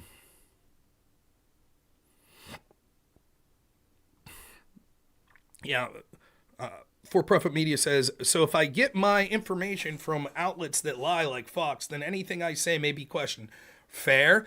First off, I don't get my information from Fox. I couldn't tell you the last time I watched Fox. Once in a blue moon, I'll see like a clip of Greg Gutfeld. That's about the only person on Fox I ever remotely listen to. Secondly, why wouldn't you be allowed to question everything I say regardless? You should be able to question it all. What's the alternative here? If you admit that all of these outlets are questionable and lie for profit, then okay. Then what source do you recommend that's unimpeachable? Otherwise, you're making a general point. Hey, everywhere you get your information from could be biased, so we should question it. Great. Yeah, sorry, Casimir. We could use Discord later if you like, man. We really can. It's just Zoom with my co-host when we're having all these guests call in. We had to use Zoom, so. All right. I hate to do this to y'all, but I'm going to go to the restroom real quick, so I'll be right back. Just a couple minutes, and we're going to have Ambassador Carla Sands will be with us next around 3:30 here.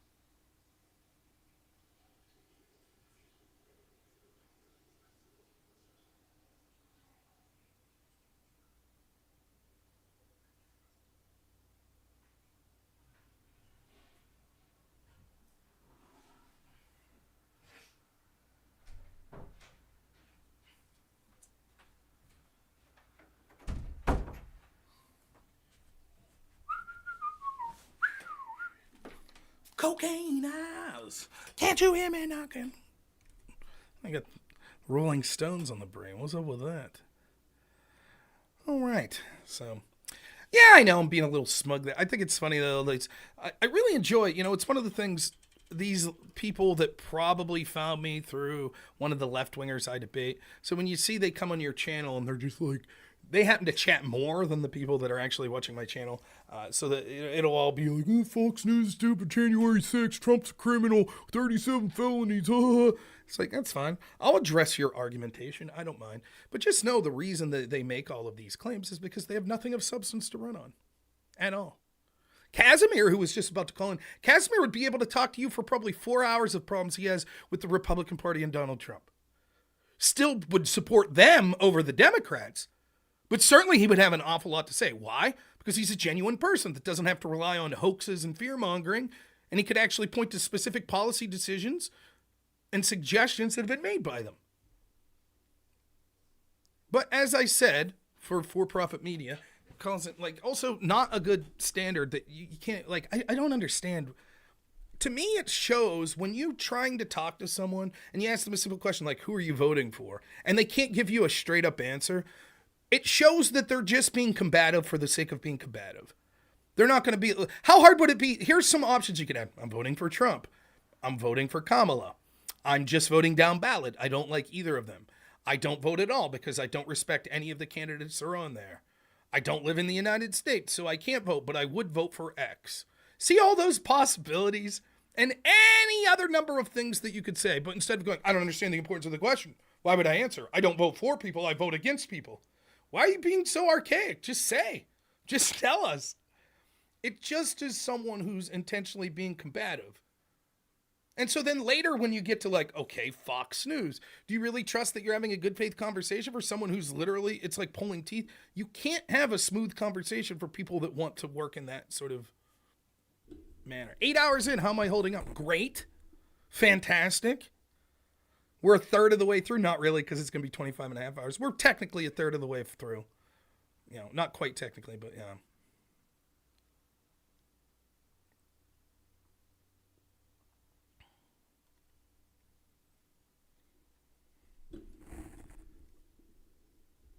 So we're near at 3:30. No Carlos.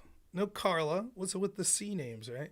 So we'll see what we could do. We'll hope Carlos comes back, and we'll hope Carlos Sands joins us soon. He may be on the phone, gearing up for that. So the show will go on while we wait for that. So, the point that was talking about the 37 felonies, we could talk about that for a second.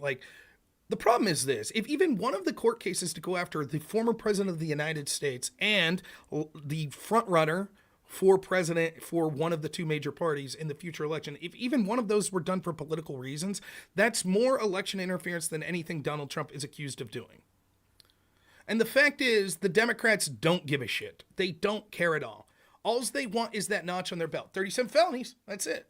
Well, what were those 37 felonies? Well, let's look at them. They all come from one case by a guy by the name of Alvin Bragg, who literally, when he was running for office, when asked specifically about Donald Trump, talked about his ability to go after Trump. He's prosecuted Trump-related cases in the past. How unusual is that for a prosecutor that's running for office to specifically talk about how he's gone after one person in the past? Now, granted, unlike Letitia James, he didn't specifically promise to go after Trump, but we know that's what he did. Then he had a novel legal theory that's never been used before in history. So picture that. For the first time that we've charged a former president with crimes, it was based on a legal theory that's not been used to go after even a vagrant on the street, an average person. This novel legal theory had to have a three stages, to which the judge in an almost unprecedented manner said, listen, you could pick and choose which one of those three you have, which is absurd. So much so that Eli Honig, the senior CNN correspondent, spoke about how insane some of these decisions were that he saw in this trial.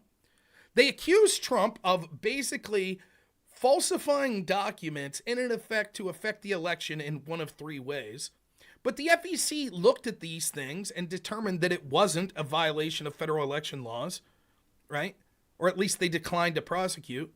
And you might say, well, that doesn't matter. That doesn't matter. New York should be able to. Are we really okay with if the federal board that's tasked with doing these election things declines to prosecute, with state prosecutors being able to prosecute those federal laws? Because that's in effect what's happened. And then the last question, which is the most clear, is the FEC did rule that Hillary Clinton fraudulently had documents to violate that law. Why wasn't Alvin Bragg so gung-ho? In the same election in 2016, the easier case to make, the FEC had already ruled on Hillary's team in the DNC that they falsified documents to affect the election. Why did they decline to look into that or prosecute? The truth is, this was always a get Trump witch hunt. That's what the E. John Carroll case was, where they literally changed the law to go after Trump. That's what the Fani Willis case was. That's what the Letitia James case was. That's what Jack Smith is. And the same people that will sit here on the left and tell you for years about systemic racism in law enforcement and how unfair the legal system is are clapping like bleeding seals. Yay! Just get Trump no matter what. It doesn't matter. He's the worst man ever. Take him down no matter what. Yay! Yay! 37 foreign felonies. E. John Carroll. Right, a woman who just didn't tell anyone contemporaneously that 30 years ago Trump sexually assaulted her in a public place while she claimed she was wearing a dress that wasn't even invented yet for months. I wish that the people that celebrate this stuff fall victim to the very same things that they're criticizing and want to see delved on the people that they don't like. Maybe the same people right now that are celebrating this judgment against Donald Trump, maybe someone from 35 years ago will accuse them of some sort of heinous sex crime with no contemporaneous reasons, and they'll get a favorable jury because people don't like their political beliefs and they'll rule you guilty as well. Maybe that will occur.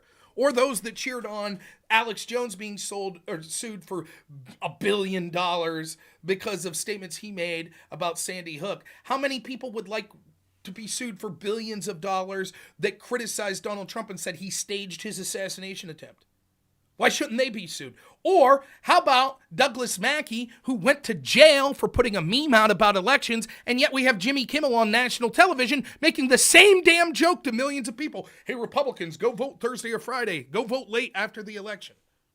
You see, these ridiculous standards that Democrats, in an effort to get the orange man because orange man's bad, they're willing to erode every standard that they've always claimed to believe in because the orange man's so evil, everything's justified. But if those standards ever come back to bite them in the own ass, they're going to gnash their teeth and scream and wail. Even at my little level, it's just my little world of being a streamer who got community strike after community strike for disinformation over COVID or for election integrity claims. Well, if Trump wins, I don't want to hear word one from any Democrat that says there was any untowardness or unfairness whatsoever. Shouldn't the same standard be applied to them, that all of them should lose their channels and get community guideline strikes? It's dangerous to talk about election integrity. Shouldn't that be the standard going forward? Oh, no, it'll be different then. You see, their concerns are legitimate concerns, and they're things that need to be addressed, and it's absurd to say that they're inciting violence. By the way, a statement that I agree with. I don't think that they should lose their channel. But how many of them remained silent when it was happening to people like me and hundreds of others that had streams that were getting community strikes? Yeah. Ambassador Sands will be coming on any second. Okay. Did you enjoy your break there? I had luncheon. Here, I debated a guy. You ready to debate? I'll give you what the debate was. You ready? Fox News Live, because his mic was breaking up, so it's really hard to hear him. But I tried to sift through it. Carlos, what do you think about this? This is one of the pet peeves of mine, right? Like, there are people that good faith could disagree with us, and like that's certainly fine. And certainly we know those people in real life, and we've dealt with those people on stream, and certainly me all the time with debating.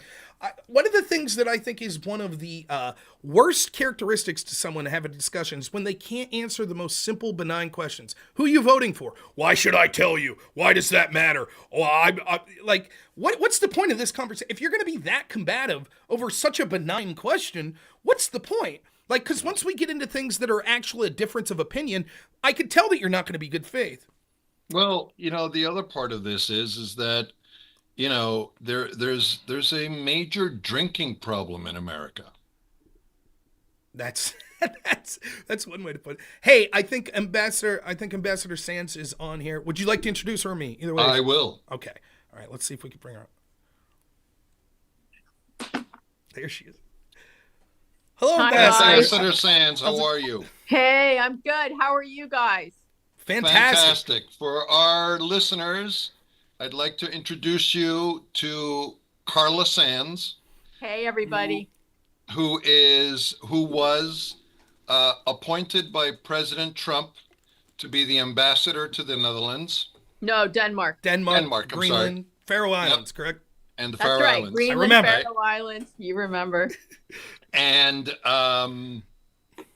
the very best story I can tell you about Carla Sands is the following. So 2 years ago, as a courtesy, I invited Carla to come up to a porch party in Williamsport at the Little League World Series. Now, I'm not going to tell you where Carla lives, but it's not close. No. So I'm at this porch party, and there's like 100 people at this thing in the porch, not in the house, in the porch. And who comes bounding up the stairs but Carla Sands? I did, Carlos. Okay, let me tell you something. What a solid character Carla Sands is. And you know, I have a theory that, you know, it's part of the Holy Spirit when people invite you to things. Yeah. That's God talking to you. I agree. God is talking to you and saying, you want to go here. You're being invited. This is a very big thing. And man, she showed up, and she stayed for almost the entire duration, spoke to everybody, was friendly, was cheery. Listen, I don't mind telling you, I'm a married man, happily married. I am in love with Carla Sands. Okay? Behave. Come on, you're gonna get everyone in trouble on the stream, Carlos. So I am absolutely thrilled that this fanboy is here with Carla today to talk about one of her very favorite subjects, Which is? and that is re-electing President Trump. Yep. Absolutely. I've been making calls to Michigan right now. Michigan has 2 more days, today and tomorrow till 5 for early voting. Michigan is one of those no-lose, states. We have to win Michigan. And so I was out there about a week ago with some fellow female Trump ambassadors and with Mike Rogers. He's got that Senate race out there. I'll be on another call right after I talk to you all. For another Republican Senate candidate who we have to get over the finish line. So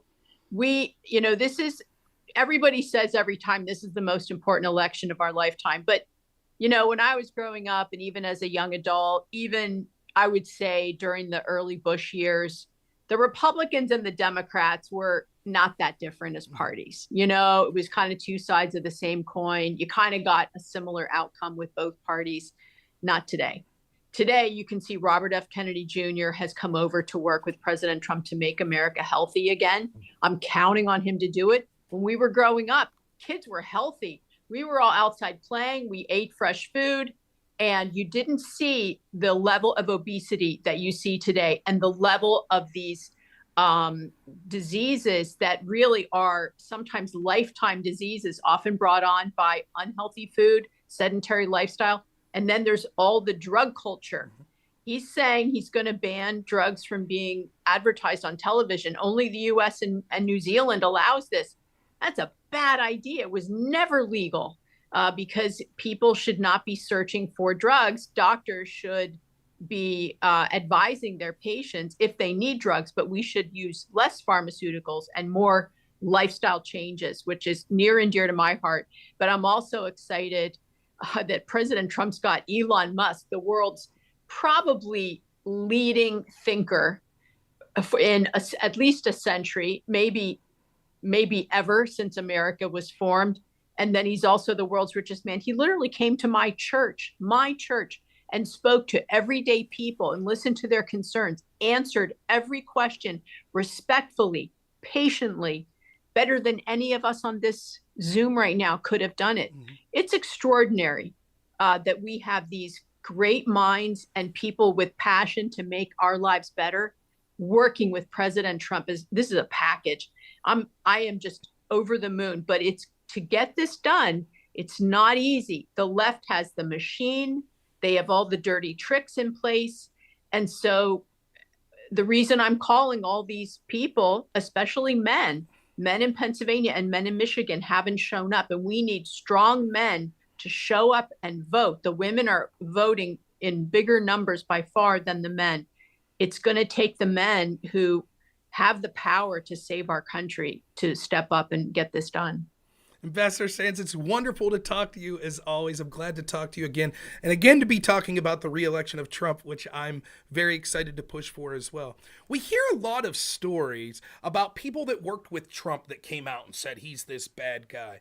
And one of the things I think is amazing about you is it would be so easy to be self-profitable to come out and be that person. The book deals you would have, the appearances on the mainstream media that you would be able to book every single day. But you didn't do that. You've been out there defending Donald Trump ever since that you left your position, and I think that that's incredibly admirable. Can you take a minute to tell us, as someone who worked with Trump, we hear one side of the story from people that were involved in this swamp and are profiting by coming out and speaking out against Trump, but can you talk a little about who he was from your eyes and like what a good person he was for the position of president? Yes. That's such a big thing to unpack. Let me just my personal experience and then broaden it. So his support for my agenda, he let me set it, trusted my judgment. His trust and support was the wind under my wings. I was able to get incredible things done on behalf of the American people, securing our country against Russia and China. He gave me every tool I needed. His White House was right there to help me stop Nord Stream 2, the Russian gas pipeline. We stopped it. The only place it wasn't completed, my area of responsibility. We worked with the White House and President Trump to stop Huawei, the Chinese-made 5G, from being installed in Denmark, which would have made it hard to share sensitive information, but it also makes them vulnerable because they can, if Huawei puts in the 5G, they can control things like industrial processes, electric grid, water, all of those things. And so he was an incredible person to work for, always gracious. If he didn't like what I was saying or my advice, he didn't take it. But that didn't matter. That was his right as commander in chief. And I didn't try to go around his back ever. I respected his role in the chain of command, unlike people like his former chief of staff, John Kelly, who literally tried to decide what the policy was in the US and be the commander. Sorry, that wasn't his role. His role was to take orders, and he forgot what his role was. Or people like John Bolton, who traded on his experience there to try to pay for his retirement. NSAs don't write tell-all books exposing secret or confidential information. That's like a sacred kind of job. You're supposed to die with that. And I mean, then you see the Democrats, how those 51 intelligence agents, including people like John Brennan, signed a lying letter to try to sway the election in 2020 when they said, no, that Hunter Biden laptop was Russian had all the signs of hallmarks of Russian disinformation. Shameful what these people have done against Donald Trump and how they have attacked him since he came down the escalator, spying on his campaign, spying on him in the White House. So today he knows where the bodies are buried. He knows exactly what they did and who did it. We've got it. They've exposed themselves for the most part. And so he and the team understand what needs to be cleaned up. It's going to be extraordinary how efficient government's going to get if Elon Musk gets in there and makes government work, makes it great again as the director of government efficiency. So very few people know how hard you work. You know, every time I talk to you, you're moving and shaking, you're going someplace, you're coming from someplace, you're so busy. You've been in campaign mode literally for 4 years. I listen, I know how hard you work. Can you share with us some of the most important things that you're hearing from the battlefield and talking to men and talking to people from Michigan? And I know that you've been on it for 4 years, but what are the things that are at the top of your mind when you think about the last 4 years and all the people that you've talked to that really get you excited? Well, what really gets me excited is getting President Trump back in the White House. And that means we have to make it, and this is a term, too big to rig. And it means an overwhelming turnout. And we need to have people still getting people to the polls on Tuesday or hoping to call, like you can get lists and call in Arizona or Michigan and get the people out to vote early. Tomorrow's the last day in those 2 states. Any early voting state, we should give them a hand if it's a swing state, but we need it to be too big to rig. And I don't know what the turnout is going to be. So far, it's looking better than it did the last time around. So, you know, and you can't take anything for granted. So I'm leaving it all on the field. I get the most excited. I'm here in Pennsylvania. I'll speak at his rally tomorrow night.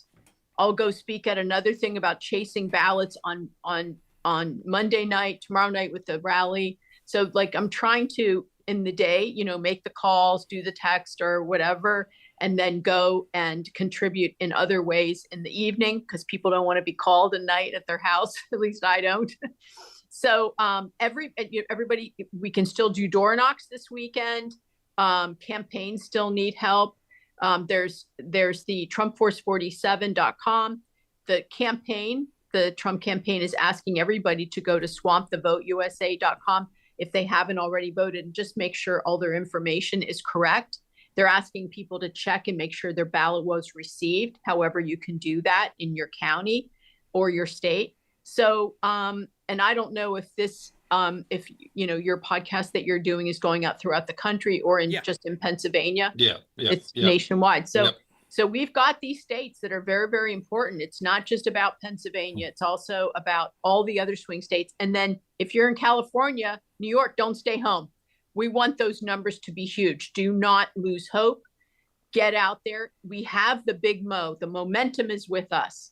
It is absolutely with us. You can feel it in the air when you talk to people, when you're out, when you're at the rallies, you can feel it. You look at her numbers, but we don't have the machine. So that enthusiasm has to be channeled into votes. We can't just be excited and then stay home and think that was a great experience. You have to get people to vote early if it's still happening in your state, and then to turn out on Tuesday, to make a plan, and also to expect that you may be in line for a really long time. I don't know what mischief's going to happen. Take water, take snacks, grab a friend or family member if you can. You don't have to, but be prepared for weather. If it rains, have an umbrella, you know, have a coat in the car. Be prepared and don't get out of line. Unless you have someone saving your place when you have to go to the bathroom, don't get out of line. You can always reach out to the party in your state and ask them for if you need chairs because the wait is long and people are older. Ask for support. There are people standing by ready to give support. And just note that there are so many people pulling for you to get out there and vote. We need every single one of you. Your vote is precious and important. I would be remiss if I didn't ask you, who not only is one of the best speakers that I've enjoyed having on, but did such a fantastic job as an ambassador. Kamala Harris doesn't do a very good job of effectively advocating for herself. She seems to be more of a chameleon and is representing sort of interest behind her. In that vein, we have someone such as Mark Cuban, who comes out and makes the claim that Trump will not have people around him that are strong, intelligent women. I think that's a denigration to all women who want to support Trump, but specifically to someone like you that works so effectively with Trump, being an ambassador underneath him. What do you have to say that these comments from one of the primary surrogates to Kamala Harris speaks about you specifically and women in general? Well, you know, it's a funny question because it's so ridiculous. It's noise, not signal. I'm focused on the election and getting people out. But the fact is, he's a buffoon. That he said that. I worked with incredible strong female ambassadors for President Trump. We were just in Michigan together, supporting Mike Rogers' campaign. We worked together with President Trump in his White House and then the different agencies and departments very, very well. So, you know, I even posted something on X. I'm trying to figure out how to do these X lives or Twitter lives. Space it, yeah. So I'm not really sure yet, but I'm working on it. And I posted something yesterday because it's just, the fact is we don't want to get distracted by any of this noise. We want to stay focused, drive the vote. All of these people they don't really stand for anything. We stand for what? The Constitution, our God-given rights, the First Amendment, the Second Amendment. They're going to take that Second Amendment, that First Amendment, if she wins, as as I'm sitting here talking to you, she will work to do that. And so if you love your country and you want to have the American dream, or you have kids or grandkids and you want them to have the American dream, you have to vote for Donald Trump, because he is going to restore us to greatness, and he's bringing the team to do it. These are builders that are going to build us and not tear us down and continue to dissipate. We're loaded with debt. He's going to grow the economy so that the debt is handled in a way that doesn't hurt everyday Americans. He's the only guy that can do it. Well, I think you make a great point there. I just want to get to this point real quick, Carlos, then I'll leave you go. They have to run on these sort of smears because they can't have policy that they run on. We have 4 years of Donald Trump. We have 4 years of Kamala Harris, Joe Biden. And in almost every aspect, you could see those years under Donald Trump were preferable. So they have to virtue signal that they care more about women or more about this group. But then the veil comes off as soon as they see strong women or strong minorities that are articulating the case for Donald Trump. You see how they really feel. And so I always think it's interesting when there's attacks like that to see someone like you that doesn't have to say a word, that just through your actions shows that what they're doing is complete garbage, in the sense that, no, that's not true, that Trump hasn't surrounded himself with intelligent, powerful women. So I had to ask, though. Yeah, but Robert, it's so clear that leading by example is the right way to do it. And that you're right. Nobody likes their policies. Did you see the latest jobs numbers? Yep. 12,000 gain, but that is a lie too. They loaded on government jobs, and all of the gains have been people that are non-native born Americans. American citizens that were born here have actually lost about 1.5 million jobs just over the past year. Our employment is dropping while these immigrants, often illegal, very low salaried people, are gaining, and government jobs. They're juicing it with government jobs. And they keep revising the numbers down. You saw they claimed over 800,000 fake jobs. And then they had a whistleblower. They were going to hide it until after the election. A whistleblower revealed this. Their economy is in shambles. What they've created, because they don't know how to build something. They have no idea. They have no good policies. Nobody wants what they're selling. That's why they're selling hate Trump. I'm not Trump. For Kamala Harris, that's all she can run on, and that's why it's like a chorus of hating Trump, and then you've got the media parroting that. It's just despicable, and it's leading to the death of the legacy media. Yep. Can you tell us the story of how President Trump appointed you ambassador? Well, I had wanted to be an ambassador since I was a high school girl in my home county of Cumberland County. I went to Cumberland Valley High School. And I went home at 15 and told my little sister, when I grow up, I want to be an ambassador. And I didn't know about the Foreign Service. I'm from a small town. Nobody told me. But when I supported every Republican president, I would let it be known, I'd really love to be an ambassador. I'd really love, what can I do to help make that happen? And so under President Trump is when they finally said, yeah, what does that look like? And then he made the call, and I said yes, absolutely. And I moved there with my then high school age daughter. She finished high school in Denmark while we were there, and I was able to serve until the day Joe Biden was sworn in. So how long have you been a member of the Republican Party? I kind of say I was born into it. My grandmother was, and she's from Camp Hill. She's passed away now. She was always a Republican. My parents are Republicans, but the only time I said to my grandmother when Bill Clinton was up for election the first time, I said, "Who'd you vote for, Nana?" And she said, "Bill Clinton." I said, "Oh, Nana, how could you?" Because she was a Republican. She goes, "Oh, he's so cute." I was like, oh my gosh. I mean, so you never know what these older ladies are going to do when you get a cute candidate, which is why I worry about, this slimeball Gavin Newsom, who's just destroyed, along with Kamala Harris, destroyed the great state of California. No question about it. Yeah. That at one point used to be your home state. Well, no, Pennsylvania's always been my home. But I'm state, saying, where you but lived. that's where I met my husband and married and had our daughter. Yes. Right. Yeah. So, and ran a business. Rob, do you remember the day that we met Carla? Why don't you tell us that story? Who, me? Yeah. Which was what Doug McClinko's, right? Was it the rally? Exactly right. Yeah. So we were Go ahead. we were sitting at a table at Doug McClinko's rally at the Rock, and Carla comes bouncing up to us and introduces herself, and just dauntless, shook our hands and talked to us for 20 minutes. Now, at political gatherings, someone talking to you for 20 minutes is a long time. Okay. And she held her attention, and she was running for Senate at that time. That was 2 years ago. So we got to meet her, and it's some great memories. Immediately impressive. And I think that the Incredibly biggest impressive. characteristic that stands out to me is, I don't think people understand this. It's easy to go up and talk to people that you think you have something to gain from. It's another thing entirely to go up to people, anyone who's willing to talk, to kind of go ahead and disclose your political ideology and opinions.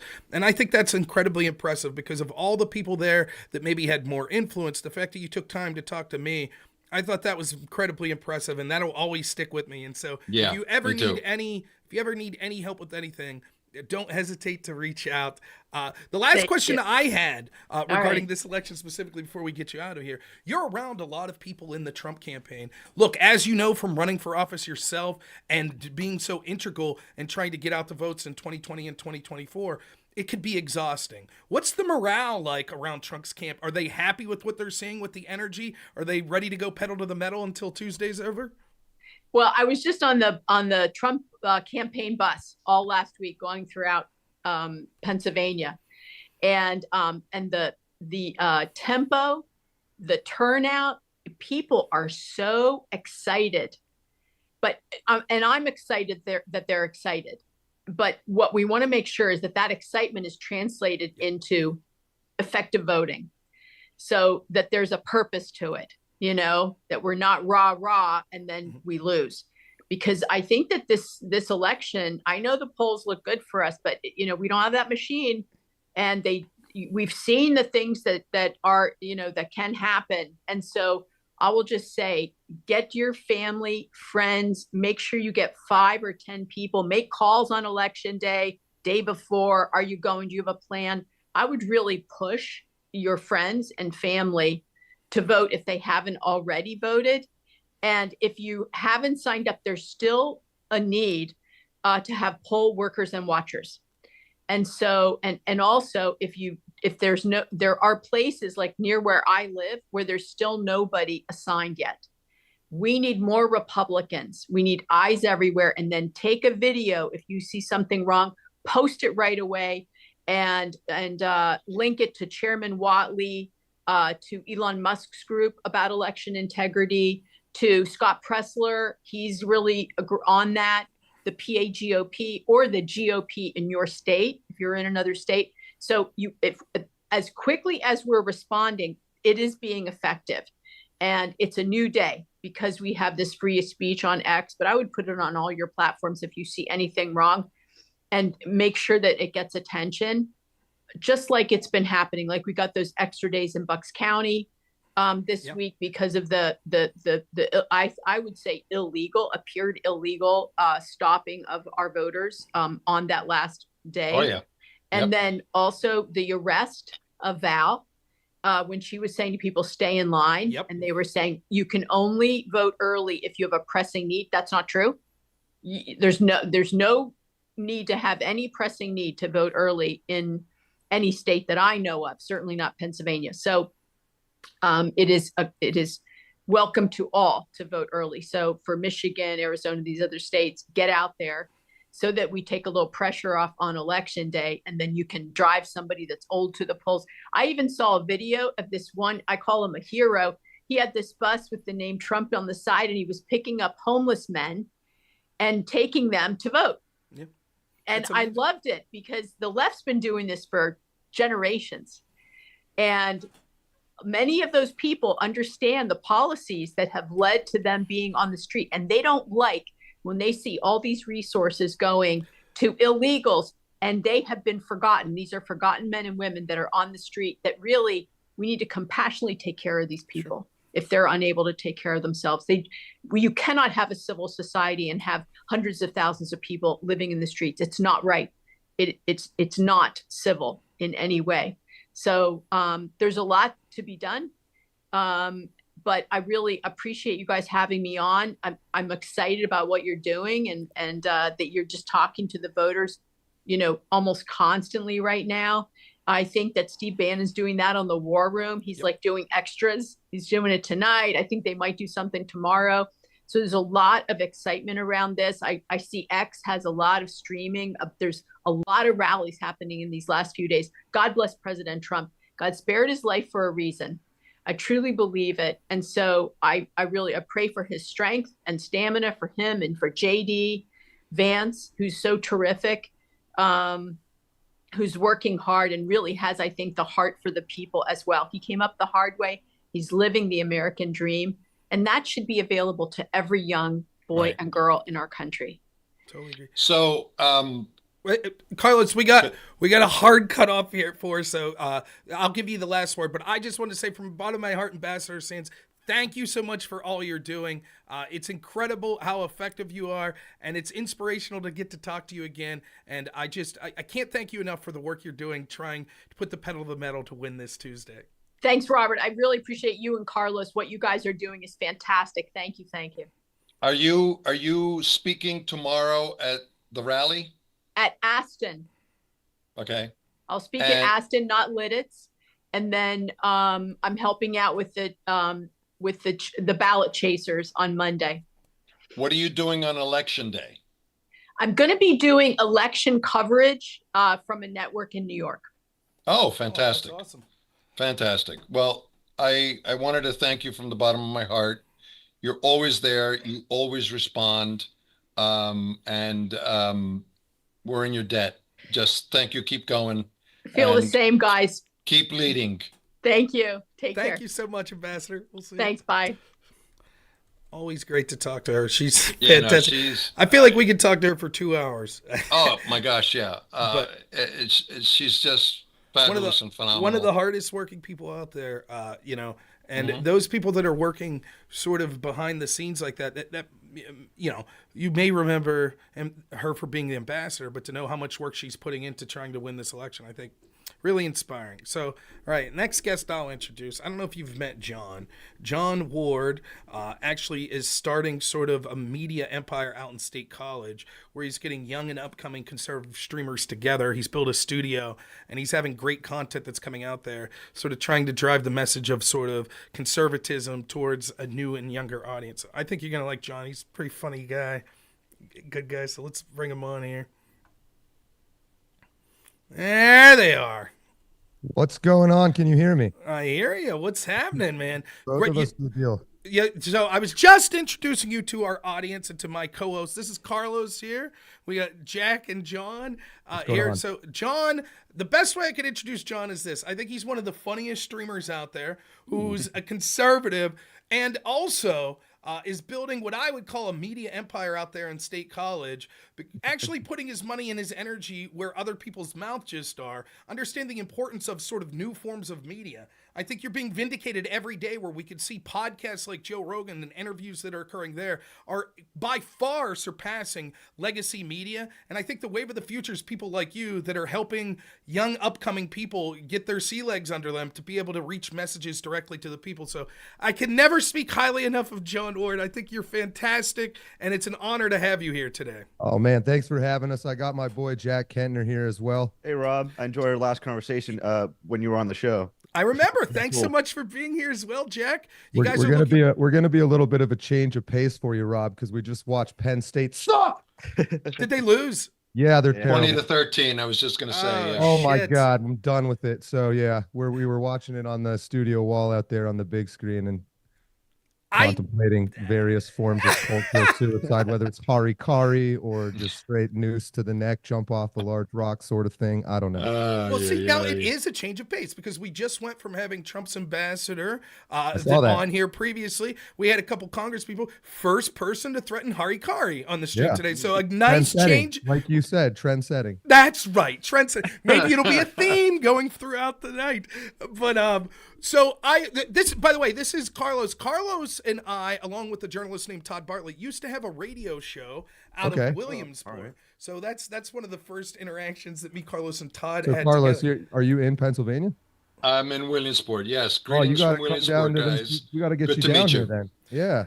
Yeah, they're just in State College, Carlos, and they're setting up a studio there. You should definitely travel down sometime. Yeah, I'd love to talk to them. You had told me something peripheral about John a month and a half ago, and telling me about what he was trying to accomplish. Yeah. And so congratulations to you guys. And the neat thing is that we're living in the wild, wild west right now, right? Communications wise. So, conservatives that are funny are lethal.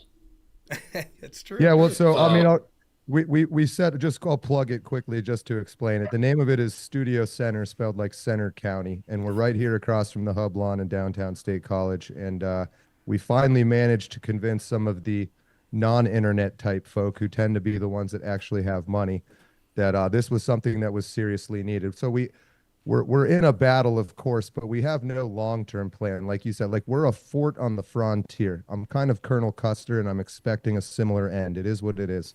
But Jack over here may survive and run away and carry the torch onward or something like that. So we have a standing invite to, of course, any content creators in Pennsylvania, but anybody that wants to. We're technically not really open yet.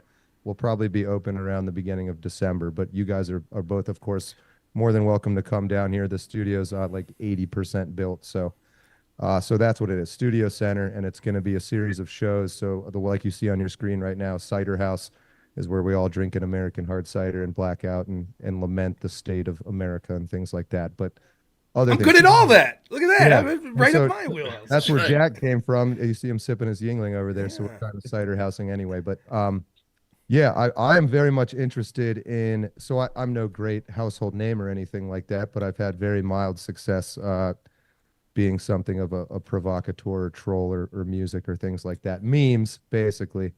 And then it's amazing to run into these younger guys, college or just post-college, who are very much interested in being involved in some sort of meaning way. But you're right, it's the Wild West.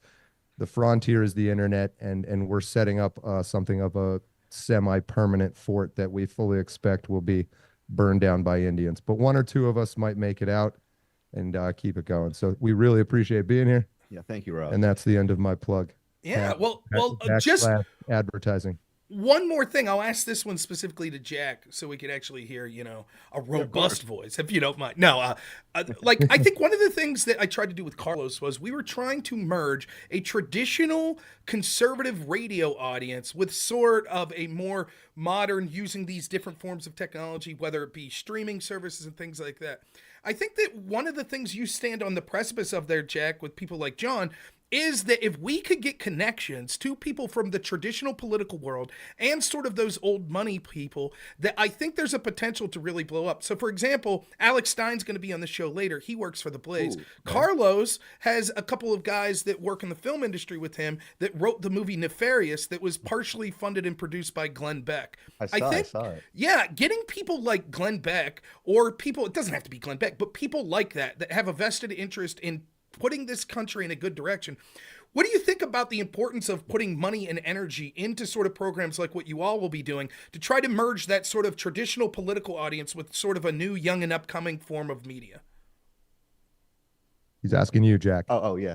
I totally agree, Rob. We need the times are changing, and we definitely need to adapt to it. I've been telling John here that he needs to get on Kick, because Rumble, frankly, has been not performing adequately in live streams for the past couple of shows we've been doing. So yeah, it's been interesting trying to get both the studio off the ground and to get shows off the ground. But we've been slowly but surely meeting expectations, and I'm very excited to see where it goes.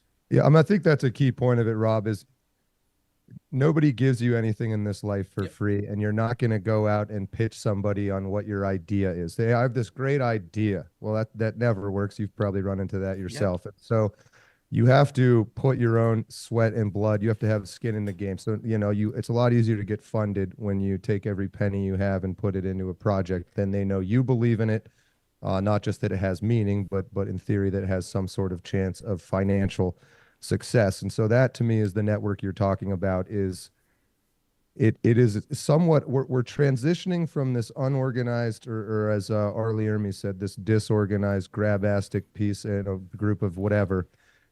And we're trying to become grown men with a killer instinct who can function in battle properly, which we definitely cannot currently. And there's a lot, you're one of the unique guys who I like, and we've met, I think, relatively recently, but so many people are in it for themselves. And so anytime you kind of get something going and somebody feels like they have an angle to promote themselves over the group, it's this weird paradoxical, like we're individuals who need to be a little more, I hate to use the word communist, but communal. Sure. Take a personal sacrifice. So I haven't made any of my actual John Ward content for a year or so at least.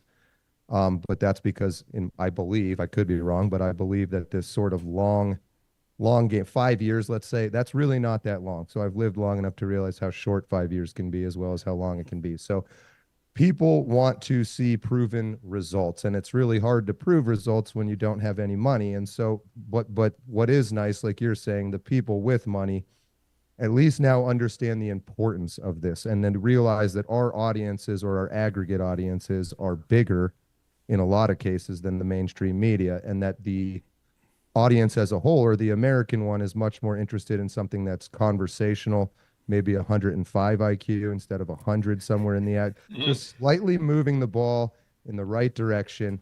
And then, of course, like I stumbled across almost 10 years ago, is people won't listen to you unless you're somewhat entertaining. The field is entertainment. Yep.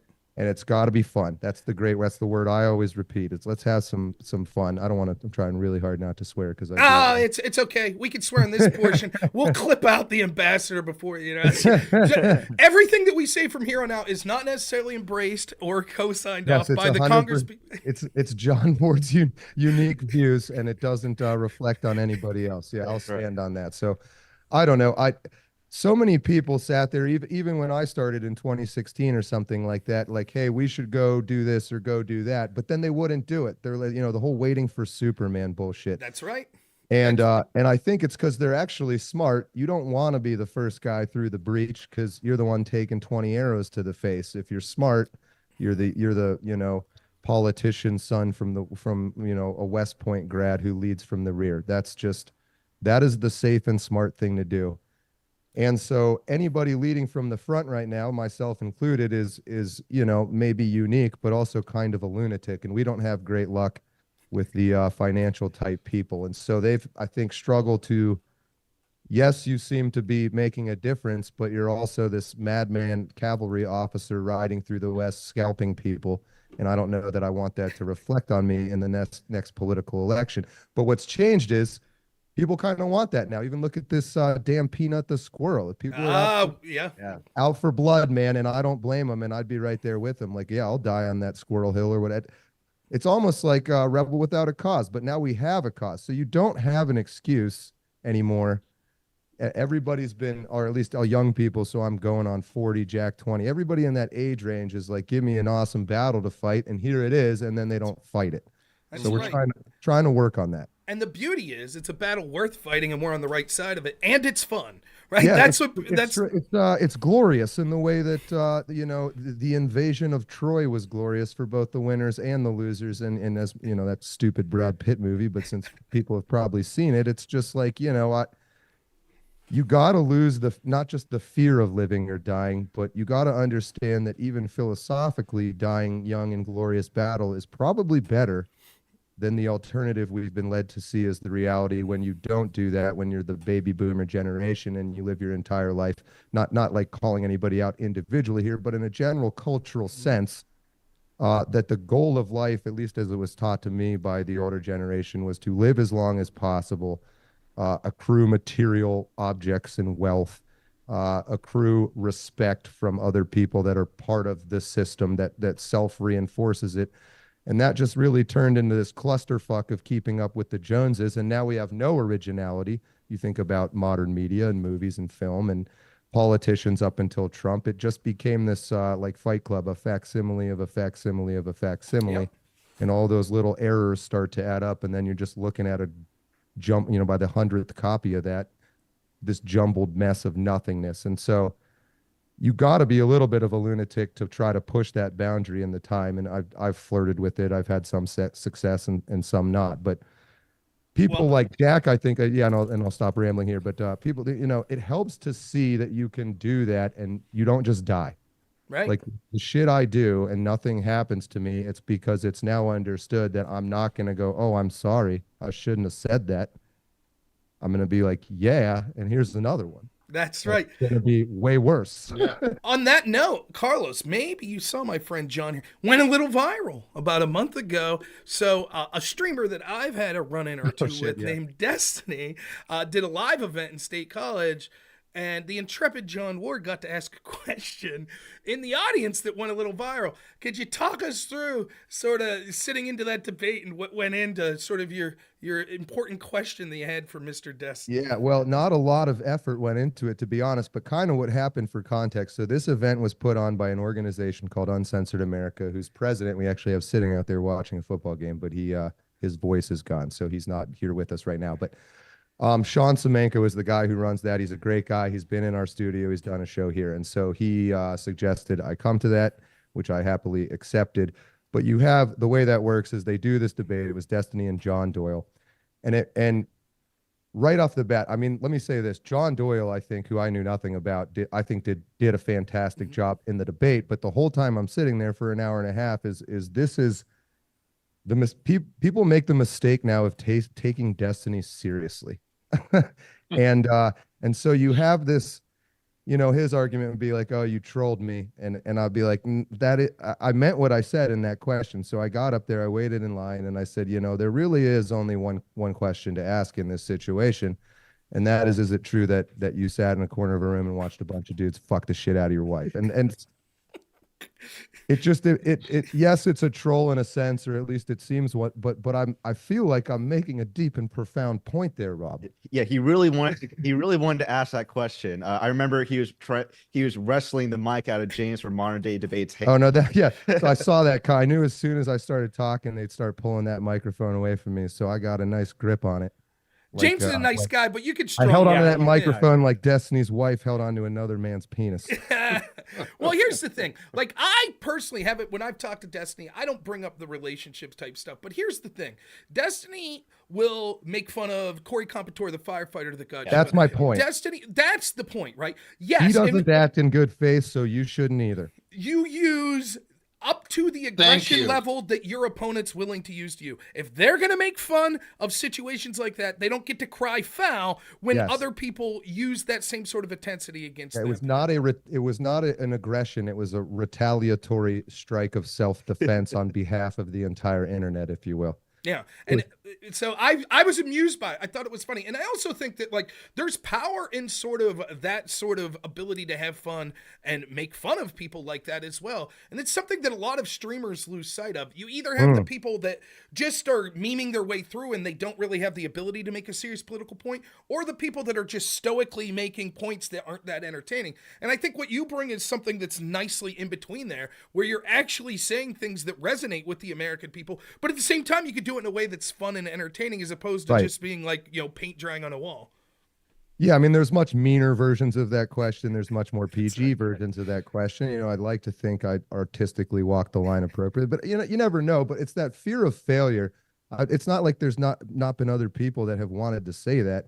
I think they might just get up to the microphone and then suddenly have these, you know, second guess themselves or have doubts, or they worry about their own brand. That's, in my opinion, that's the worst thing. The personal brands that become fun to watch are the people who don't give a fuck. And so, but you also can't just be like a Kim Jong-un of the internet constantly threatening, because then nobody wants to deal with you. So I have the opposite problem of most creators, which is that I need to back it off a little bit so that people take me seriously. And like, fortunately, I'm somewhat able to be articulate when I do that. But most people are the other way around, is they're always like waiting for this person that doesn't actually exist to give them permission. It ain't coming. Just go do it. Right. That's go do Well, it. what's admirable about you, John, just meeting you and listening to you, is that you're not afraid to say that you want to live a life of meaning, and that, hey, listen, that's my hats off to you, and I'm praying for you. And but I did want to ask you a question, just because of me listening to you and some of the things that you've said. You sound like a gamer. Do you play D&D? No, well, I mean, you mean like fantasy type? I mean, I usually Dungeons and do Dragons, yeah, because Magic the some of your Gathering some of stuff your like that. language, Tabletop games. Oh yeah, no, yeah, some of your not language really. is very D&D-ish in terms of, a character trying to, mobilize the masses. Oh, We okay, just- I So see what you're I saying. played No, for 50 years, so it's It's- kind of in my ear, when I so hear it, it's like, yeah, no, I hear exactly what you're saying. I'd say what you're saying is special relativity, and the way I am is I'm a I'm general relativity, and so I believe everything is a story, and so the game Right. is a specific version of a story. But right, you can all, and so you just like being funny, people will listen to a good storyteller over, like Rob said, somebody who might be extremely well read and listing off all these extremely relevant and interesting points. But for the content creator, who I think is usually above average in intelligence, or the artist, that's the general, like an artist is a generalized content creator. So an artist, I'm not like sucking my own dick here. There's no right word for it. I don't really like the term. So you get what I'm saying. So whether or not you like, I don't believe you have a choice but to tell a story. And so you're either telling a good one or a shitty one. And so once you realize that that's what you're doing, and your own face and brand on the internet is part of that story, you just kind of end up leaning into it. But these are all sort of little heuristic shortcuts, I think, to trying to understand like what the fuck is going on and what do we do Right. about it. And that's, I mean, I actually have read quite a bit. I've read everything from that's 3,000 years old to 3 years old. And I think it's undeniable that one of the fundamental philosophical questions, at least for young men, is it better to, fade out, or what's that fucking Kurt Cobain shit? It's better yeah. there's some truth to that. And that doesn't mean you go try to burn out really quickly. It's like Patton said, the point of war is not to die for your country. It's to make the other bastard sick die bastard for his. die for his. So you got to do both. And so people that go too far in the glorious direction end up throwing themselves away for no real gain. Don't do that. That's not what I'm saying. Right. You gotta, you play to win, but you gotta not be afraid to lose. And I know that ends up being kind of meaningless instruction, but that's why you got to be an artist to pull it off, I guess. And I'm not saying that I am, but I think it's worth trying rather than not trying. Mm-hmm. And so we'll see. Exactly right, which is why you're doing this. Yeah. Exactly right. My And hat's if I off to you. die some stupid fool that the internet makes fun of forever, I just don't give a shit, because I ain't gonna have to be here to deal with it, and other shit will happen and people will forget about it. So, So to me, it's a logical decision. Like, I feel like I'm being logical. I agree. So, speaking of story, why don't you tell us your origin story and how you got here, and then have Jack do the same thing? Yeah, absolutely. Geez, I'll try to keep it quick here. I realize I'm talking. We were drinking a lot of beer during that Penn State game. So We like to listen to people who drink Let's beer. hear that origin story. Yeah, we like to listen to people who drink beer. Yeah, well, yeah, it makes for more fun entertainment usually, unless you go one beer too far, and then it makes for fantastic entertainment. So, Is this a 1 or 2 beer story? no, this is like a 7 beer story. Gotcha. 7 or 8, I think. Yeah, so we've been started at noon, so it's a lot of beers, but it's a case story. It's a case study. There you go. Yeah, that nice, good pun. Very good. Yep. Could have had that on the first one. But anyway, so I'm from here. I'm from State College, Pennsylvania, back when Joe Paterno behind me here was coaching and stuff like that. And then through a series of unfortunate events, ended up in Pittsburgh and then Texas and then back in State College. My YouTubing career, I guess I started on YouTube, was back in 2015. Don Lemon interviewed Sheriff David Clark. I don't know how well you remember him. Remember that? I do.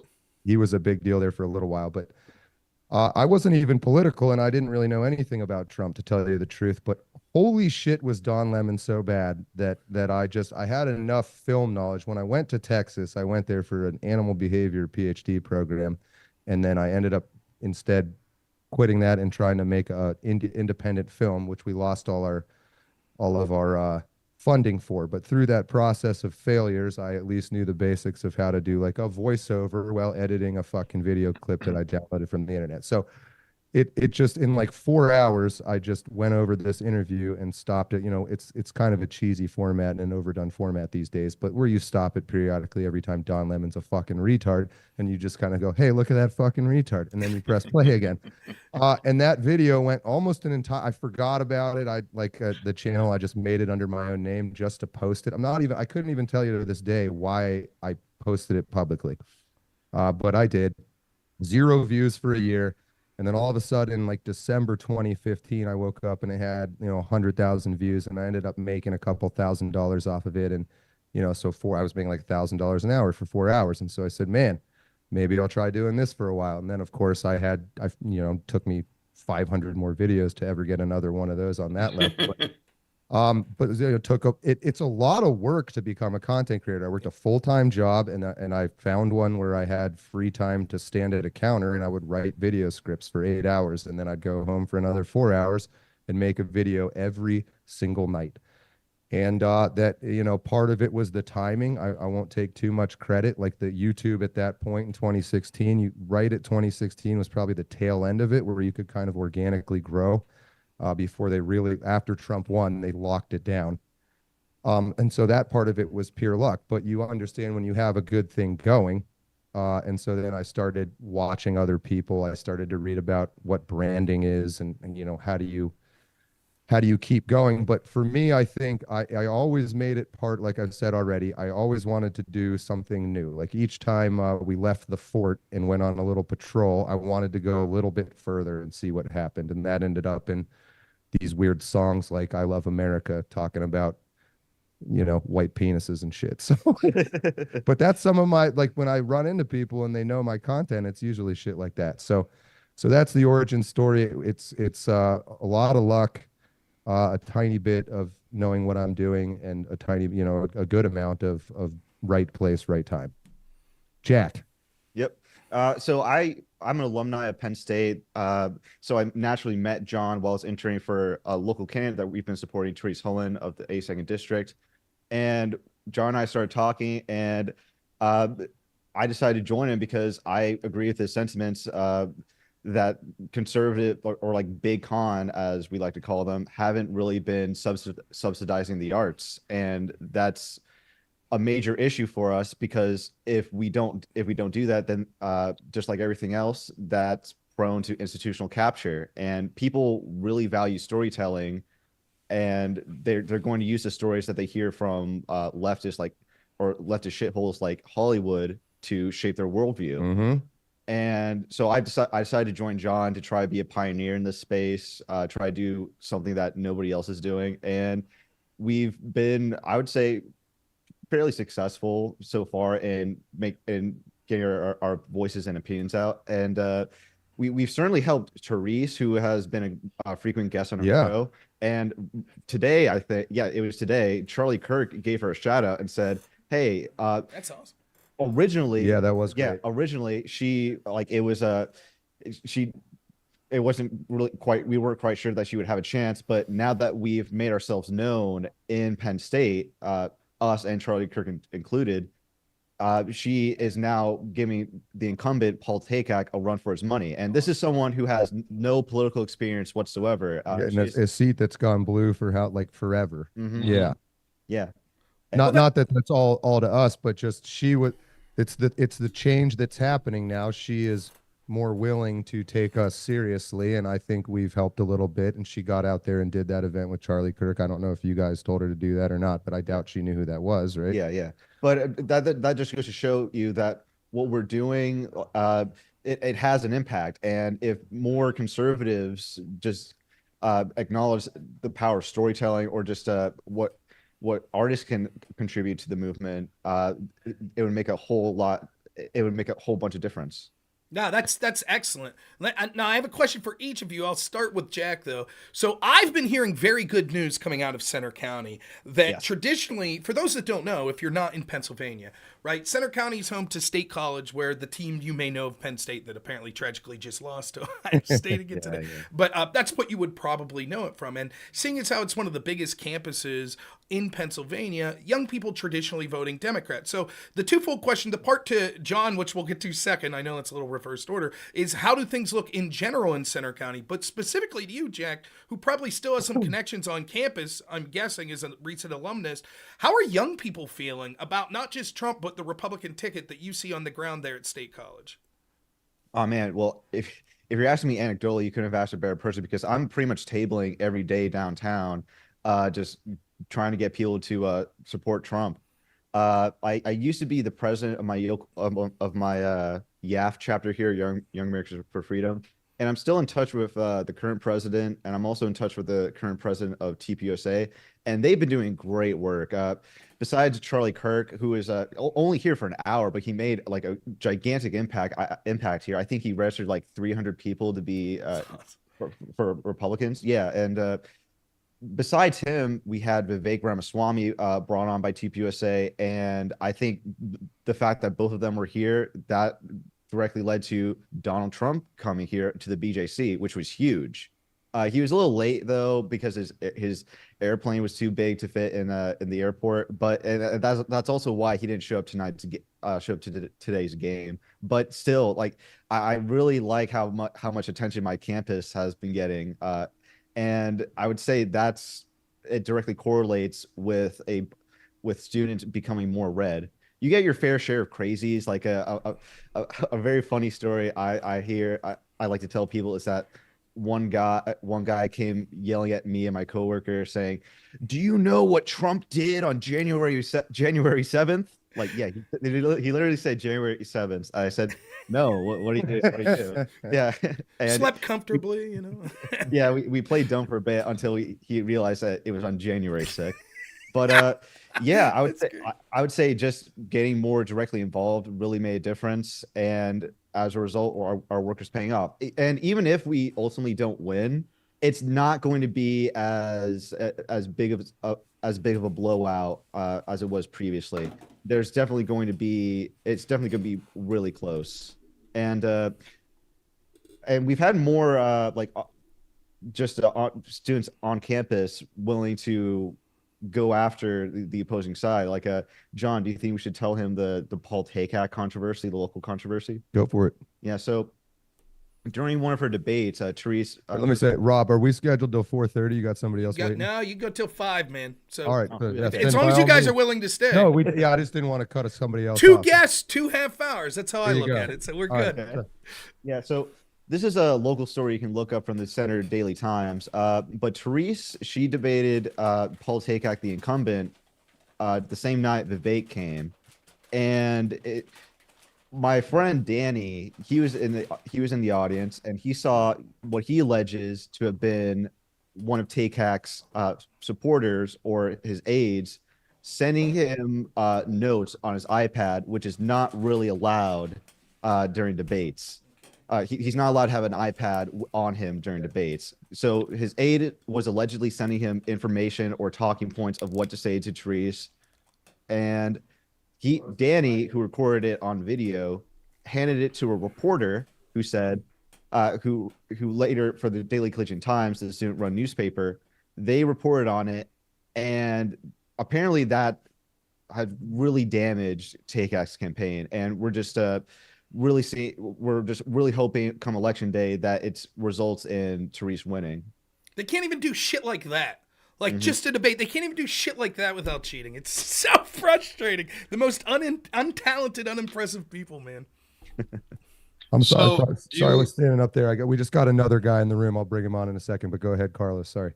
So are you guys friendly with the former chairman up there, Chris Eng? I don't think we're in contact with him now. No, She was the Republican chairman at Center County.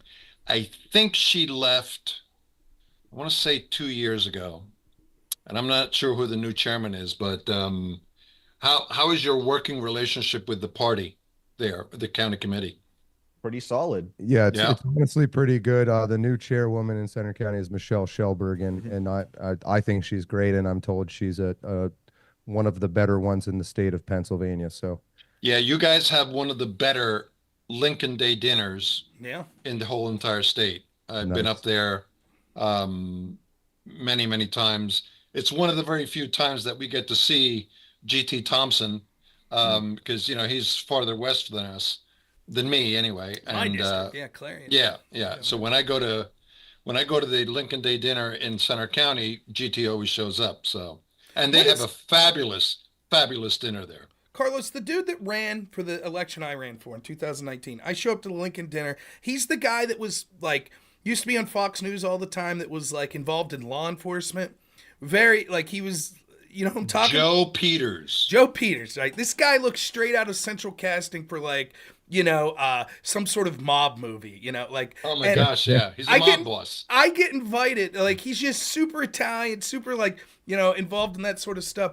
I go to the Lincoln dinner because I'm running for this office out there, and I bring my mom. It's the first, like, political thing my mom's ever done with me, and he happens to be sitting next to us. That was his assigned seat, and, like, you know, you have all these impressive people, all of these officials, whatever. My mom for like 3 weeks was like, who is that guy that fought the mob that was talking to us? Like, how do you know this guy? He's like he was some super, I bet that guy has no idea the impression he made on this lady. Like, that she to this day is like, that was the coolest guy, like, to see a real life guy that fought the mob. So I always remember that from the Center County Lincoln dinner. It was my opportunity to impress my mom finally. I could be sitting there with, like, you know, I qualified for the national debate tournament. My parents were like, oh, that's kind of cool. I could be sitting there with, like, Elon Musk. My mom would be like, who? But that dude that fought the mob, it's like, shit, yeah. What a Joe Peters. So yeah, John, he was a prosecutor who became a politician. Yeah, he was a cool guy. He really was. Yeah. John, you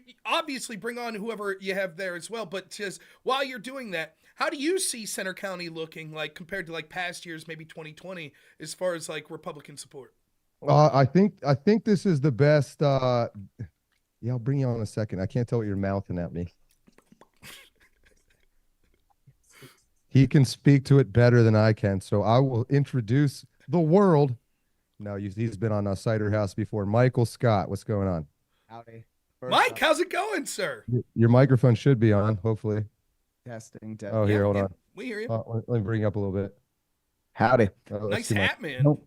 First off, well, thank you. First off, I want to say, fuck James Franklin. Not a fan, huh? No. This game today was. He's never been a fan. He goes, he can speak to this better than I can, and then he starts talking about fucking football. Even when we're winning, he says fuck James Franklin. Okay. Even when we're winning. Anyway, so the registrations look good right now in the county. We are only down about 100 in terms of active voters, and about, like, what is it, like 900 in terms of, like, total voters. You're talking about the whole county? Yeah. Okay. Yeah, that's what's being reported. The I think momentum out in the rurals is much better this year, and I think in the town there's a lot more, like, people willing to express their conservatism, especially amongst the frats.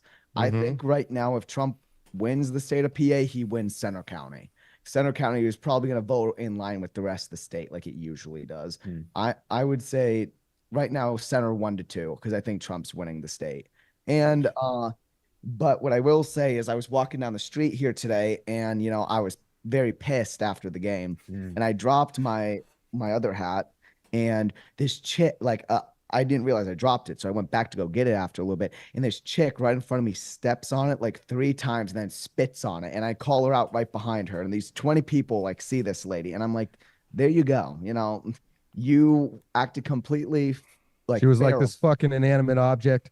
She acted feral. She acted like she acted like she had some wild rabies. Yeah, rabies. Yes, rabid. That's a good way to say it. Yeah, I don't want to cut you off if you. No, I'm good now. No, I mean, I think that's my introduction. I think that's pretty accurate. I know I don't know how familiar you are with the entire county, Rob, but, like, yeah, the rural areas, which is the majority of the space of Center County, are definitely going Trump. I don't think and look more Trump than they looked last. Yes, correct. Right.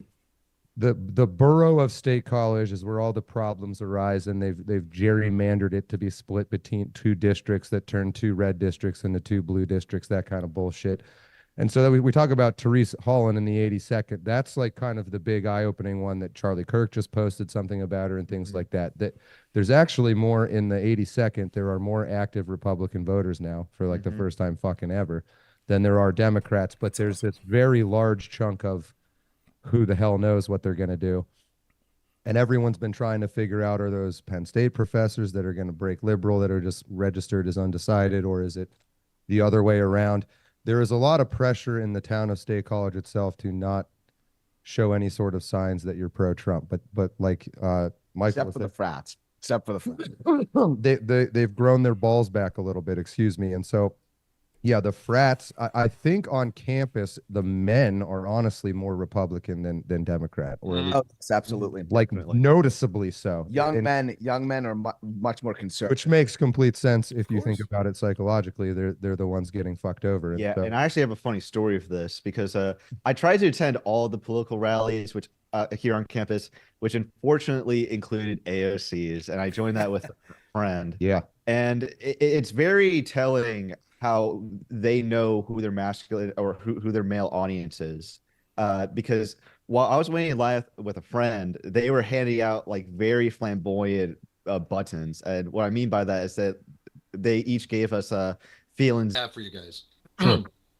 So, you know, the idea, the democratic ideal of, you know, always protecting the disenfranchised. So I'm curious with your guys' generations. I know, John, you're a little older, but Jack and your other guest, what was his name again? Michael.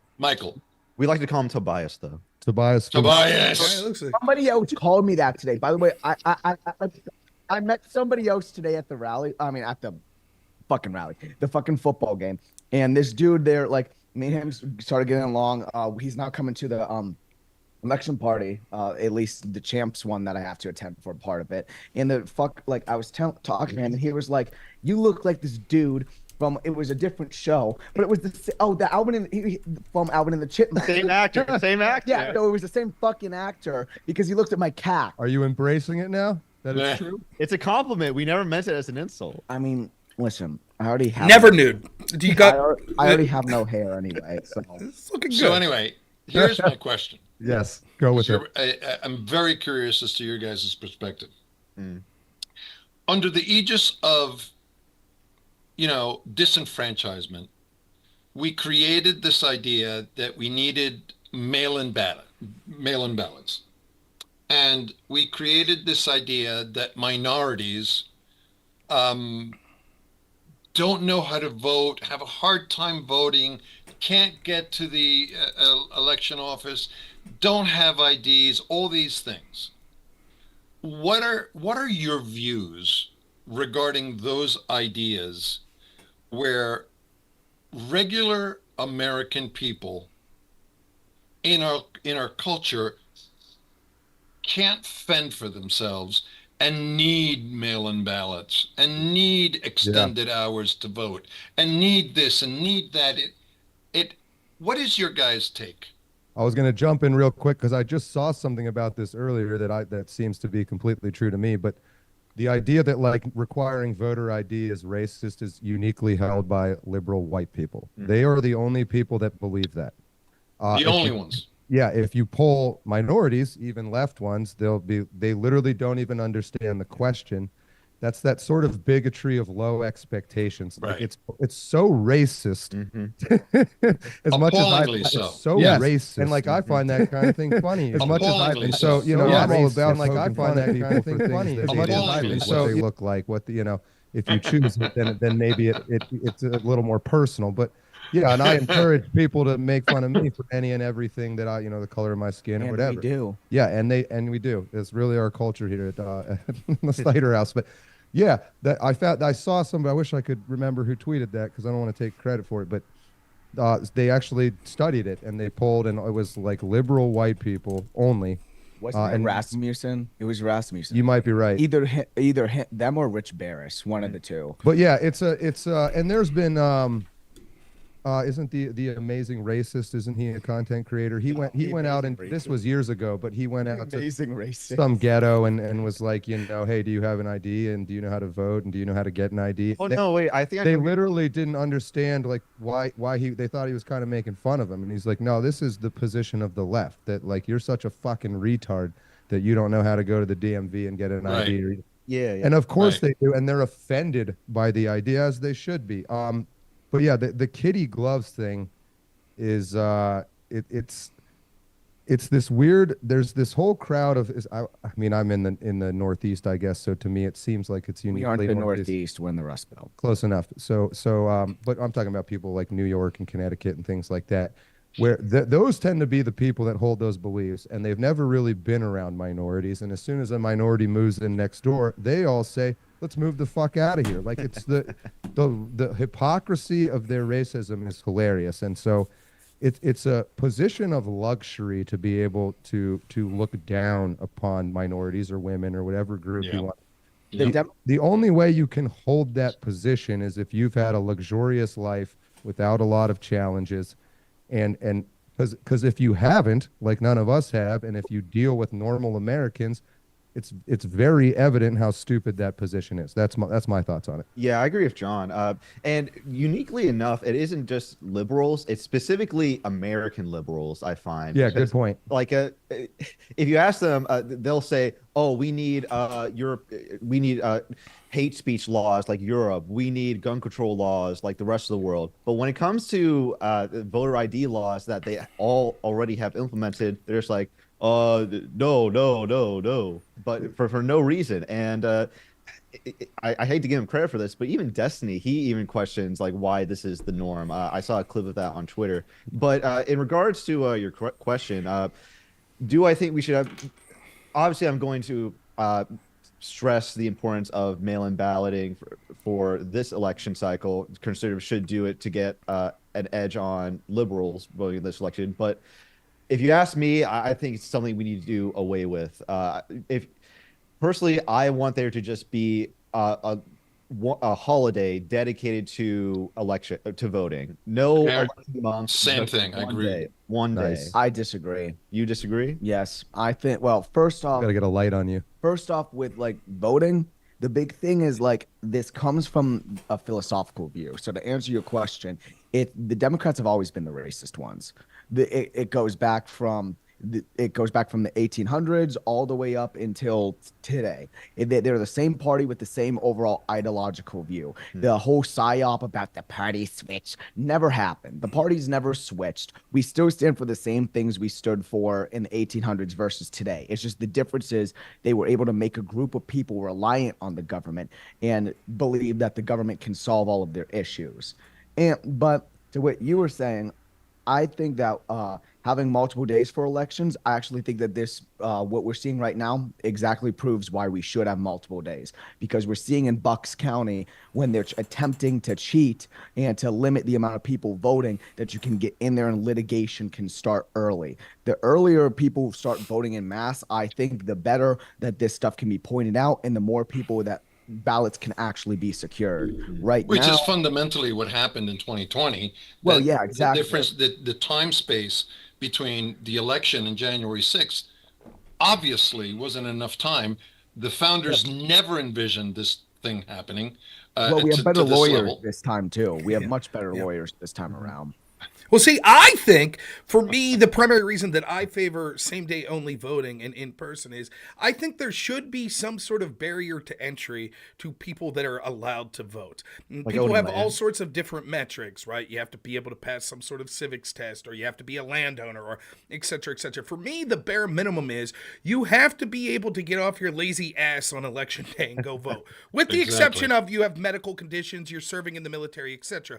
And I think what that does is it gets rid of a lot of low propensity voters, particularly people that you see that are encouraged by things like ballot harvesting, because what in effect ballot harvesting's allowing is you go to a community where there's a bunch of people that could give two shits less, and you're like, here, fill this out real quick, I'll take it in for you. And you get a lot of people, not just that I'm saying aren't as smart as me, that's not the argument I'm making, but just don't give a shit. They don't give a shit to do the bare minimum, to even come up with a reason. It's, oh, who'd you tell me? Cardi B told me to vote for someone. Yeah, sure. I'll fill out the ballot, take it, throw it. Like, to me, just making people show up election day is a level of effort that's bare minimum, but at least it weeds out the people that are the least interested. And I think I sounded an awful lot like an optimist there, Rob. I agree with that.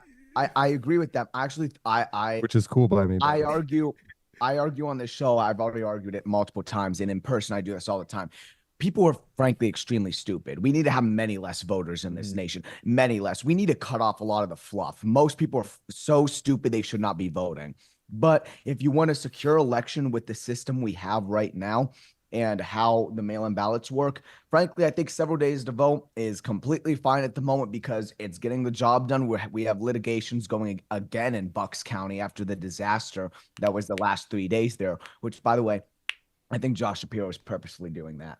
I think he's trying to get Kamala. He's trying to get Kamala. He never put out a statement saying that Bucks had voting that was going beyond that day. He's been silent on sort of the illegality that occurred there, so I totally agree. We'll give all three of this for a, sort of a last question before we get you out of there. One of the things that's really hard to do for a lot of people is to talk to friends and family about voting. And a lot of times what you find is people, particularly that happen to be more conservative, they just want the government to leave them alone. They don't want to be constantly inundated with it. They don't want to think about politics. They don't. But politics keeps smacking them in the face.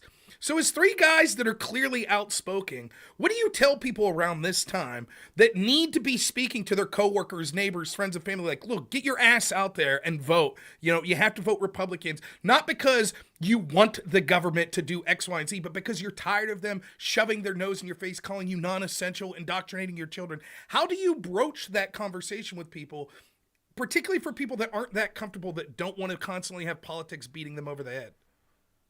When you guys want to jump on that? Well, I guess I can start since I have some experience with this. It's called you just make it cold. You go up and you talk to people. The whole boomer idea of we should never talk about politics. We should never bring it up at the dinner table. People brought it up all the time back in the day. We should have philosophical discussions constantly. That is how you keep your mind engaged. That's how you debate as a society. You cannot completely avoid politics. It's going to come up. And for people that say, I didn't really want to vote, then I tell them, then I don't want to hear you bitching and complaining when we lose. Men are the problem right now. Women are voting, but so many women vote that the Democrats win because they lean much more heavily Dem. If even within 5% of the amount of men voted, Trump would be winning right now. So we have to catch up with the percent of men. I tell men constantly, you are supposed to be masculine. In today's society that is teaching you to be a man anymore,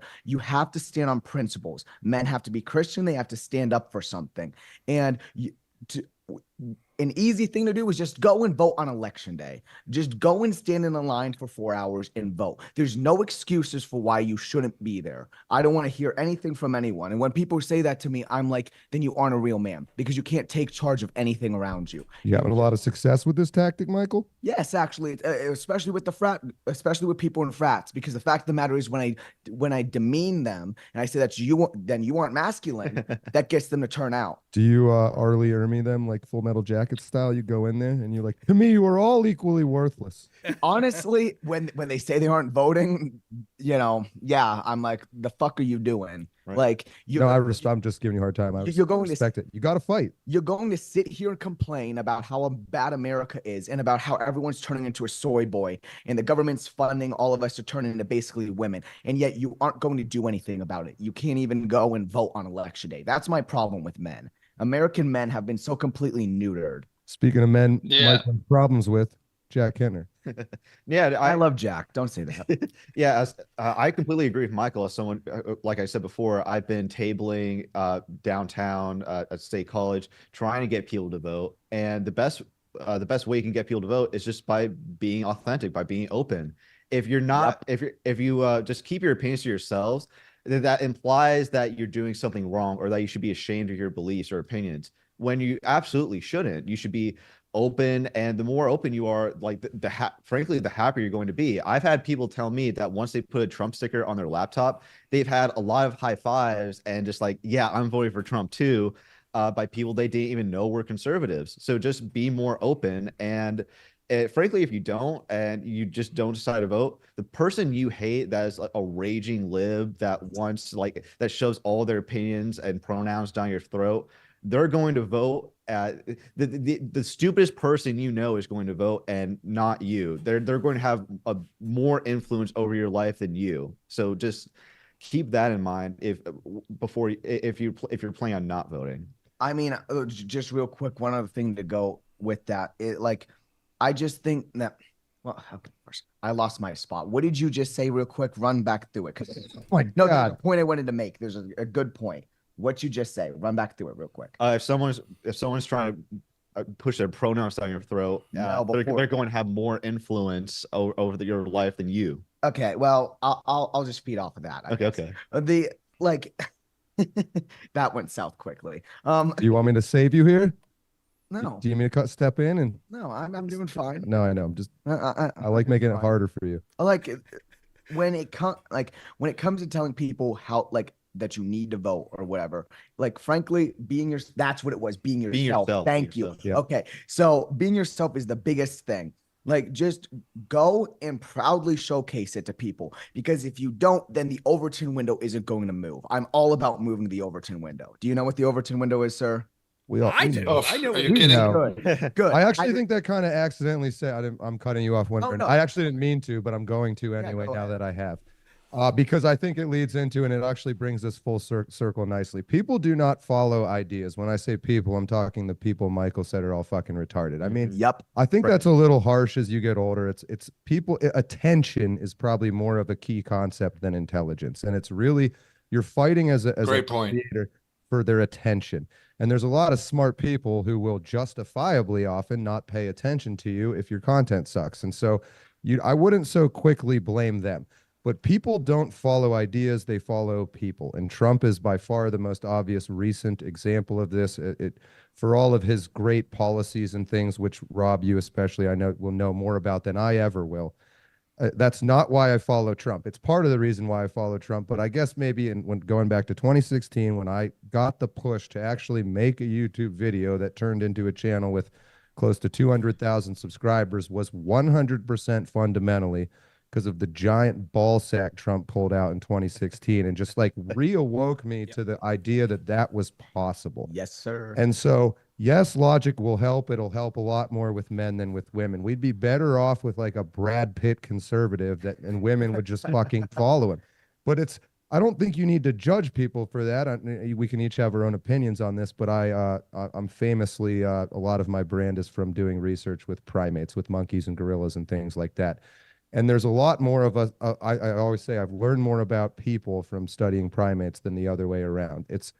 There's this certain type of alpha. I mean, I hate that word, but a true leader, a guy who is leading from the front, just takes an unbelievable amount of bullshit from the media and everybody else and just doesn't fold. And that was much more common 50 years ago, 100 years ago, and everybody was that way, 200 years ago, and the whole patriarchy thing and that bullshit. But I think humans in general, I think if you want to go back 50,000 years, I really truly believe it was all run by women. I think women sort of crossed this IQ threshold first, and that's where you see all those weird statues, the fertility goddesses and things. And then somewhere, thank God, between then and now, men sort of took over and made everything more logical, and that's recently come back. And so now men especially are waking up to this sort of primal instinct of needing to lead.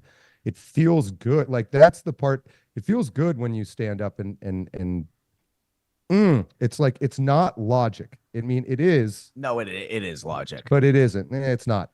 It's that and many other things that sort of combine into this impossible to define idea of you mean like a soul? Shut your fucking mouth. I'm muting your mic. And so yeah, just like that right there. It's just there's not a it's a point. And well, you were both saying this to some effect too, which is you want to go out to the frats and tell them, get your fucking asses out there and vote. So that's not logic. You know what I mean? So you're contradicting yourselves if I'm going to be an asshole about it. But no, there's something we're meant to do that we're not doing. And I think that's a useless statement in a lot of ways, especially in terms of logic. But would you deny it? I mean, doesn't it feel like that in some sense that we're really close, but and maybe the two of you are woken up, or whatever term you want to use for it. But yeah.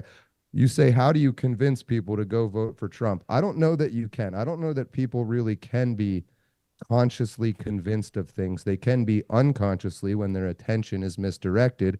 led in directions that they don't really realize they're going. And so more so than making a conscious argument for why Trump or why Republican or why any particular policy, you just need to wake people up to the idea that it's possible to think for yourself.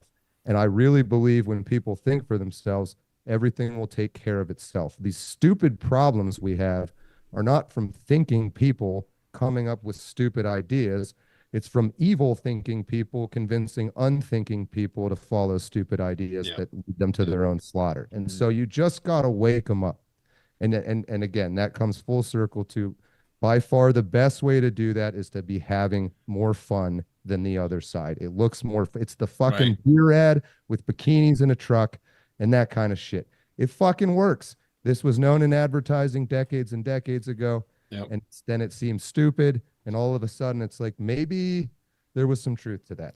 The meme That's magic. That's what took 2016. It was the memes. It was the fun. It was the meme magic. That's Yes, exactly sir. right. It's So, back again. gentlemen, thank you so much for your time. I'm really honored to have you come on. Thank you, Rob. Give yourselves a shout out one last time and tell people where they could find you.